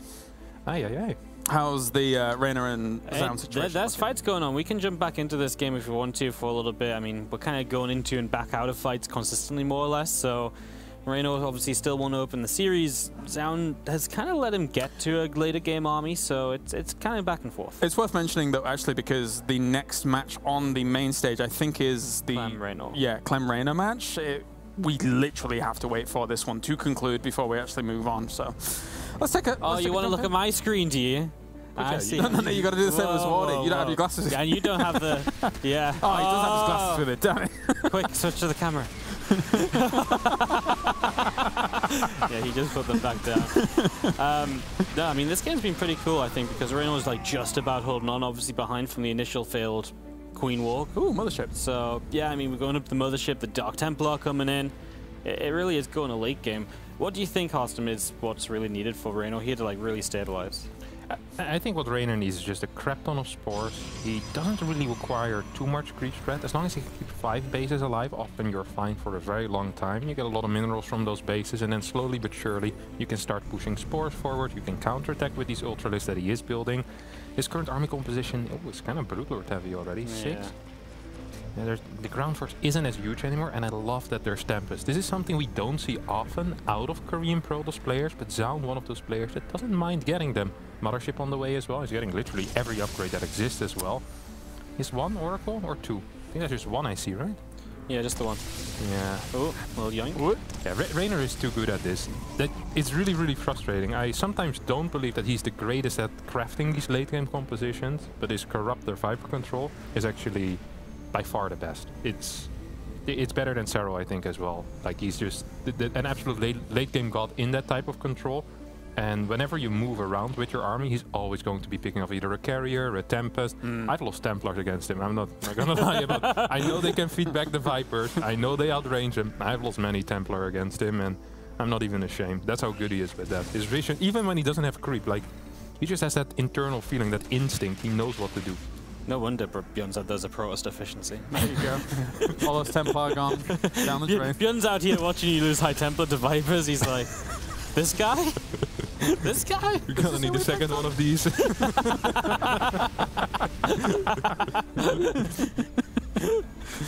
Well, you know, honestly, since we cut to this game, it's been pretty passive, hasn't it? We really had like a few fights back and forth. They traded a lot, 12,000 to 10,000 resources, so they've just been kind of waiting to go again. Obviously, it's kind of on Zaun if he wants to fight. Reynor's not in a position to go across the map and do things, bar pick a unit away out here or there with the Corruptor Vipers, so very much is kind of Zaun's decision. He's had this little counterattack set up for a while, but Reynor, I want to say catches it, but then he loses 2 ultras, so not brilliant. That's not the greatest catch. Yeah. It's like catching a shark when you're fishing rod and the shark eats your dog. It's like, what? It's like catching the ball with your head, really, isn't it?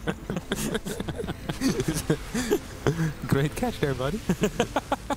The storm is really late this game, by the way. That's kind of sick. Also, Shadow Strike.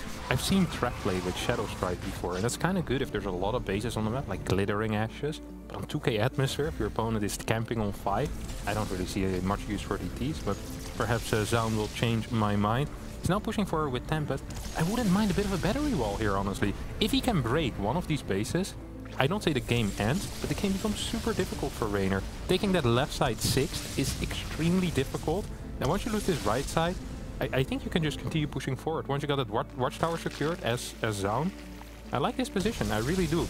It's kind of funny, by the way, that Reynor failed a Queen Walk here and still is giving this much of a game to Zaun. That really kind of shows you how solid Reynor is as a Zerg right now and how good he's feeling.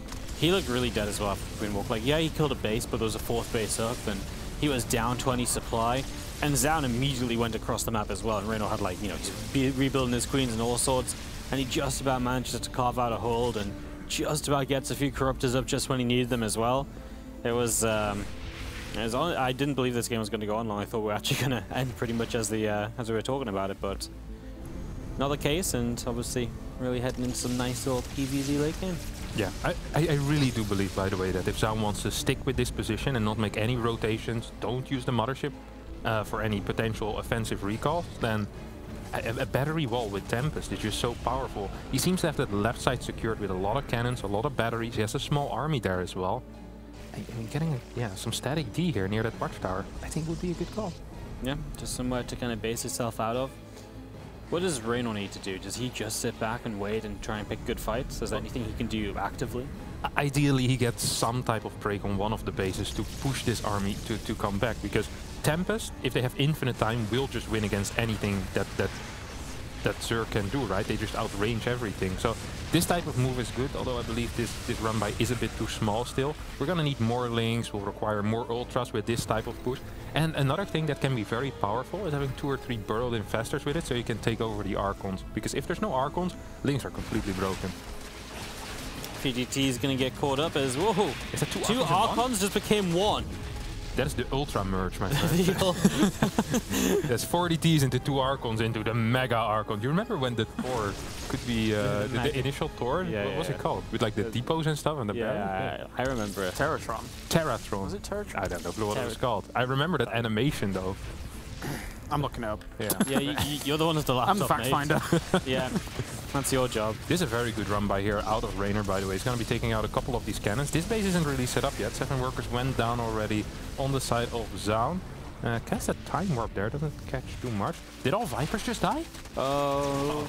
That's not great. He does get this base on the south side though, and we'll probably get the bottom right as well. We go to the top side. Big fungal growth to start us off. The Corruptors just going to sit on the Interceptors for now. He's not going to push too far forward. Afraid of the storms. You should keep going. You think no, you keep going. In this case, if there's no Vipers, there's nothing to kill the Interceptors. What's the Corruptor count here? It's 14. Yeah, you keep going for sure. I think he should just actually go target down the Brood Lord right now with those Tempest and with the carriers. Take care of everything else.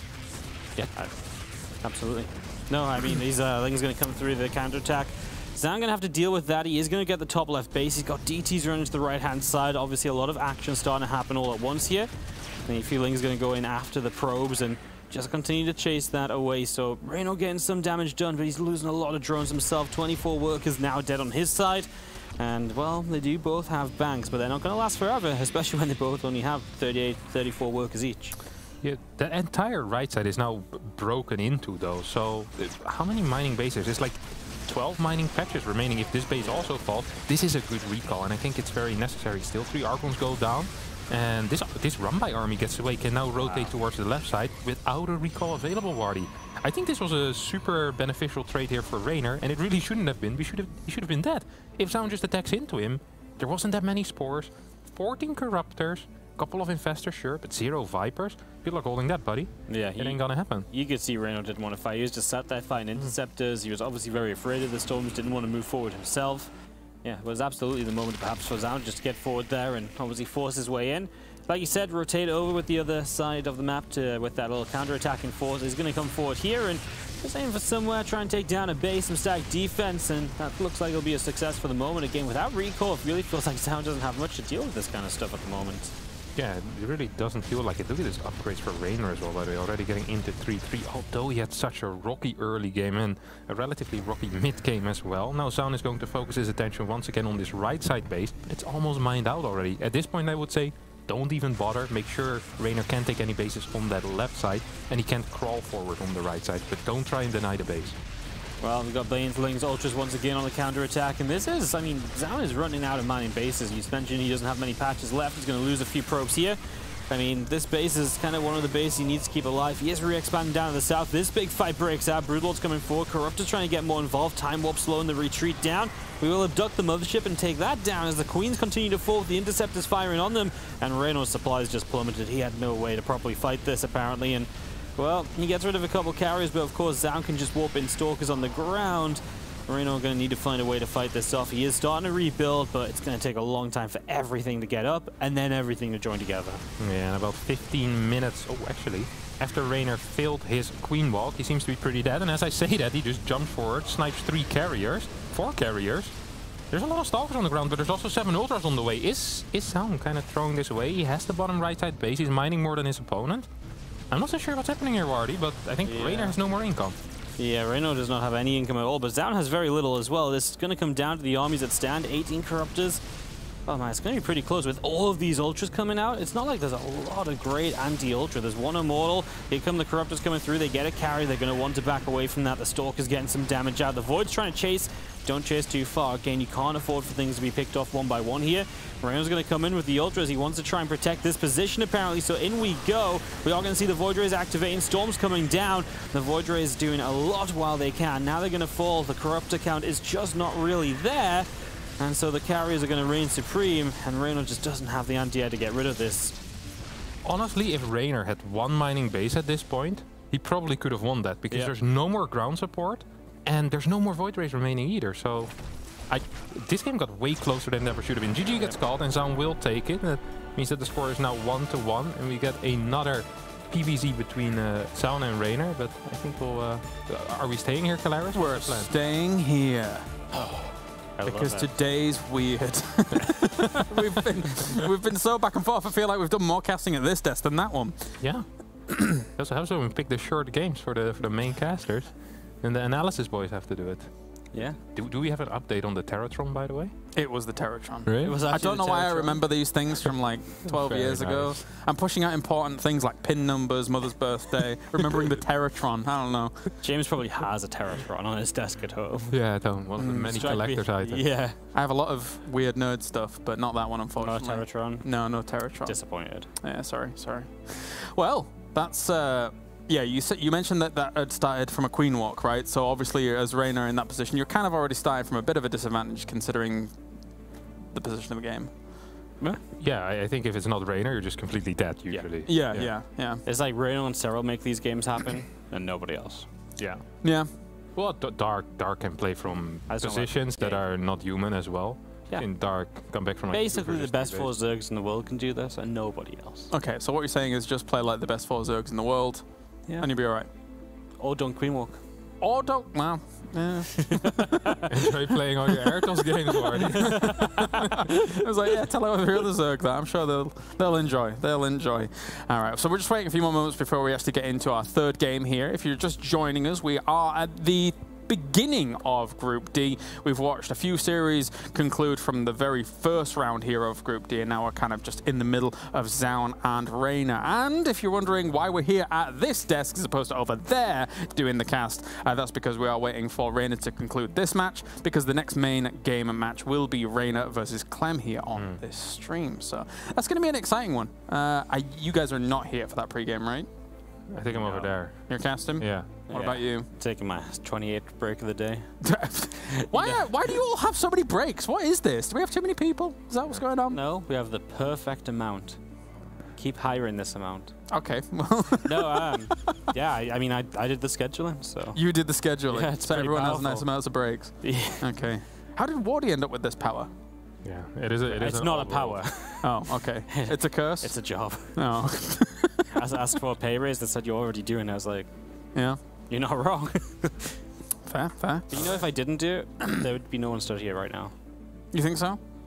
You think nobody would have come up? Well, I feel like someone would have been here 5 times already. Someone would have realized just now they haven't casted a game all day and they're not scheduled to.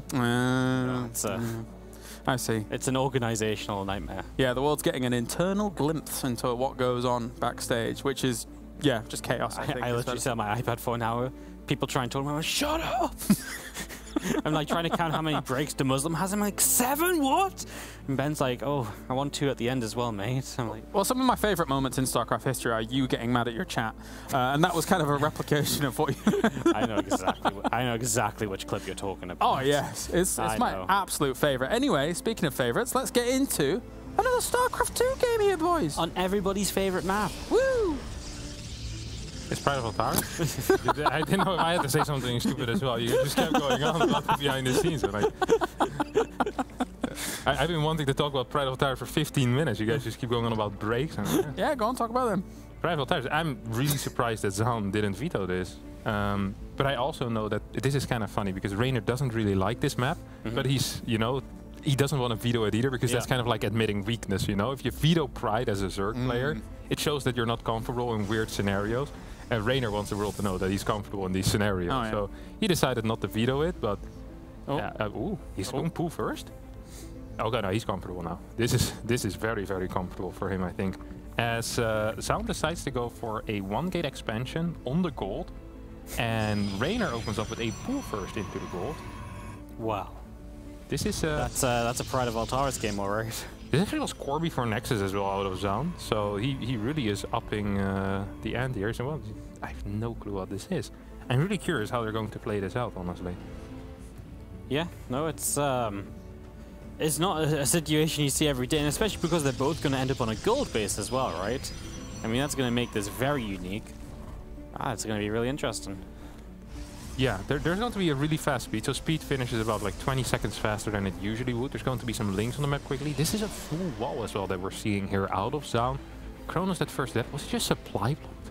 Oh man. That's not a great start if you open up with core first. You don't want to get supply blocked for 3 seconds. That's basically 25% of your advantage compared to that Nexus first that you're straight up losing there with adept timing. Also means that your second gas gets delayed. And that can give some info to the Zerg player. First 2 links already dealing some damage as well. No battery on the gold, which is something we tend to see when people take this gold, because it's so common to get link flooded. Zaun not doing this. I love this link split out of Reynor. There's only 1 unit out, and he's microing as well. Yeah, gonna cause absolute chaos, right? Battery goes down now. Reynor had made a few more links with link speed coming up, but he's gonna continue to drone, set up that gold base, and Zaun opting for the Twilight Council, obviously against the gold of Reynor. This might be for DTs. I actually believe if Reynor would have link flooded here, that Zaun would have just straight up died. I think he's kind of going back to that right now. He built like 3 for drones, and I was like, wait, I can still link flood? And he really needs to check where these adepts are and then go where the adepts aren't. Yep, and he's going to try and catch these first 2, though. The battery finishes up. I mean, now it feels like it's not really worth fighting here. He gets rid of the building battery. That's why he's going to back off. Super battery already used the probes, brought out to fight as well. Extra lings are showing up, but he's already back in a drone. So Reynor just kind of going one way, then the other. Currently 8 workers behind, so you would love to find something at least during all of this. I'm not a huge fan of these middle-of-the-road builds, though, Wardy. He's kind of link flooding, but not really. Now you can see there's almost no battery energy available. If there was 20 more links or 14 more links, this would have been really difficult here for Zaun. But right now, Zaun barely manages to survive without really losing anything. And now Reynor builds 2 more links. He's still on 2 bases as well. This is a very odd build. Does he have anything against Dark Templar? No, right? No, he's got nothing. I mean, he could obviously start building spores, but currently, nothing at all. This does not look too good for the Italian Zerg player here, and in his first match, losing to Zaun, who is not considered to be one of the top contenders in this group. But that is not good. That is not a good start. No, it actually would put a lot of pressure on the Clem Reynor game coming up as well, right? They're both 0-1, a match that they will both really want to win. If Reynor loses that, and he still needs to go up against Maru. Yeah. I mean, for Clem it's different because he already lost to Maru, right? His 0-1 is against one of the top dogs, or the absolute top dog in this case. I don't see a way for Reynor to hold these DTs. His third is going to be barely done.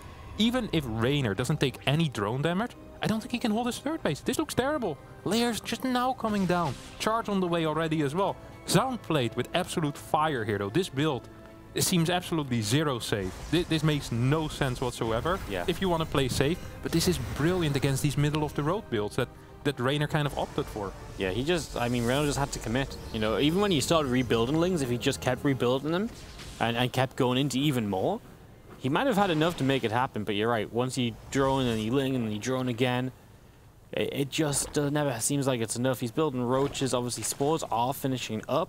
So we'll have some detection spread around at least, and a few lings will keep an eye on things. Well, they're going to be done, so you'll have access to Novacy as well. So he's got mobile detection as he looks like he's getting ready to just come straight across the map. Oh, this split might actually be very good for Zaun. I think if he just would have, or for Reynor, excuse me, I think if he would have just focused down that third base and then sent 1 DT into the main, that would have been perfect. But even now, if you just kill 4 or 5 workers, that's huge already as well. Good recall here on the Archon. 7 workers going down so far. 8, 9, no target fire. 8 workers total. That's kind of a big deal. There's still a goal though, and Reynor seems to be queen walking. There's a prism on the way that needs to be cancelled immediately. Yeah, Immortals going. Yeah, Immortals going. More batteries. Is there only a single pylon here? Oh no, don't tell me that's the only pylon. There is one on the left-hand side. Does that power both the batteries? I don't know if it powers the run like to the far right. No. Obviously, we are killing the first pylon. The battery is trying to heal it up. The pylon is just now going to go down, so 1 battery remains. We do have a few Zealots moving forward. The Lings are waiting to strike on that left side as well. Reynor just has a ton of army supply at the moment. Obviously, with the Overseer, it's not like you can just warp in DTs to help. That's why the Lair was essential to make this attack work. Reynor on this big attack is currently making it happen, but he's got work to do. He is, however, getting on top of that battery, and there's no healing for that battery, right? So it will go down. The Prism takes some bows. It's getting hit by the Queens. It falls. Well, that was a complete waste of production. Now, no micro potential from it, and Reynor is just going to sweep on through, huh?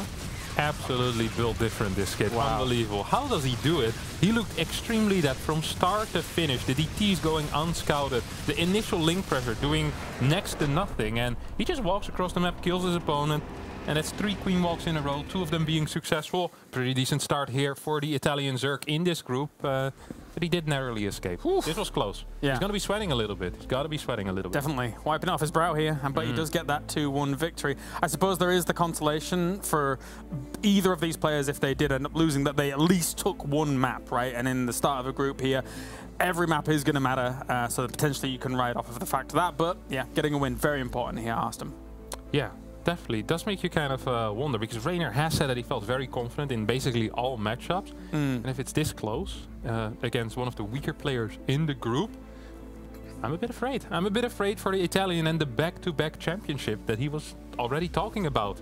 When I spoke with him this morning, he said, it's in the bag. It's in the bag. In the bag? You haven't played the game. He says, in the bag. No problem. Did he forget to pick up the bag? Yeah, that's about left it at the hotel. It's a possibility, but yeah. There was almost no Protoss deficiency there, I think is fair to say, right, boys? But anyway, it's time for a break. When we return, we have got more here from Group D. Our next main stage match is Reynor versus Clem. Don't go anywhere.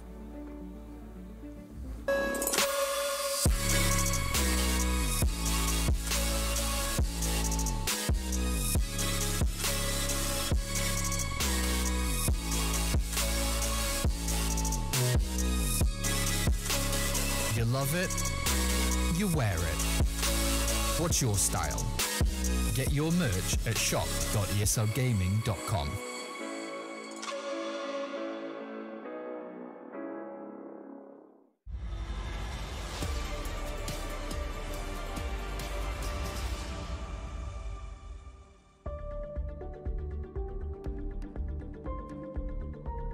보는 게 엄청 재밌는 것 같아요. 다른 게임에 비해 압도적으로. 전 세계 통틀어서 이제 RTS 게임 중에 가장 제일 재밌다고 생각하고 그게 제일 큰 이유인 것 같고, 그리고 스타크래프트 시리즈가 전통이 되게 오래됐기 때문에 그것도 그 이유 중에 하나라고 생각해요. I think people still like to play StarCraft because it's still up to date, the engine and everything, the graphics, the way it plays out. It's still up to date, it's not getting old, there isn't any RTS that comes close to the smoothness of the game, and therefore I think people still enjoy by far the most. 저도 지금까지도 스타2를 너무 사랑하고 연습할 때 힘들기도 하지만 스트레스도 받고, 근데 항상 좀 즐거운 마음으로 좀 재밌게 플레이를 하고 있는데, 그 이유가 항상 좀 새로운 빌드도 나오고, 그리고 같이 경쟁하는 선수들과 서로 좀 많은 역사가 있기 때문에 그런 기억들, 그리고 좀 경쟁 자체가 너무 항상 스릴 있고 긴장되고 그러기 때문에 좀 대체할 수 없는 게임 같고 앞으로도 좀 영원했으면 좋겠어요. I think StarCraft makes you feel something that other games don't really. It is a very accomplishing feeling when you win a game, and it's impossible to be perfect at it, so you just play against yourself, and it's a game about mistakes basically, because it's so difficult to play, and that just makes it beautiful in a way. I know that that's why I enjoy it, because you consistently keep learning and improving, and yeah, that's fun for me. 선수들이 계속 빌드를 만들어내고 게임도 워낙 빨라가지고 그 스피드함이 있어서 계속 인기 있지 않나 싶어요. I think StarCraft regroups what I personally like in video games, and it has like, for example, like mouse accuracy, like strategy. It has like mechanics, like the fight on the keyboard. I think it regroups a lot of cool stuff from video games in general. So I just really like it. Well, I think that StarCraft is one of a kind, you know. There's not other games like StarCraft. You can get, like once you're 30 and more, you can go to the Boomers game, which is Age of Empires. But yeah, before that, I think StarCraft is the way if you like RTS, and very well done. I think StarCraft 2's maintained its popularity because it's like the most polished RTS game that's ever come out. And it's like, if you want to play a 1v1 game, you don't want to play with a team, it's a good go-to choice.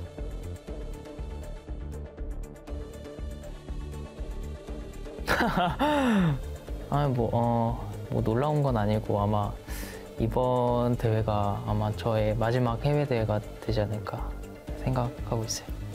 많은 팬분들이 제가 뭐 운동을 되게 열심히 하는 줄 알았는데 저는 사실 운동을 거의 안 해가지고 그거를 잘 모르는 것 같아요. 저는 그 토트넘 허스퍼의 엄청난 팬이고 손흥민 선수 그리고 해리케인을 매우 좋아하고 이번 시즌 4등 안에 들었으면 좋겠어요. I am less confident than I might act. I'm actually a very realistic person about my chances always, and I come off as very confident or even arrogant at times because I am, but I'm not as confident. Like I'm very realistic about my chances. 보이는 대로 하는 것 같은데 딱 보이는 대로 살고 있는 것 같은데. Certainly don't know about me. Is there anything people certainly don't know? Okay, maybe I have one. It's not a hobby, but okay. So like on my keyboard, I have like a keycap, and it's like a cat paw, and that's like one of my keys. So that's probably something people don't know about. That I'm actually not too smart, even though I play one of the hardest games ever. I got lucky. That's why I'm good.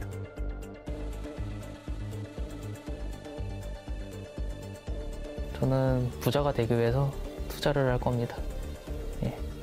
제가 아무래도 마지막 대회이기 때문에 미래를 위해 투자를 할 생각이에요. 뭐 예를 들어 뭐 비트코인이 될 수도 있고, 뭐 주식이 될 수도 있고. If I won the entire prize pool, I would probably not spend it. I like saving it and investing instead. And yeah, I mean that's what I'm gonna do with every prize money I get that I don't have to spend on my own life. 한국의 집값이 너무 비싸가지고 우선 이걸로 주식이나 코인을 해가지고 많이 불리고 그 다음에 한국에서 집을 살 거예요. I would buy the drinks for all the guys in the hotel lobby, and then after that probably invest it. So relatively boring. I don't think I would spend it. Yeah, I will have some fun at first for sure.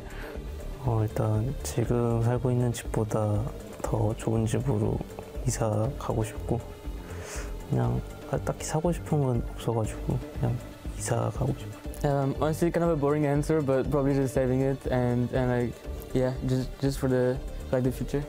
I'm obviously buying a Lamborghini. Yeah, that's the play. I don't think it's a smart investment, but yeah, why not? I want to flex, you know? That's the ultimate flex. I'm gonna pull up to the next Katowice with my Lambo. Probably put it in the bank. There's no way you can afford a house in Canada nowadays, so yeah.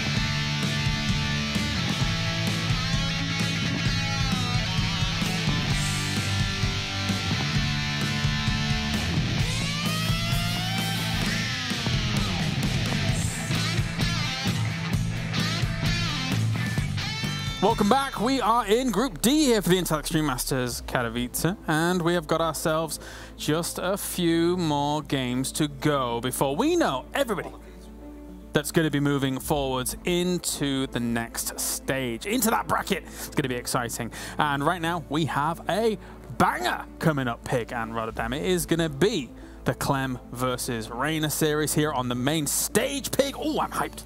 Oh, as you should be, mate. The best European players facing off there in Zerg versus Terran. And honestly, what's so cool about it is they're that new generation of players, and they're both ridiculously fast in a matchup, which is all about that kind of mechanical push and pull. So I expect a good old wrestling match. Yeah. How about yourself, hey, Roddy? Yeah, I mean, Reynor against Clem right now is a European classic already. Absolutely love both kids. They are so fast. They kind of came up around the same time. It's just that Reynor got incredibly good really quick. For Clem, it took a little bit longer, but then he finally made some big steps and started winning these European tournaments. He gave all those Terran players out there hope that it is possible to beat Zero, to beat Reynor. It's a beautiful match where at one point even, like, Clem started winning all the time. Like, Clem won like 10 or 11 times in a row, and it took a very, very long time for Reynor to finally find some things out and actually get a couple of points on the board again. Well, we can take a look at how the group has fared so far, after just one series, of course, but it does give us a bit of an understanding of who has won things out to start off. Maru, Byun, and Reynor have taken the first couple of series here. Zaun, Clem, and Scarlett, a bit unfortunate, I think, again, especially for Zaun, given the situation that he was just previously in against Reynor. He was very close to being able to take that one. Yeah, I mean, that was kind of wild. I really thought it was going to go the other way. Did end up, of course, with those gold-based shenaniganeries. You know, it's always fun to see PvZ on Pride of Altaris. It's basically where, no matter what, it is a completely compulsory journey to the clown college. Like, you got two guys taking gold bases. It's crazy. Of course, no shame as well for Clem dropping to Maru there. That was actually one of those series I kept looking at going, oh, Clem's ahead in supply. Clem's ahead in supply. You got to remember, doesn't mean much when you're playing Maru. Maru, he just so good in TVT. Yeah, and well, I mean, if truth's to be believed from previous moments, he's good in a lot of matchups. Unfortunately for the rest of the field here, we'll see how he's going to fare against a couple of these guys. Who is Maru playing next, actually, now that I asked? Maru is currently playing Byun, and he's down 0-1. Really? Yes, but even when Maru is down 0-1, I mean, that is crazy because Maru never loses TVTs. This game, though, I can give you a quick brief update because I know we have a long day. But basically, Maru made a crazy play. He decided to grab his 3 Ravens, fly them to the other side of the map, wanted to kill SCVs, then decided to go for the tech lab, and that worked out, but then he lost all 3 Ravens, and Byun's like, all right, I'll counterattack with tanks, Ravens, and Vikings. Byun got super far ahead, but Maru wouldn't be Maru if he still didn't turn it into like a 17-minute game. But in the end, Byun did take the 1-0 lead, and that could come in really handy for Byun down the line, because we do expect some very close scenarios towards the end of Group D2. So Byun taking the 1-0 lead is big.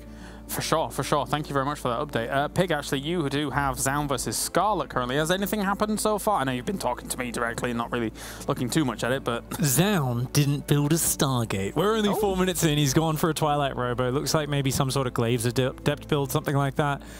So cool to see he's mixing in the ground, of course. It's one of the shorter rush distance maps, but that's only game 1, so we'll see where that goes. All right, cool.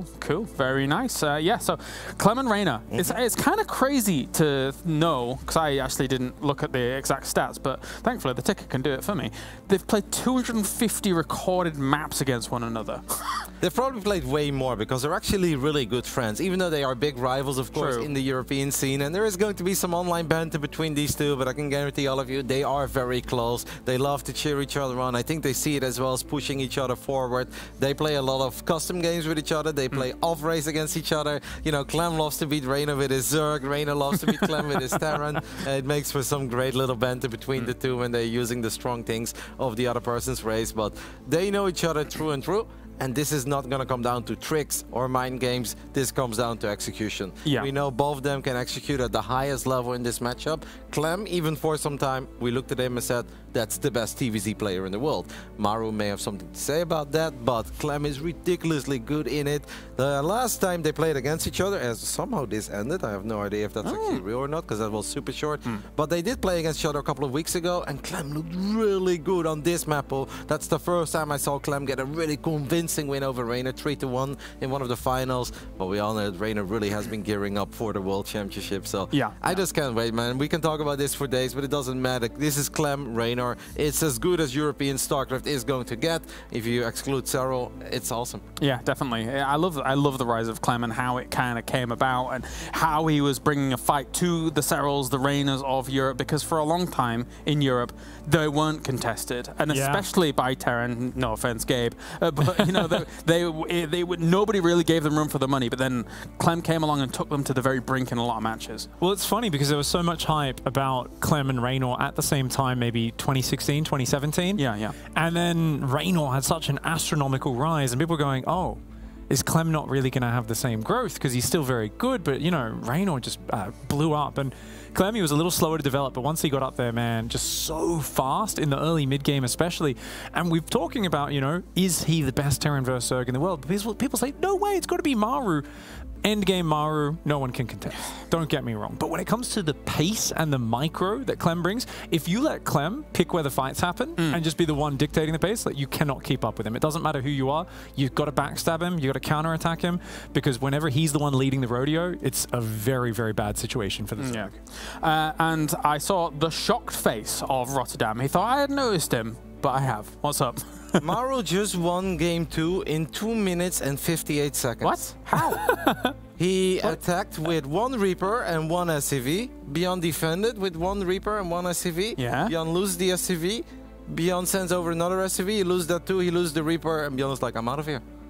Excuse me? 58. No he way. couldn't finish up his command center. That's still very, very early. What? That was 1 Reaper in his natural. 2 minutes and 58 seconds. Maru has tied things up. Whew. What on earth? Yeah, no, that's pretty bizarre. Like, of course it's Maru, you don't want to play from behind, but that is shocking to me. Yeah, I mean, surely you'd give it a little bit of a push, a little. Yeah, I mean, it's just, I think, honestly, beyond channeling what most Terrans have experienced on the ladder, which is you lose your Reaper, you leave the game, and the next time you see Terran on the loading screen, you Alt F4 and you load up Age of Empires, right? Oh, yeah, the Boomer game. Ben plays. Yeah, of course. Very, very rare to see something like that in a tournament, honestly. That's ridiculous. Yeah. I'm pretty speechless. Yeah. Like, Maru was way further behind in that first game than Byun would have been here. This was an ugly start, don't get me wrong. It's going to take a little while before his command center finishes up, but we lost 2 SCVs and a Reaper. Yeah. I mean, when you mentioned that the game had finished quick, 9.99 times out of 10, that's, okay, something went weird, let's regame. I don't know, like, we loaded up the wrong map or a different version of the map or something and just realized that that's ridiculous. Oh, well, that's, thank you for that update. They're pretty wild. So that means they're 1-1 now in all of that. And yeah, we're still waiting on the main stage match here, obviously, as the players need to get set up. Obviously, Reynor was here for a while. But we are, I'm getting word, we are ready. So thank you very much, gentlemen. Time to head to the stage for an important fixture here in Group D. Let's go to the stage.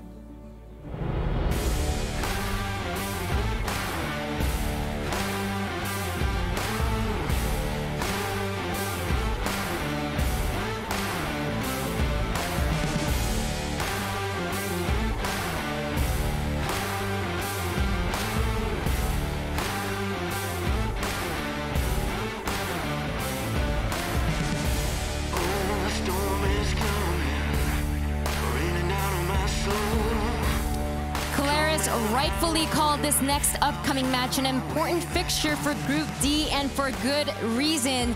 These two players are the best non-Korean players in the world. We have repetitively seen them in the grand finals of so many DreamHack StarCraft 2 Masters. It is my pleasure and honor to introduce the players for our next match here on this stage. It is Reynor and Clem.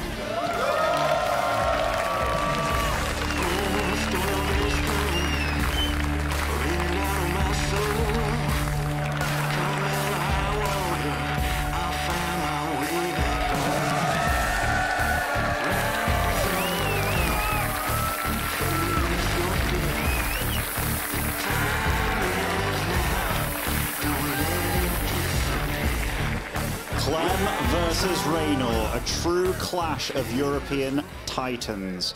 Reynor's looking mighty comfortable on that stage. He's been missing it. He won the last Katowice, but it was all online, and now he's back on the stage where he truly belongs. Kev, how are you feeling about this one? Yeah, I love it. I love that cheeky lean on Clem as well in the tunnel. Just make sure, I'm still bigger than you, buddy. You're the real kid here. Of course, both players tend to call each other the kid. As that was initially Reynor's nickname, and then Clem came. I was like, let's quickly swift that nickname over to Clem. Even though he's older than Reynor, which is, you know, Reynor just likes to assert his authority just a little smidge, you know.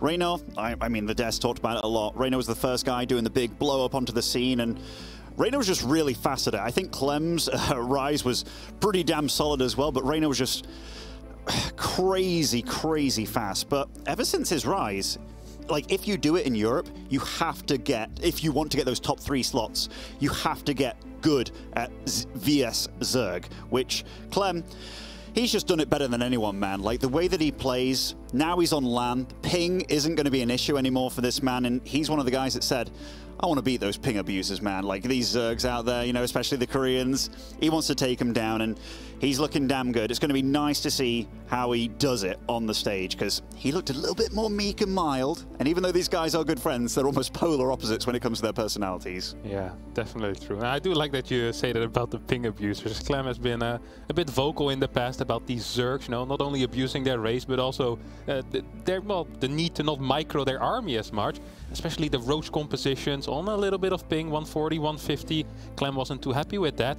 And now that we're here finally offline, Clem can show these guys what's up. Of course, Clem had a very dominating streak against Zerg about a year ago, I would say. I think it ended somewhere in maybe July or June, where I think it was like 2 series in 6 months. He isn't as dominant anymore in this matchup. It is a new map pool, but recently he's been saying, I'm feeling real confident again in this matchup, and he wants to show it here. He wants to show it against Reynor. Yeah, both kids looking very cool here. Yeah, it's a matchup of mechanics, right? Like, I know there's a few people that have their own twists and turn on it, but when it comes to just being raw power, fast, in your face, both these guys, they're made for each other. Some of the matchups that they've had in the past, they've been really damn cool. And I remember for a long time, it was something like 10 series in a row, Clem was beating Reynor. Then all of a sudden he broke the streak, broke the curse that he had against the kid, as he calls him. But yeah, this is their first time on LAN in what feels like years at this point. In fact, it is years, isn't it? And it is going to be cool to see how they go up against each other on absolute equal grounds. When I'm looking at them both in the camera, Clem's looking cool, calm, and zen. Reynor, though, he's ready to pounce. Yeah, Reynor, of course, with his Italian rap playlist with some of the worst songs that the world has ever heard. I'm not quite sure if you ever listened to his playlist that he used last year. That's the first song, 7 Miliardi. Is not a recommendation, Ben. You know, I didn't listen to the playlist because I listened to the first 3 seconds of the song and I'm like, kids today. I went full boomer on that, you know, Clint Eastwood style. But yeah, no, he should have definitely kept that one secret, Kev. Yeah, I wouldn't have minded that either. My ears would have appreciated. But now we're looking at Clem. And I actually was speaking with Clem the other day and talking about LAN nerfs, that type of stuff. And we were talking about the last Katowice that was offline, where he ended up losing to Nice, I think. And he said, well, back then I wasn't as good. It wasn't the LAN nerfs. I actually feel really comfortable at LAN. I feel good offline. He played a bunch of times from the TL office as well, in kind of a different setting, not similar to home. And he has stated already in the past few days, he feels super comfortable here. He feels good, he feels great. Reynor, of course, known to be great at LAN as well. Feels like he gets some energy from the crowd. He's pumping himself up here with that Italian rap music. Both players looking extremely focused. Absolutely. Clem, last time he played here, he was still growing. He was a hot pickup for Team Liquid, but he's grown a lot since then. And speaking of, spawning over in the bottom right-hand side of Berlingrad, playing for Team Liquid, it is Clem.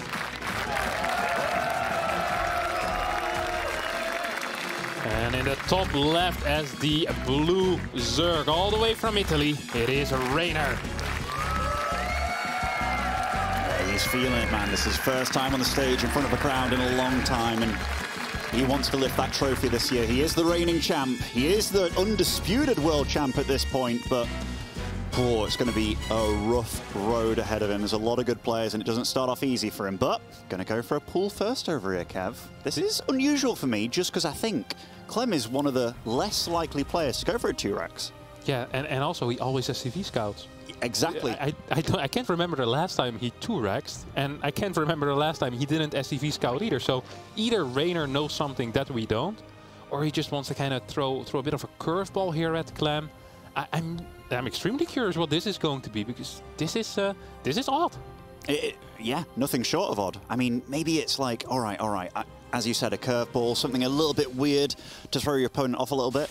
It doesn't put you super behind, but let's say a couple extra drones, which against a player as good as Clem, you don't want to put yourself in that position. Maybe it's also just for setting the pace of the series a little bit, just to let Clem know, hey, buddy, I'm different on Lamb. I'll throw anything at you, and I'll get ahead regardless.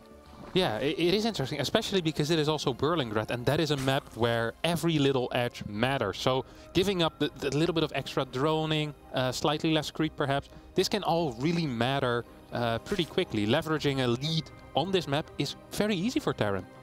Yeah, maybe it's one of those situations where Reynor just wants to reveal 2 Zerglings, and maybe he knows Clem's response with the SCV and stuff to get a later scout, because we saw that come into play with Heromarine versus Lambo. He saw the first 2 lings, and it was like, oh, I'm going to make a bunker immediately. I think it happened on Curious Minds, and it did throw a Heromarine off just a smidge, but here, sees the hatchery anyway, and it's like, oh, you went for a pull first? Does grenade himself a little bit, but gets the full scout, and it's like, all right, I'm okay with this, actually. There's a huge scout. He did get a second Marine before the reactor, so that is a slight change from what we usually see. But overall, this is a great start, right? He has full information. He even knows the speed timing. He knows that speed hasn't started yet. No Roach Warren going down. This is absolutely brilliant. I like that you point out the second Marine, because it's nice to have your Reaper out on the map, but 2 Marines will absolutely deal with anything that comes at you. So that was a very, very safe play by Clem. Does start off his Hellion production, but it's just 1 at a time, because that did delay his reactor. And maybe if that's what Reynor was hoping for to get out of all of this, the trade-off ain't so bad, actually. Yeah, 1 less Hellion, of course, that Marine with those 18 seconds delaying that reactor. It's the same timing as the Hellion takes to build. So that first round of Hellions will only be a single one. And especially because this is a 2-gas opener, you do want these Hellions as quick as possible. So it's a very good point you raised there. Starport's going down quickly as well. I mean, on a map like Berlingrad, we're kind of expecting 2-gas Banshee, right? I was until, okay, he was producing a Marine, and then it was like, okay, cancelling, getting out the tech lab. For a second there, I was like, oh my goodness, is he going for a armory and what have you? But no, we'll go for the Viking. What is this build bad against? It's very bad against any sort of roach pressure. Like, you find yourself in a horrible position. But going for the 2-gas and then the Viking, it's a respectful play. He wants to clear up the Overlords. Maybe, you know, Reynor did post a picture on his Twitter recently of his Overlord placement. Clem just wanted to get rid of that. Yeah, I do like that. Do you think we're going to go into a larger heli count, let's say 8, and maybe a second starport unit, or we'll stick with 6 Hellions and get that single Viking and that will be it? Right, so in my brain, and I play at a slow pace these days, Kevin, I'm like, all right, Viking into Liberator, about 7 Hellions is a good number, but we'll see what he goes with, because very often these guys, when they are so quick, it's like, all right, now I'm going to get a medevac, do a drop in the main and what have you. But his build has definitely been thrown off a smidge here, right? Having to go for that second Marine early and doing what he's doing. So he's going to stop at, I think, 5 Hellions, if I'm correct, which... Yep. That isn't a number that's super scary for Reynor. This is going to allow his creep spread to get pretty damn out of control very, very quickly. Yeah, definitely. And Reynor should be great at this. He's been practicing mainly Archon games, actually, against a bunch of Americans on his Discord. I'm not messing with you, Ben. I'm not pulling your leg here. He's been playing against 4 or 5 people at the same time, because 5 Americans equals about 1 Clem. And he said that it's good practice. They're quite good with the Hellions, you know, and he got a lot faster is what he told me, and his creep spread is looking fabulous so far. So yeah, is that a currency exchange? 5 Americans for 1 Clem? I'm thinking 8 Americans for 1 Clem, honestly, but we'll see how it pays off. I mean, that creep spread is getting wild. In the Viking, yeah, it deals with some Overlords. It clears up some of that airspace for drops later on, but so far, I'd say Reynor's looking quite good. Gets all the scouting information, gets to see that 3rd CC at the wall as well, so he knows he's not behind economically. And as long as he doesn't take any damage from anything that Clem's going to ready up pretty soon, he should be okay. This Viking taking a few extra hits, it's actually going to go down, and already that's a nice little victory for Reynor. So now these Overlords at the top of the map, you see at 12 o'clock, it can stay there very safely, and you start moving them out a little bit in all these dead air spaces. Yeah, that's actually kind of big because that makes drops a lot harder. It also is just nice to have the Viking to spot any potential run-bys, of course. It's a free scout of one lane at least on this map. And God knows that this map has lots of lanes where the Zerglings can counter-attack on. So being able to cut one off is already great. I love this Ling run-by as well here. Just checking if you can pick off any SCVs, of course, quick on that control. Tank shells once, and Reynor says, I'm out of here. Okay, you saw scan? He scanned on his tech lab, which means that you've slightly misclicked the tech lab where he wanted to get combat shield, given they're on the same hotkey. Yeah. Very unfortunate, but maybe the nerves getting the better of Clem, just a smidge there. But isn't the end of the world. 5 Hellions and a group of Marines. This is where he can start to get a little bit of control, and this is where Reynor really has to test his muscle here. Ooh, a few Queens being caught out. That is not what you want if you're the fan of the Italian. Yeah, that's definitely not what you want. Second Queen will also go down. These Creep Tumors will get taken out. The Creep Tumor on the edge still in scan range somehow magically. And losing these Queens, losing these Tumors, it's a good start for Clem. Yeah, it really is. Despite that scan being obviously wasted, resources loss-wise, I think it's definitely going to be looking a little bit better for Clem. Yes, it is. And that creep spread being thwarted in the middle, that's a good place to stop it, because cutting the head off the Hydra, definitely what you want to be doing with these creep tumors, because if left uncontested, they go out of control. Yeah, Clem is doing a fantastic job, kind of playing around these ramps, just poking down and doesn't want to engage on creep here. Of course, we see a quick pickup. Will lose all of his Hellbats, which means that in the future, run-bys are a definite possibility for Reynor. These bad boys won't be able to stay at home. Oh my god, that target fire was absolutely beautiful. Takes out 3-4 Banelings there, and then the quick pickup. I shouldn't be surprised, Ben, but every single time I still am. Clem says, welcome to land, baby. And they're taking out quite a few of the units. And right now he does have a 1-1 advantage, but you can see the tempo that he's kind of bringing to Reynor. Reynor gladly meeting him at this pace as well. So right now, what is Reynor doing? He's trying to get up to Hydras, but he is under a lot of pressure. This is a significant supply block out of Reynor. He needed to start 3 Overlords while he was supply blocked. He had 137 out of 136. He's floating a decent amount of money as well. What's the larva count at currently? Oh, he has almost no larva. He's actually he's in a little bit of trouble with spending the money here, Ben. Yeah, when you need all your queens to defend and spread that creep, and losing those few queens earlier, it's definitely paying off. Even though it looks like he might be getting met by these queens constantly, not dealing that much, every little bit helps.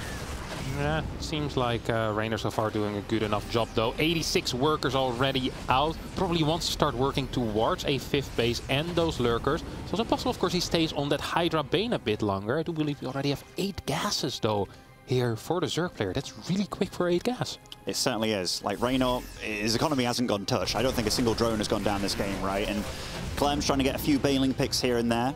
But Reynor's got a very good spread of units. And getting a lot of Hydras out is very, very handy. Obviously going to be a bit behind in upgrades, but Banelings don't mind about that, and the Hydras will still put up a pretty damn good fight without those attack upgrades. Yeah, it's definitely true. To be fair to Clem here, he has played a very tank-heavy style, and tanks do not support these drops whatsoever until you make one big push out. So usually we expect a bit more damage out of Clem if he opens up with more mines, but because it has been pure tanks, it would be weird if Clem would have killed the base here, right? Oh, it would have been really weird. Also, kind of different from Clem, because for a long time when he was beating all these Zergs, he was opening up the Widow Mines, but maybe...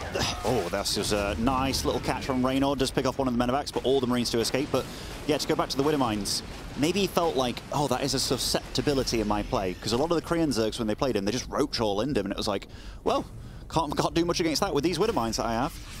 Yeah, even if they do stay invisible with the armory, you have one shot and then the Overseer shows up anyway. Oh, Clem's gonna get caught out of position a little bit here. Tank in the back, still dealing a lot of damage. Good splits, obviously. That tank stays alive, is big. Reynor turns around to still grab that kill.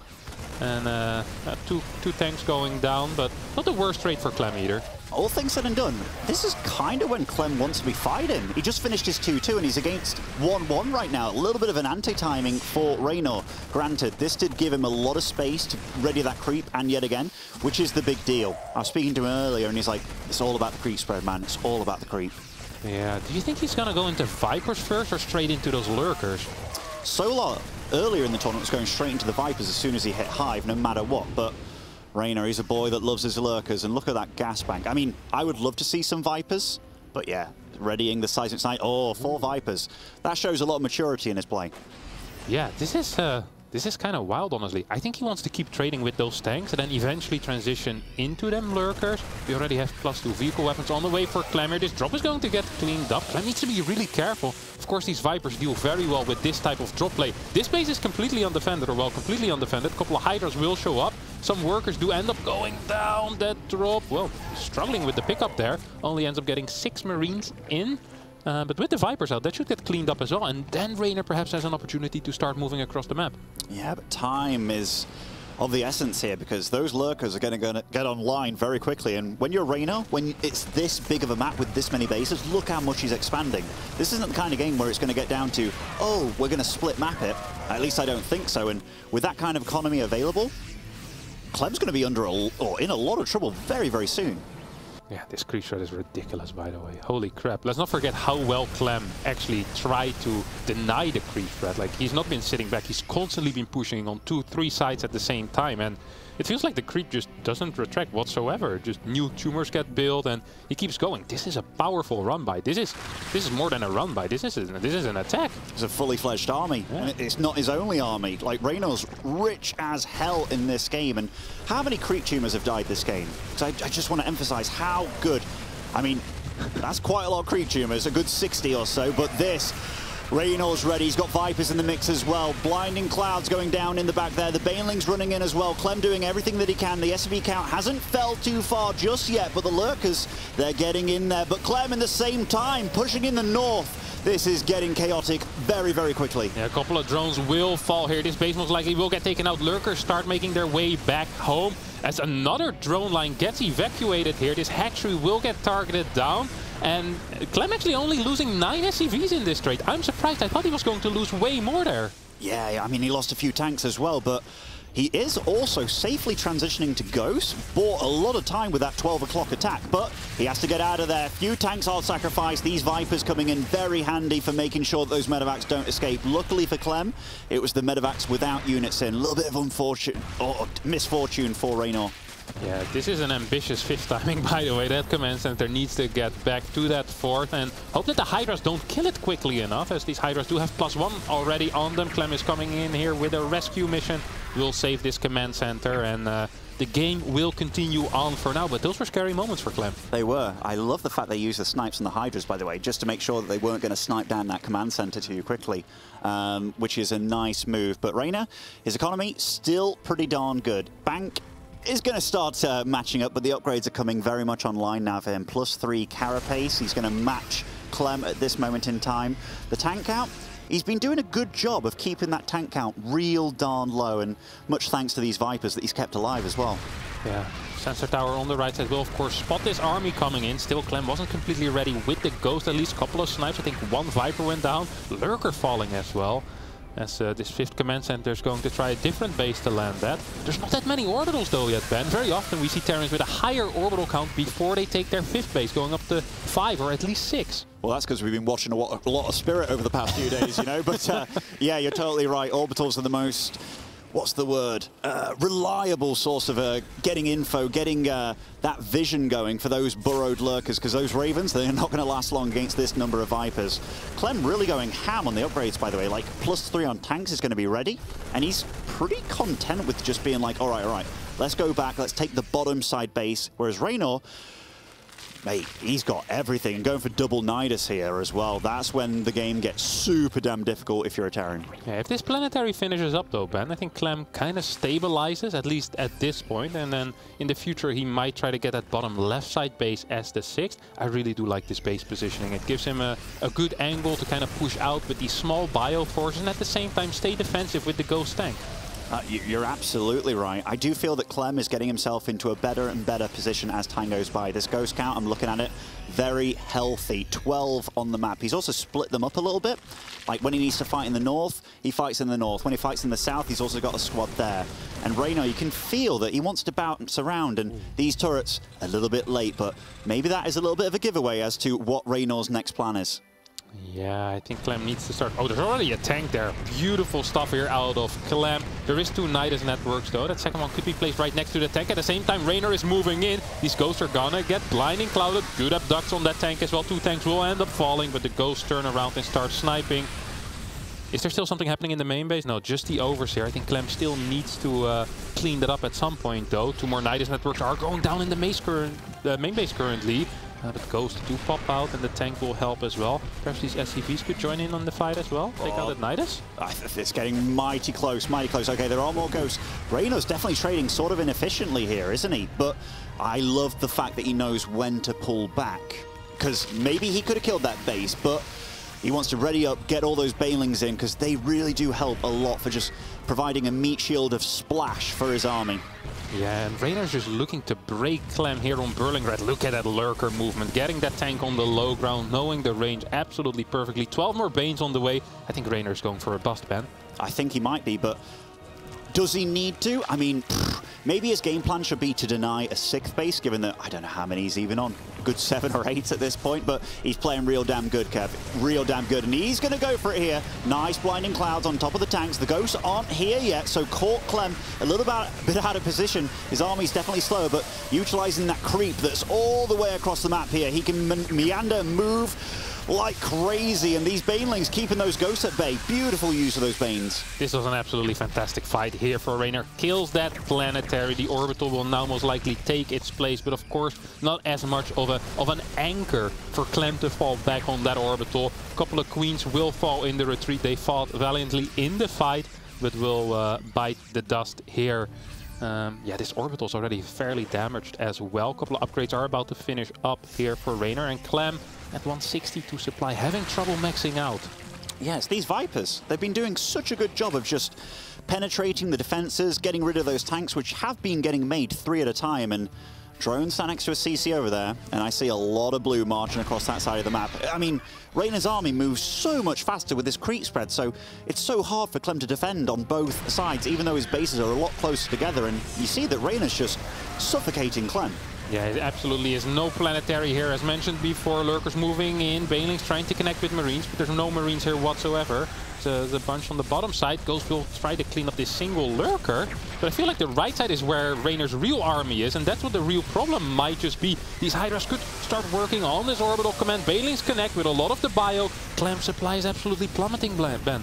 Yeah, Reynor wants him out of this game, and he's just doing nothing but non-stop units. I don't know how much lava he has available, but he's got a bank. And yeah, I think he's just been spending it all like absolutely crazy, going for a lot of hatcheries. These Queens, maybe they want to get back home and just inject everything, because the next wave, that's where I'm really worrying for Clem in this game.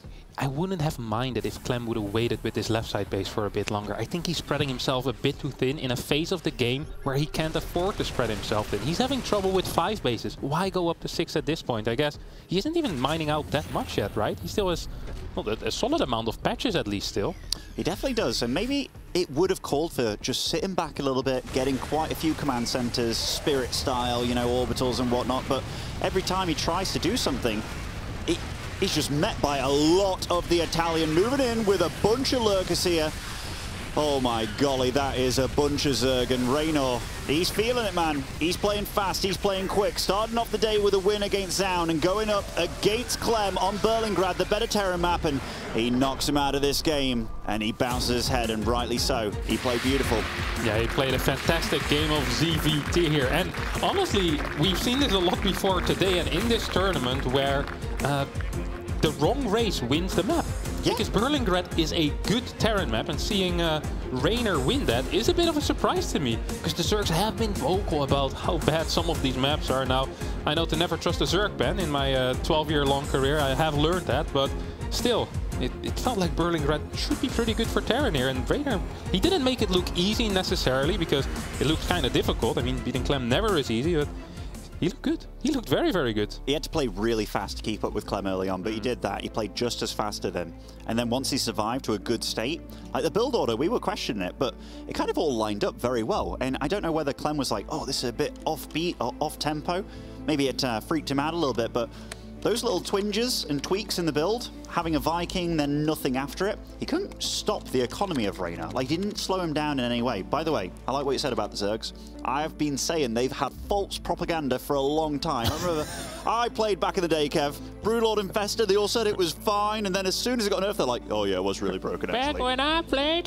Back when I played, when I was young. No, look at Reynor, man. He's jamming out over here. That's the Italian rap right there. Actually, recently he's been listening to some Eminem as well. Ah, that is better music. Yeah. This is what's getting him going. Now he's found life, you know. But raise your baguette for Clem. I mean, we've got a lot of fans out there in the audience, and rightly so. These guys, they're some of the best at this matchup.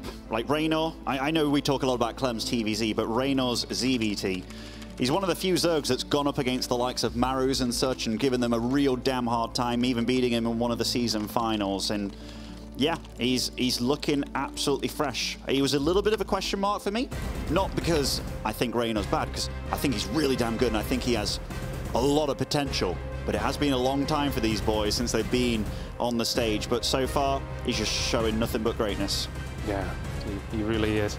Well, actually, that first series he showed was a little bit... a bit rocky. Yeah, a bit rocky. Caster hype, you know? Nothing but greatness, Ben, as in the bottom left, spawning as the Red Terran player playing for Team Liquid. It is Clem.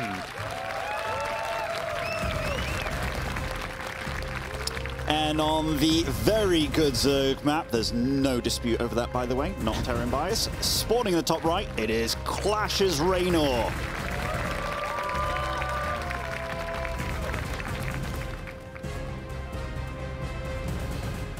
Hardwire. I mean, I did speak to Reynor a little bit, and it was when Spirit was beating Solar and stuff, and I was like, oh wow, Spirit played so good. Like, he got to the stage and Solar couldn't break him. And he was like, yeah, Hardwire is an unbreakable map, man. And I was like, Reynor, you're ridiculous. You're absolutely ridiculous. But what do you like? You used to be Clem's teammate. If he was in this situation, would you have left him to it usually and just been like, he knows what he's doing, absolutely? Or would you have been like, it's all right, Reynor, you should maybe do this and that? I would not speak to Clem when he's in the zone. He's in the zone, like especially outside of my expertise, right? I would not ever interfere in a TVZ that he would be playing. But yeah, he knows what to do, right? It's just this matchup is so mechanical right now that I think he knows what went wrong. He just was a little bit too slow, perhaps, in the early game, or didn't take the right trades. We might actually see some more of that Widowmine style. Reynor is one of the players that almost never plays roaches. I wouldn't mind if Clem decides to just go for some quicker mines.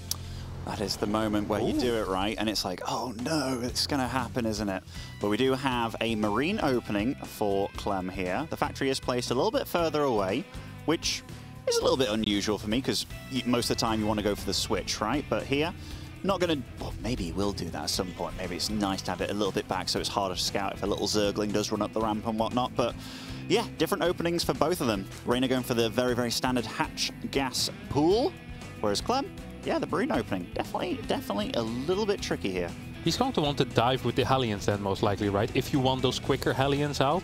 Is that necessarily what you want to do? Because this does get the Hellions, what is it, like 18 or 15 seconds faster or so? The thing is, most of the time that you go for a build like this, you want a lot of Marines. And it can be because you want to do like a 7 Marine drop with 3 Hellions and stuff.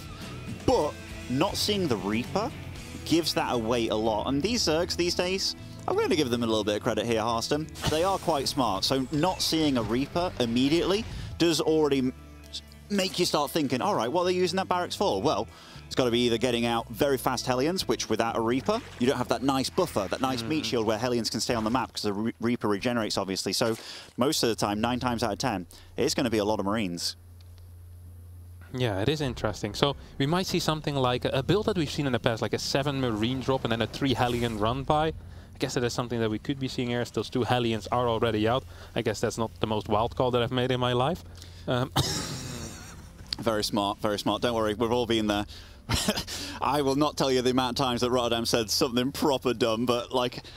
Anyway, we've got a big match on our hands. So it will be a nice scout here, by the way. This Overlord coming in from a bit of a funny position, but I'm actually a little surprised at the amount of Marines. There wasn't like just one to the north of the base here, but does dive deep enough to find out exactly what is happening here.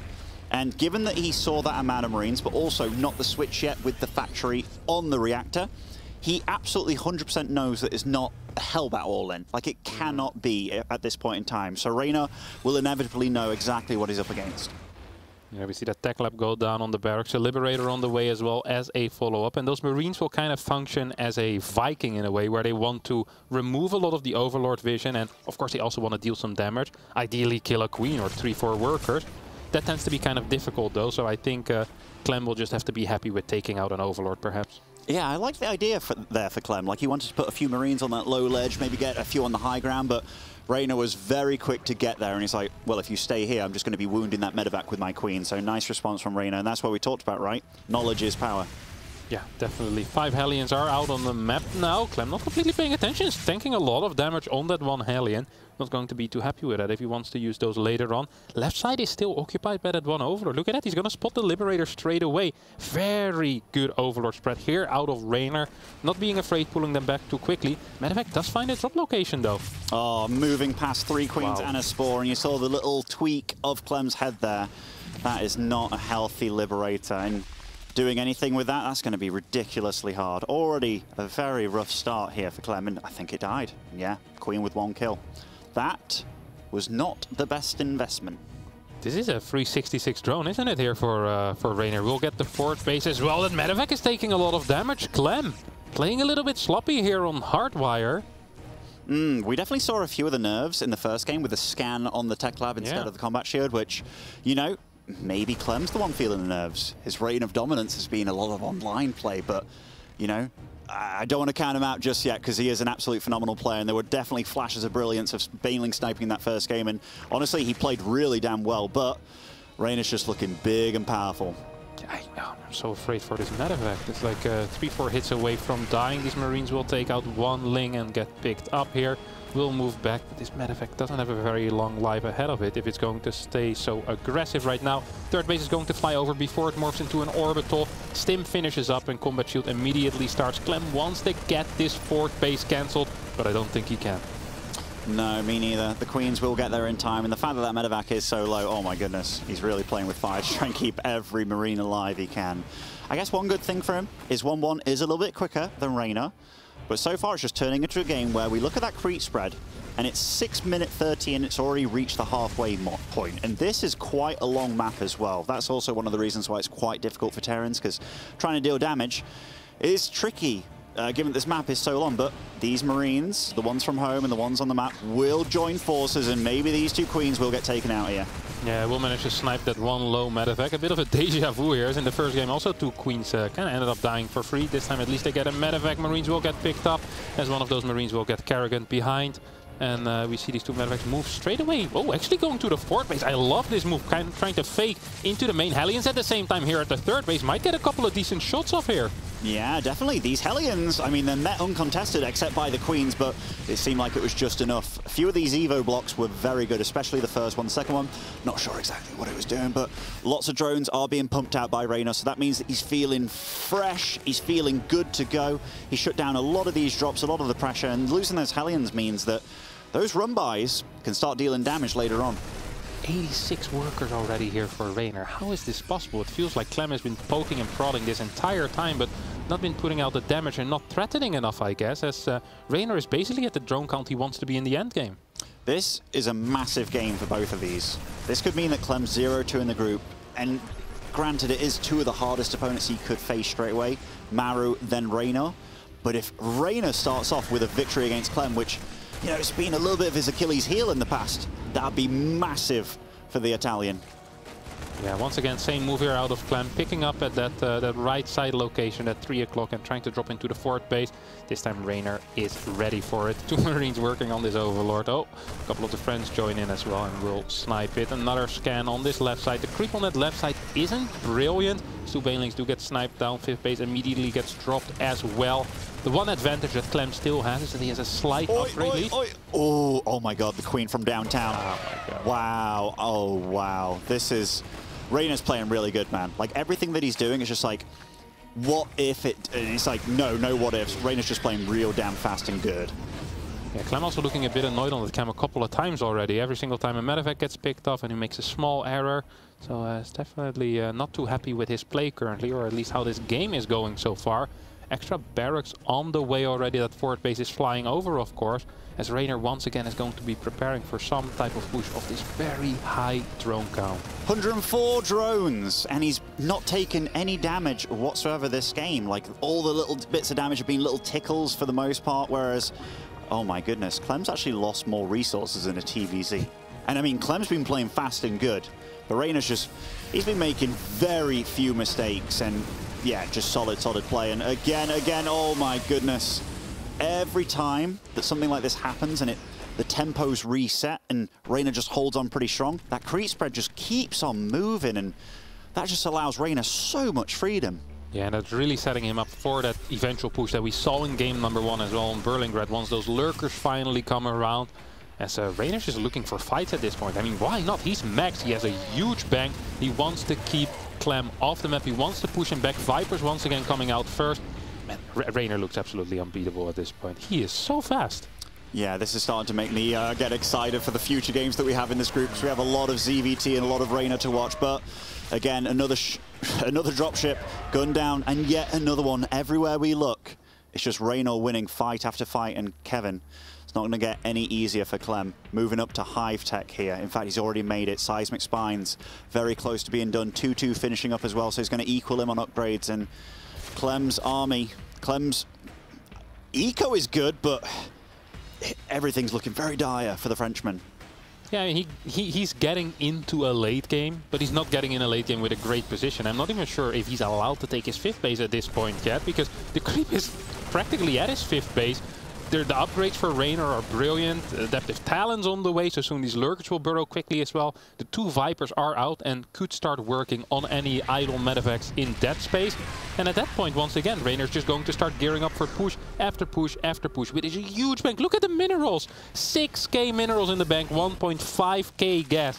This is not normal. It's absolutely not. Like, at this point, you can just start taking random hatcheries around the map just to say, like, hey, that's my base. Just put the creep there, put the ability for Clem to have to take down real exterior bases, meaning the ones behind it are very safe too. But very soon, given the way Zerg works with getting all that larvae available, I'm scared for Clem, man. Real damn scared. And right now, Reynor can afford to lose quite a lot of units, because he's just going to remax on the very valuable units, such as Lurkers and more Vipers, maybe. We saw how good they were for him in game 1. Yeah. The sick thing is that he is super disciplined as well with his fight still. Even though he has, what, 8k minerals in the bank, he almost never fights off creep. Like, he moves off creep to pick off a unit and then goes straight back onto creep. He wants to be efficient and he wants to be rich at the same time. He's the perfect man. The perfect man, indeed he is. It shows a lot of maturity, right? Because a lot of Zergs, or a lot of players in general, get very carried away, but he's absolutely not. And the fact that he's done what he's done and established this kind of position, that is ridiculously hard to do. Clem trying to fire over the rocks here, which went kind of okay. By the way, 9k bank now, 2k. This man is rich as hell. It's 11k resources, 12 minutes into the game. The entire map is spreading creep. I don't even manage to do this against the easy AI. No, I tried to do that max out, you know, like at the fastest you can against nothing. And it was like, mate, I can do that in like 12 minutes. But no, here he is. Lots of EMPs going down. I love the fact that he did that to the Vipers. That is a huge deal, actually. Great play out of Clem there. That saves this stronghold very, very nicely. Yeah, and Clem is way better prepared, way better set up than last game as well. The defense is strong. Double Nidus network already on the way, though. There's a couple of turrets in the main base, and I hope there's a tank there as well. Look at his Overseer, the Kamikaze pilot. Oh, will not quite make it into the main base. There's another Overseer heading towards the main, though, as Reynor once again gearing up for those Niduses. There's no tank around this time, but the networks were not quite done yet, and thus not a single worm went down. You know, Clem's starting to give me a lot of hope. Like, this has all felt very bleak for him over the last 5 minutes or over the course of the game, but all of a sudden, the fact that he's defended that first attack in the way that he did, which was EMP snipe on those Vipers, it really shows to me that he realizes the true strength of Reynor's style here, and he's like, all right, I know how to do it, but now I'm showing that I can do it, because maybe he knew it in the first game too, but just wasn't able to do it. Yeah, and it also shows a bit of maturity out of Clem here, that he isn't just attacking onto the creep and wanting to be aggressive. Perhaps a year ago, he was known as the guy that always had to attack. But these days, he can play a fine late game for sure, Ben. And I think that's what we're going to be seeing as these medevacs are going to get taken out. I don't even mind it too much, because you want to replace some of that bio for tanks and more Ghost. What else does Clem really want to get? Does he want to add a couple of mines in this mix? Some lips, perhaps? A Viking here and there to snipe Vipers, or is this a fine comp? I think this is a good comp. Like, maybe eventually you want to get a few Liberators in the mix, but these tanks and Ghosts, this is pretty much end game for Terran. Like, you want a few PFs around, lots of turrets around as well, so these Vipers, every time they want to do something, they really have to suicide kind of thing. But Reynor's doing a good job here. He's like, okay, you're on 5 bases, but I want to stop you from getting the 6 base setup. I think Hardwire is also a pretty decent map for trying to get the split off, because right now, if Clem focuses all his attention on spreading up this right corner, then it could be a total split map situation, which is very hard to do, I feel. Yeah, definitely true. Look at Reynor taking both of the middle bases, by the way. He's already mining from them as well. He's a lot of drones there. This is an absolutely brilliant play. Look at that, 10 workers here taking both gases as well. And these are the bases. Well, at least one of them kind of has to belong to Clem, right, at some point. You'd imagine so. You definitely would. So the fact that he's absorbing resources from both of them, especially the gas, very quickly, yeah, you're right. It's a really good play. You can see that Clem's trying to hunker down here in this right corner. So this is where we're going to see a lot of fights take place. The Blinding Clouds coming in there on top of 3 tanks, and the Banelings rolling, and that is a lot of Banes. And removed all the AoE in this army, means these Banelings have a field day. Yeah, there's still 2 tanks in the back, but that planetary will get taken out. Of course, not the most efficient trade for Reynor, but he doesn't care because he has these middle bases. I wouldn't even mind if Clem takes the more forward base here on the right side, rather than going for that back base and gets a planetary up there. I've seen that happen in the past, and I really do like that. You can kind of control the choke there.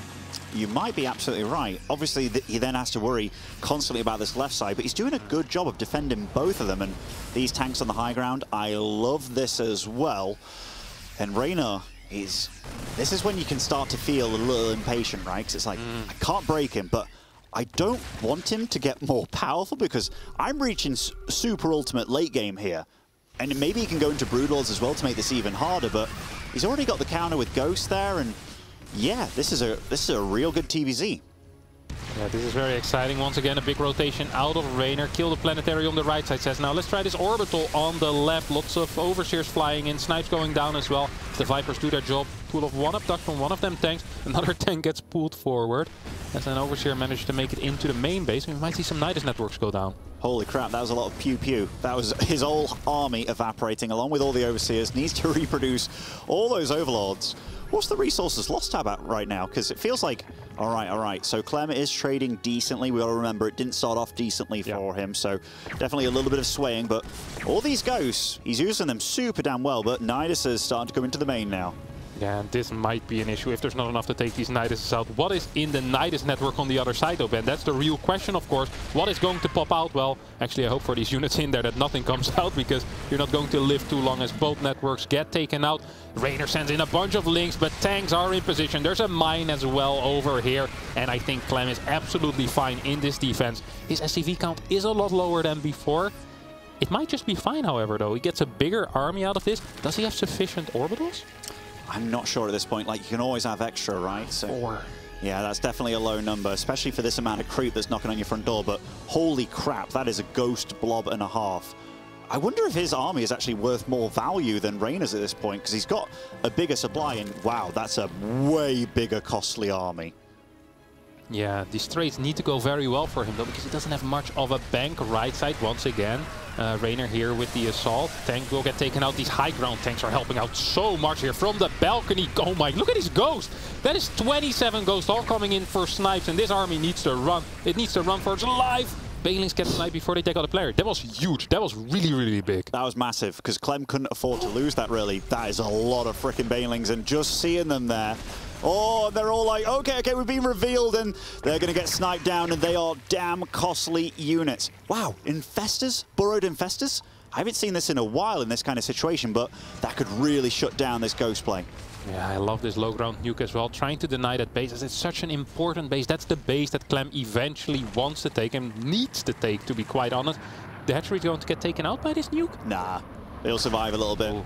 You know, nukes, surprisingly, not the greatest, Kev. Not the greatest. Not the greatest. They need a massive buff. No. I mean, eventually he is going to be focused on taking that out. But look what he's doing here. I love this by him, trying to get the forward turrets as well. Oh, those infestors. James Bond infestors right there. They're looking for an EMP, right? Yeah. Oh no, Fungals instead, going to catch a lot of this army. Banelings moving forward as well. We'll catch a couple of ghosts, but honestly, not the fight that I thought it would be. These tanks on the high ground are so sick. These 2 tanks have helped so much in these fights. I actually wonder how many kills these bad boys have. 24 and 55. Holy crap. When we talk about MVPs, they are absolutely them. Clem's bank is reset quite a bit, but oh boy, those tanks. There's got to be like Banelings and Lurkers in there. It's not pure Ling. Like, it's an expensive army that died against that one tank. Holy moly, that's insane. Reynor's actually becoming a little less cost efficient, it feels like, over these past 2-3 minutes. And Clem is pushing forward towards that right side. Yeah, resources lost. Was an 8k difference right now.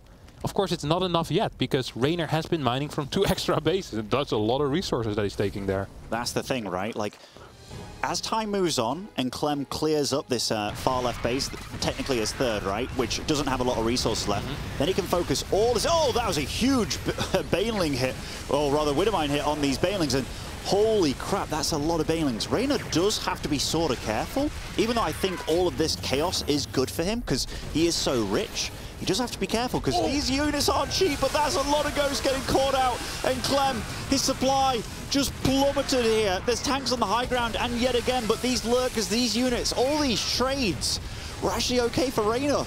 Yeah, Clem blinked for a second too long and all of his ghosts disappear, his tanks fall, and now all of a sudden Reynor is knocking on his natural's door. The lurkers are moving forward. There's still a couple of tanks he might be able to hold, but this was an absolutely brilliant trade here for Reynor. Oh, it certainly was. These tanks getting picked off as well. MVP tanks here in this game on high ground, but Clem, he can't afford it. And GG, Reynor takes out one of his European rivals here, and you can see the happiness and joy, maybe also a bit of a relief on his face, because this is a big deal for where you finish in this group. Definitely Clem going 0-4 in map so far in this group, and Reynor with the first big win here against Clem. Of course, beating Zaun early as well puts him 2-0. Great position to perhaps get out first of this Group D, the group of death. Amazing play by both of them, honestly. You really felt that Clem started to flex his muscle halfway in the game, and it was like, okay, let's get back into this. Some of the ghost play was amazing by him, but Reynor, he kept up with him. And not only kept up with him, he just delivered in every possible way. And I love what you said earlier. He played very mature. He didn't just throw his victory or throw his lead away or anything like that. He was like, okay, this is my moment. What do I have to stop you doing? Get in a 6th base. I have to keep you real damn poor in this game. He played the economy game before it got there, and you saw his bank was absolutely huge throughout all of it. He traded well. Absolutely beautiful play. Yeah, 12k resources in the bank at 12 minutes, Ben. I don't think that's something we're going to be seeing again this tournament, unless we see a lot of Reynor's EVT, I guess. But yeah, brilliant play out of the Italian here, taking out Clem, and yeah, beautiful stuff. He looks so good, and the back-to-back is a possibility. Absolutely, and we get to hear from the man himself. Take it away, Smix. Thank you very much, and what a performance from Reynor. Reynor, before we start diving in and talking about that series, because there's so much to talk about just there, I have to bring up a statistic. In your head-to-head and your past history with Clem, I'm not gonna lie, the last 7 times you played Clem at a DreamHack StarCraft 2 Masters, he ran away with the victory. That is a lot to, back-to-back. So how good does it feel to finally get revenge on this stage at the World Championship when it matters most? You know, no one beats Reynor 8 times in a row. You heard it from the man himself. 8 is the number you can't cross, and diving in, that first map, everyone talks about how it's supposed to be Terran favored, and yet you had such precision and control. Talk to us about how you did that, because I think there's a lot of Zerg players out there who really struggle. I mean, TVZ is the matchup I felt the most confident in, and it's the one that I practiced the most. And I've been playing a lot of Archon matches as well. And after you play those 6v1s, 5v1s, kind of like the standard games kind of feel slow. So I feel like I can do more stuff. But yeah, I'm very confident in my TVZ, and also I figured Berlingrad is still a Terran map, but not that much, so I played it. Not that much when it's Reynor apparently playing on that map, and even on map number 2, it turned into another macro game. Your resources were off the charts, you were killing it there, but Clem held on, and he was looking good. He had so many ghosts under his belt. Did you feel confident you could still, pull it through with your investor usage? Yeah, absolutely. Like, I feel like I got 2 birds with 1 stone because I was preparing for Maru, and the guy just never leaves his base, and Clem kind of did the same. So I was like, okay, I'll just do the same that I'm playing against Maru, which is just take your bases and keep trading. And most of the time it works. And yeah, he got fangled a couple of times. I knew I was very far ahead. And yeah, that's pretty much it. Just outmine you and try to look for a couple of good fights. Speaking, you just mentioned that you were preparing for Maru. Does that mean you weren't concerned about going up against Clem? No, of course, I was preparing for Clem as well, but usually the kid is just on your face 24/7 with mines. I was not prepared for Maru style of series, so I was like, okay, this is a surprise, not sure if a good one or not. Ended up being a good one. So yeah, I mean, I was preparing for Clem, of course, but this is not the Clem I'm used to see. I think he went on the defensive, and you know, it's not really his style. I'd like to see the kid just be more aggressive overall, but yeah, I mean, if it works for him. Well, I'm glad that you bring up Maru. A lot of people talk about Group D, you know, Group of Death, so many scary-looking players, you, of course, being one of them. What are your thoughts about Maru? Well, he's very good. I definitely can beat him, honestly. Like, no, yeah, like, of course, there's a chance he's very good, and I'm feeling confidence, Mix. That's it. All right, speaking of confidence, then, I need to ask you, expectations for your placement in the group. Of course, I'd like to get first. I won the first series and now the second series. I lost the map to Zaun because I was limit testing a bit. I was like, let's see if I can kill him with the same build 2 times. I couldn't, so I lost to 1 in the end. But yeah, I mean, I definitely think I can take the group. I still have a couple of scary Koreans and a ZVZ, and we know the ZVZ is kind of a coin flip. So let's see who wins the coin flip, you know. All right, last question, and then I'll let you go get ready for your next match. You are the current reigning Katowice champion. Now, that being said, because of the pandemic, last year it was all online. It is just so different being here offline in front of fans, and then eventually the Spodek Arena. It's just the world of a difference. How much more would it mean to you to be able to progress and maybe even secure a championship in an arena like this? You know, it feels like a completely different thing, you know, playing from offline and hearing the crowd, and you know, it's amazing for me. I feel like a power up. So yeah, last year I won the World Championship, but it wasn't complete, you know. I was missing part of it, and now this year I believe I can win again and maybe, you know, get the full experience. We love the confidence from Reynor. Congratulations again on the 2-0 over Clem. Claire's back to you. Thank you very much. Yeah, I don't even know where to begin. He's like a rapid-fire minigun of memes, just constantly firing them off. Hot takes as well. Maru is really good. Yeah, welcome back, Pig and Rotterdam here to the desk. I think one thing's fair to say, though, when you look at how Reynor was playing that last game, especially, I don't think I've ever seen anybody at the 14-minute mark have like 15k resources in the bank, Pig. That was utterly insane. Yeah, I mean, there's times when you see the Terran lock down the defenses and you're like, you know, maybe with the ghost efficiency you can come back, and I'm looking at it and I'm like, it's not even denting that bank, man. 15,000 resources in there. That was going to be, I mean, even Maru, who's the best at that kind of turtle comeback style, he would have been hard-pressed to bring it back from there. Let's jump into the highlights from this series as well then. I think Rotterdam, especially in that second game, it felt like Reynor was just kind of manhandling the entire situation, and that's against Clem. Yeah, Reynor did point out as well, right, that he felt that Clem was a bit more defensive than he usually is. Now, of course, that's also kind of forced when Reynor's creep spread is so ridiculously good. The man loves making a lot of queens, and he's putting those queens to use. I mean, look at the minimap here on Berlingrad. Yeah, of course he doesn't mind playing it because he sees the entire map. That makes Zerg just a lot more powerful. Reynor was really on point. He played excellent. Definitely a bit concerned for Clem, because Clem is now 0-2 and 0-4. Now, granted, he has played Reynor and Maru, but it doesn't matter. Somebody like Clem is not used to losing 4 games in a row in a tournament. So I hope that Clem can keep it together and still show his very best StarCraft. But yeah, in this best of 3, Reynor was just better across the board. Yeah, gonna have to collect his thoughts, collect his momentum here, and try and push on against, I think his next opponent will be Scarlett off of the main stage. As we take a look now, moving into game 2. And yeah, some attempts at harass, but not quite getting much done, and then yeah, Reynor swamps the entire map. Yeah, I mean, I have noticed Clem is playing this style a little bit more of, you know, if you don't have as much momentum, okay, add the command centers, add the ghosts. Whereas in the old days, Clem was like, yeah, he'd kind of crawl his way to extra command centers and ghosts, but he's trying to kill you the whole time. Like you know, exactly what Reynor said. He's all over you with Widow Mines normally. He's in your face.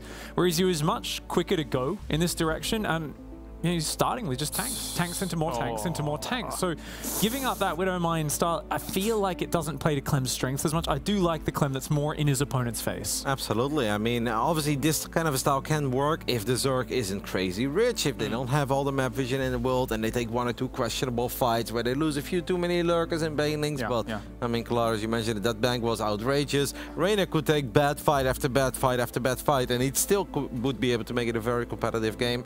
It wasn't Clem's series. There's no other way to put it. It was kind of a one-man show. It was all Reynor. It is good to see the reigning world champ flexing a little bit on stage and having a good time. But it's really very important for Clem that he starts turning it around now, because we have been so entertained by Clem over the last 2 years in our online era. The man has won more DreamHack Europe than Serral and Reynor combined. Of course, they did better at the season finals, but Clem did better in the European region. So I do hope for Clem that he can turn it around. Yeah, and there were other matches going on whilst that one has concluded now. So we'll head over to Rotterdam to start things off. What did you have? Well, I mean, I have to show this because this is the shortest game of the tournament, and it will most likely be the shortest game of the tournament. I mentioned it briefly before we hopped into this best of 3. I was in shock. I was like, did I miss something? No, I didn't. Let's just go ahead and hop into it. And yeah, pay attention.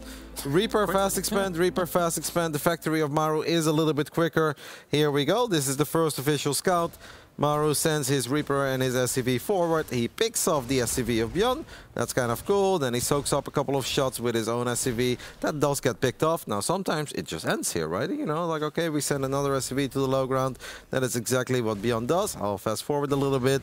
Maru with the well-placed grenade. Byun obviously should not be affected by the grenade, but he was. He ends up losing the Reaper. He ends up losing this SCV, and he just taps out. GG. Maru wins game 2 in 2 minutes and 58 seconds, and in game 3 it was all Maru. The game 3 wasn't 2K. A longer game, Kalaris. We had some Marines and we had some tanks, but Maru has actually looked very good so far in all the games we've seen, because even in that first game against Byun, he was really far behind, and he actually turned it into a competitive 17-minute game, and that just really goes to show that Maru is here for serious business, and he's 2-0 in his group. Yeah, just play like Maru, just make a game happen. Like, no, not quite like that though. That was interesting. Yeah, not often people are tapping out quite that early. Thank you very much, Rotterdam, for that. An update from Pig as well. You had Byun versus Sound. Yeah, we can actually go in as well and take a look. Game 1, big macro game on both sides, and Zaun managed to get up to the carriers, and he just traded exceptionally well, taking down all the Vikings of Byun. Game 2, Byun went back to, I mean, it's kind of a meme, I repeat it over and over again. Byun doesn't like scouting, and Zaun kind of planned for it. So if we watch this, we're on Byun's vision right now. He's going for a nice expand into very quick Hellions. Then he goes, oh, that's a very early Stalker. How did that get here? And little does he know, of course, that there has been a second gateway proxied on the map, as well as this gate, delayed Nexus. And just early Stalkers and Adepts kind of rally on in here. And I'll go on 2x speed so you can see. But here's a little rule. Hellions, not the best first Stalkers. And when they're rallying in off 2 gates, you've got no bunker, you've got no Marines out here, nothing but Hellions popping. It's just a disaster. And he basically loses the game right here in the next minute or so. So a really clean, just aggressive build for Zaun, catches out Byun for his tendency to not scout and do some greedier openings.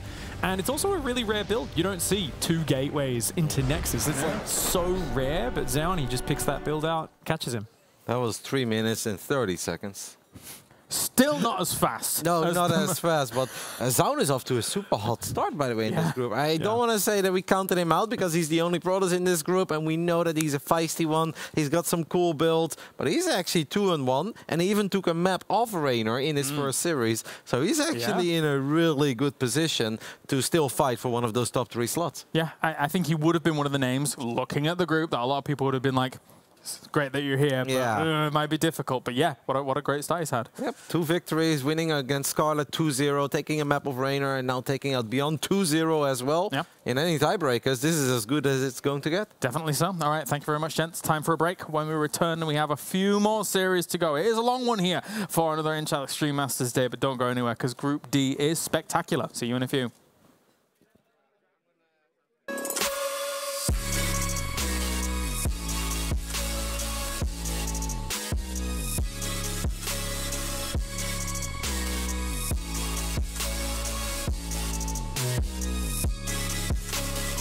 love it, you wear it.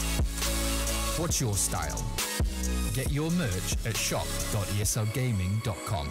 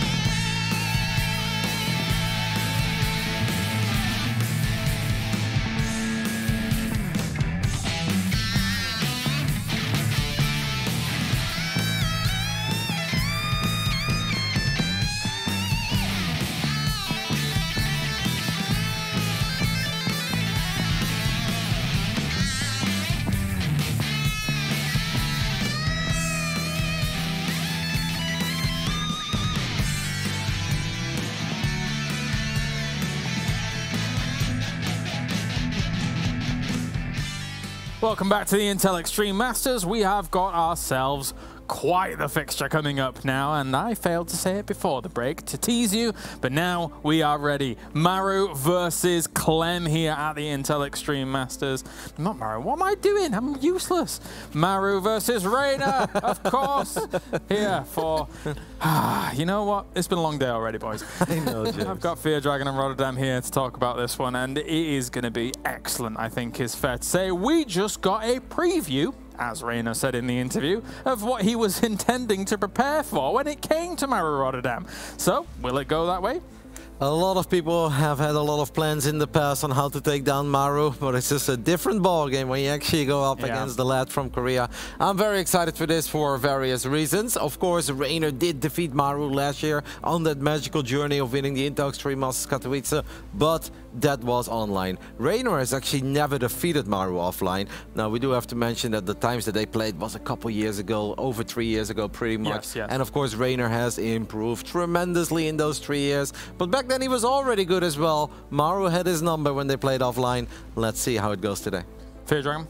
I think it's going to be a banger of a match. Both of these players are sitting at a tied map score. They're both sitting 2-0. They're the undefeated players in the group, and I would say by a lot of people's measures, they are also the big favorites in the group. They're the players that everyone was looking out for. In a group of death, being a favorite, that already says enough, I feel like. Yeah, and considering Maru's game, our full series, took about 3 minutes and 20 seconds, I mean, he probably had quite an opportunity to sit back and maybe look at what Reynor was doing in his series.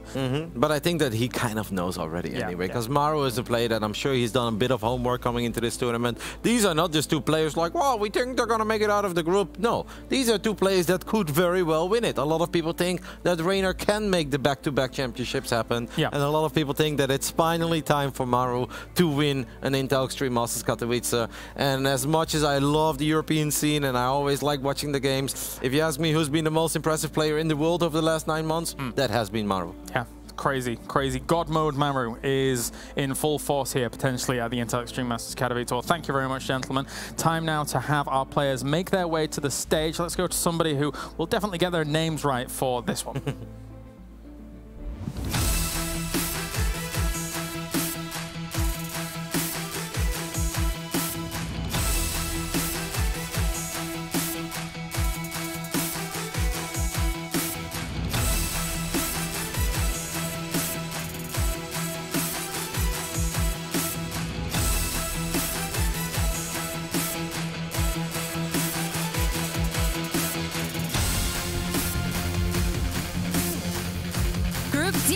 The group that continues to deliver with this next match. It is going to be an absolute banger. We just heard the confidence from Reynor, but he will be put to the test against this next opponent.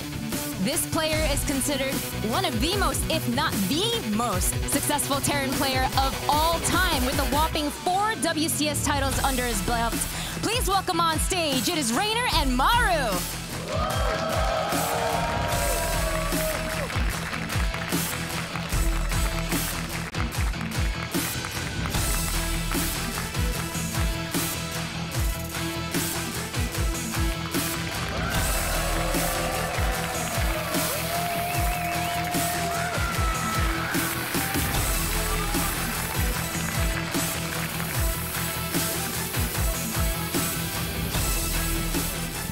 It's a rematch from last year's semi-finals. The best Terran from Korea up against one of the best Zergs in Europe. Of course, they had a banger of a match in the semi-finals last year. It was a 3-2. It ended up being a reversal in the Italian player's favor, but I'm sure the Korean player here is out for revenge.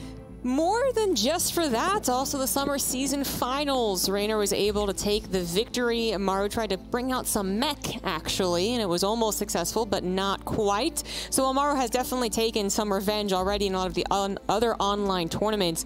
I think when it comes to just the prestigious, humongous, big tournaments, and now especially that we're back on LAN, yeah, Maru absolutely looking to prove that he is dominant. And what's so good about this as well is not just their story and the matchup TVZ being so fun, but we have basically a direct comparison from the previous best of 3 on the mainstream to see how Maru perhaps plays maybe better than Clem, to be honest. I think that's kind of what we're expecting, kind of proving directly to each other who is the best at TVZ. Well, I mean, Maru is basically a mythical creature, isn't he? He's the one Terran that can play the late game that every Terran says, oh, it's too hard, you can't get there.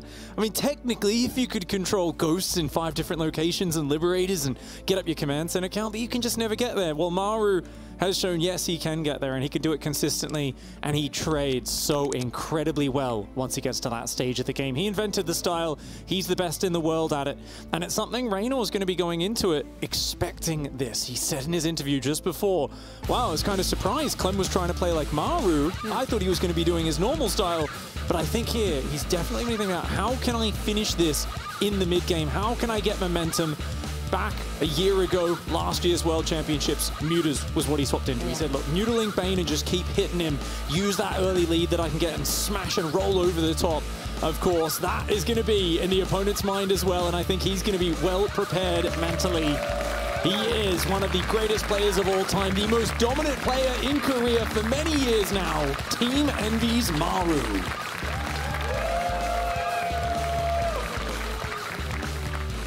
And in the top right of 2,000 atmospheres, we do have the blue Zerg for Team Clash. He is Reynor.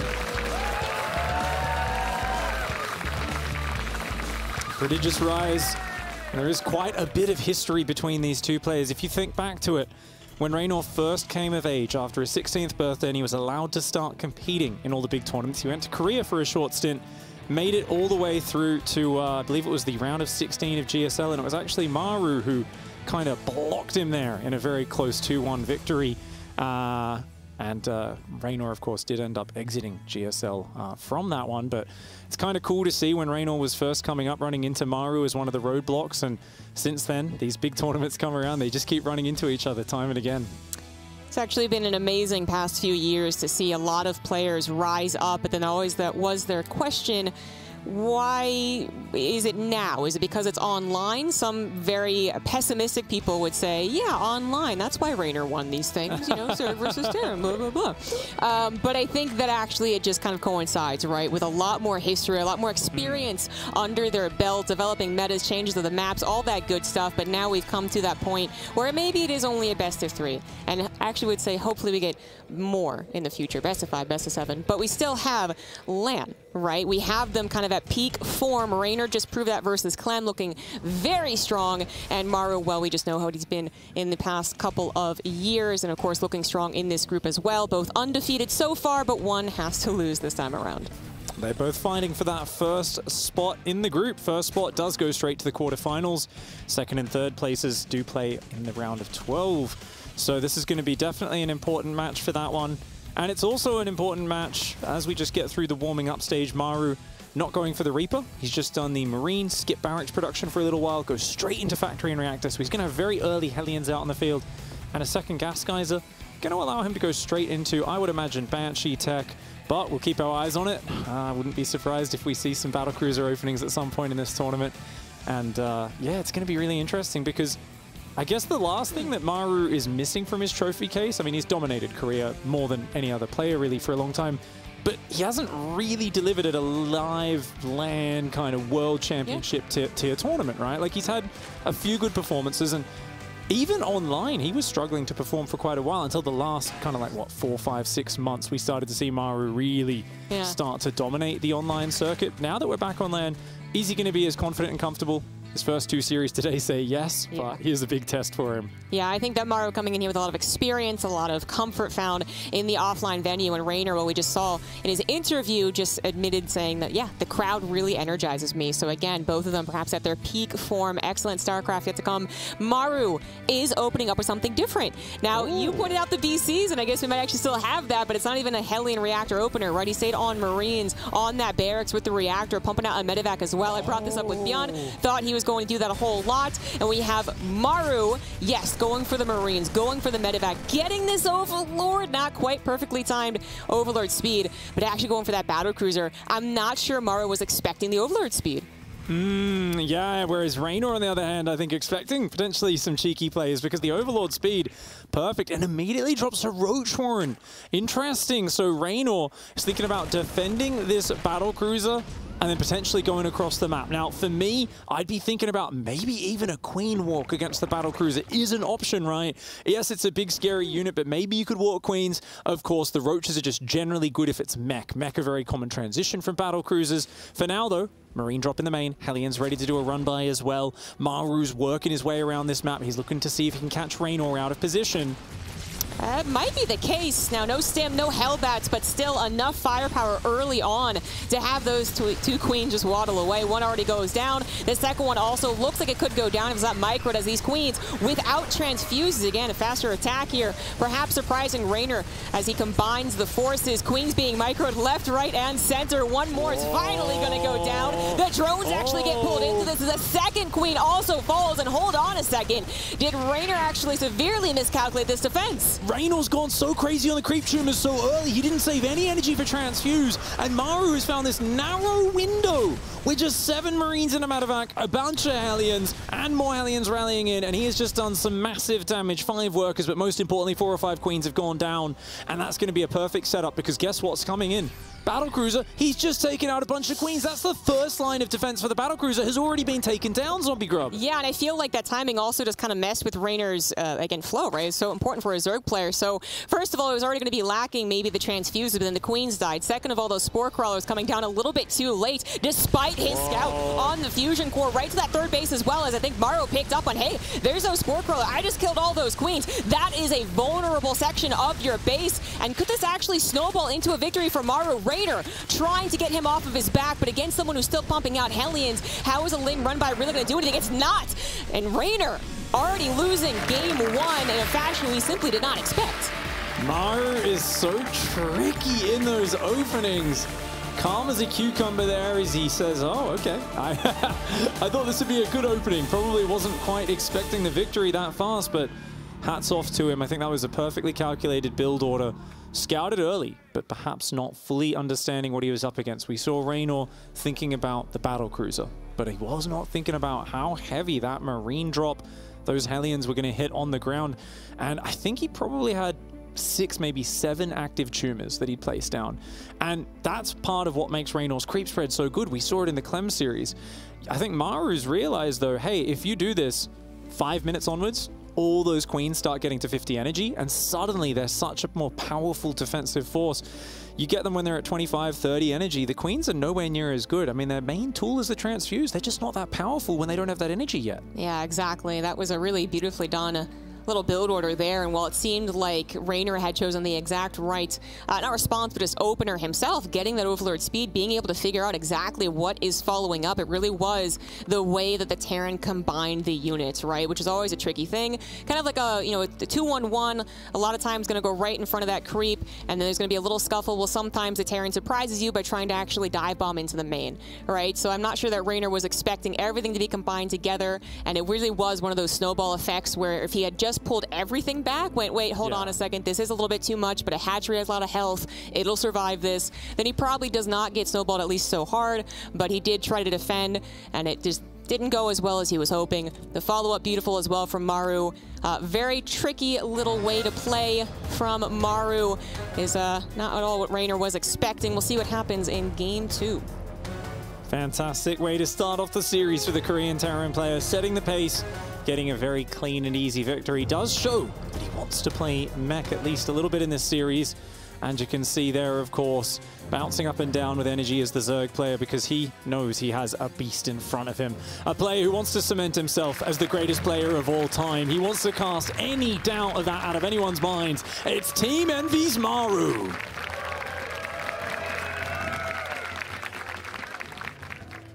And in the bottom left, as the blue Zerg for Team Clash, he is Reynor.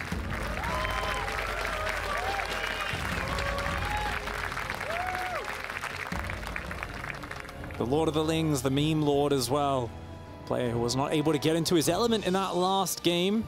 But, wow. That's interesting, Zombie Grub. What is this? A CC first. You might not see this too often. What's really funny about a CC first, of course, is that actually if you go for a 16 pool, it actually completes before Lings even get across the map. So that's always the little funny dynamic there, right? But, you know, it might be a little weak against other earlier attacks. I think the expectation is that Reynor might not actually be going for an early attack. Maybe a little bit of the... in fact, opposite, where Reynor would maybe be a little more on point, a little more scared of perhaps a 2-Rax, because we know how Maru likes to play. This is actually the exact opposite of a 2-Rax, a CC first. And the gas does go down as well, which does indicate it's probably going to be a second gas and a relatively quick factory behind that as well. And Overlord's just kind of looking around, checking for any extra barracks out there.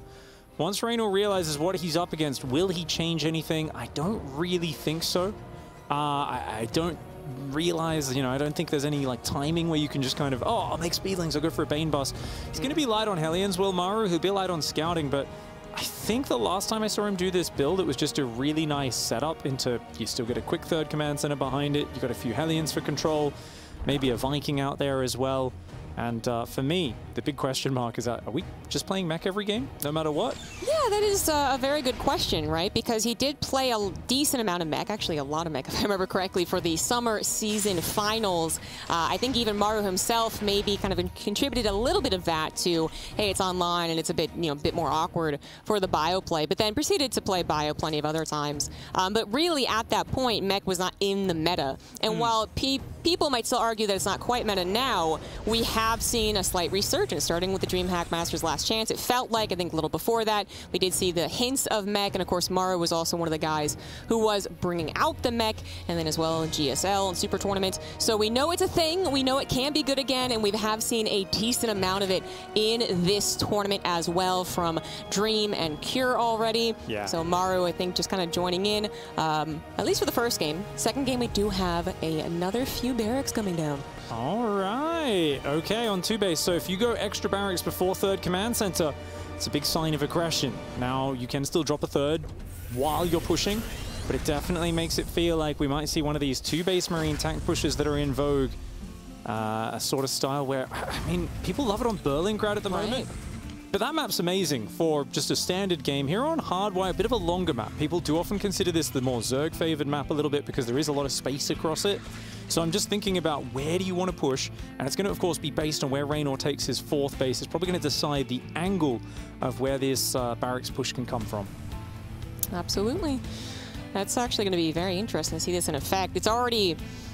I mean, it is very good on Berlingrad, and we've seen it actually be very effective again in this tournament, the 2-base push. But you're not expecting it on any other map, and even on Berlingrad, it's always a question. Feels like it does successfully throw off a lot of Zergs, but others find themselves actually aware of it, comfortable against it. Hardwire, though, that might be the big surprise. Reynor does have that Overlord speed, and the Overlord is heading into the main base as I speak. More Queens are on their way. It is going to see a Viking pop out, but of course, it's still going to be able to see the 2 barracks as well.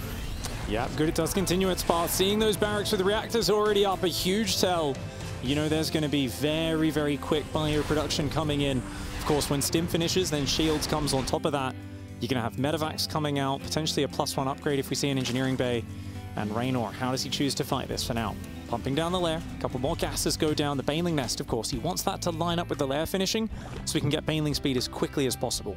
Right, exactly. That is going to be really important. So the Viking unable to actually deny any of the Overlord Scouts, still going to go hunting, hopefully supply blocking Reynor at the exact right second as well. Does eventually chase down Overlords with speed, but we're kind of holding our breath, waiting for that push. Where is it going to strike? Maru's Hellions, maybe less so trying to get some harassment done, although if it gets a Queen, that's very good. But also trying to see exactly where the weak points might be. So off to that right side, that might be a very long path away from the Terran's base. It also has a lot less creep.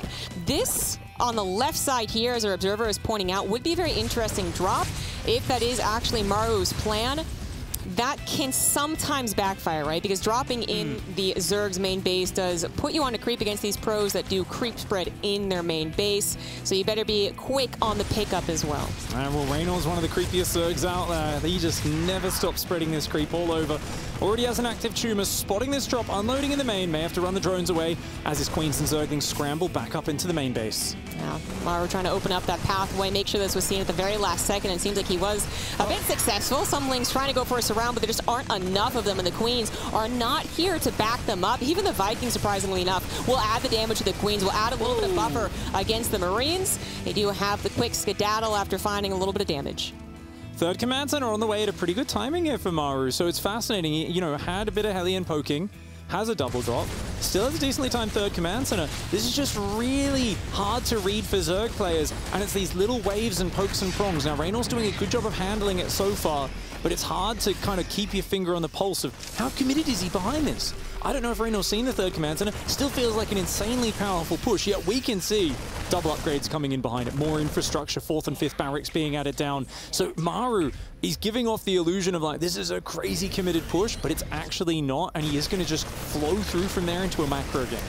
And because Reynor has been dealing with so much, kind of just like apprehensively waiting, where is the attack, how strong is it going to be? Yeah, scouting hasn't actually been on the forefront. He has finally scouted no third CC at least yet, and a Ling run by is trying to find success. However, it is still locked in those two bases. Supply depots up, does see the third CC, and it looks like the defense back at home. It looks to be enough, actually. Reynor confident, going to go for Spire, scouted by the Heromarine drop, I believe. Heromine's picked off. That got close enough, right? I think it did. Yeah. Baneling's actually getting the connection. Widowmine's looking for the Lings here to stop this around. They're at least buying the time for the Marines to stutter step like crazy. Get a couple of those queens, but the medevacs eventually do have to pick up. Corner of death there, but the Marines picking up eventually, as you said, and second factory is already down as well for Maru, so he's blitzing his way forward to that next stage of the game. Reynor has opted for the Spire, but he has not secured a fourth base yet. Zombie Grub, he's oversaturated on 3 bases. Reynor has lost a lot of creep control as well. This is not the dominating, controlling Reynor that we saw in the series versus Clem. Maru's put him on the back foot with a quick victory in game 1, and now here a very just kind of in-your-face style. Look at the way Maru's controlling this map and setting up for the next stage. Reynor, he's got to do something to try and get control back. He's going to secure the fourth on the left, and it looks like preparing maybe for a big Baneling run by on the right side. Very possibly. Knows that third CC is eventually going to get slapped down, and how much defense will there be when Maru is applying all types of pressure on the front lines, once again stopping the creep spread, and then, well, with no creep over here, seems like he will be able to snipe this hatchery. Yep, he does. Again, no cancel as well. The Banelings, though, however, do catch Maru by surprise. Almost perfectly timed. Last-second split does have a couple XCD survive, I suppose, but 11 did go down. However, Maru still on the front lines, continuing to deny that creep, continuing to deny the fourth base, is making this very troublesome for Reynor. Finally, some mutas will pop out, but only 5. There is one weak medevac as Maru boosts into the main. He has committed here. Oh, he's going very deep, and with the mutas coming out, this could actually be a very bad decision for Maru to make.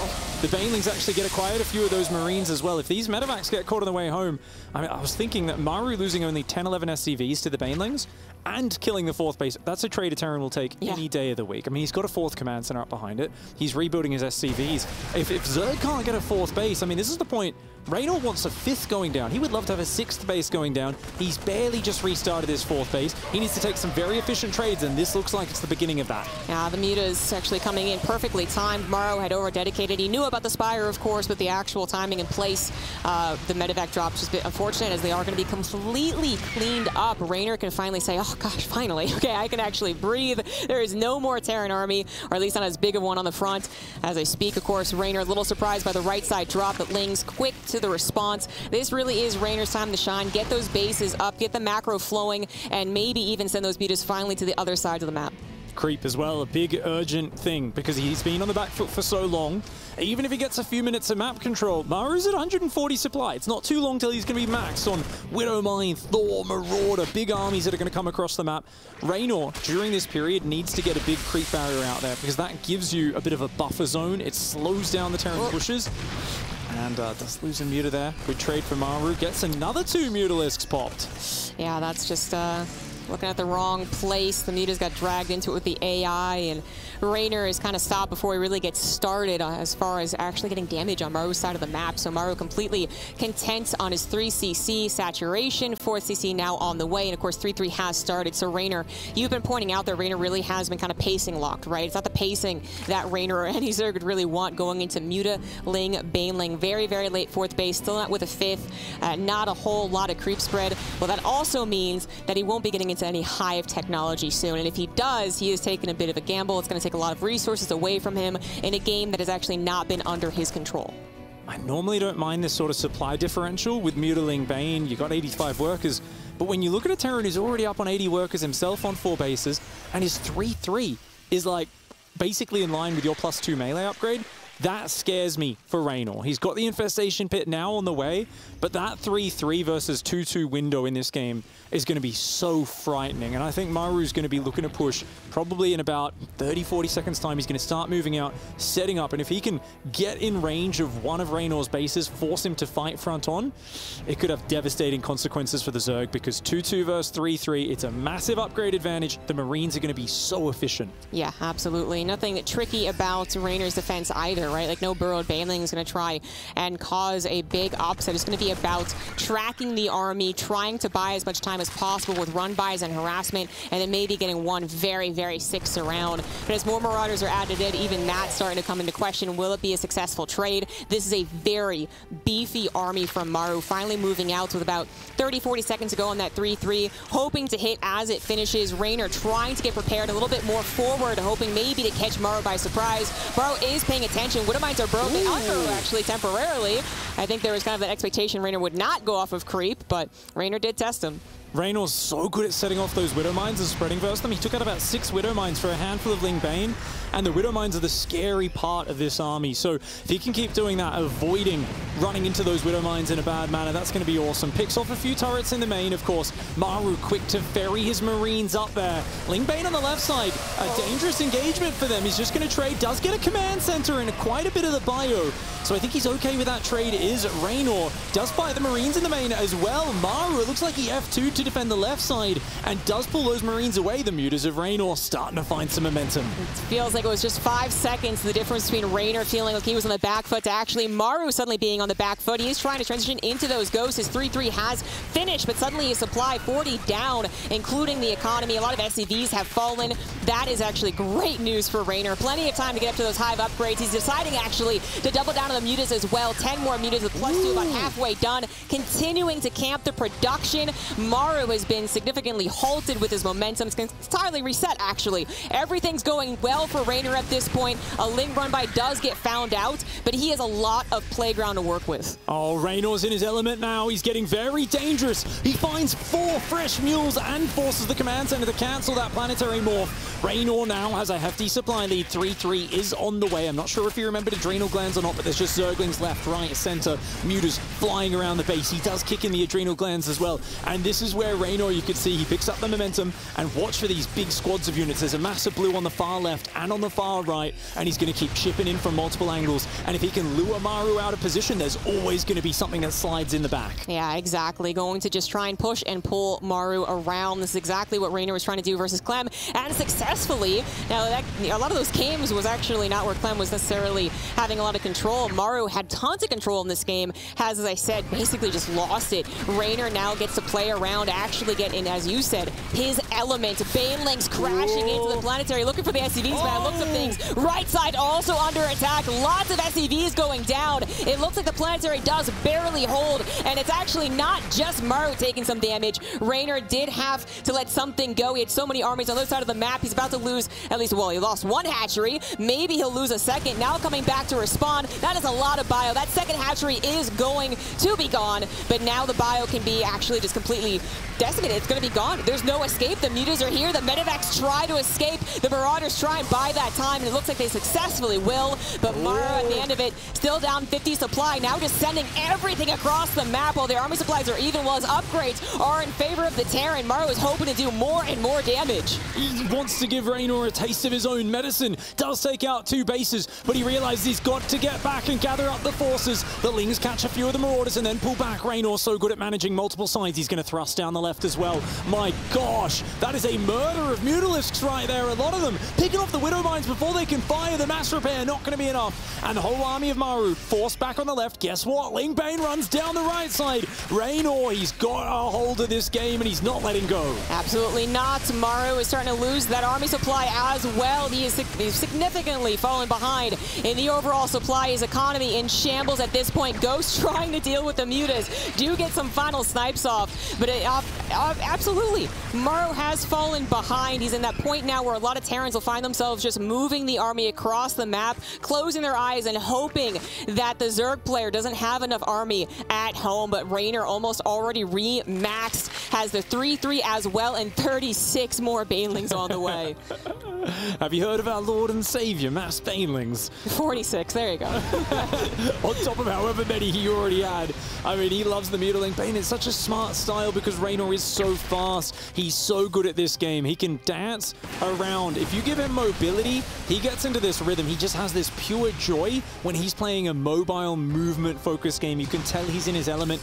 Likewise, he gets frustrated if he has to play a very slow and static late game, but this sort of game with constant movement, constantly outmaneuvering his opponent, rolling him with the mass bailing and taking out that planetary, this is what he absolutely adores.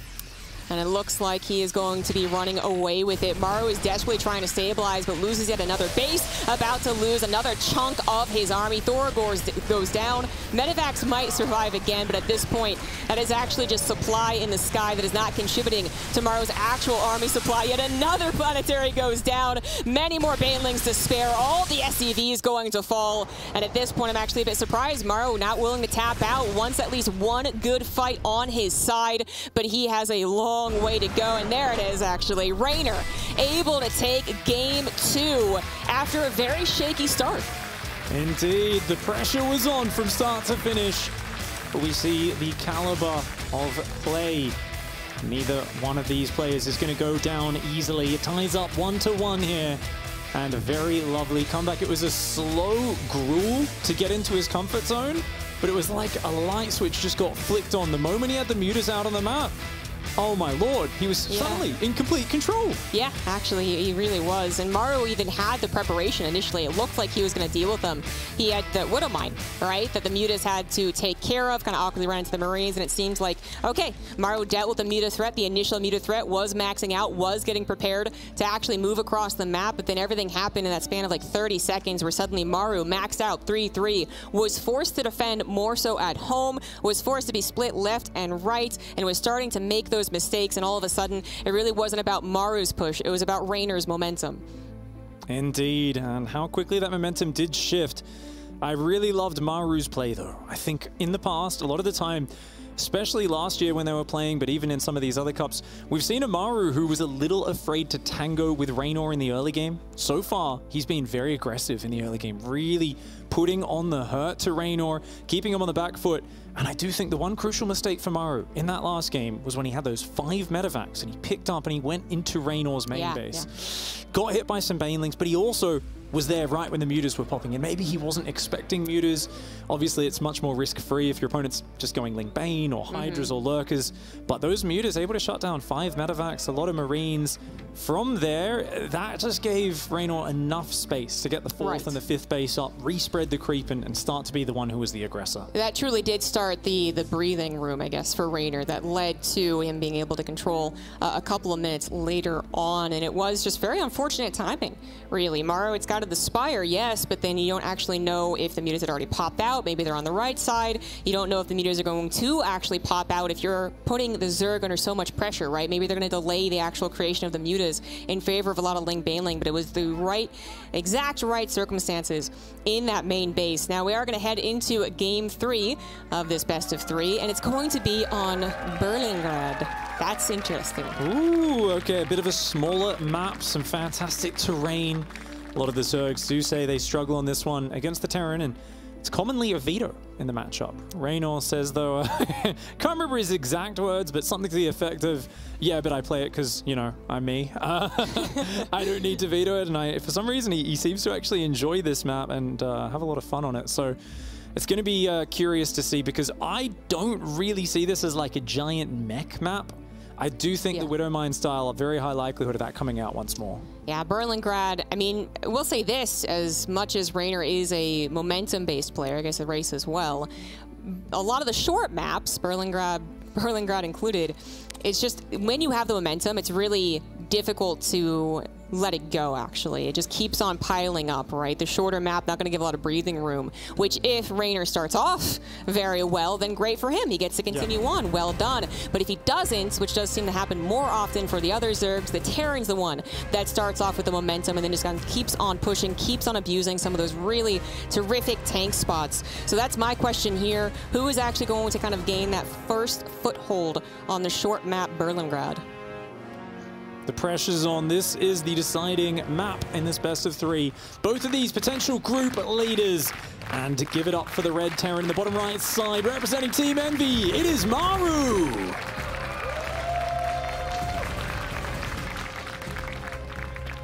And in the top left, you guys absolutely love him. We can now hear you clapping and cheering. He is the blue Zerg, Clash's Reynor.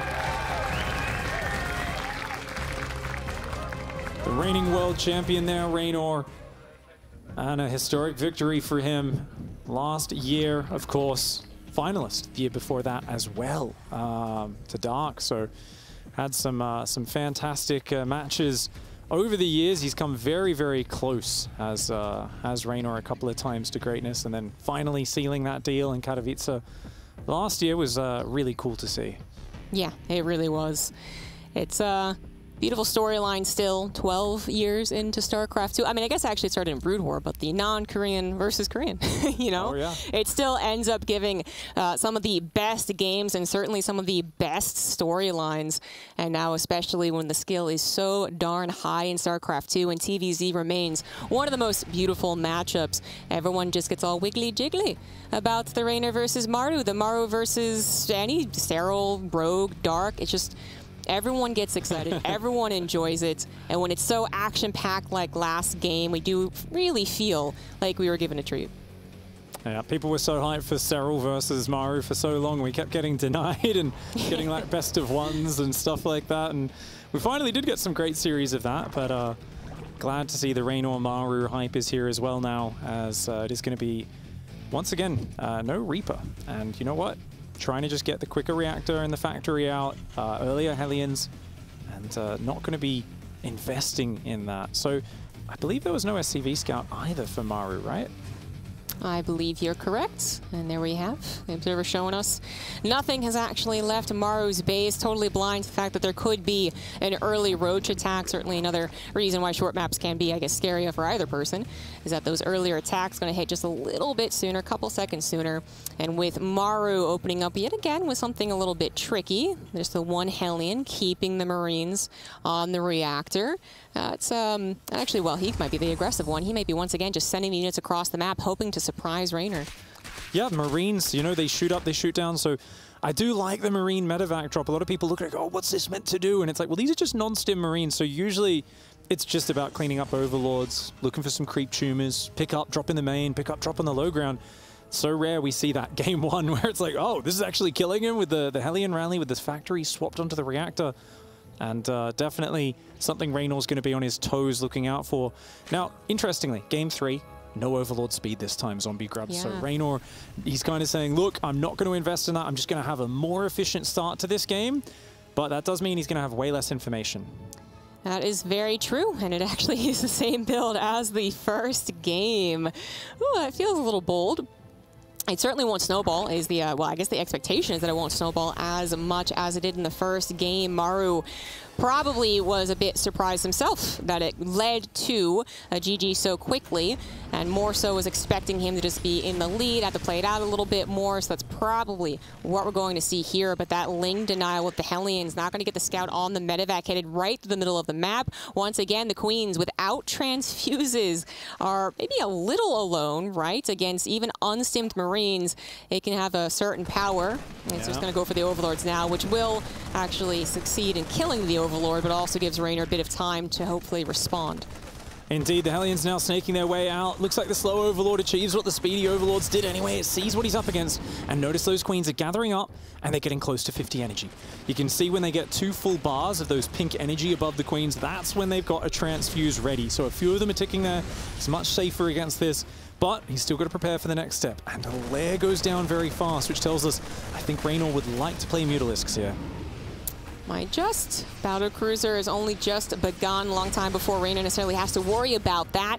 In that first game, he was under a lot of pressure. He had already kind of underestimated the power of the attack and also had delayed his Spore Crawlers far too long to help out, so that also should be fixed now that he's not let the snowball effect happen. With all the gas is coming down, Maru will be once again showing us mech. You said that Berlingrad, not necessarily a mech map, but Maru is going to try it anyways. These Queens, one of them going to go down, the second one looking to fall as well.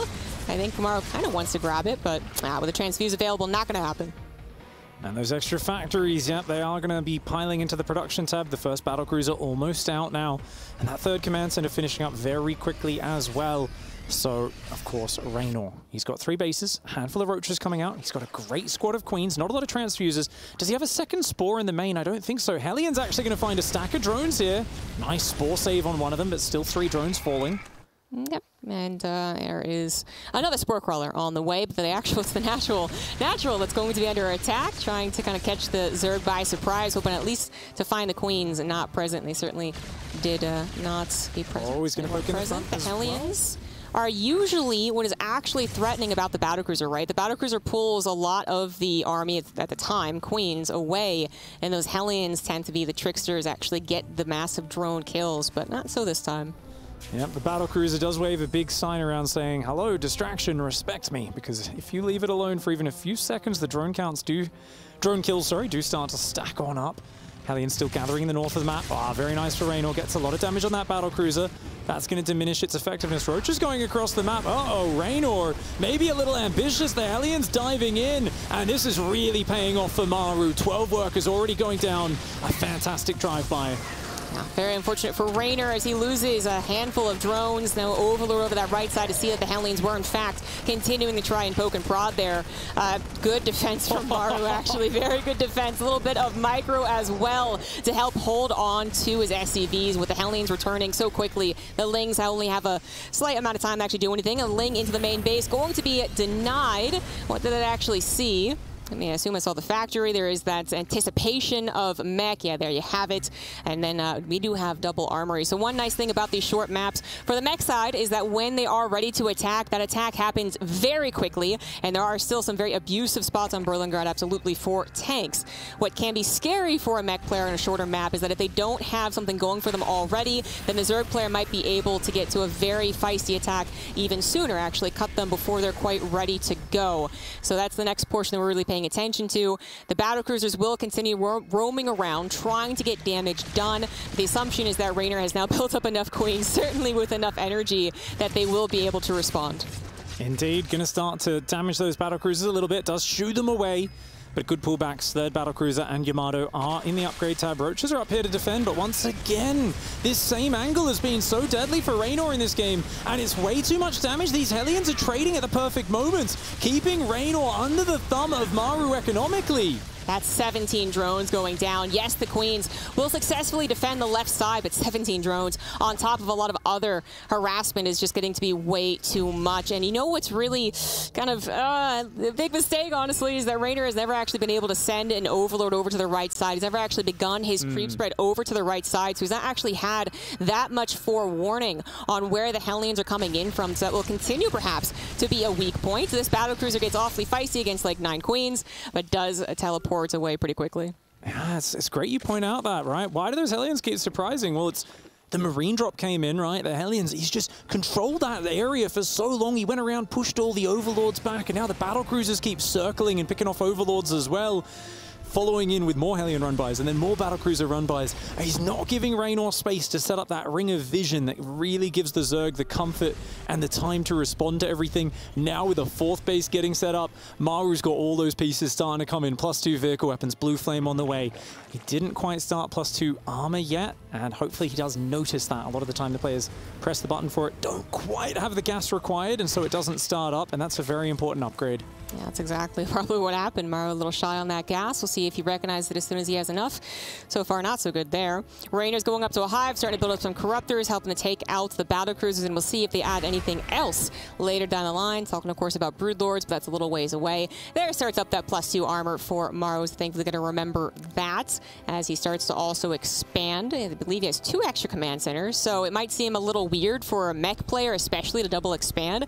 But that is one thing that Maru has done very well in the development of mech, is that actually there is a certain mass expansion process, more so than ever before in the matchup. Indeed, nice teleports here on the battlecruisers.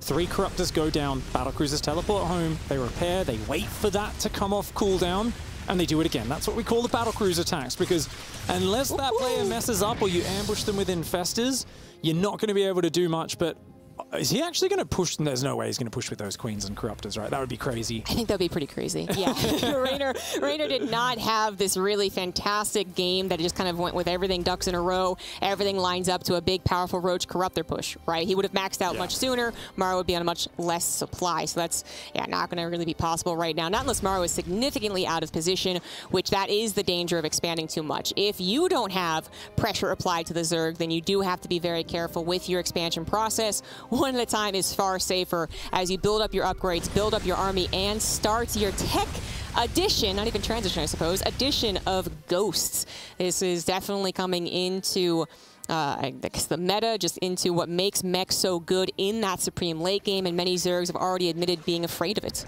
Yeah, we had words from Solar and Dark yesterday after their game saying, you know, mech, well, sometimes it's not the greatest if the player isn't that good, but when Maru plays it and when he adds Ghost to the composition, it is just the ultimate composition. It is so hard to take down. You do not want to let Maru add Ghosts onto his mech army. If he gets up, I believe Dark said when he gets a big ball, 15+ ghosts with the mech, it feels unbeatable. And Maru, he's already got his first 4 ghosts popping out. Yeah, that is starting to get a little bit scary. You might even see some nukes start to dot around the map, trying to get some juicy kills or even just big distractions. We also have those upgrades that aren't too uncommon nowadays to see when you add those ghosts, so everything's going to have upgrades by the end of this game. One battlecruiser did fall while we were talking about the Ghost addition, but at this point the battlecruiser is not really the biggest element anymore. It is, far more about those ghosts, which are great against basically everything the late game Zerg has to throw, including Broodlords. Yeah, already gathering up some energy. Of course, great targets for Yamato as well, those Broodlords. But a couple tanks already going down. There's Corruptors. There's a big pack of queens with lots of transfuses. One queen up front. Does get hit a few times by tanks. Gotta watch out for those broodlings though. Friendly fire will come in. Anti-armor missile goes down. The Roach Ravager darts in, gets some biles. Not quite able to take down those tanks. The 2 battlecruisers actually are okay, there's the Corruptors. I was going to say they're basically uncontested. The Queen's not necessarily counting, but in come the Corruptors trying to take them down. Ghost Snipe starting to go off. However, Reynor continues the push. He actually might be able to just push into the natural at this point. This is looking dangerous for Maru. There was no Thors or Vikings. Maru was not scanning enough for the composition. He was not expecting or fearing this at all. The Broodlords have caught him by surprise on what is a massive worker count. Far too many Hellbats and tanks. The battlecruisers and the Thors were not quite ready. He needs this anti-air, and he needs it now. And definitely in that last fight, we can see the focus fire from the Broodlords. Not going to just send Broodlings on Hellbats, which would really not be helpful, but rather right on top of those ghosts, canceling the snipes. The battlecruiser is starting to add damage to the Broodlords, which have been reduced in number, but it may be not about the Broodlords anymore. Just remaxing on good old-fashioned Roach Ling on the ground. Maru has to make the stand here. 40 supply down, with the bases still up for the most part. It loses third. Could recover, but it's looking less and less likely as Reynor continues to pour across the map. This was such a crucial push for Reynor. It felt like everything had gone really well for Maru in this game, and Reynor finds this narrow edge of a timing where Maru was weak, not ready for the Broodlords, and he's done massive damage. And look at this. He's going to get on top of the bottom bases. He already took down the Planetary with the Caustic Spray. Nowhere to go for those SCVs. Not a single one gets out. Oh, yeah, that Caustic Spray actually having continual rippling effects in this game as Reynor is able to sufficiently deny the economy. The comeback now almost impossible for Maru, who's built up an anti-Broodlord army with all these Thors, but they're not necessarily the greatest against the overwhelming numbers of a Zerg ground army. But Maru not going to tap out yet. Real believer in the late game mech. His upgrades are about to finish, but the map certainly looks in favor of Reynor. The last push could be this. Banelings coming in on top of the Hellbats, on top of whatever the hell they actually want, as the Thors do take quite a bit. The numbers might just be too good for the Zerg. Another orbital command is going to fall, and Maru about to plummet below 100 supply, desperately trying to hold on. Does push back this attack, but what about the next one? What about the one after that? Reynor's got 89 drones, all the bases on the map, and a bank to actually do this over and over again. This is so impressive. I was talking in that previous game about how Reynor does not like a static, slow late game. That's where Maru was taking this, and it looked like he'd safely made it there, to be fair. He was getting to the ghosts. He had such a good setup.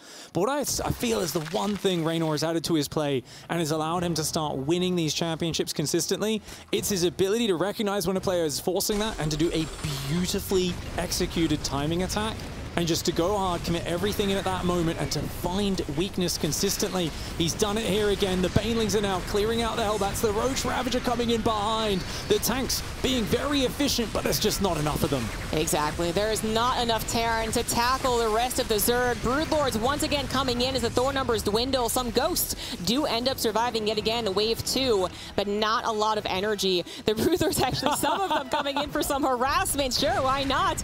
Is going to be oddly effective. At the very least, might pull some units out of position.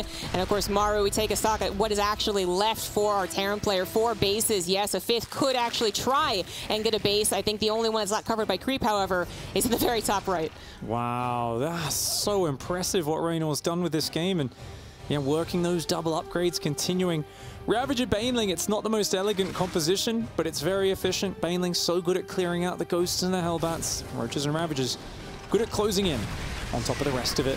Going in a little early here, Blinding Clouds on the tanks. The Banelings coming through a little behind the Zergling wave, so a little disjointed on that attack from Reynor. Maru, immaculate defense as always. Stutter step on the Ghosts. The tanks all perfectly spread so Biles can't stack.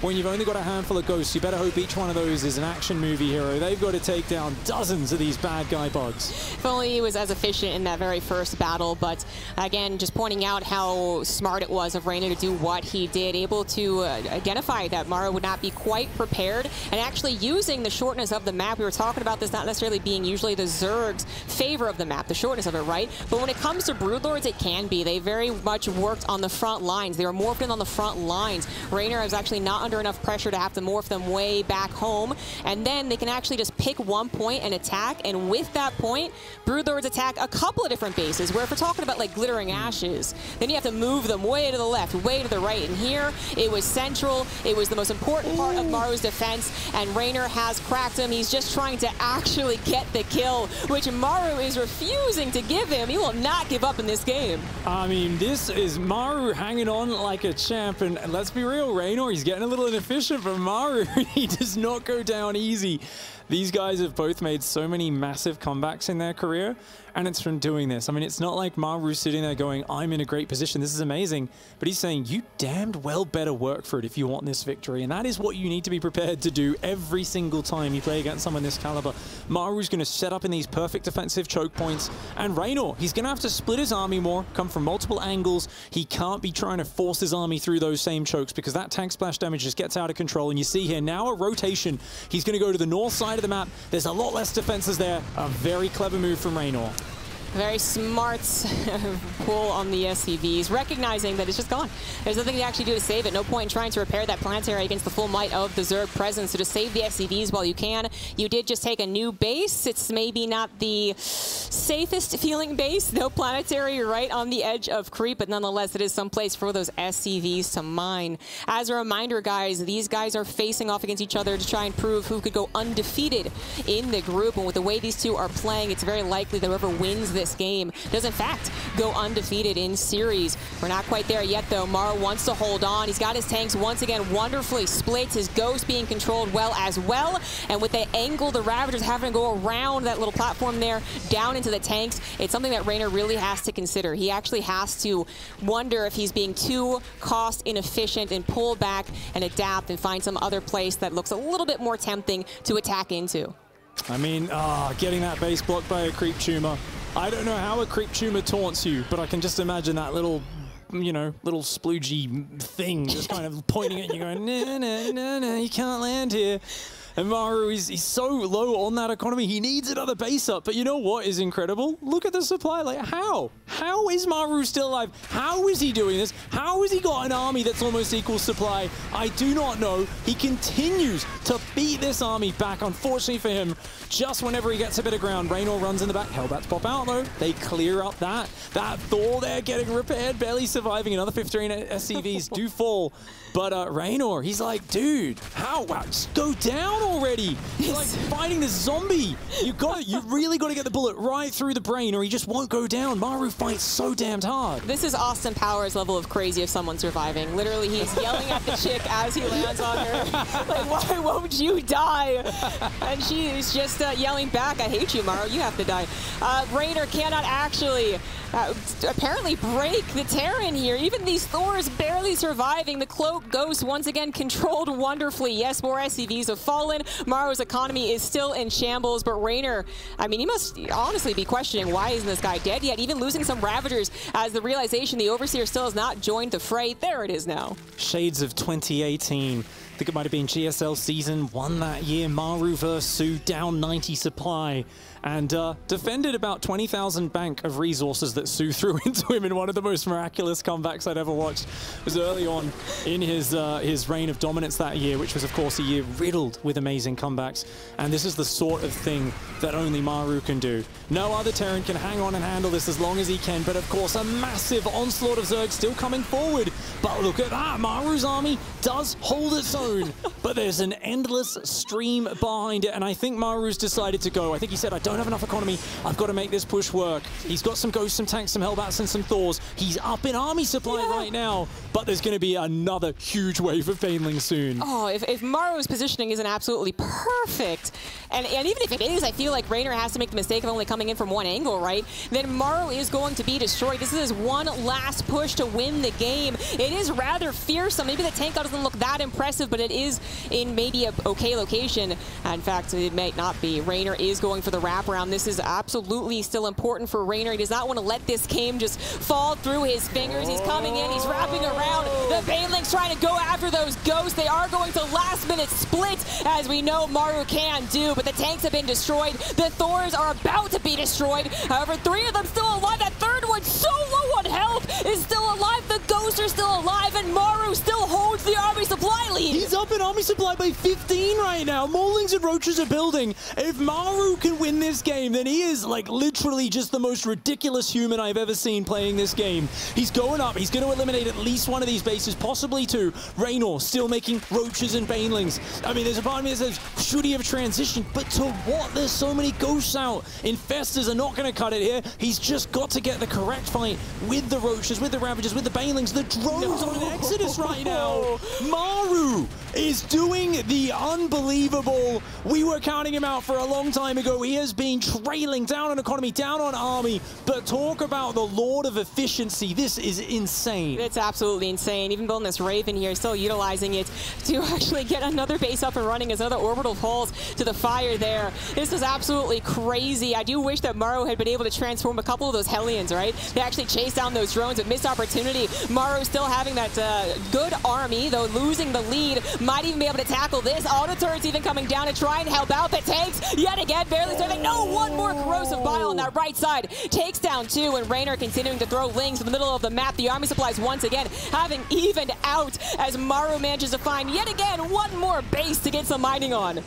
I mean, this here, honestly, this is a game which it looks like may be running out of steam for Maru, but it has been such a miraculous fight down to the last SCV. Ghost in Hellbat. He has been fighting, hanging on for his life. He's still got that same squad of Ghosts. I bet they're all into double-digit. 21 kills on that Ghost. That's not from nukes.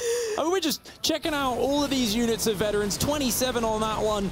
4 on that one. The drones being forced off the mining. Once again, Reynor, he's gonna have to clean this army because he's lost so much mining as well. This next fight, he does need to win, and he's only up 5 army supply. This is still technically doable for Maru. Again, what if those Hellbats had transformed? I think he has transformation servos as well, so they might have been able to transform, chase him down, and then actually come back. He absolutely does. Again, maybe missing an opportunity to kill a good 30 drones, but is that what's going to matter at this rate? It seems like the drones might have to be pulled into the army as this has gone so down to the wire, far more than we were expecting. Reynor once again coming in with Ling, Bailing, Roach, Ravager. The Lings wrap around to the backside and are going to destroy the tanks. The Ghosts are all that's left over, and Maru has to tap out. Reynor successfully takes the 2-1 this best of 3, and he is pumped. As he should be, because his opponent put up one of the most epic defenses we've seen in a while, but it was not enough to stop the Italian Stallion. And looking very pleased with himself, as he should. That was a fantastic victory from Reynor. That was absolutely crazy. I am so interested in what he's going to have to say about this. But now just continuing winning against all of his opponents in this group. You know, he came in to Katowice wondering where Reynor was at. Could he actually do it again? Could he not be on the best hot streak of his life going up to the Global Championship and then actually turn it on? And with the crowd's help, I guess he's going to actually tell us. It seems like he is feeling it once again. He is doing wonderfully in StarCraft, but Maru, of course, no slouch. He might have lost this series, but we still expect big things from him in the group. Oh, that is, of course, a lot of excitement out there. I love to see it. A match like that where it looked like Maru was ahead. Reynor fought back, got with the Broodlord timing, and then Maru dug in his heels and really forced him to work hard to seal the deal. These are the sort of matches which really make players show their character, their grit, their determination on both sides of it. So awesome to watch. Exactly. I only wish we had more. I think Maru is also hoping for another chance and maybe down the line in the playoffs. But guys, that series now over. We are going to get an interview with the winner, Reynor. Thank you very much, Zombie Grub, and congratulations, Reynor. What a freaking series that was. What a pleasure to watch. You know, everyone talked about this group of death, and when I just spoke with you right before this match, it was clear you were very confident. And yet, all that being said, did you seriously expect that it would be this smooth 3-0 to kick things off, going up against opponents like Maru and Clem? I mean, not really, honestly. Like, of course, I always come in all the tournaments as confident as possible, because if I think I'm gonna lose, 99% of the time I'm actually gonna lose. So I was hoping for it. But, you know, being 3-0 is not bad, and yeah, it feels good, honestly. Like, yeah, it's a banger. Feels good is a very concise way to put it. Your record against Maru is truly impressive. Last year alone, in the DreamHack StarCraft 2 Masters Summer Finals, Grand Finals, taking him down 4-3. Then last year at Katowice, taking him down in the round of 4, 3-2. But both of those were online. It's always different in an offline atmosphere, and yet once again showing us that you can take him down 2-1. What do you think it is that despite going up against such a difficult opponent, and despite always going to every single map, you come out on top? I honestly don't know. Like, this guy, he doesn't know how to die. Like, last game,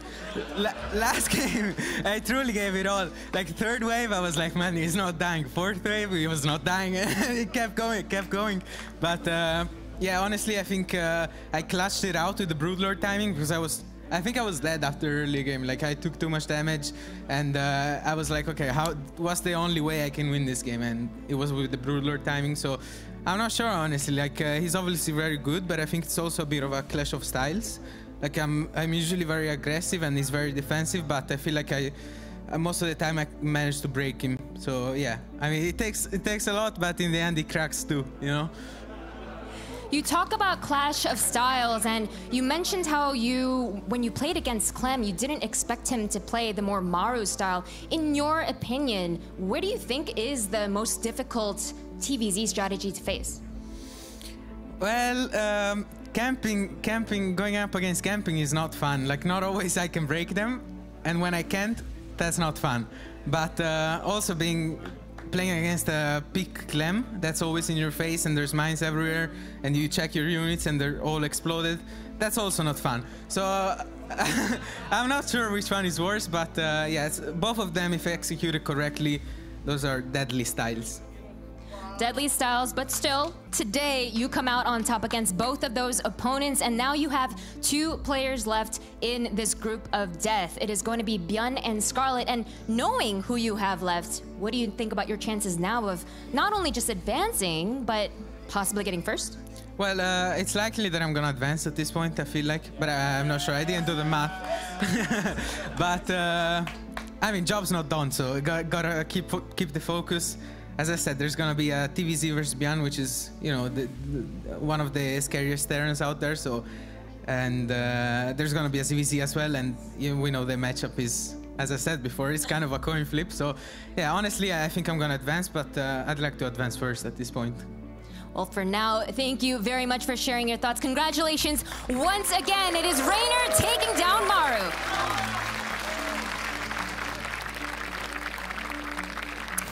All right, yeah, the world champion defending his title here against a usurper. What a series, and what was that last game? Maru is the Deadpool of StarCraft 2, just does not die and is completely impervious to assault and attack. I don't understand it. We got Rotterdam, we got Fear Dragon here. Roddy, what on earth was that? Yeah, I don't think there's anyone that would be able to survive for that long. And at one point, I actually started believing it. I'm like, he's like 1 or 2 fights away from doing it, even with no SCVs left whatsoever.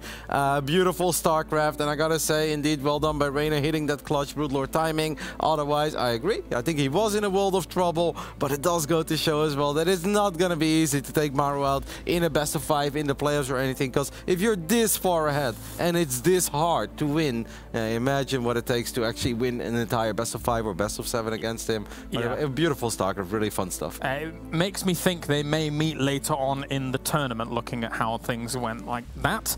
Let's take a look now at the highlights from this series as well, and get you up to speed just in case you missed some of this series, because it was crazy from wall to wall here, Fear Dragon. Absolutely nuts series. This was just so action-packed right there. Game number 1, clearly we did see, you know, some really good Hellion harassment and everything, but man, I feel like both of these players are just trading blows so well. The Battlecruiser surprise was really nice from Maru's side, but man, I just absolutely loved every single second of that series. It was literally just action.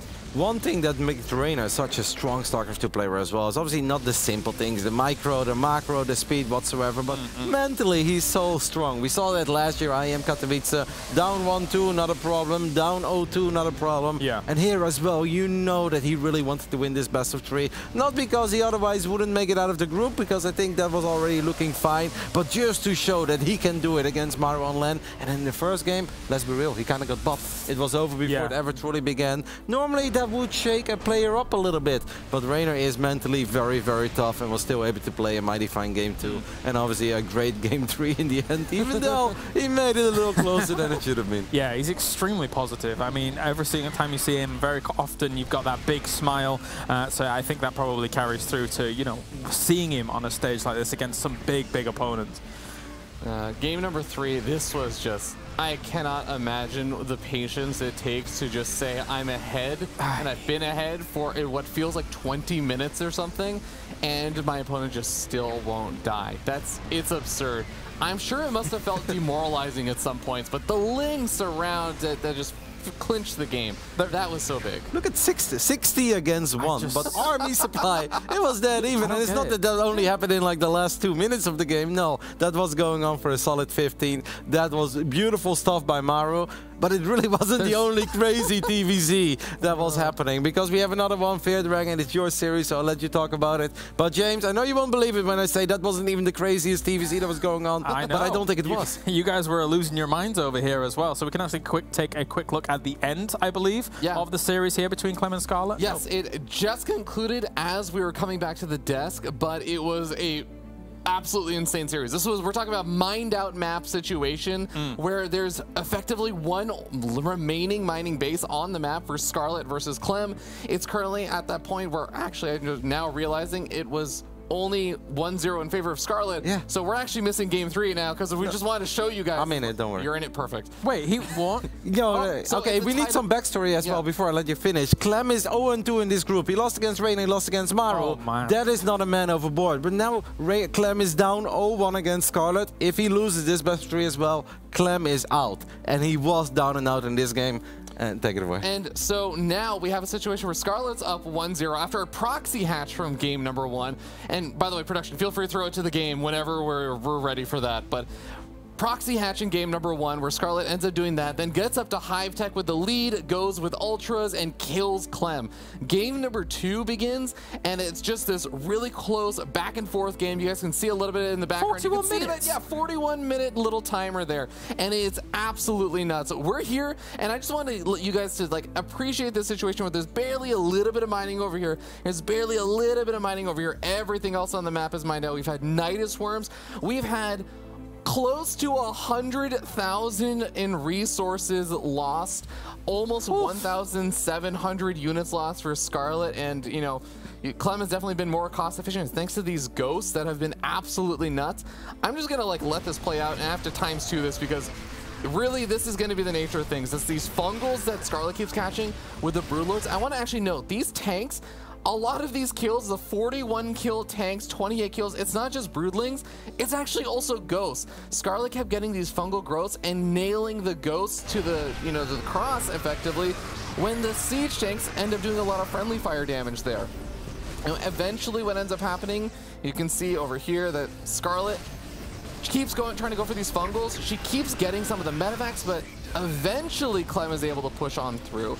And I think in a few minutes or so, we end up seeing Scarlett ends up losing all of these Broodlords, or a large majority of them. She doesn't have anything besides these infestors on the ground. All the infestors have been EMP'd. And what ends up happening is these Broodlords have to retreat. The Marines come in from the flank, and it's literally just Broodlords and empty energy infestors with more infestors popping.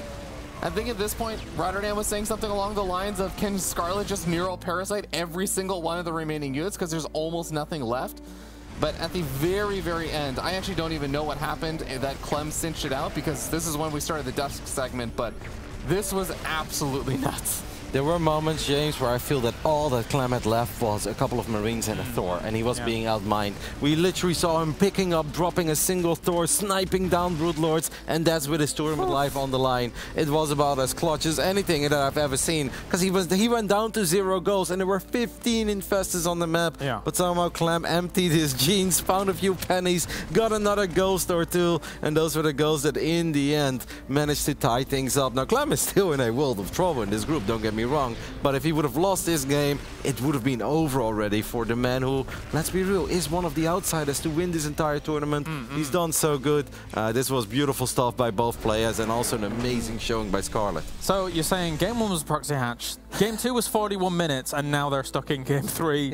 Yeah, we're just starting game 3 actually. And we kind of need these players as well to continue the group, so I don't know what that does with our schedule, but yeah, Clem truly fought his heart out there, because that could have been it. It means a lot to a lot of people, I think it's fair to say here at the Intel Extreme Masters World Championship. It's just, you can see that kind of fortitude, that will to never die. I mean, we bring back to what we were talking about in the series before this. Maru, like, there are plenty of players out there that have won championships above him and stuff like that, but a guy like Maru, there's nobody that's harder to defeat 100% than a guy like Maru. He just never dies. It's ridiculous. It is really incredible, and it's actually, on this stage, it's a testament to the fact that I would say, like, Clem being in a similar situation and actually being able to pull on through puts him as like maybe second place to that only. Only second place. Maru does a phenomenal job. The top Terrans are a special breed.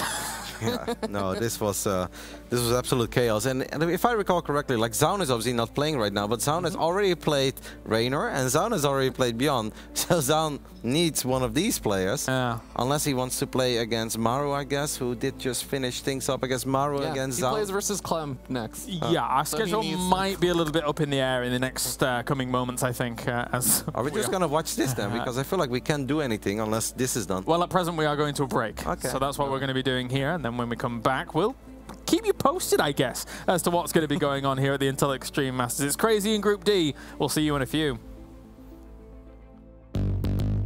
What's your style?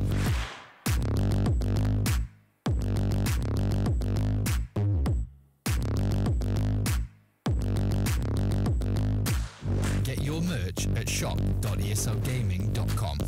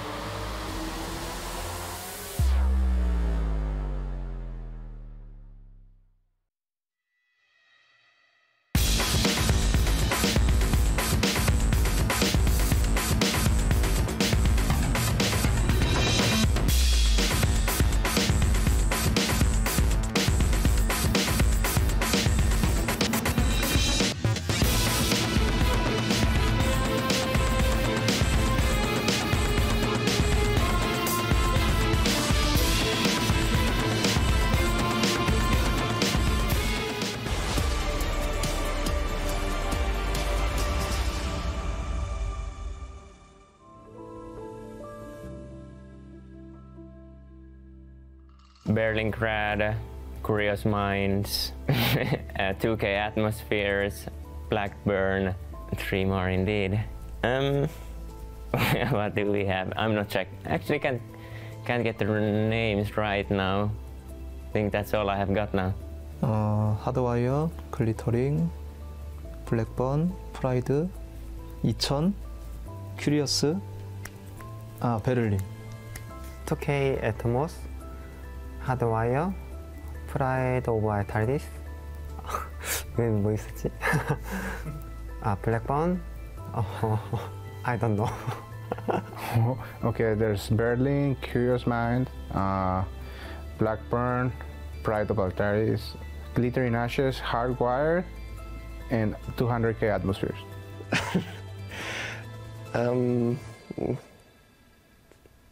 I can't remember.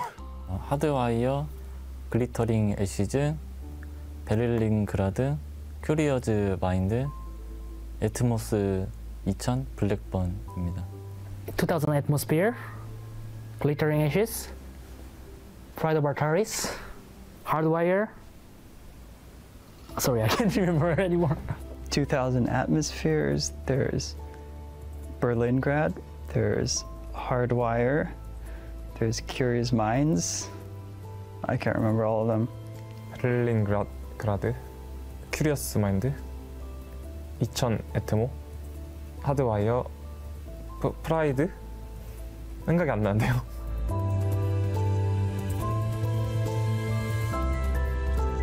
I mainly miss just playing in the offline event, meeting all the other players. I haven't really seen any of the players in the last 2 years. I've just been talking to them online, so just a really nice experience to see them again. And just I think playing in the offline environment fits me really well.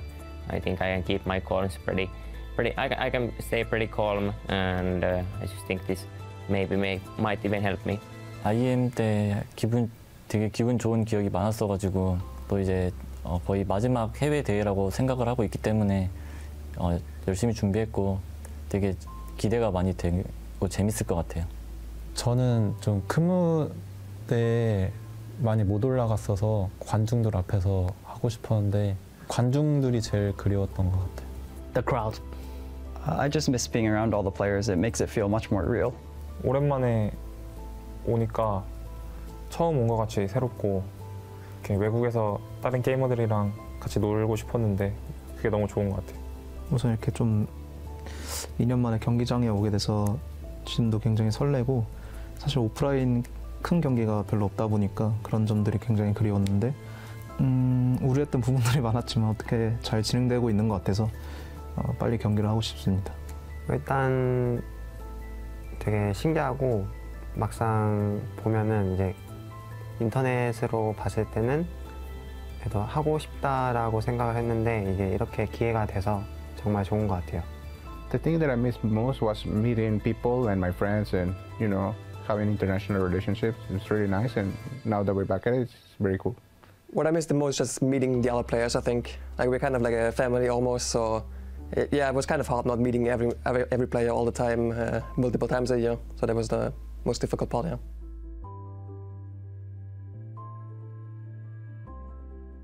Well, I'm gonna say I'm gonna win, but obviously it's not that simple. There's a lot of good other players as well. I think Maru is probably one of the biggest favorites coming into this one, but at the same time he hasn't really ever won a big global event overseas, so I'll just pick myself for this one. 저는 요새 성주가 폼이 되게 좋기 때문에 성주가 제일 유력한 것 같고 그 다음에 세랄 선수라고 생각합니다.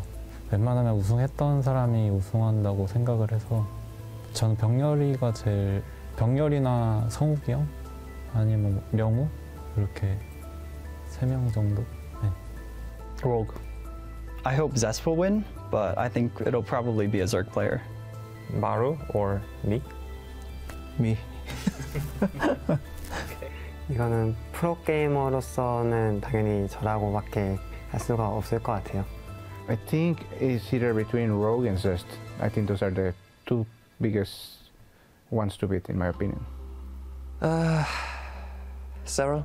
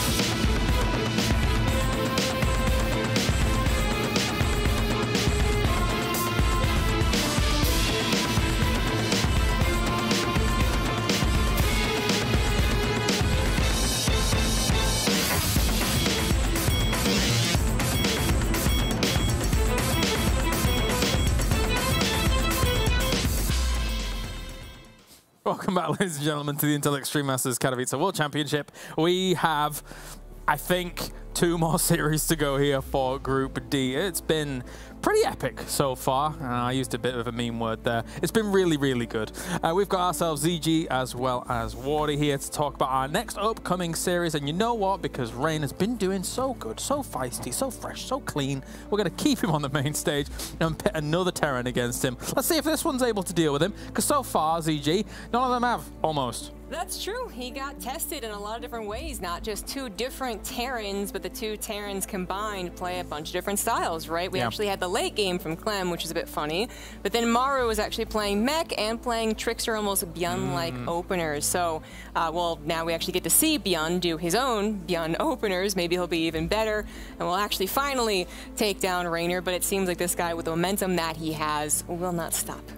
Yeah, Wardy, coming in, what you looking for? What am I looking for? Yeah, a bit of good TVZ. I really am interested in what Byun can do. Yeah, I know, this was meant to be PVT, right? But, like, you know, we have to wait for the other 2-hour-long series to finish, so instead we're going to make more TVZ happen. I think it's going to be rough for Byun. Like, he can be really good, and he has surprised against players like, you know, Reynor over the last 1.5 years or so. Sometimes he shows up, he plays those very long games, and he can do very well.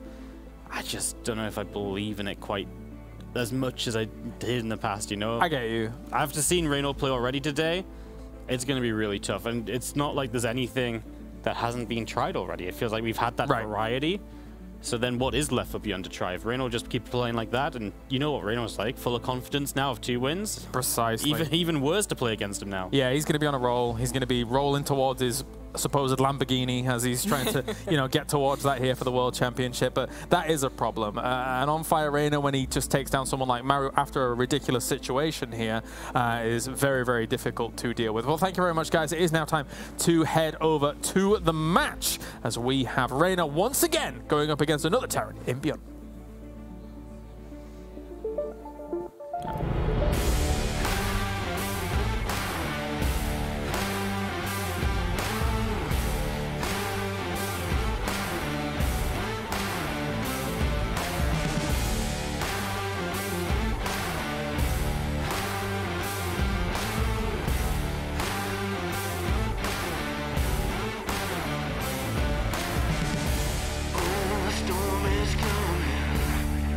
Ladies and gentlemen, we are blessed with yet another fantastic TVZ in this next matchup.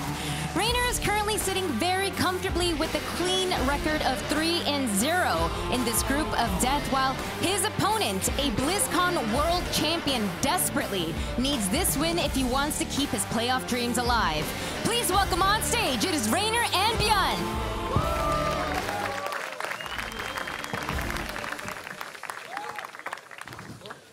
Nice.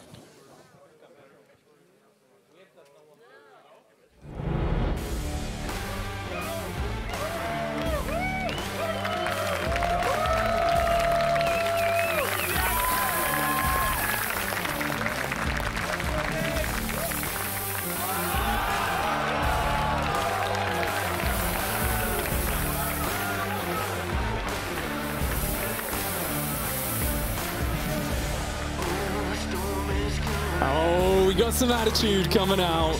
As always, great to watch these 2 players. They both wear their hearts on their sleeve, and they are here. Of course, Reynor fighting right now to cement his position as the group leader, and Byun there, focused than ever. He's on the comeback trail after a rough start to the group, seeing if he can get his way back forwards. If he could get a win here, it would be massive. It would be absolutely huge. Reynor looking so comfortable on this stage. He's joking, he's laughing, he's having a great time. It feels like he's at a home story cup, but he's here to prolong his World Championship title, of course. He wants to go back to back. You know, it's been a couple of years without many LAN tournaments, and he's been missing it. He's like, this is what I live for. He's getting out here, meeting the fans, having fun with the fellow pro gamers, and honestly, relentlessly ribbing them. In the match, before the match, after the match. I always think of my first experiences, you know, going, you know, getting stuck on the same flight or something with Reynor and a few other pro gamers, and it's like the just constant torrent of abuse he sends good-heartedly with a smile on his face towards his players. You know, you're always gonna know that he's kind of get in your face, rib you a little bit, and try to get under your skin. Of course, Byun, though, he's a player who has managed to perform on some of the biggest stages in the world. His run in 2016 is a thing of myth and legend. We call him the one-man army because he did that teamless, without much of a support system at all, won a GSL, won a World Championship. So it is, of course, 2016 World Champion versus 2021 World Champion. The old and the new clashing. Yes, yet all in Legacy of the Void, Big. Yeah. It feels so long ago, but it's also recent as well. Byun, by the way, for the first time that I've seen him this happy and chatty at a tournament as well. He seems very comfortable with absolutely everything. He is making some jokes here and there. I saw a cute little video after he won in the open bracket, where snapping his finger to an imaginable beat in his head. And he's loving it over here as well. And now these two absolute titans playing against each other here. The fourth match in Group D, the group of death. It's a powerful group, and both players going to be going into this. It is a very, very important match for our Terran on the left side. It is also a match which he admitted before. He said, you know, I don't expect myself to win that many matches, but I have a feeling he's doing some Jedi mind games with himself, just taking the pressure off his shoulders so they can play an unencumbered style. Well, let's see what he brings to the table, because he's got the monster leader in the group up against him. Here he is in the top right, the red Terran is Shopify Rebellion's Byun.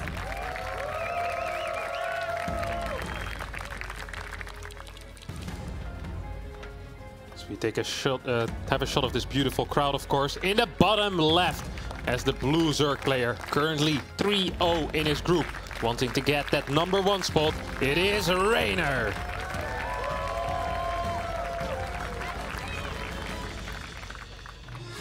I'm going to open up with the spawning pool first is Reynor. I've seen him do this a lot against Dream, against Byun, a few of these other Terrans who are known for skipping the SCV scout. Those guys who like to just build a Marine first, especially, or send their Reaper straight across the map. And in this case, it's actually going to be a command center first from Byun. So this creates a really weird scenario, because 6 Zerglings will come across the map. And the thing is, the command center should finish in time, be able to lift up, and just kind of lift off to the high ground or something like that. It does cancel the orbital from starting, but as long as Byun kind of gets his wall off up, he should be okay to not take too much damage. 6 links is all. That's a very big investment. And the CC first against the pool first is kind of considered to be a blind counter in favor of the Terran here, as there's an investment in that fast pool into those early links. And like you mentioned, there's really no damage to be done as long as there is a wall upstairs. Often we see Terran's wall with a factory to complete that full wall, because there's no requirement for a second depot, because the CC finishes up in time. That funny thing, of course, in Legacy of the Void, the command centers, the Nexi hatcheries, all got increased supply that comes with them. It's 15 supply. You get that second command center, check it out. You might look like your supply block, bam, 15 supply is free. These 6 Zerglings are heading forwards. The factory does complete the wall off. You called it there, Harston. And these Zerglings, they're going to be able to damage a command center, maybe get a single SCV. It's going for the ramp. Got to raise that depot, Byun. Good reactions. Yeah, I think he'll finish the orbital here, and afterwards he'll most likely lift so he can continue producing workers on that high ground. Of course, we'll cut about 1 worker because of that. The lift from low to high ground will take probably around 12 seconds. Once that factory finishes up, there might be a timing for Reynor to try and sneak in if these 2 buildings decide to swap. Do you think that Byun is just going to build 1 Hellion first? Probably, right? Against Reynor, you want to. With only 1 Marine there, I mean, look, he's already so antsy. I mean, as Byun, you know he's going to get there as you lift the factory off. There's just no way you want to risk it. And Byun wisely does just build 2 Marines and a Hellion. The SCV actually not only escaping the clutches of the Zerglings, gets in there, checks the Zergling speed is on the way, but also sees that he's pulled off gas afterwards, which means no Roaches, no Banelings this early, no Quick Lair for 2 base Muta. Byun very methodically getting all the information he needs and getting well set up for the next stage of the game. Yeah, this allows him to comfortably swap into Hellion production. Of course, if there's 9 Roaches on the way, getting 2 Hellions isn't the greatest counter. Might actually want to get a bunker up, maybe a couple of mines even from that factory, or just continue that Marine production with that reactor. However, now we have the tech lab already being built on the barracks. Starport and barracks will make that swap, and I think we're going into Hellion Banshee from here on out. Yeah, the swap does go on. Of course, there's got to be a little bit of urgency on slowing down your opponent.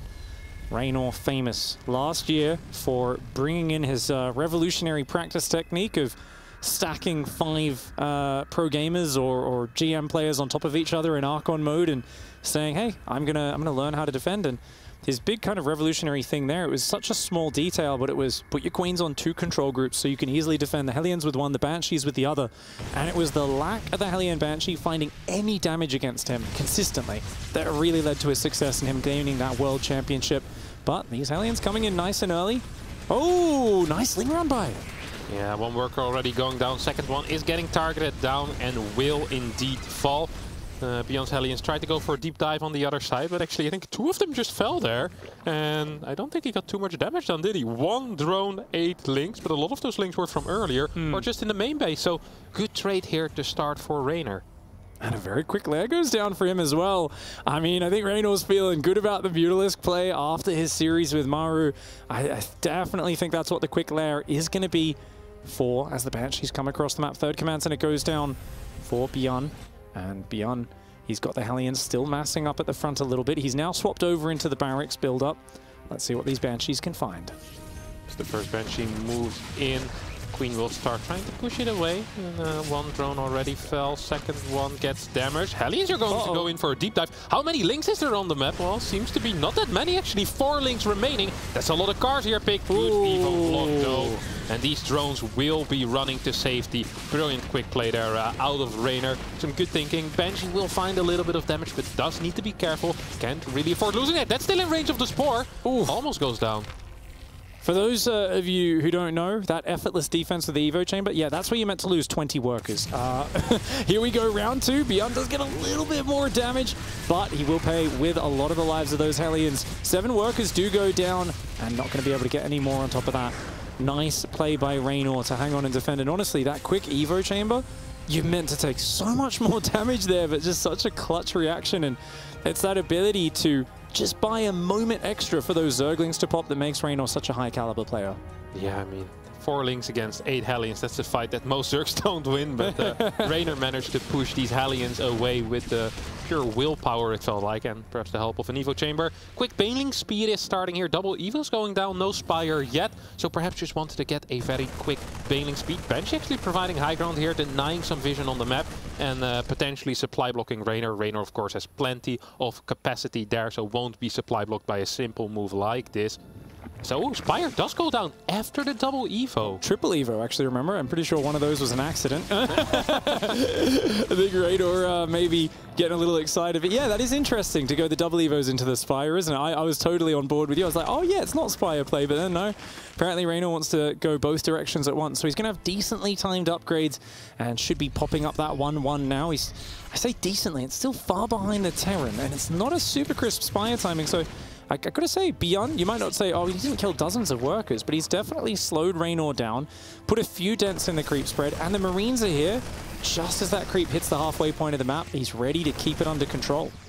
Yeah, this is honestly not a... Ooh, well, I was gonna say, this is honestly not a bad early game for Byun, and he loses 6 workers, or 6 Marines to a couple of these Banes. Combat Shield not quite finished up yet, of course. Makes them kind of vulnerable there on creep. With that fast Baneling speed as well. As the mine decides to move back a tiny bit. Spire is about to finish up, and we have enough money in the bank for about 4 Mutalisks. That's not really going to make a dent in Byun's eco. Second factory is about to finish, which will allow him to branch out into Thors and Widow Mines once he realizes it is indeed Mutalisk play. That Widow Mine does fire, but it has effectively diffused there. Reynor, one of the best at doing that whole position micro and just pulling the Zerglings forward, spreading his units out.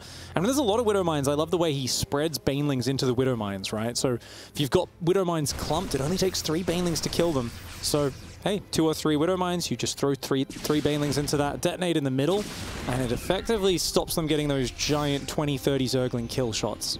Yeah. Absolutely. 4cc very quick here for Byun, and his worker count is also quite high already. Barracks 6, 7, and 8 going down, 2-2 on the way. I'm loving this game so far for Byun, honestly. I've seen Reynor spread creep extremely fast, but Byun is controlling it in the middle so far. Those Banshees probably going to spot the Mutalisks as well. Overseer's hunting for them right now. Marines and Widow Mines starting to push through the center. The Ling Bane count is starting to build as well. There we go. Banshees will go down, but sacrifice will not be in vain. Having a heads up on those Mutalisks, very important to allow Byun to get his extra turrets, maybe leave a squad of Marines in the main base potentially to back that up. And the fourth base is going to go out and land. Now, Mutaling Bane versus Bio, right? It's all about avoiding the front-on fights. The Mutalisks want to get in from behind. They want to backstab. They want to fight away from the front because Widow Mines are just so darned cost-efficient with well-upgraded Marines. Yeah, definitely. Muta's looking to find a little bit of damage. Will perhaps be capable of taking out this refinery first. Thor is about to pop out as well. We saw Drilling Claws being researched on top of that. As these Mutas are still looking for something. But I'm not quite sure if they will find it. At the same time, Byun hasn't really been pushing. He hasn't been doing a lot of damage on the map. Perhaps afraid of Mutalisks counterattacking or a Ling run by. But at this point, with 2-2 being close to completion, perhaps he wants to set up something here. Yeah, I think Byun is at that point where you've now got quad Marauder production. That's huge. Getting those tanky boys up front with their concussive shells, which I do hope you remember to upgrade in this game, is going to be really big. The Thors, the Widow Mine count really growing as well. Makes it very difficult for the Zerg to take those fights. So once you get a wall of Marauders up front, suddenly it slows down the Ling Bane advance, gives you these big areas that are going to force the Widow Mines to get big hits off. You've got Thors. If they get clumped up Mutalisk shots, they're going to do massive splash damage as well. And if the Zerg refuses to fight, the Terran likes to split the army in two halves, push down both extreme flanks, and eventually you're just trying to create situations where you're baiting the Zerg player into these Widow Mines, looking for the value in the long term. Yeah, definitely. Byun's taking his sweet time though here, making sure he's not being run by it anywhere. I wouldn't mind if he decides to clear a little bit of creep in the middle as we see a scan going down. That's exactly going to be his plan. His mine count is ridiculous here. I think it's 12, 13 mines. He's pushing down the middle. There's still part of his army at home as well. This is a big pickoff here with the Queens. Yeah, a lot of Queens go down. Not going to be able to respread his creep very well. Going to go for a bit of a surround here is Reynor.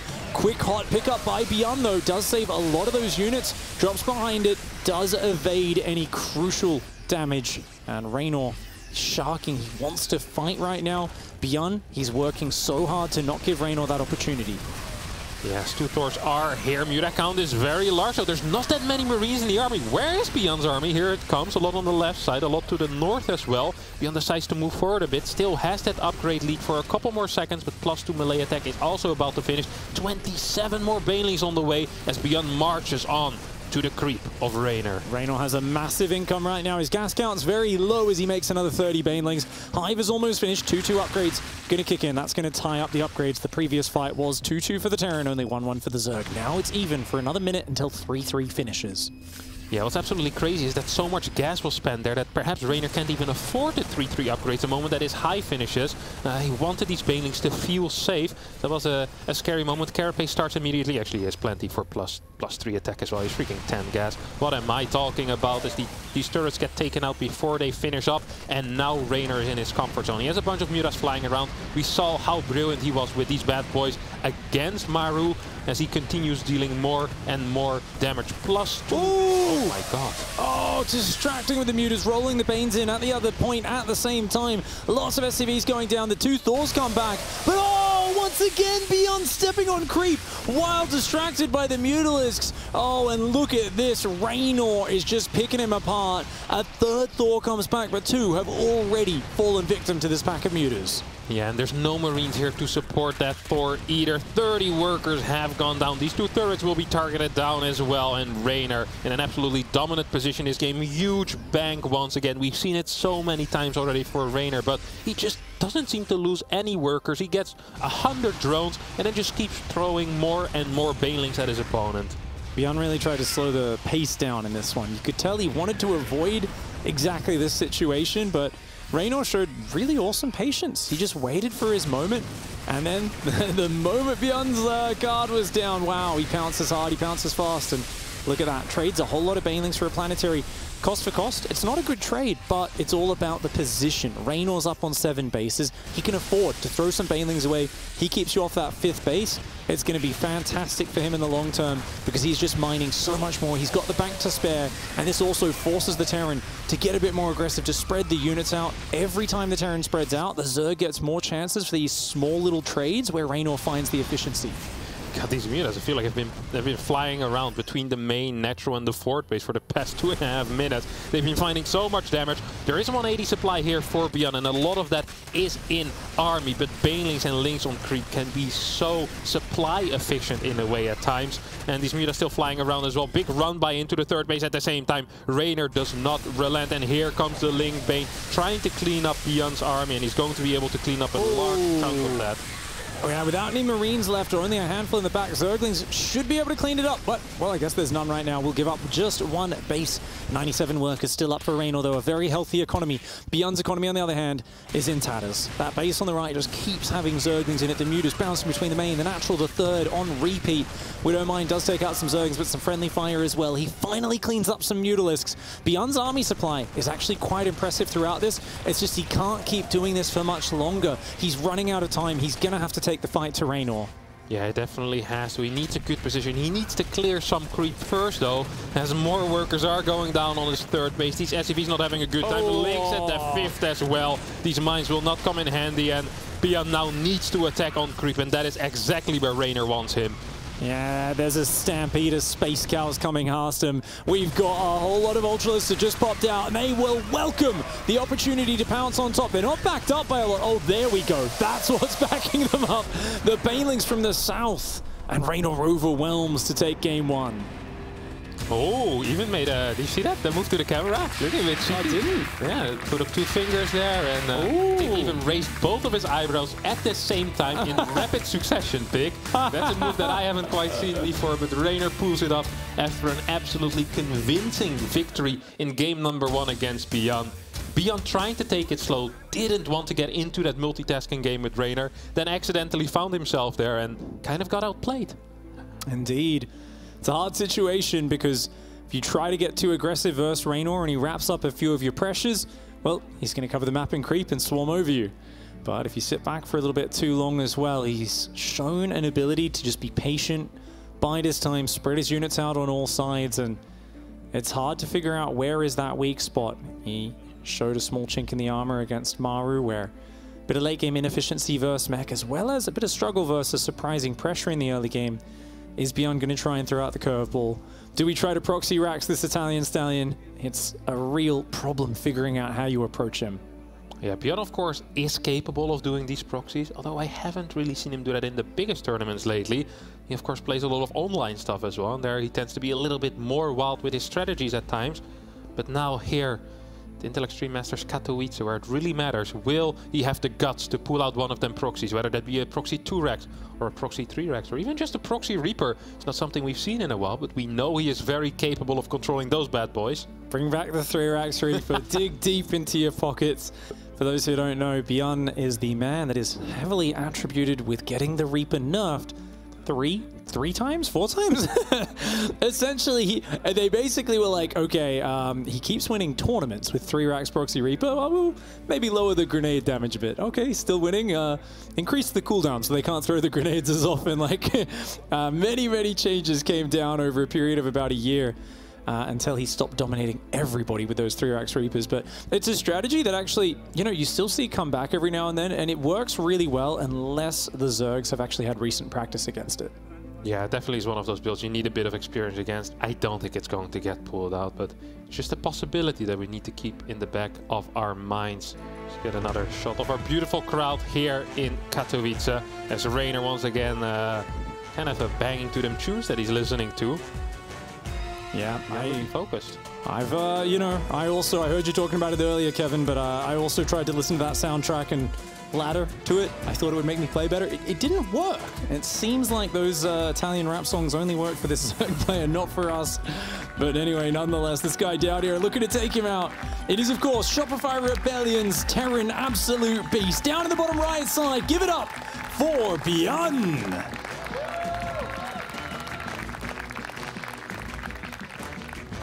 And in the top left, the blue Zerg player from Italy playing for Team Clash. It's Reynor.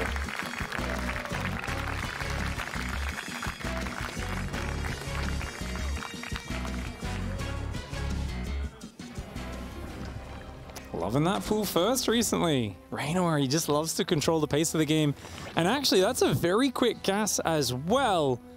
Well, if there's ever a map to do a classic Lambo 5 Roach build from his school on how to be a good Zerg player, this might be it. But we do see a second Rex here, Pig. Are we going to be seeing some Reapers? T-Rex Reaper versus this? That's super cool. It starts with 2, and then the third one can always follow. It'll be a little wild. We have seen a little bit more of the T-Rex Reaper like TVP, and oh my gosh! You absolute oracle, Harstem. The third barracks goes down. This is going to be super interesting to see how this goes. 3 barracks worth of Reapers. The goal with this, obviously, to get in there and get early damage done, and then to be rotating those Reapers around and letting them regenerate. Now, Roaches are going to be coming across really early, and Ravagers do have longer range than Reapers, but with numbers, and especially if they get like a high ground ledge, some grenades to bounce the Roaches around, I mean, I think Reapers can actually overwhelm this. If Byun can realize what he's up against and hide the Reaper count, let the Roaches come to him, I think he could actually crush this. He's scouting with an SCV. He knows it's pool first. He only sees 2 links. He won't get any more info. Reynor sent his first Overlord across the map, but is not checking the natural command center. That is huge. He'll just see the Reaper and think, oh, this is a pretty normal build. He's going to build the Roaches, and historically, from what I can recall, it's been a long time that I've seen 3-Rex Reaper against the pool first Roach Rush, but I do believe indeed that the 3-Rex Reaper is slightly favored here. Yeah. It does depend on micro, and it also depends on when each player realizes what they're up against. That Reaper is going to be the first to realize. Sees the Roach Warren. If it can get out of there, that'd be really huge. And it will get out down that natural. Okay, this is very good for Byun. But, the Zerglings will see that there's more Reapers on the way. And he does give up on a command center on the low ground, bunker on the high ground. Byun swapping into Marine production. Oh, even throws down a factory here immediately. Is he going to be playing a 1-base build? Yeah, that's a little odd. I really feel like because it's going to be a while to get things out. I think maybe he's just so afraid of these Roaches and Ravagers, but Reynor's actually just gone back to droning now. He says, okay, use the Ravagers defensively, macro on up. I am not going to be able to overwhelm a guy who's got 3 barracks on 1 base. So it's weird for Byun to have done that, but oh my gosh, he's already starting to get in there. Has lost 1 Reaper, make it 2. Hasn't been able to take out the Ravagers. Byun, he's got to get a lot more damage. He can't afford to lose all these Reapers for nothing. Yeah, lost a lot of Reapers already, and honestly hasn't achieved too much with them. 4 workers do end up falling, but 4 of his Reapers has gone down. Ooh. All 5 Reapers die. He killed 4 workers. That's it. Yeah, and behind it, Factory and Starport building add-ons right now, but at this point, I almost feel like you want to focus on some sort of all-in. Maybe the command center is okay, but I don't think you're going to have a good time catching up against a Reynor who drops the 3rd base. If Reynor moves out, drops the 3rd, keeps hitting that drone key, he's going to be really just, I mean, he's going to be at double the workers and probably double the supply within the next few minutes. He's getting a Cyclone right now, and this feels like a defensive Cyclone more so than an aggressive one. Is Byun just completely misreading this game? Yeah, I think he was so worried about the Ravagers coming across the map, and he thought, you know, okay, I'll defend with the bunker, hang on, get a Cyclone to survive, and use the Reapers for the counterattack, but he's kind of done it 1 piece at a time. I think he needed to wait for the Ravagers to come across the map before the Reapers jumped in for the counterattack. And now you can see depots are going down. He will be able to hang on and defend, but he's defending 1 base up against a Zerg that's going to 3 bases. And it does feel like a very rough situation for the Terran. Just caught a bio as well with that Cyclone. That's not quite supposed to happen. You have a medevac popping out as well. Right now, triple depot is going to fall.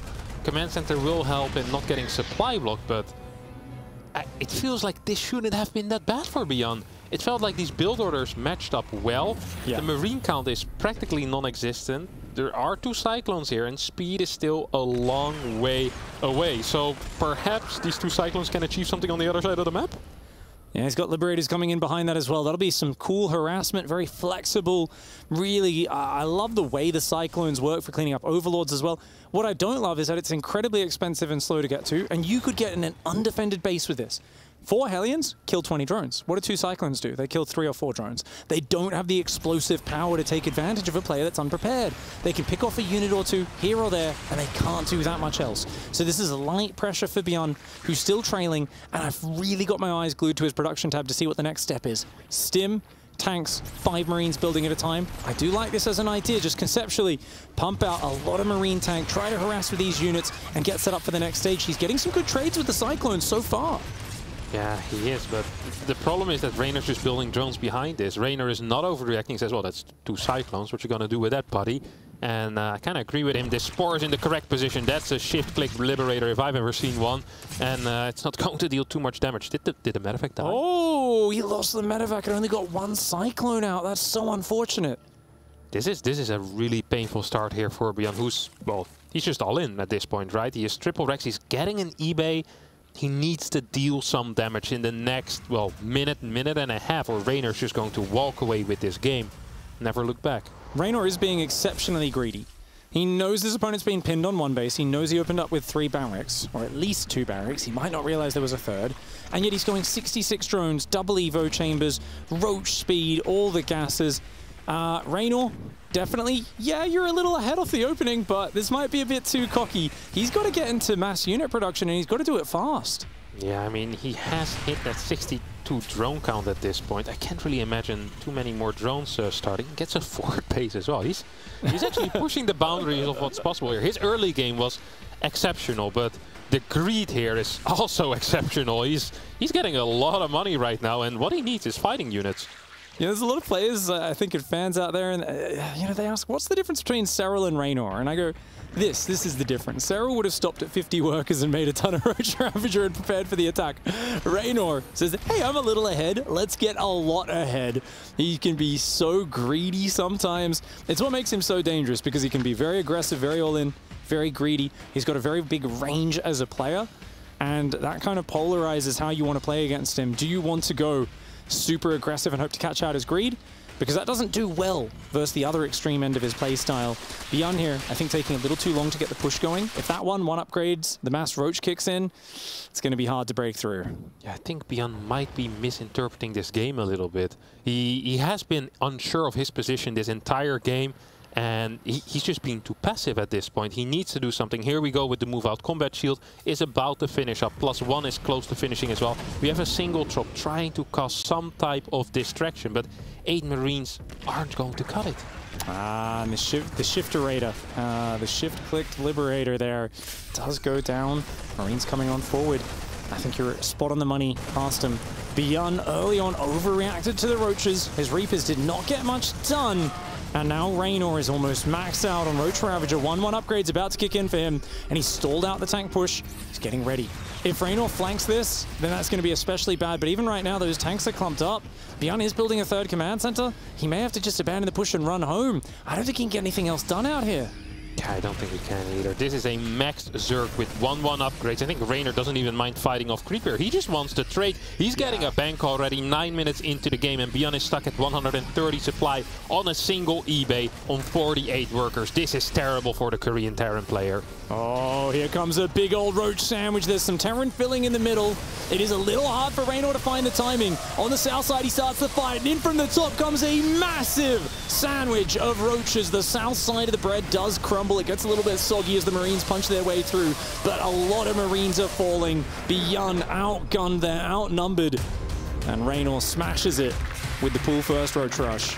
Absolutely crazy play out of the Italian, showing that he also wants to do some aggressive builds here. And although the roach rush didn't actually work directly, it did so much indirect damage that it did give him the win. And this is the type of stuff that you need to see. Byun's looking pretty upset here. So looked upset earlier already. He's not happy with how that game went. I can understand it as well. I mean, we've all been there where you kind of misread the situation at the start, and then you're playing catch up the entire time, and it just feels like, you know, you're playing well, but you don't have enough stuff. We've all been there where it's like, man, 5 minutes earlier something went on, and that's what happens. If someone's going to take advantage of a lead, it's going to be that young lad there, and he does it again, takes a small lead, turns it into a medium-sized lead, and very quickly a massive insurmountable lead. A max of Roach Ravager against, what, 110, 120 supply Terran? It's not a fair match. It really is not a fair match, as Reynor currently 4-0 in his group, looking real good for that first place and the straight qualification for that round of 8 that he is eyeing. Having fun while he does it, as always. I think that's, you know, part of the ability to just roll with the punches. If you're having fun out there, you're not too stressed with the result of each match, just showing your best play. Something that he's channeled through so many of these events now, and enjoying and lapping up the experience. To do it here on LAN again, No ping, a crowd there to G you up. It's been a fantastic experience so far. Let's hear from Reynor once again on the stage with Smix. Thank you very much, Piggy. Reynor, I feel like we're like best friends on the stage now. I mean, this is not even Group D anymore. It's becoming the Reynor show. I know you always come into these events feeling very, very confident, but a 4-0 in this group of death, I mean, that's just insane. I mean, I'm the world champion, Smix. I gotta keep the title. I'm not coming here to lose, and I'm coming prepared, you know? Prepared indeed you are. It was a quick 2-0 over Byun, and it was interesting because on Berlingrad, I was listening to Piggy Cast, and he was talking about how, you know, you mentioned stylistic differences earlier, and he was mentioning how in that position of being so far ahead, perhaps someone like Cyril would have stopped at 50 drones and prepared for the attack that was definitely going to come, but you just kept pumping those drones. You just seemed so confident. Were you not worried at all? I mean, when you have roaches, it's really hard to die, and I felt like you had to try something because of the 3-Rax Reaper, and but yeah, so I went up to 66, and like most of the time with 66 and roaches, you're safe versus everything, but yeah, I mean, I was so far ahead that I could have done anything, honestly. Now, at this point, it is looking pretty damn confirmed that you are proceeding to the playoffs. Let's take a few steps back. At this point, so many players are eliminated. With the players that are confirmed for the playoffs, and, you know, is there any opponent that you're scared of at this point? Scared of? Not really, no. Because I think, like, my mindset is that if you wanna win, you gotta beat everyone. So no, I'm prepared to face anybody. But honestly, Cyril, I'd like to play him later on. Yeah, that would be a banger. We always love that Reynor versus Cyril matchup. We'll see if we are blessed with that later on in this event. But now you just have one player left. If you win that one, then you'll have the cleanest of records, a clean 6-0. But you mentioned it yourself, ZVZ, you said it's a toss-up. You know, when it's a toss-up, I mean, how do you even prepare for a match like that? I mean, my physiology. No, that's not what I wanted to say. I mean, my approach to the series mentally is, it is what it is. You know, whatever happens, happens, and I prepare some stuff. If they work, they do. If they don't, they don't. You know, I don't think CVZ is about the better player most of the time. It's about who tosses the coin better. You know, Smix. Well, we'll see how that coin lasts, as that is next for you. But for now, congratulations once again. A fantastic performance from our Italian stallion in Reynor. All right, well, yeah, we've watched a lot of Reynor back-to-back here, and it seems like the scissors were not able to cut the sheet of metal he put in place here, as Reynor will be victorious once again against another Terran. Here I've got ZG as well as Wardy. It has been a day and a half so far, ZG, and we've just got to see Reynor go from strength to strength. Yeah, exactly. It is turning into the Reynor show, not just because he's always up on the stage, but because he is dominating the group, and all eyes are kind of on the person who is performing so well. Yeah. Particularly in what was considered absolutely the group of death. So again, Reynor coming into Katowice, was a little bit of doubt as to his performance, wondered if he would kickstart it again and actually win Katowice. Well, it seems like it is kind of replicating 2021. Yeah, he's on that trajectory, which is really exciting, actually, going into that bracket stage. Let's take a look at the highlights from this game as well. Byun came in confident or eager, may you say it, but we see Reynor here being able to hold down the fort, Wardy, and dispatch another Terran. Yeah, I mean, after we watched him already win the first two, I think this was exactly what you expected to see. Precisely. He looked amazing in game number 1. He was distracting, he was running in at the same time, he was flanking, he was doing everything he needed to, right? Game 2, Byun switches it up, something he's done a fair amount, actually. You know, he's done it, not a lot, but he's done it here and there.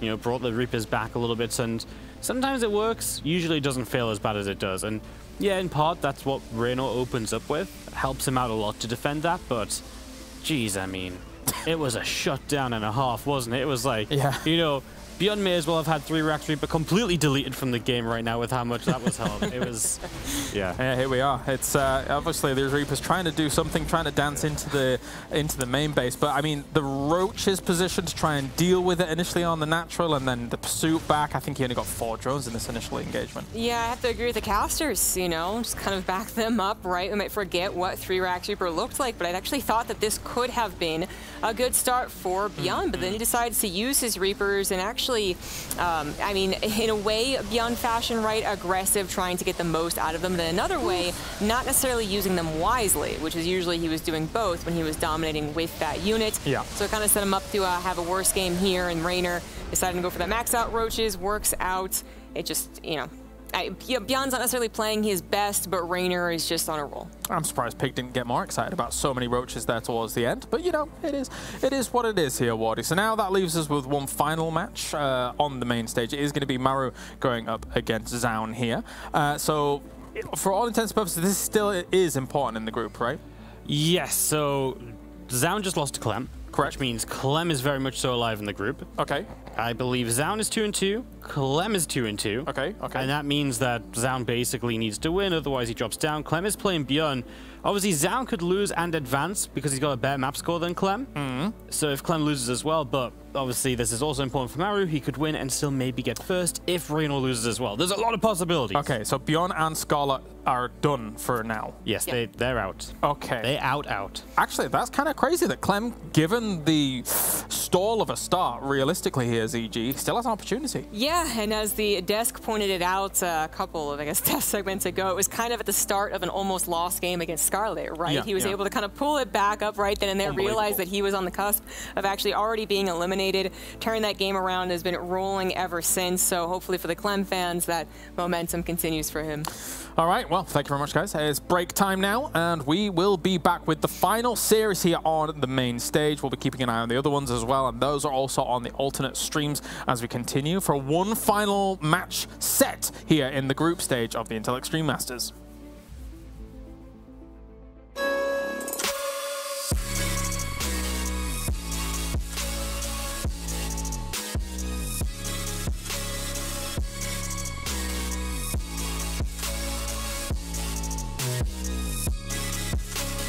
You love it, you wear it.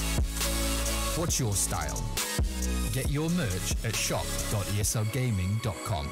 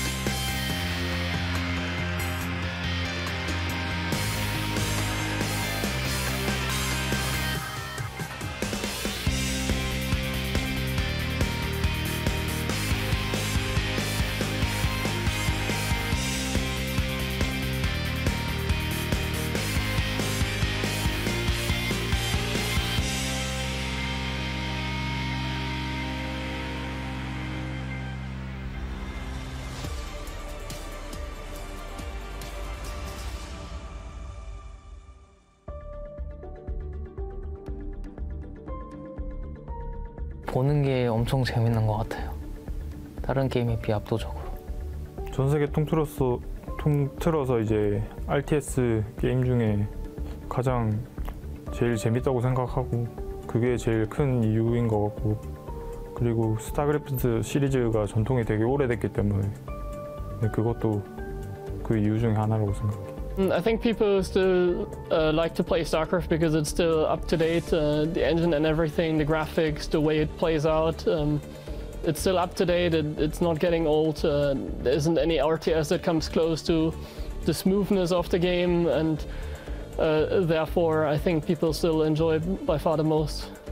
저도 지금까지도 스타2를 너무 사랑하고 연습할 때 힘들기도 하지만 스트레스도 받고 근데 항상 좀 즐거운 마음으로 좀 재밌게 플레이를 하고 있는데 그 이유가 항상 좀 새로운 빌드도 나오고 그리고 같이 경쟁하는 선수들과 서로 좀 많은 역사가 있기 때문에 그런 기억들 그리고 좀 경쟁 자체가 너무 항상 스릴 있고 긴장되고 그러기 때문에 좀 대체할 수 없는 게임 같고 앞으로도 좀 영원했으면 좋겠어요. I think StarCraft makes you feel something that other games don't really. It is a very accomplishing feeling when you win a game, and it's impossible to be perfect at it, so you just play against yourself, and it's a game about mistakes basically because it's so difficult to play, and that just makes it beautiful in a way. I know that that's why I enjoy it, because you consistently keep learning and improving, and yeah, that's fun for me. 선수들이 계속 빌드를 만들어내고 게임도 워낙 빨라가지고 그 스피드함이 있어서 계속 인기 있지 않나 싶어요. I think StarCraft regroups what I personally like in video games, and it has like, for example, like mouse accuracy, like strategy. It has like mechanics, like different on the keyboard. I think it regroups a lot of cool stuff from video games in general. So I just really like it. Well, I think that StarCraft is one of a kind, you know. There's not other games like StarCraft. You can get, like once you're 30 and more, you can go to the Boomers game, which is Age of Empires. But yeah, before that, I think StarCraft is the way if you like RTS, and very well done. I think StarCraft 2's maintained its popularity because it's like the most polished RTS game that's ever come out. And it's like, if you want to play a 1v1 game, you don't want to play with a team, it's a good go-to choice.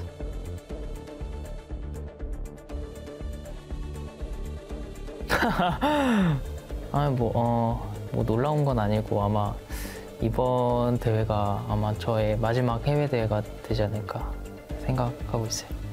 많은 팬분들이 제가 뭐 운동을 되게 열심히 하는 줄 알았는데 저는 사실 운동을 거의 안 해가지고 그거를 잘 모르는 것 같아요. 저는 그 토트넘 허스퍼의 엄청난 팬이고 손흥민 선수 그리고 해리케인을 매우 좋아하고 이번 시즌 4등 안에 들었으면 좋겠어요.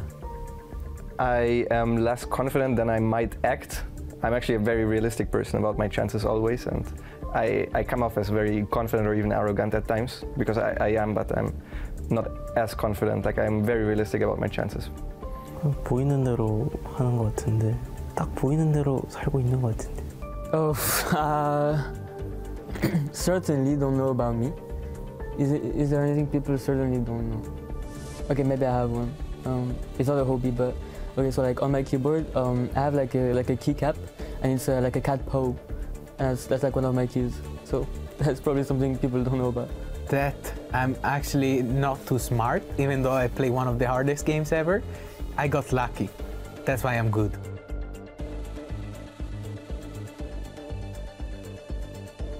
저는 부자가 되기 위해서 투자를 할 겁니다. 예. 제가 아무래도 마지막 대회이기 때문에 미래를 위해 투자를 할 생각이에요. 뭐 예를 들어 뭐 비트코인이 될 수도 있고, 뭐 주식이 될 수도 있고. If I won the entire prize pool, I would probably not spend it. I like saving it and investing instead. And yeah, I mean that's what I'm gonna do with every prize money I get that I don't have to spend on my own life.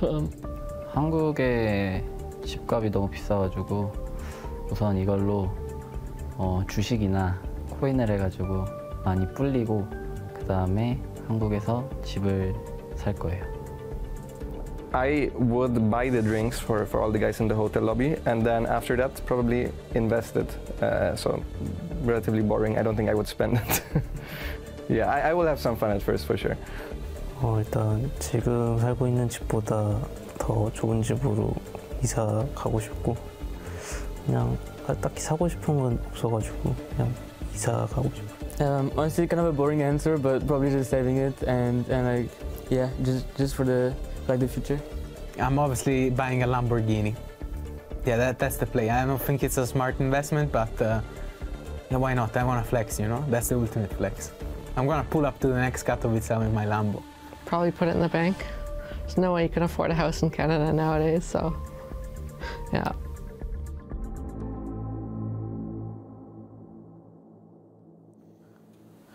Sensible pro gamers, sensible StarCraft, we're back. Welcome here for the final game of Group D. We have had a day and a half, as I mentioned before here, with plenty of games on the way. And now we have one more remaining here for the main stage. We've got Harston, got Wardy. We have Maru versus Zaun coming up here. Wardy, it's going to be cool. It is going to be cool, isn't it? Zaun is one of those players. I remember playing some really cool games against Maru in the past. He's played some long games, forced Maru into that later game. He really can put up a fight against Maru, so if today's his day, maybe he can get it done, and that would really kind of make the group very interesting towards the end here.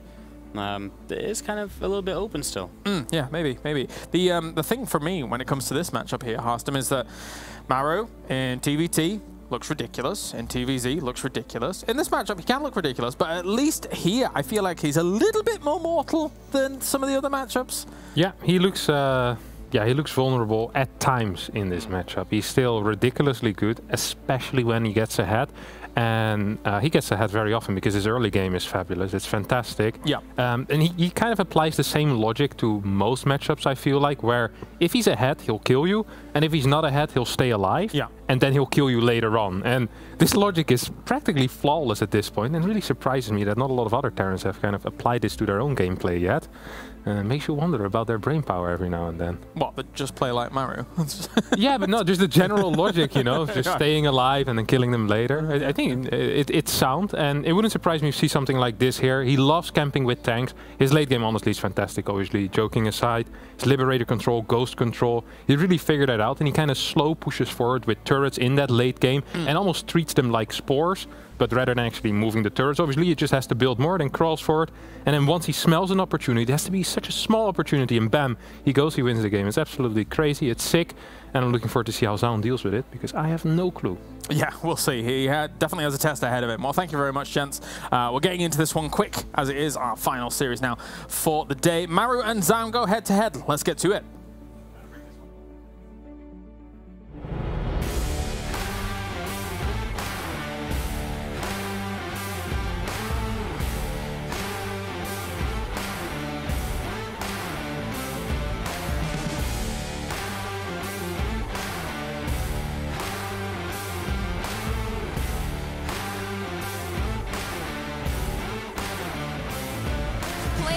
We'll be moving on to that round of 12, that coveted playoffs, to see if they can become an Intel Extreme Masters Katowice champion. For our final match of the day, our first player is a two-time GSL Super Tournament Grand Finalist, and his opponent is a formidable four-time GSL champion. Katowice one last time. Give it up for Zaun and Maru.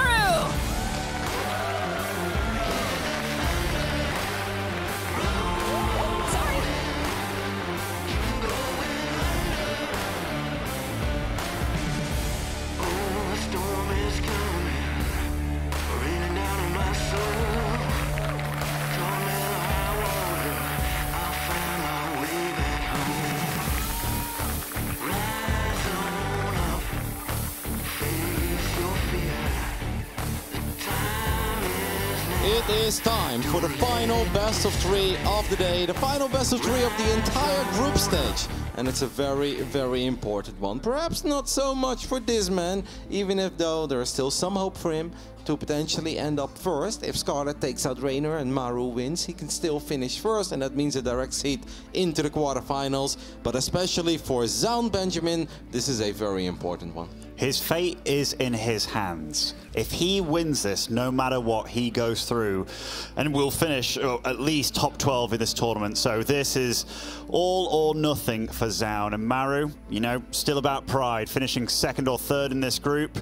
Maybe even finishing first, depending on what happens with Scarlett. We've seen it happen a few times in this tournament. Special taking out time, making sure that somebody else survives in the tournament.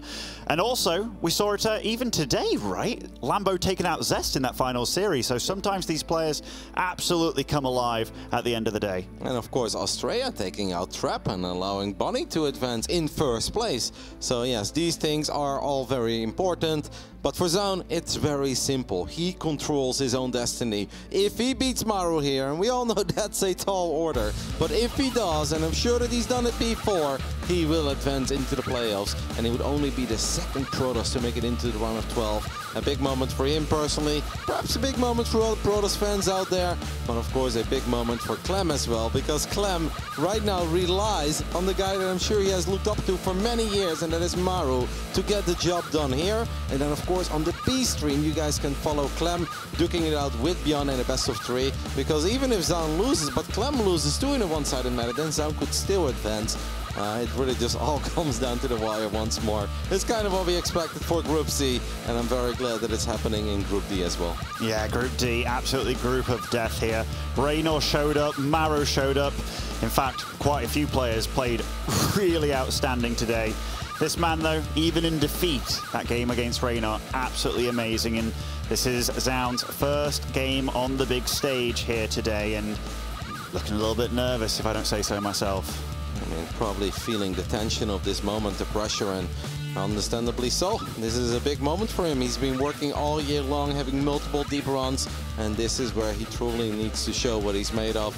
And perhaps the toughest opponent for him is still in the end. But don't forget that Zaun did start this group off with taking a map against Reynor. Absolutely, absolutely. This best of 3 right here for Zaun, worth over $10,000 when you think about it. And a best of 3 against anybody for that kind of money is ridiculously nerve-wracking, but going up against maybe the greatest Terran of all time, yeah, it's not going to be an easy road, and he did just suffer a 2-0 defeat to Clem. A lot of people are considering Maru to be the best Terran right now, so that's not going to give Zaun too much confidence here, but I hope he brings us a good game to finish the day. Apparently we have 2 minutes. I don't know if Zaun needs to change some settings. Maru has already been on the stage, of course, and he seemed pretty ready. He seemed a little tired too, but I don't think that's going to hold him back. If I think back of some of the online tournaments we've had over the last 2 years in the online era, Ben, I think of Aces ROG. I think Maru had to play his grand finals at 5 AM. Well, he played pretty damn good in those. He got better the later it got. I know a lot of the fans talk about time zones and stuff, but here they've got the same situation going. Both on fire, by the looks of it, visually at least. But yeah, this is really, really awesome to see. Zaun, earlier in the group, he did take out Scarlett, did take out Byun. So he's already showcased he can take out a real top-level Terran. Because when I think about some of the best micro-Terrans in the world, Byun's among them. But Maru, he's just got that extra something. And I've yet to see his TVP in this tournament, so I'm really looking forward to see what he brings. Watching Maru play anything is in general fun, and you mentioned how good he looked in the last game 3 against Reynor. He actually looked pretty damn good in the game that he lost against Byun as well, that very first game on Curious Minds. If you guys missed it, I definitely recommend you guys to check it out. You know, sometimes it's very easy to give the people a short list if we have a little bit of downtime, if these players still need a quick moment before we hop into the game, where it's like, you guys should watch this game or that game. But this tournament has actually had a lot of truly outstanding games already, where I wouldn't even exactly be sure where to start. Like, what's the best game I've seen? I don't know. Scarlett against Clem was crazy on Hardwire. Of course, Reynor. The TVT we had between Dream and Cure, that one was crazy. And even if we go to before Katowice with the open bracket, with Spirit versus Nice, that huge slobber knocker went to the full 5 maps, which feels like a lifetime ago with how many good games that we've had. But truly, we're very lucky as StarCraft 2 fans are now waiting for this game to go on. Have you had an opportunity to check out the auditorium yet, Benjamin? The auditorium, Kevin? Yes. I haven't yet, but you know, that's a bloody shame on you, sir. It's beautiful, eh? It is beautiful. It's very lovely to finally interact with StarCraft 2 fans again. People traveled from so far. Guys coming from Brazil. He's like, can I shake your hand? And also I redeemed channel points for a hug. I'm like, mate, you came from Brazil. Come over here. You know. No, it's been glorious, and I'm very happy to see that the fans have been having such a good time today. I'm glad as well that we have somehow selected as many good matches on the mainstream as we did, because sometimes we can get a bit unlucky where it's like, on paper this is great, but then the matches on the other streams are actually more exciting. I think the majority of the matches on the mainstream have been spectacular. Oh, they definitely have. And what's funny is even the B&C stream have been amazing too. Like that Clem Scarlett game on Hardwire, you guys have to go and watch that if you haven't already. You talked about good games, but the fact that that was going on at the same time as Maru versus Reynor, that epic game on Berlingrad, yeah, absolutely blessed. Was really cool as well. Spent some time in the audience sitting next to Reynor's little brother, Byun, cheering him on. His girlfriend was in the audience too. His dad was there. So that's super awesome, of course, to see the full family supporting the back-to-back dream for Reynor. Well, that dream is alive. This was not an easy group. And I have to admit, I was a bit worried for Reynor after I saw him lose game 2 against Zone. I'm like, uh-oh, this could actually become a very bumpy ride, but it's safe to say that the reigning champ came out swinging and in the end looked very strong in this group. Yeah, he got back on track, absolutely. And that Berlingrad started off with him being behind against Maru as well. We can't forget that. And then that big Broodlord switch to get him back into the game and absolutely thwomped it from there on. But yeah, lots of players have shown up in this tournament. Cyril obviously 10-0ing his group in phenomenal fashion. Bunny topping his group as well. Absolute surprise, but what a surprise it was. And who will end up top here? It does look likely that it will end up Reynor. And this is a tournament that he is the reigning champion of, but winning it on LAN, that's a different story. It really is, and I'm glad that you bring out Bunny here for a split second, as we're still waiting for either Maru or Zone. I have the feeling it was Zone who needed a extra moment to maybe adjust and fine-tune some settings. A really big best of 3 for him, so obviously we do not mind standing here and just having a little chitty-chat with you guys. But it was an absolute pleasure to run into Bunny after his games concluded and after he received the news as well that Astrea took out Trap, which meant Bunny finished in first place. I've seen Bunny many times over the last 7 years. I don't think I've ever seen him this happy. It really felt that he was like just happiness, craziness, emotions. He couldn't even really describe what he was feeling, but he was telling us how he basically thought when he was down 0-1 against Heromarine that this was going to be it, that he was most likely going to be eliminated from the tournament. Somehow got it together, brought it back. That made him happy. Then he sees Zest lost. That made him even happier. And then he received the news that Astrea took out Trap. He's like, I can't believe it, I can't believe it. But now I gotta be calm. It was truly a beautiful moment. It certainly was. Anyhow, getting on into it. Starting map here will be 2K Atmosphere, and spawning over in the top right, playing for Team Envy, it is Maru. That man still has a chance to win this group, and then of course Scarlett needs to take out Reynor. This man just needs to win this best of 3 to make it into the round of 12, and that would be a phenomenal achievement for him. In the bottom left side, representing Alpha X, this is Zone. So much pressure on that man's shoulders. I'm not surprised he needed an extra few moments just to get things sorted and ready. We talked about it already. This best of 3 means a lot to him. He doesn't have to bank on Byun beating Clem or Clem beating Byun.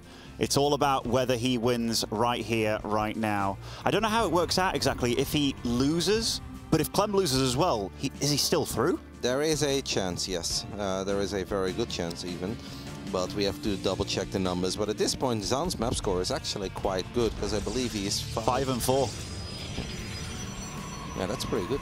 I mean, it's damn good. Like, when you're 2-2, like, so he obviously got the map off Reynor, a really big deal. Some of his wins against Byun, 2-0, and then I think against Scarlett it was 2-0 as well. And he only had a single 0-2, that was against Clem, but Clem had 2 0-2s, and then even his victory over over Scarlett was a 2-1. So yeah, I think there is a chance that even if Zone loses, he still has some hope, but then of course he doesn't have it in his own hands anymore, and that's why we went with this best of 3, because in the end of the day, Zone is in control of his own destiny. He just has to take out arguably the best StarCraft 2 player of all time, if not one of them. Absolutely, absolutely. Openings here. Maru did opt for a reactor first, which is A little bit unusual here. So he's going to get out a lot of Marines very quickly. Did get a scout off on this Stargate, which is definitely pleasant for him. Now, within regards to openings and clash of openings, if you get out a lot of Marines, I'm always a bit worried as a Protoss player when you go up or go with a Stargate, because that's a lot of Marines that can come very quickly, and oh, that is not how you want your first Adept to arrive in the face of 4 Marines. Luckily, it will get away, allowing it to continuously shade for info, but already a bit of a rocky start. I know this is the first time that we display Zone on the mainstream, but I did manage to see quite a bit of his other games, and he was playing pretty wild. A lot of proxy gates, a lot of DTs, very quick Shadow Stride, sometimes with a lot of success, sometimes with less success. The man loves attack upgrades, does not believe in armor upgrades for most of it. But I gotta say, Zone is a fun player. Kind of reminds me a little bit of Max Pax to some degree. I was thinking Parding. Yeah, or Astrea, just wild, aggressive, in your face. Definitely not a Showtime or a Stats from the old days, but a very entertaining Protoss. It is hard though to get the best of Maru in chaotic games. Oh, it certainly is. This Oracle does get to see that Marine move out, which is quite a bit of info. Didn't have to waste a Revelation or anything like that. And these Widow Mines, not yet burrowed, but that Oracle is up to no good in this main base. Oh, lovely pickup to save that SV there, but this is already not the worst situation for Zaun ever. Nope, not at all, because now the Medevac is still at home. It is healing up some of these SCVs. You gotta be careful you don't fly into one of these mines. But this is, oh no, now you're gonna lose it, no? Yeah. Don't know if that was totally worth it. At the same time, we've got the Marines on the other side of the map. Shield battery was not quite done yet. 2 out of 3 Adepts go down. If I was Maru, I'd go into the main base. Zaun is aware of that though, so he's gonna use a battery overcharge. This is a hold, but it's still pretty painful because we're losing a lot of mining time, and we lost a very expensive Oracle on the other side of the map. Yeah, the Oracle lost. That was a bit sloppy actually, right? Because he saw the Widowmine go over there. Oh, lovely Medevac usage as well. This Medevac saved quite a few SVs, now saving these Marines. Oh, and he has the 2 Widowmines in here as well. Getting back into the space for Zaun will become quite problematic, but I think he's handling this really well so far. Gunning down the Medevac, I think, is a great call. The Marines are just going to go for the probe. Seems like, what? I want to say 2 probes, but only a single probe actually goes down. And the fact that he just used the shades to get past those mines, yeah, that was beautiful, because I can't blame Maru for thinking that was going to be a good play. But Zaun actually handled it in a pretty stunning manner. Absolutely did. Resources lost tab definitely in favor of Zaun, and picking off a few SCVs earlier. If he kept that Oracle alive, he'd be absolutely super far ahead. Now, I think his situation's all right, actually, going up to 3 bases. Twilight Council's already pumping out that blink, and yeah, good start for Zaun. Definitely not bad. I'm with you. He'd be off to a flying start if that Oracle would have stayed alive, but he actually handled that very well. It's for, oh, no. The second Oracle is going to fly straight into the Widow Mine, and that is terrible news for Zaun. Obviously great for Maru, and at this point Zaun is just not going to have any map presence on the other side of the map whatsoever. This is interesting. Very aggressive. Is he just gonna basically spam Stalkers and maybe have charge as a follow-up as well? But this seems to be like, I'm gonna be super in your face and I'm gonna basically try to end this game. I was thinking it's just going to be a bit of Blink Stalker pressure, but now I'm seeing the amount of gateways. You might be absolutely right with the follow-up, and maybe this third... Oh, I mean, it's already fully saturated over here with minerals. Obviously only rocking off 2 gases right now, but... yeah, he's hoping to at least wound Maru pretty fatally with this, I think. Now, Maru is still on 2 bases. Zaun is already on 3. To me, this almost feels a little bit unnecessary. I do like offensive gateways on the other side of the map, but I would prefer to see him hide it a little bit, because that's when you can really go for those Zealot warp-ins when Maru does move out to the other side of the map and get those quick units right into Maru's natural or into Maru's 3rd base if Maru does decide to build it on location. We do have charge, we do have a robo, so he's not all-inning by any means, but it does just feel that that gateway is going to be well, very easily spotted, to say the least. Can he find these Widow Mines? Picking off 1 is great, picking off 2 is even better. Now the Stalkers are in a bit of an awkward spot. Maru obviously knows that. I don't know if we want to recall those Stalkers potentially. That's exactly the play that Zaun is going to go for, and I don't hate it, Benjamin. I think he's actually doing a lot of the right moves. Even the shield battery positioning here, very nicely done, and going to use the blinks to bait the Widow Mines. Also very nicely done. So far, Zaun's play is really good. Yep, battery overcharge is going to run out in the near future. We are going to lose a couple of probes. Auto turrets are going to go down. 2 out of 3 auto turrets go down. The third one goes down as well. The Zealots don't quite have charge yet, and these Marines and Marauders are definitely going to down on the probes. But Zaun has the possibility to counterattack. Charge is finishing up, and he's got that gateway. I wouldn't mind some aggressive gateways right now. Try to make this really, or aggressive warp ins. Try to make this really scrappy, because if you wait longer, it's really going to hurt that you don't have any armor upgrades. This could very well be the moment for Zaun to just keep on pushing, but running into these mines does sting. Yeah, he used his blink to get some pickoffs there. I think it was Medevacs, but holy crap, he's being so aggressive. I'm not sure that's the play. That is a lot of Terran right there, and really strong Terran with +1 already done. And yeah, Zaun sent home packing, maybe feeling the pressure just a little bit, but I know he likes to make these very aggro plays in general. We did make a robo a little while ago. We don't have a robo bay, we don't have an observer, we don't have a war prism. I do think if you build that robo, start using it, because having a little bit of information on where these units of Maru are is not bad. Extra Zealots are going to show up. Maru drops another auto turret, and that auto turret is actually coming in super handy. Just takes care of these Zealots, soaks up a couple of these Stalker shots as well, and Zaun is just starting to lose a few more units than you're supposed to. Can we take a look at the units lost resource tab real quick? Yeah, 1900 extra resources going down. Sure, he mined a bit more, but 2k resources in a 9-minute PvT, that's quite a bit. It certainly is, and the supply really shows that, right? And tech is coming online now for Zaun. Robo Bay halfway done, along with the Robo facility again. So going to go for that very quick switch to a lot of Colossus if he stays alive, and probably hoping to do just a little bit of pressure to keep Maru back and away from him. Maru's done a good job of keeping that Raven alive, though, for so long, despite there being so many Stalkers on the map, and now taking out that proxy gateway as well. But now we've got a situation where Zaun, he's doing that thing. He wants to be aggressive just to keep his opponent away, but oh, these are costly mistakes, Kevin. Yep, he's going to need to buy some time. That Robo Bay is done. He's going to get a second Robo.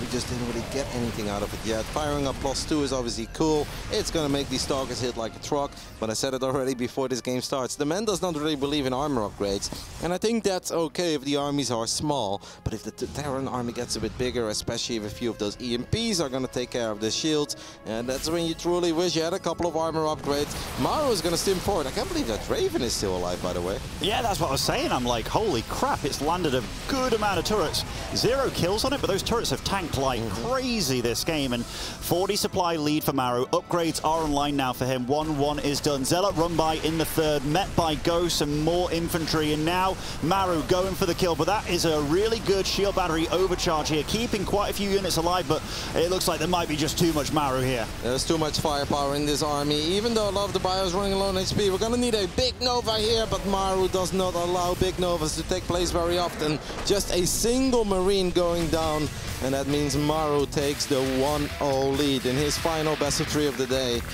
Ooh, I didn't hate where the game was going for Zaun, but it's just the Oracles that was a bit reckless. The first one, perhaps a bit distracted by those Marines that were heading towards his natural.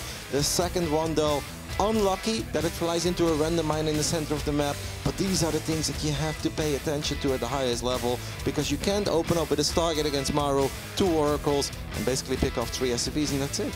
No, he's the best Terran in the world, Kev. Those are the kind of mistakes that you might be able to get away on ladder and such, but yeah, doing that. I mean, the second Oracle death, that's just very unfortunate. Like, you have to be on the ball to avoid that kind of stuff, but yeah, that first one, just a little bit leery, and then a few of these blinkins as well, a little bit too crazy, but overall, I think Zaun was actually doing some pretty damn good StarCraft, and he can't beat himself up too much because a few other things going slightly differently, maybe we could have been looking at a different outcome. We just need to win the next 2 games in a row of VR Zaun to make it into the round of 12. I do have a little update of the other best of 3 that's going on. Clem has taken the 1-0 lead over Byun, and if Clem wins and Zaun loses, then Clem is through, and that would truly be one of the most remarkable comebacks in SC2 history, because he was down 0-5 in the tournament and he was heavily losing Game 2. I cannot emphasize enough on how much trouble Liquid Clem truly was in Game 2 against Scarlett, somehow hanging in there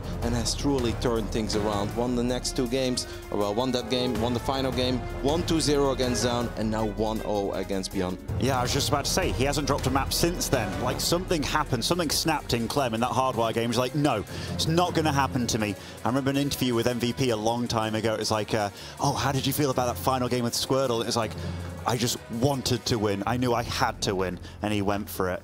Getting into it though, second map here, curious minds between these two players. Bottom right-hand side, it's our red Terran, it is Maru.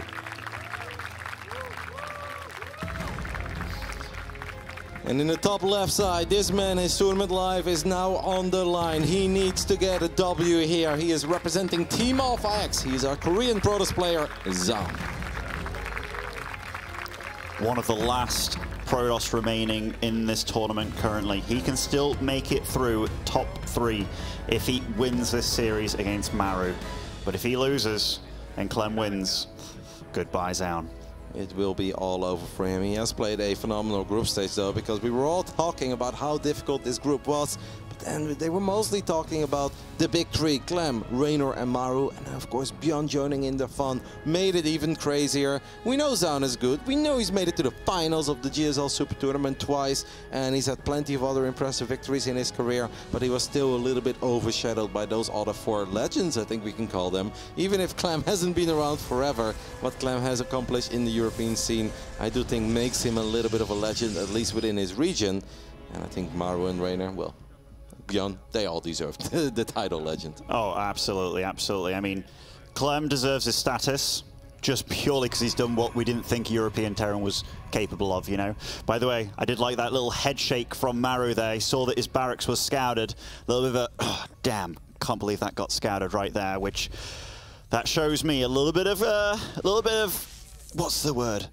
Sadness in Maru's eyes in that getting scouted, because if he does win this, yeah, again, he is going through regardless. I thought you would go with frustration there, Benjamin, because I don't know if Maru will truly get sad if his barracks get scouted. I don't know, he got puzzled early about the question of beating up a Korean dad to, you know, it was kind of odd.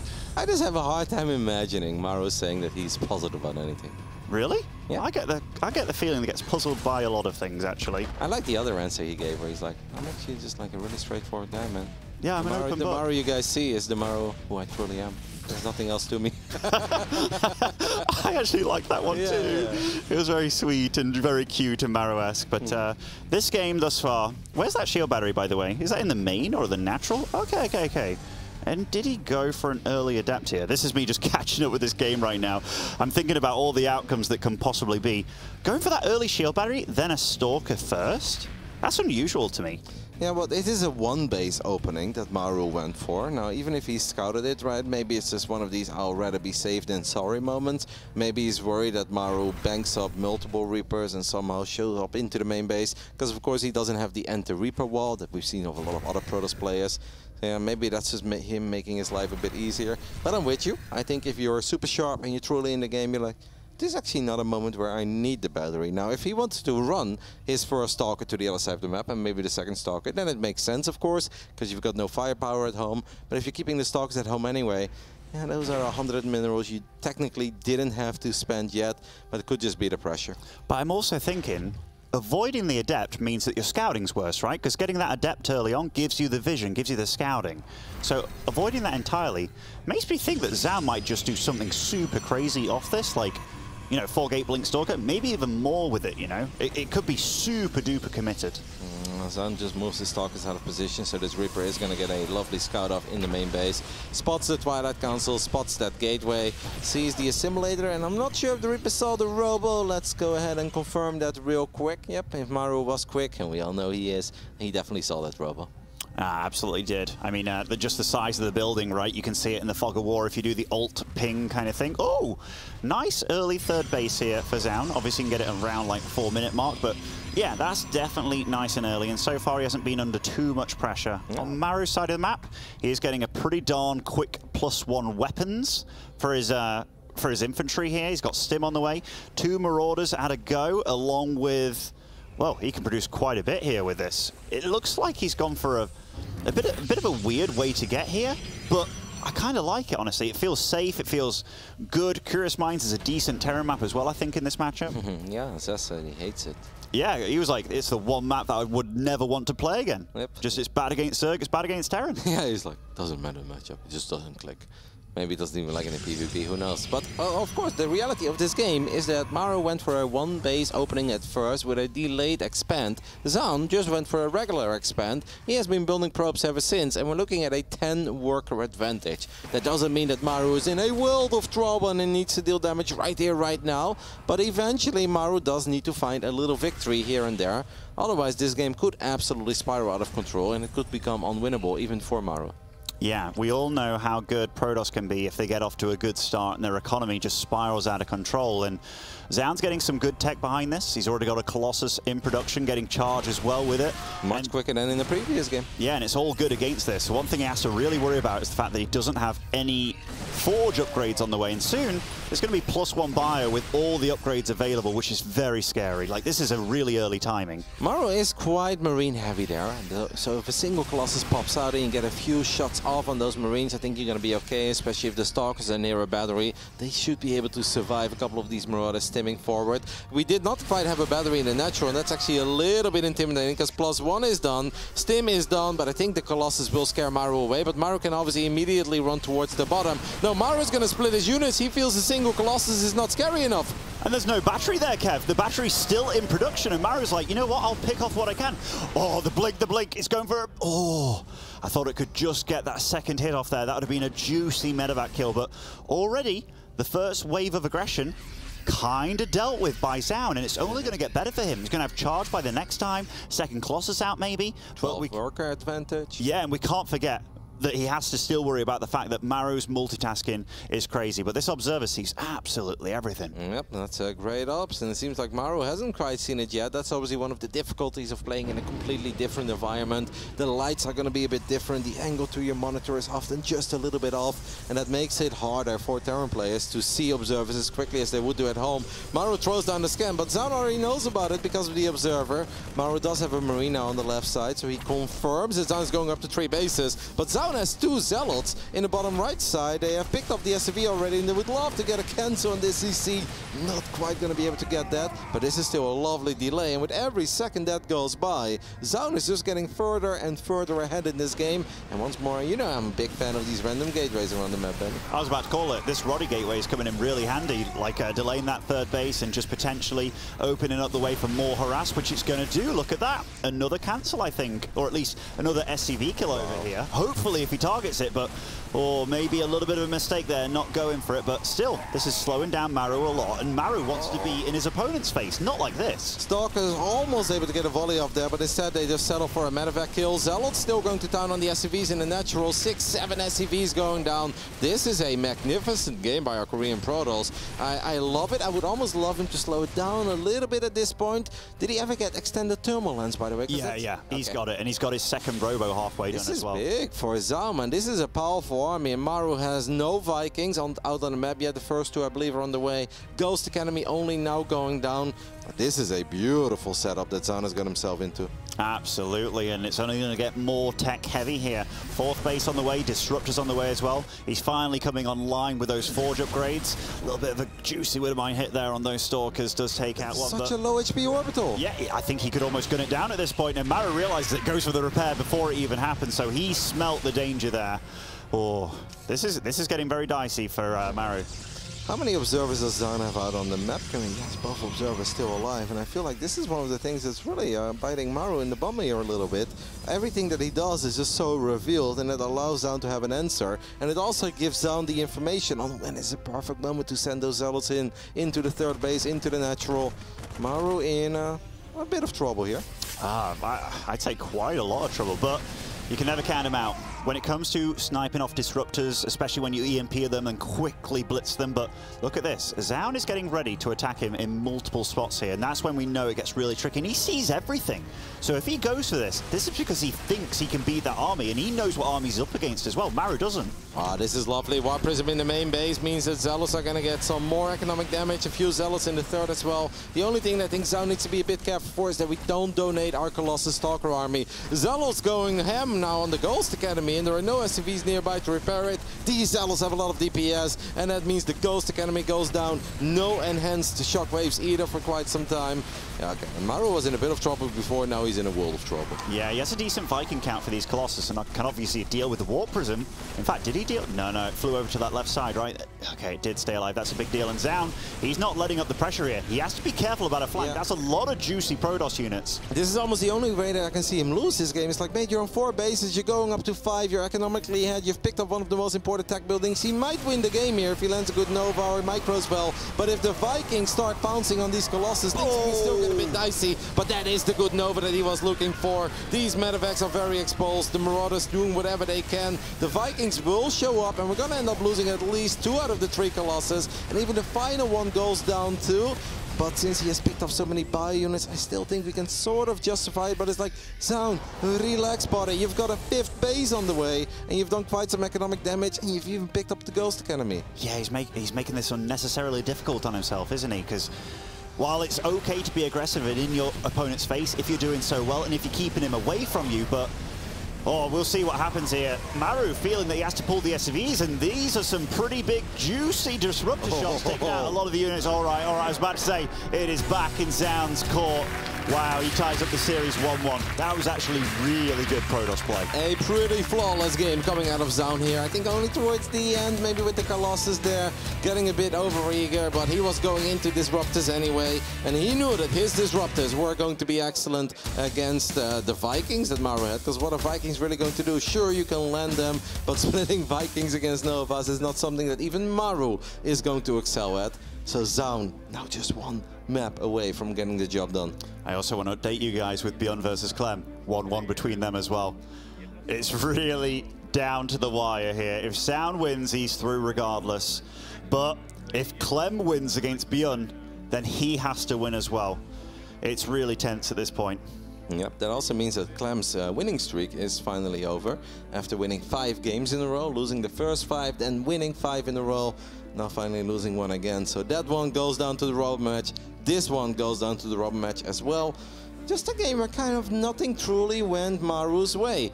I also had the feeling that he realized relatively late that Zaun took that 3rd base at 9 o'clock. He saw it a little bit later, right, with the Marine, but instead of stimming up the ramp of a 2-base Protoss, couldn't we have tried to split our opponent up a little bit and see if we can find an opening in that regard? Just rotate around the map a little bit, send a few bio units towards the bottom, maybe a tiny drop into the main base, but it feels weird to stim up the ramp of a 2-base Protoss if there is a very exposed 3rd base out there. No, absolutely. I'm with you. And right from the get-go with him having a little bit of a head tilt, I know I'm reading probably too much into that, but he felt...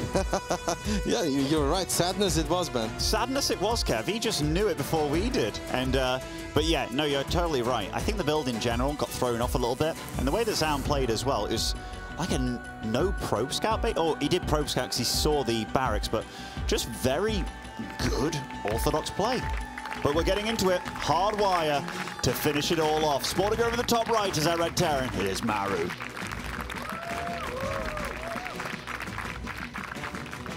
In the bottom left side of Hardwire, we're looking at the main base of the man who still controls his own destiny. If he wins this game, he makes it into the round of 12, and that would be a phenomenal achievement, and only being the 2nd Protoss in this tournament to do so.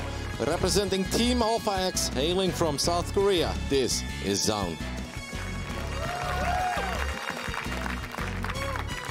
There'll be a giant leap for Zaun and the Protosses out there. Just 1 more green boy would be lovely for you boys to watch. Yeah, 2 out of 12, not bad. Not bad, not bad. Better than some tournaments. Still think they're a little too strong, though. Yeah, definitely didn't. Maybe they just haven't been greedy enough this tournament, man. I think so. Although sometimes, you know, I watch Zest play and I'm like, Zest, no, you can absolutely. But yeah. Oh, Maru opting for an engineering bay block here. But it did look like Zaun was very quick to react and respond, was doing stuff on the low ground anyway, so he had a probe right there. And gateway into Nexus. If Gabe was just watching this, he'd be talking about, greedy Protoss. The funny thing is that Gabe has also said is that a core before Nexus is just always better, because then I don't need to build a bunker, and if I don't need to build a bunker, I've got 100 extra minerals. So it's either they're greedy or it's just worse. Wow, you're not left with much choice, are you? No. Well, Gabe just wants you to go core before Nexus. I think so, so. Okay. So this pro being a little bit cheeky, a little bit annoying. Will be Marine first this game, which I did like the Marine first openings for a while, because Reaper, if you get the SV Scout, I went through a phase where it was like if I opened up Reaper, I'd lose against any sort of Void Ray play, but obviously that's not what's happening here. But I do want to see what Maru follows this up with, because we got to see Ryung's TVP. They're both very good friends, we can't forget, but nearly in every TVP, he was doing this Barracks Factory 3-racks play, which was super damn good. Yep, and also very, very heavy on the mines. Now, maybe that's something that works against the guys that spam Zealots. Zone seems to be a bit heavier on the Stalkers, does often get charged relatively early even, but he doesn't really rely on the Zealots to win. He still keeps on making Stalkers and would clearly love to go into Colossus. I mean, in the first game we saw quite a few Zealots, and we could see how effective the Widow Mines were against them. It is almost poetic that while we were doing the player intros for our final game of the day on the mainstream, they were also doing the player intros for that other TVT that's currently going on. You guys can check that out over at twitch.tv/rootcats, I believe, or it's ESL_SC2B. But the games are just completely identical at this point. They're also around 3 minutes in. A big TVT between Clem and Byun, and we are watching the big PVT between Zaun and Maru. Perhaps for Maru there isn't all that much on the line, unless Scarlett did pull off the upset and took out Reynor.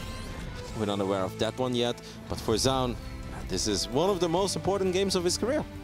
Is it possible for the Zaun to finish above Maru? No, it's not, right, based on map score? I don't think so, because then they'd both be 3-2, but I think Maru would just have a bigger lead, meaning he'd finish second anyway.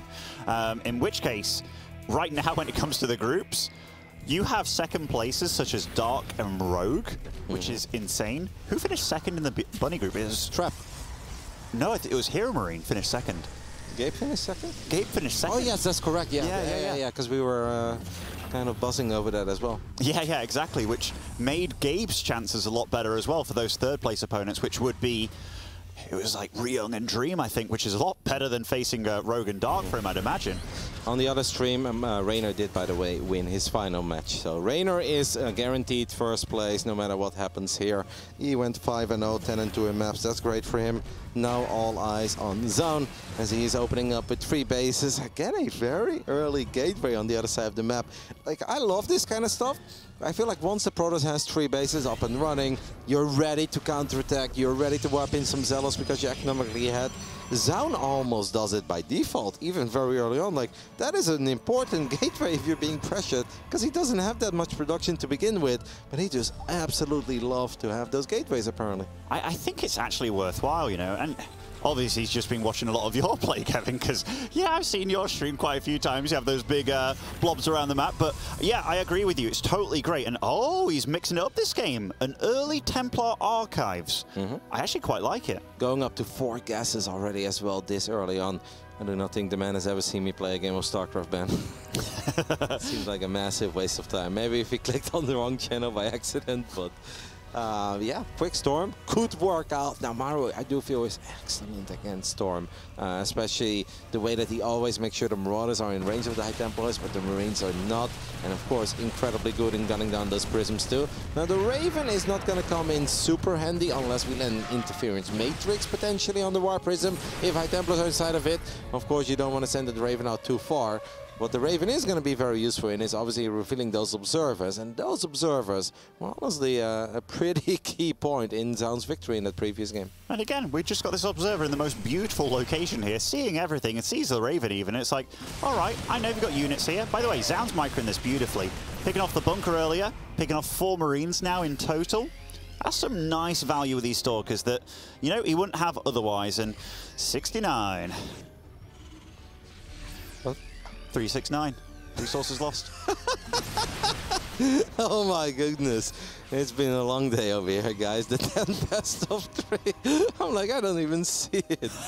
Yes, I think what the observer was showing us is that Zaun hasn't lost a unit yet, Ben. But if you want to focus on the 369 or just the 69, that's fine. We have a couple of Zealots on the other side of the map. Charge is around 80% done. This is an important moment in this game because this move out could end the game if a big interference matrix lands on the Prism and no storms go down. Maru's army is way more powerful. If the Raven gets picked off, and it almost does, single Stalker could have maybe got the job done there. But now it's still hard to get the interference matrix off because it's already so low on HP. Warp Prism flies forward, and I think Maru is probably looking at this Prism. He's like, drops the matrix regardless. There is one High Templar that went out of it though, but that Storm is not all that great. We also kind of fighting away from batteries. Zaun, I would go back to your batteries, matey. I still got a while left for this interference matrix to wear off, and actually, all things said and done. Oh, the gateway, the Roddy gateway coming in very handy, sending these zealots across the map, but then attacking the command center for a moment there, but still getting successive kills when you're under pressure, not bad. Nope, and you already have Storm, right? And the main reason why a lot of pros players don't rush into Storm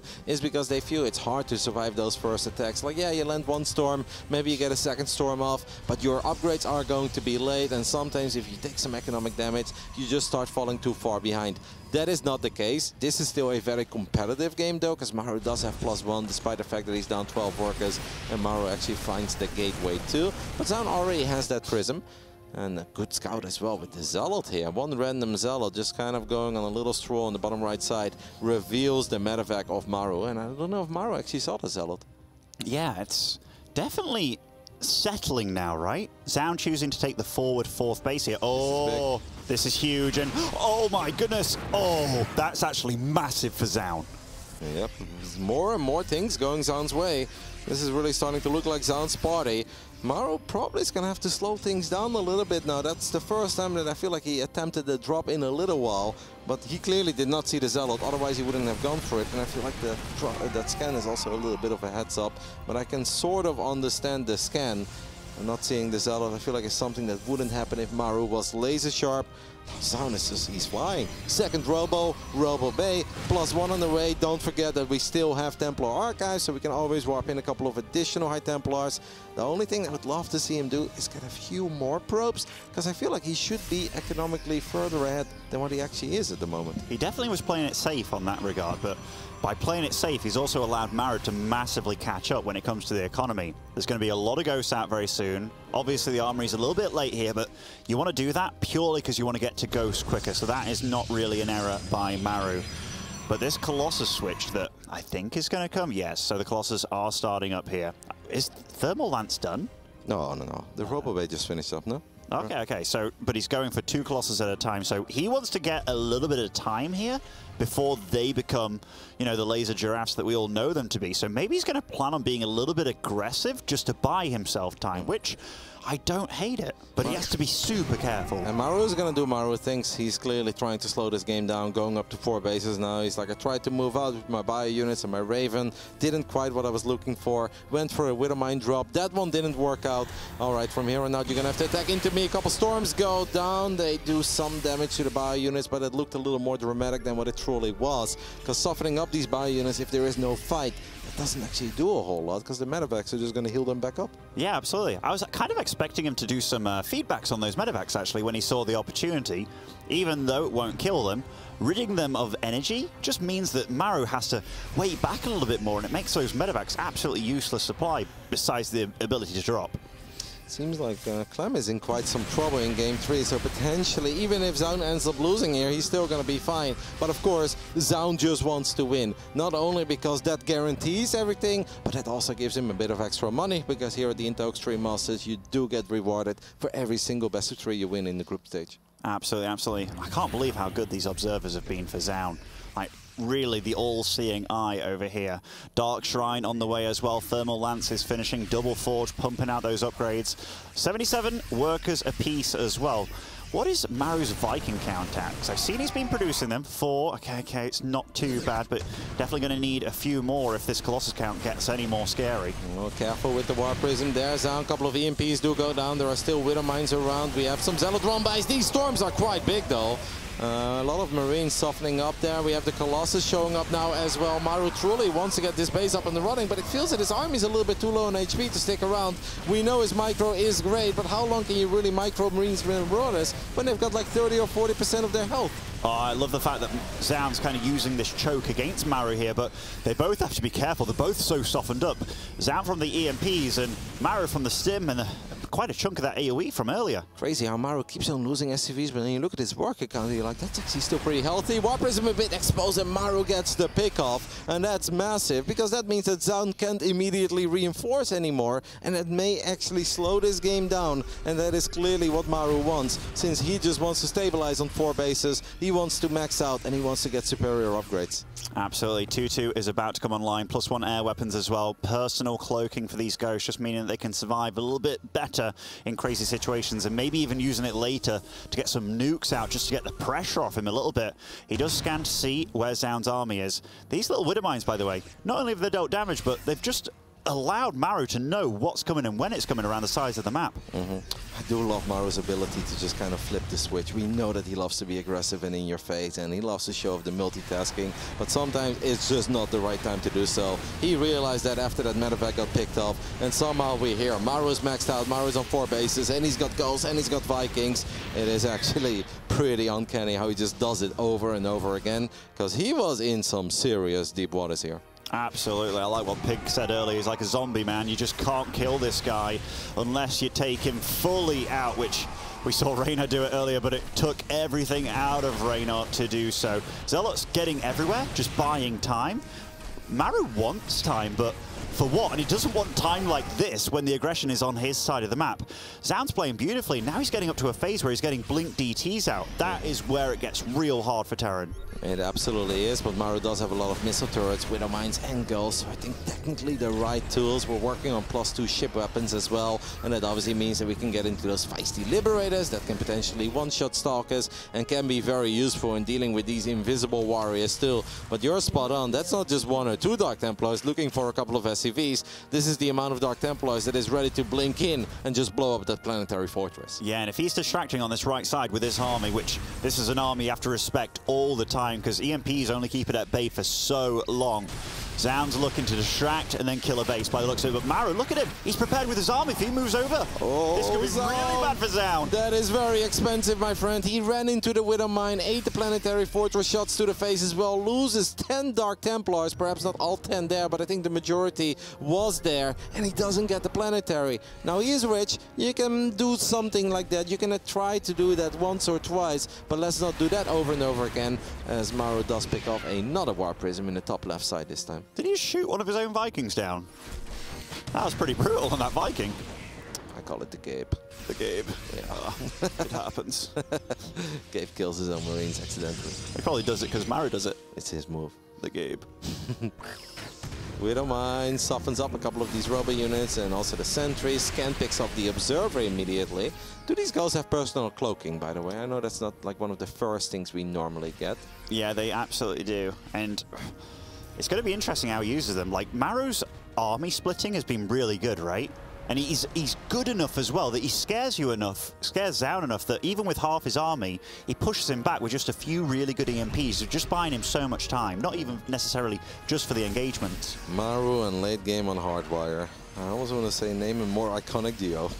Most of the time we see it in TVZ, but apparently even in TVP, the man does not shy away from it.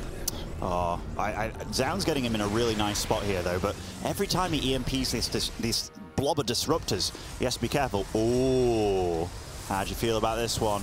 That's a lot of Stargates. Do we have a fleet beacon? Not yet, not yet. Those are the Stargates going down, but he's already started those late game upgrades with the Cybernetic score as well. I'd imagine we see a fleet beacon very soon for Maru, or rather for Zaun, because it's got to be for carriers, right, at this point? Can we take a look at the fancy Robo Bay upgrades? Do we have Observer speed, Warp Prism speed? Yep, we've got both of them. I kind of like that. If you're on this many bases and you are this rich, these upgrades are not that expensive. You've got time to get them, but they actually make your op so much better. Sometimes you just need a quick Observer as well, as we do have a first nuke going down in the bottom right side. It won't do a whole lot other than softening up these cannons or potentially take them out. 7 extra gateways as well. That's going to bring Zaun up to, I don't know how many gates, but probably close to 20, that's 17. This is a huge chunk of late game upgrades. Oh, this army of Maru getting caught out here, and I'm not sure it's enough medevacs to lift everything up. And the blink as well on top of one of the medevacs. I think that took out some pretty crucial units over there. Oh, these DTs, they don't know how lucky they got over here. And units lost resource step as another Observer gets picked off. Wow, Zaun already losing 5k more, almost 6,000 resources more than Maru. Of course, he has been mining more than Maru for the majority of this game. And I guess that is going to happen if we're getting a bit reckless with our DTs and our observers. As another observer flies into a missile turret, and that may not seem like that big of a deal, but it's very important to always have a few ops around. Otherwise, you can't see those ghosts anymore if they ever decide to use personal cloaking. Yeah, that is true. That is true. Although these ghosts with these EMPs are really knocking out these DT run-bys, which is absolutely fantastic. I gotta say, I'm a bit surprised to see Tempest. I am too.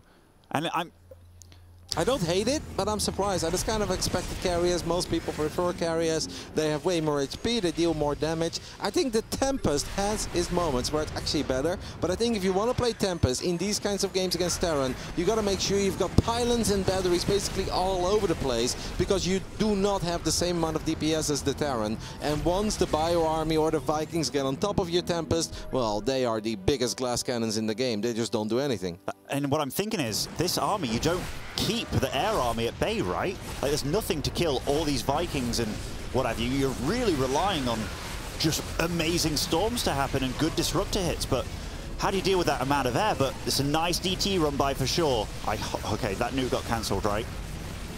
Okay, I think it did. I think it did. Maybe the ghost died. I've seen it one too many times. This is a massive army on both sides, by the way, and it's so hard to micro on both sides, especially the Terran one. Yep, but a couple of great Novas there connecting. That's going to reduce the amount of bio units. Now the Disruptor is actually going a little too far forward, stepping into the zones of those Liberators. DTs one more time, trying to take out this Planetary. Maru's so quick on the repairing.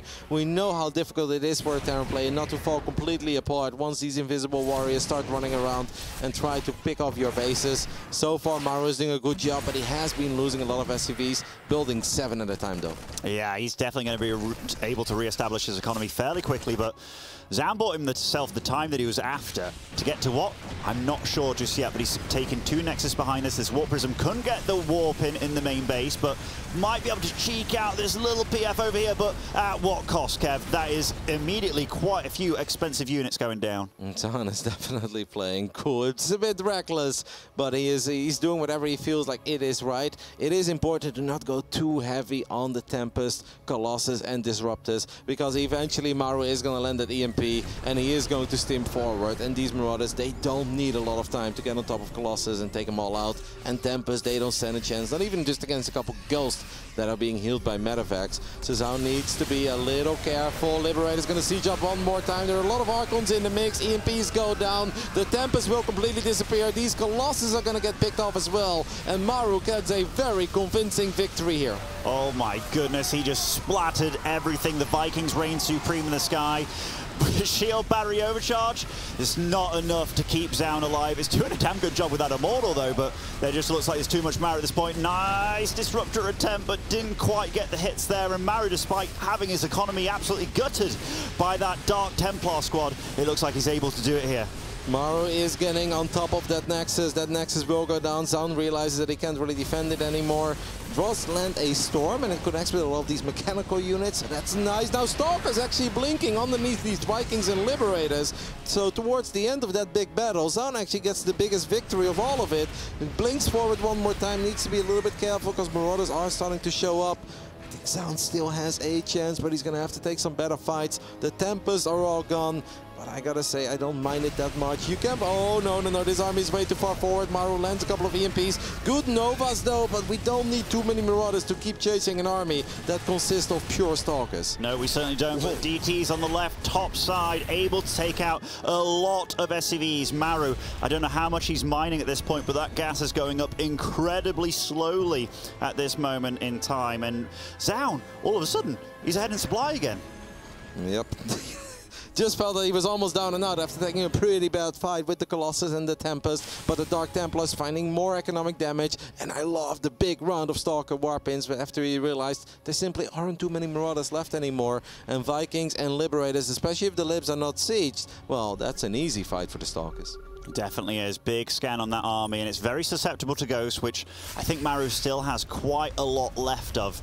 Okay, I love the fact that he's starting to plant these defensive Liberators at bases. If anything, maybe he should have done it quite some time ago, given how aggressive Zaun's been with the harass. Yeah, Maru's never had the economy that Zaun has had, though, so it's kind of hard, I think, to really spend too many resources on defense when you're just kind of trying to struggle to actually build a proper Terran army. And Ghosts, Vikings, and Liberators ain't cheap. They certainly aren't. They certainly aren't.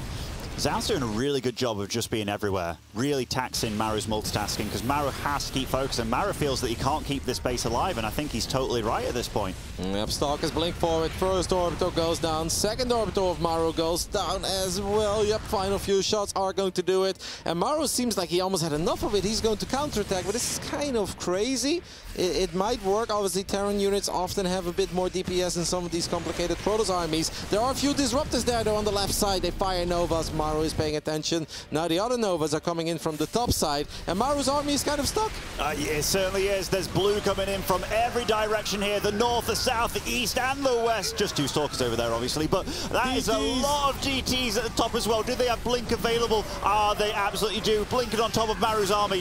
Is Zaun able to do it? Maru reinforcing from the east side here with so much bio, landing his Vikings as well. I think Zaun's doing it here, Kev. A few more Novas going forward. One Liberator is not going to keep these bio units safe, and Zaun is most likely going to walk away with this best of 3, and that means he will be the second Protoss player in the round of 12. I do believe that Byun already did his part, so he might be safe regardless, but it's going to feel so much better for Zaun if he does it by winning against Maru. I mean, if you talk about a confidence booster going into the playoffs, this is the confidence booster you're looking for.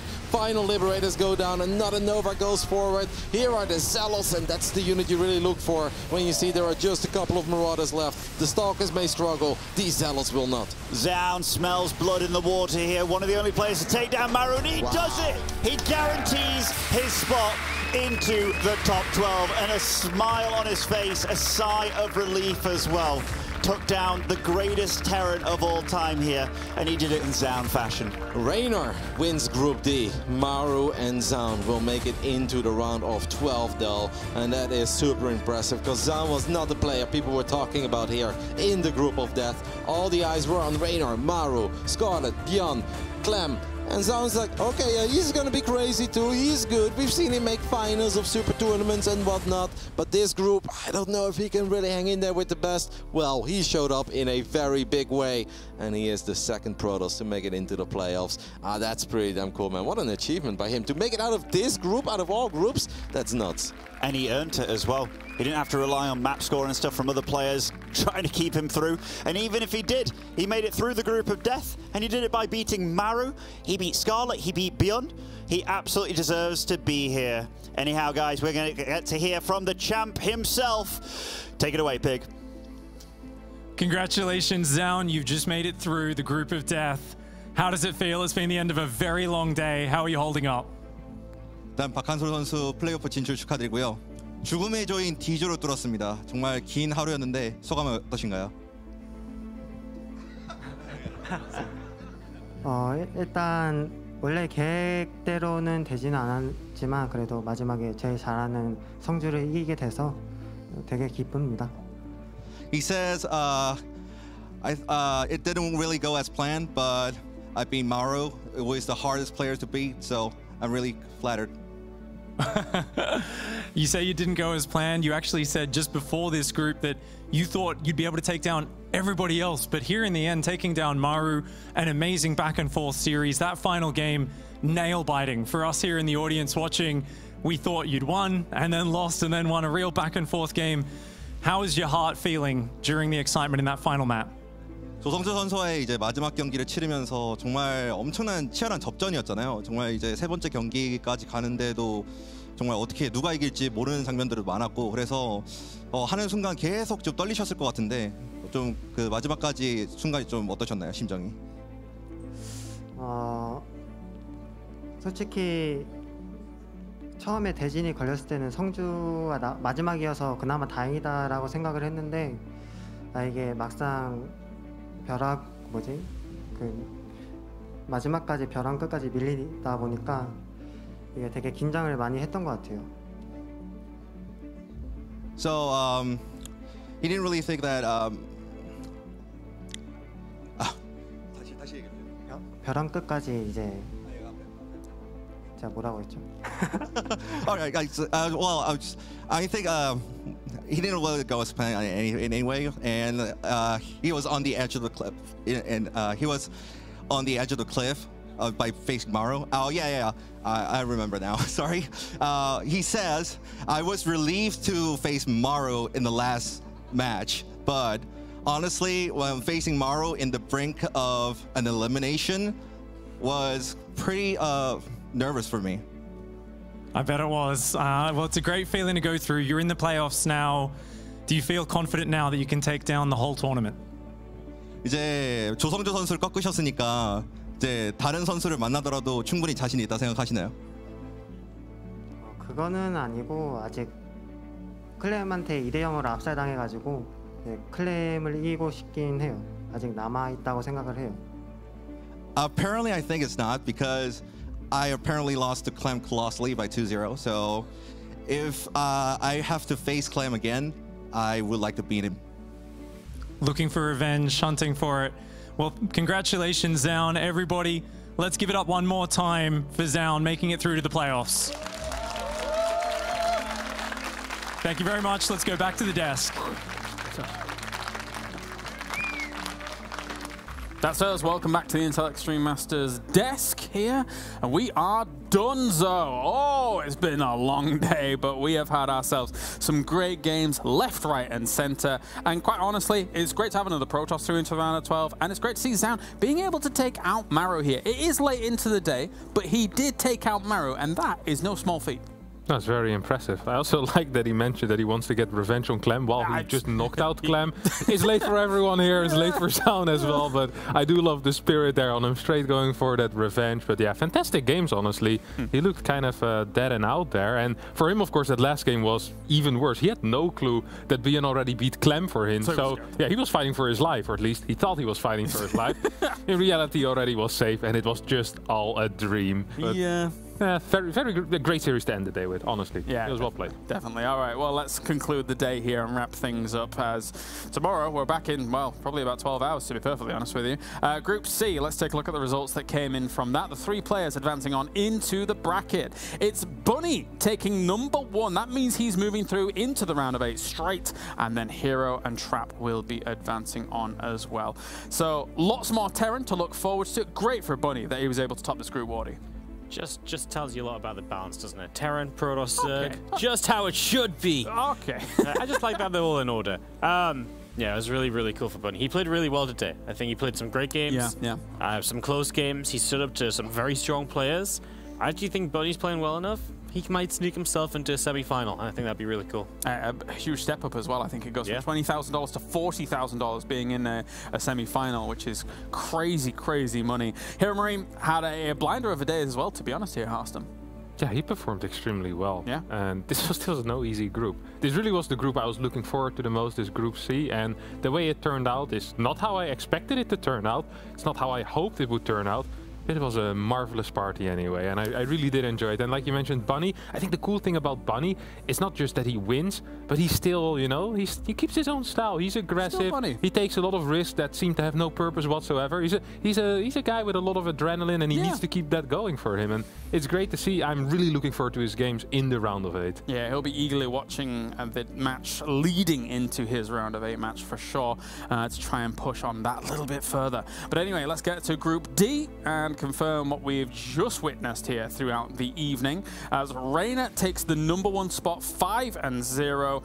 Coincidentally, it's only him and Cyril that got the 5-0s at the top of their groups, and then we have Maru and Zaun being able to confirm their way into that round of 12. Unfortunately for Clem, Byun, and Scarlett here, Wardy, they are done.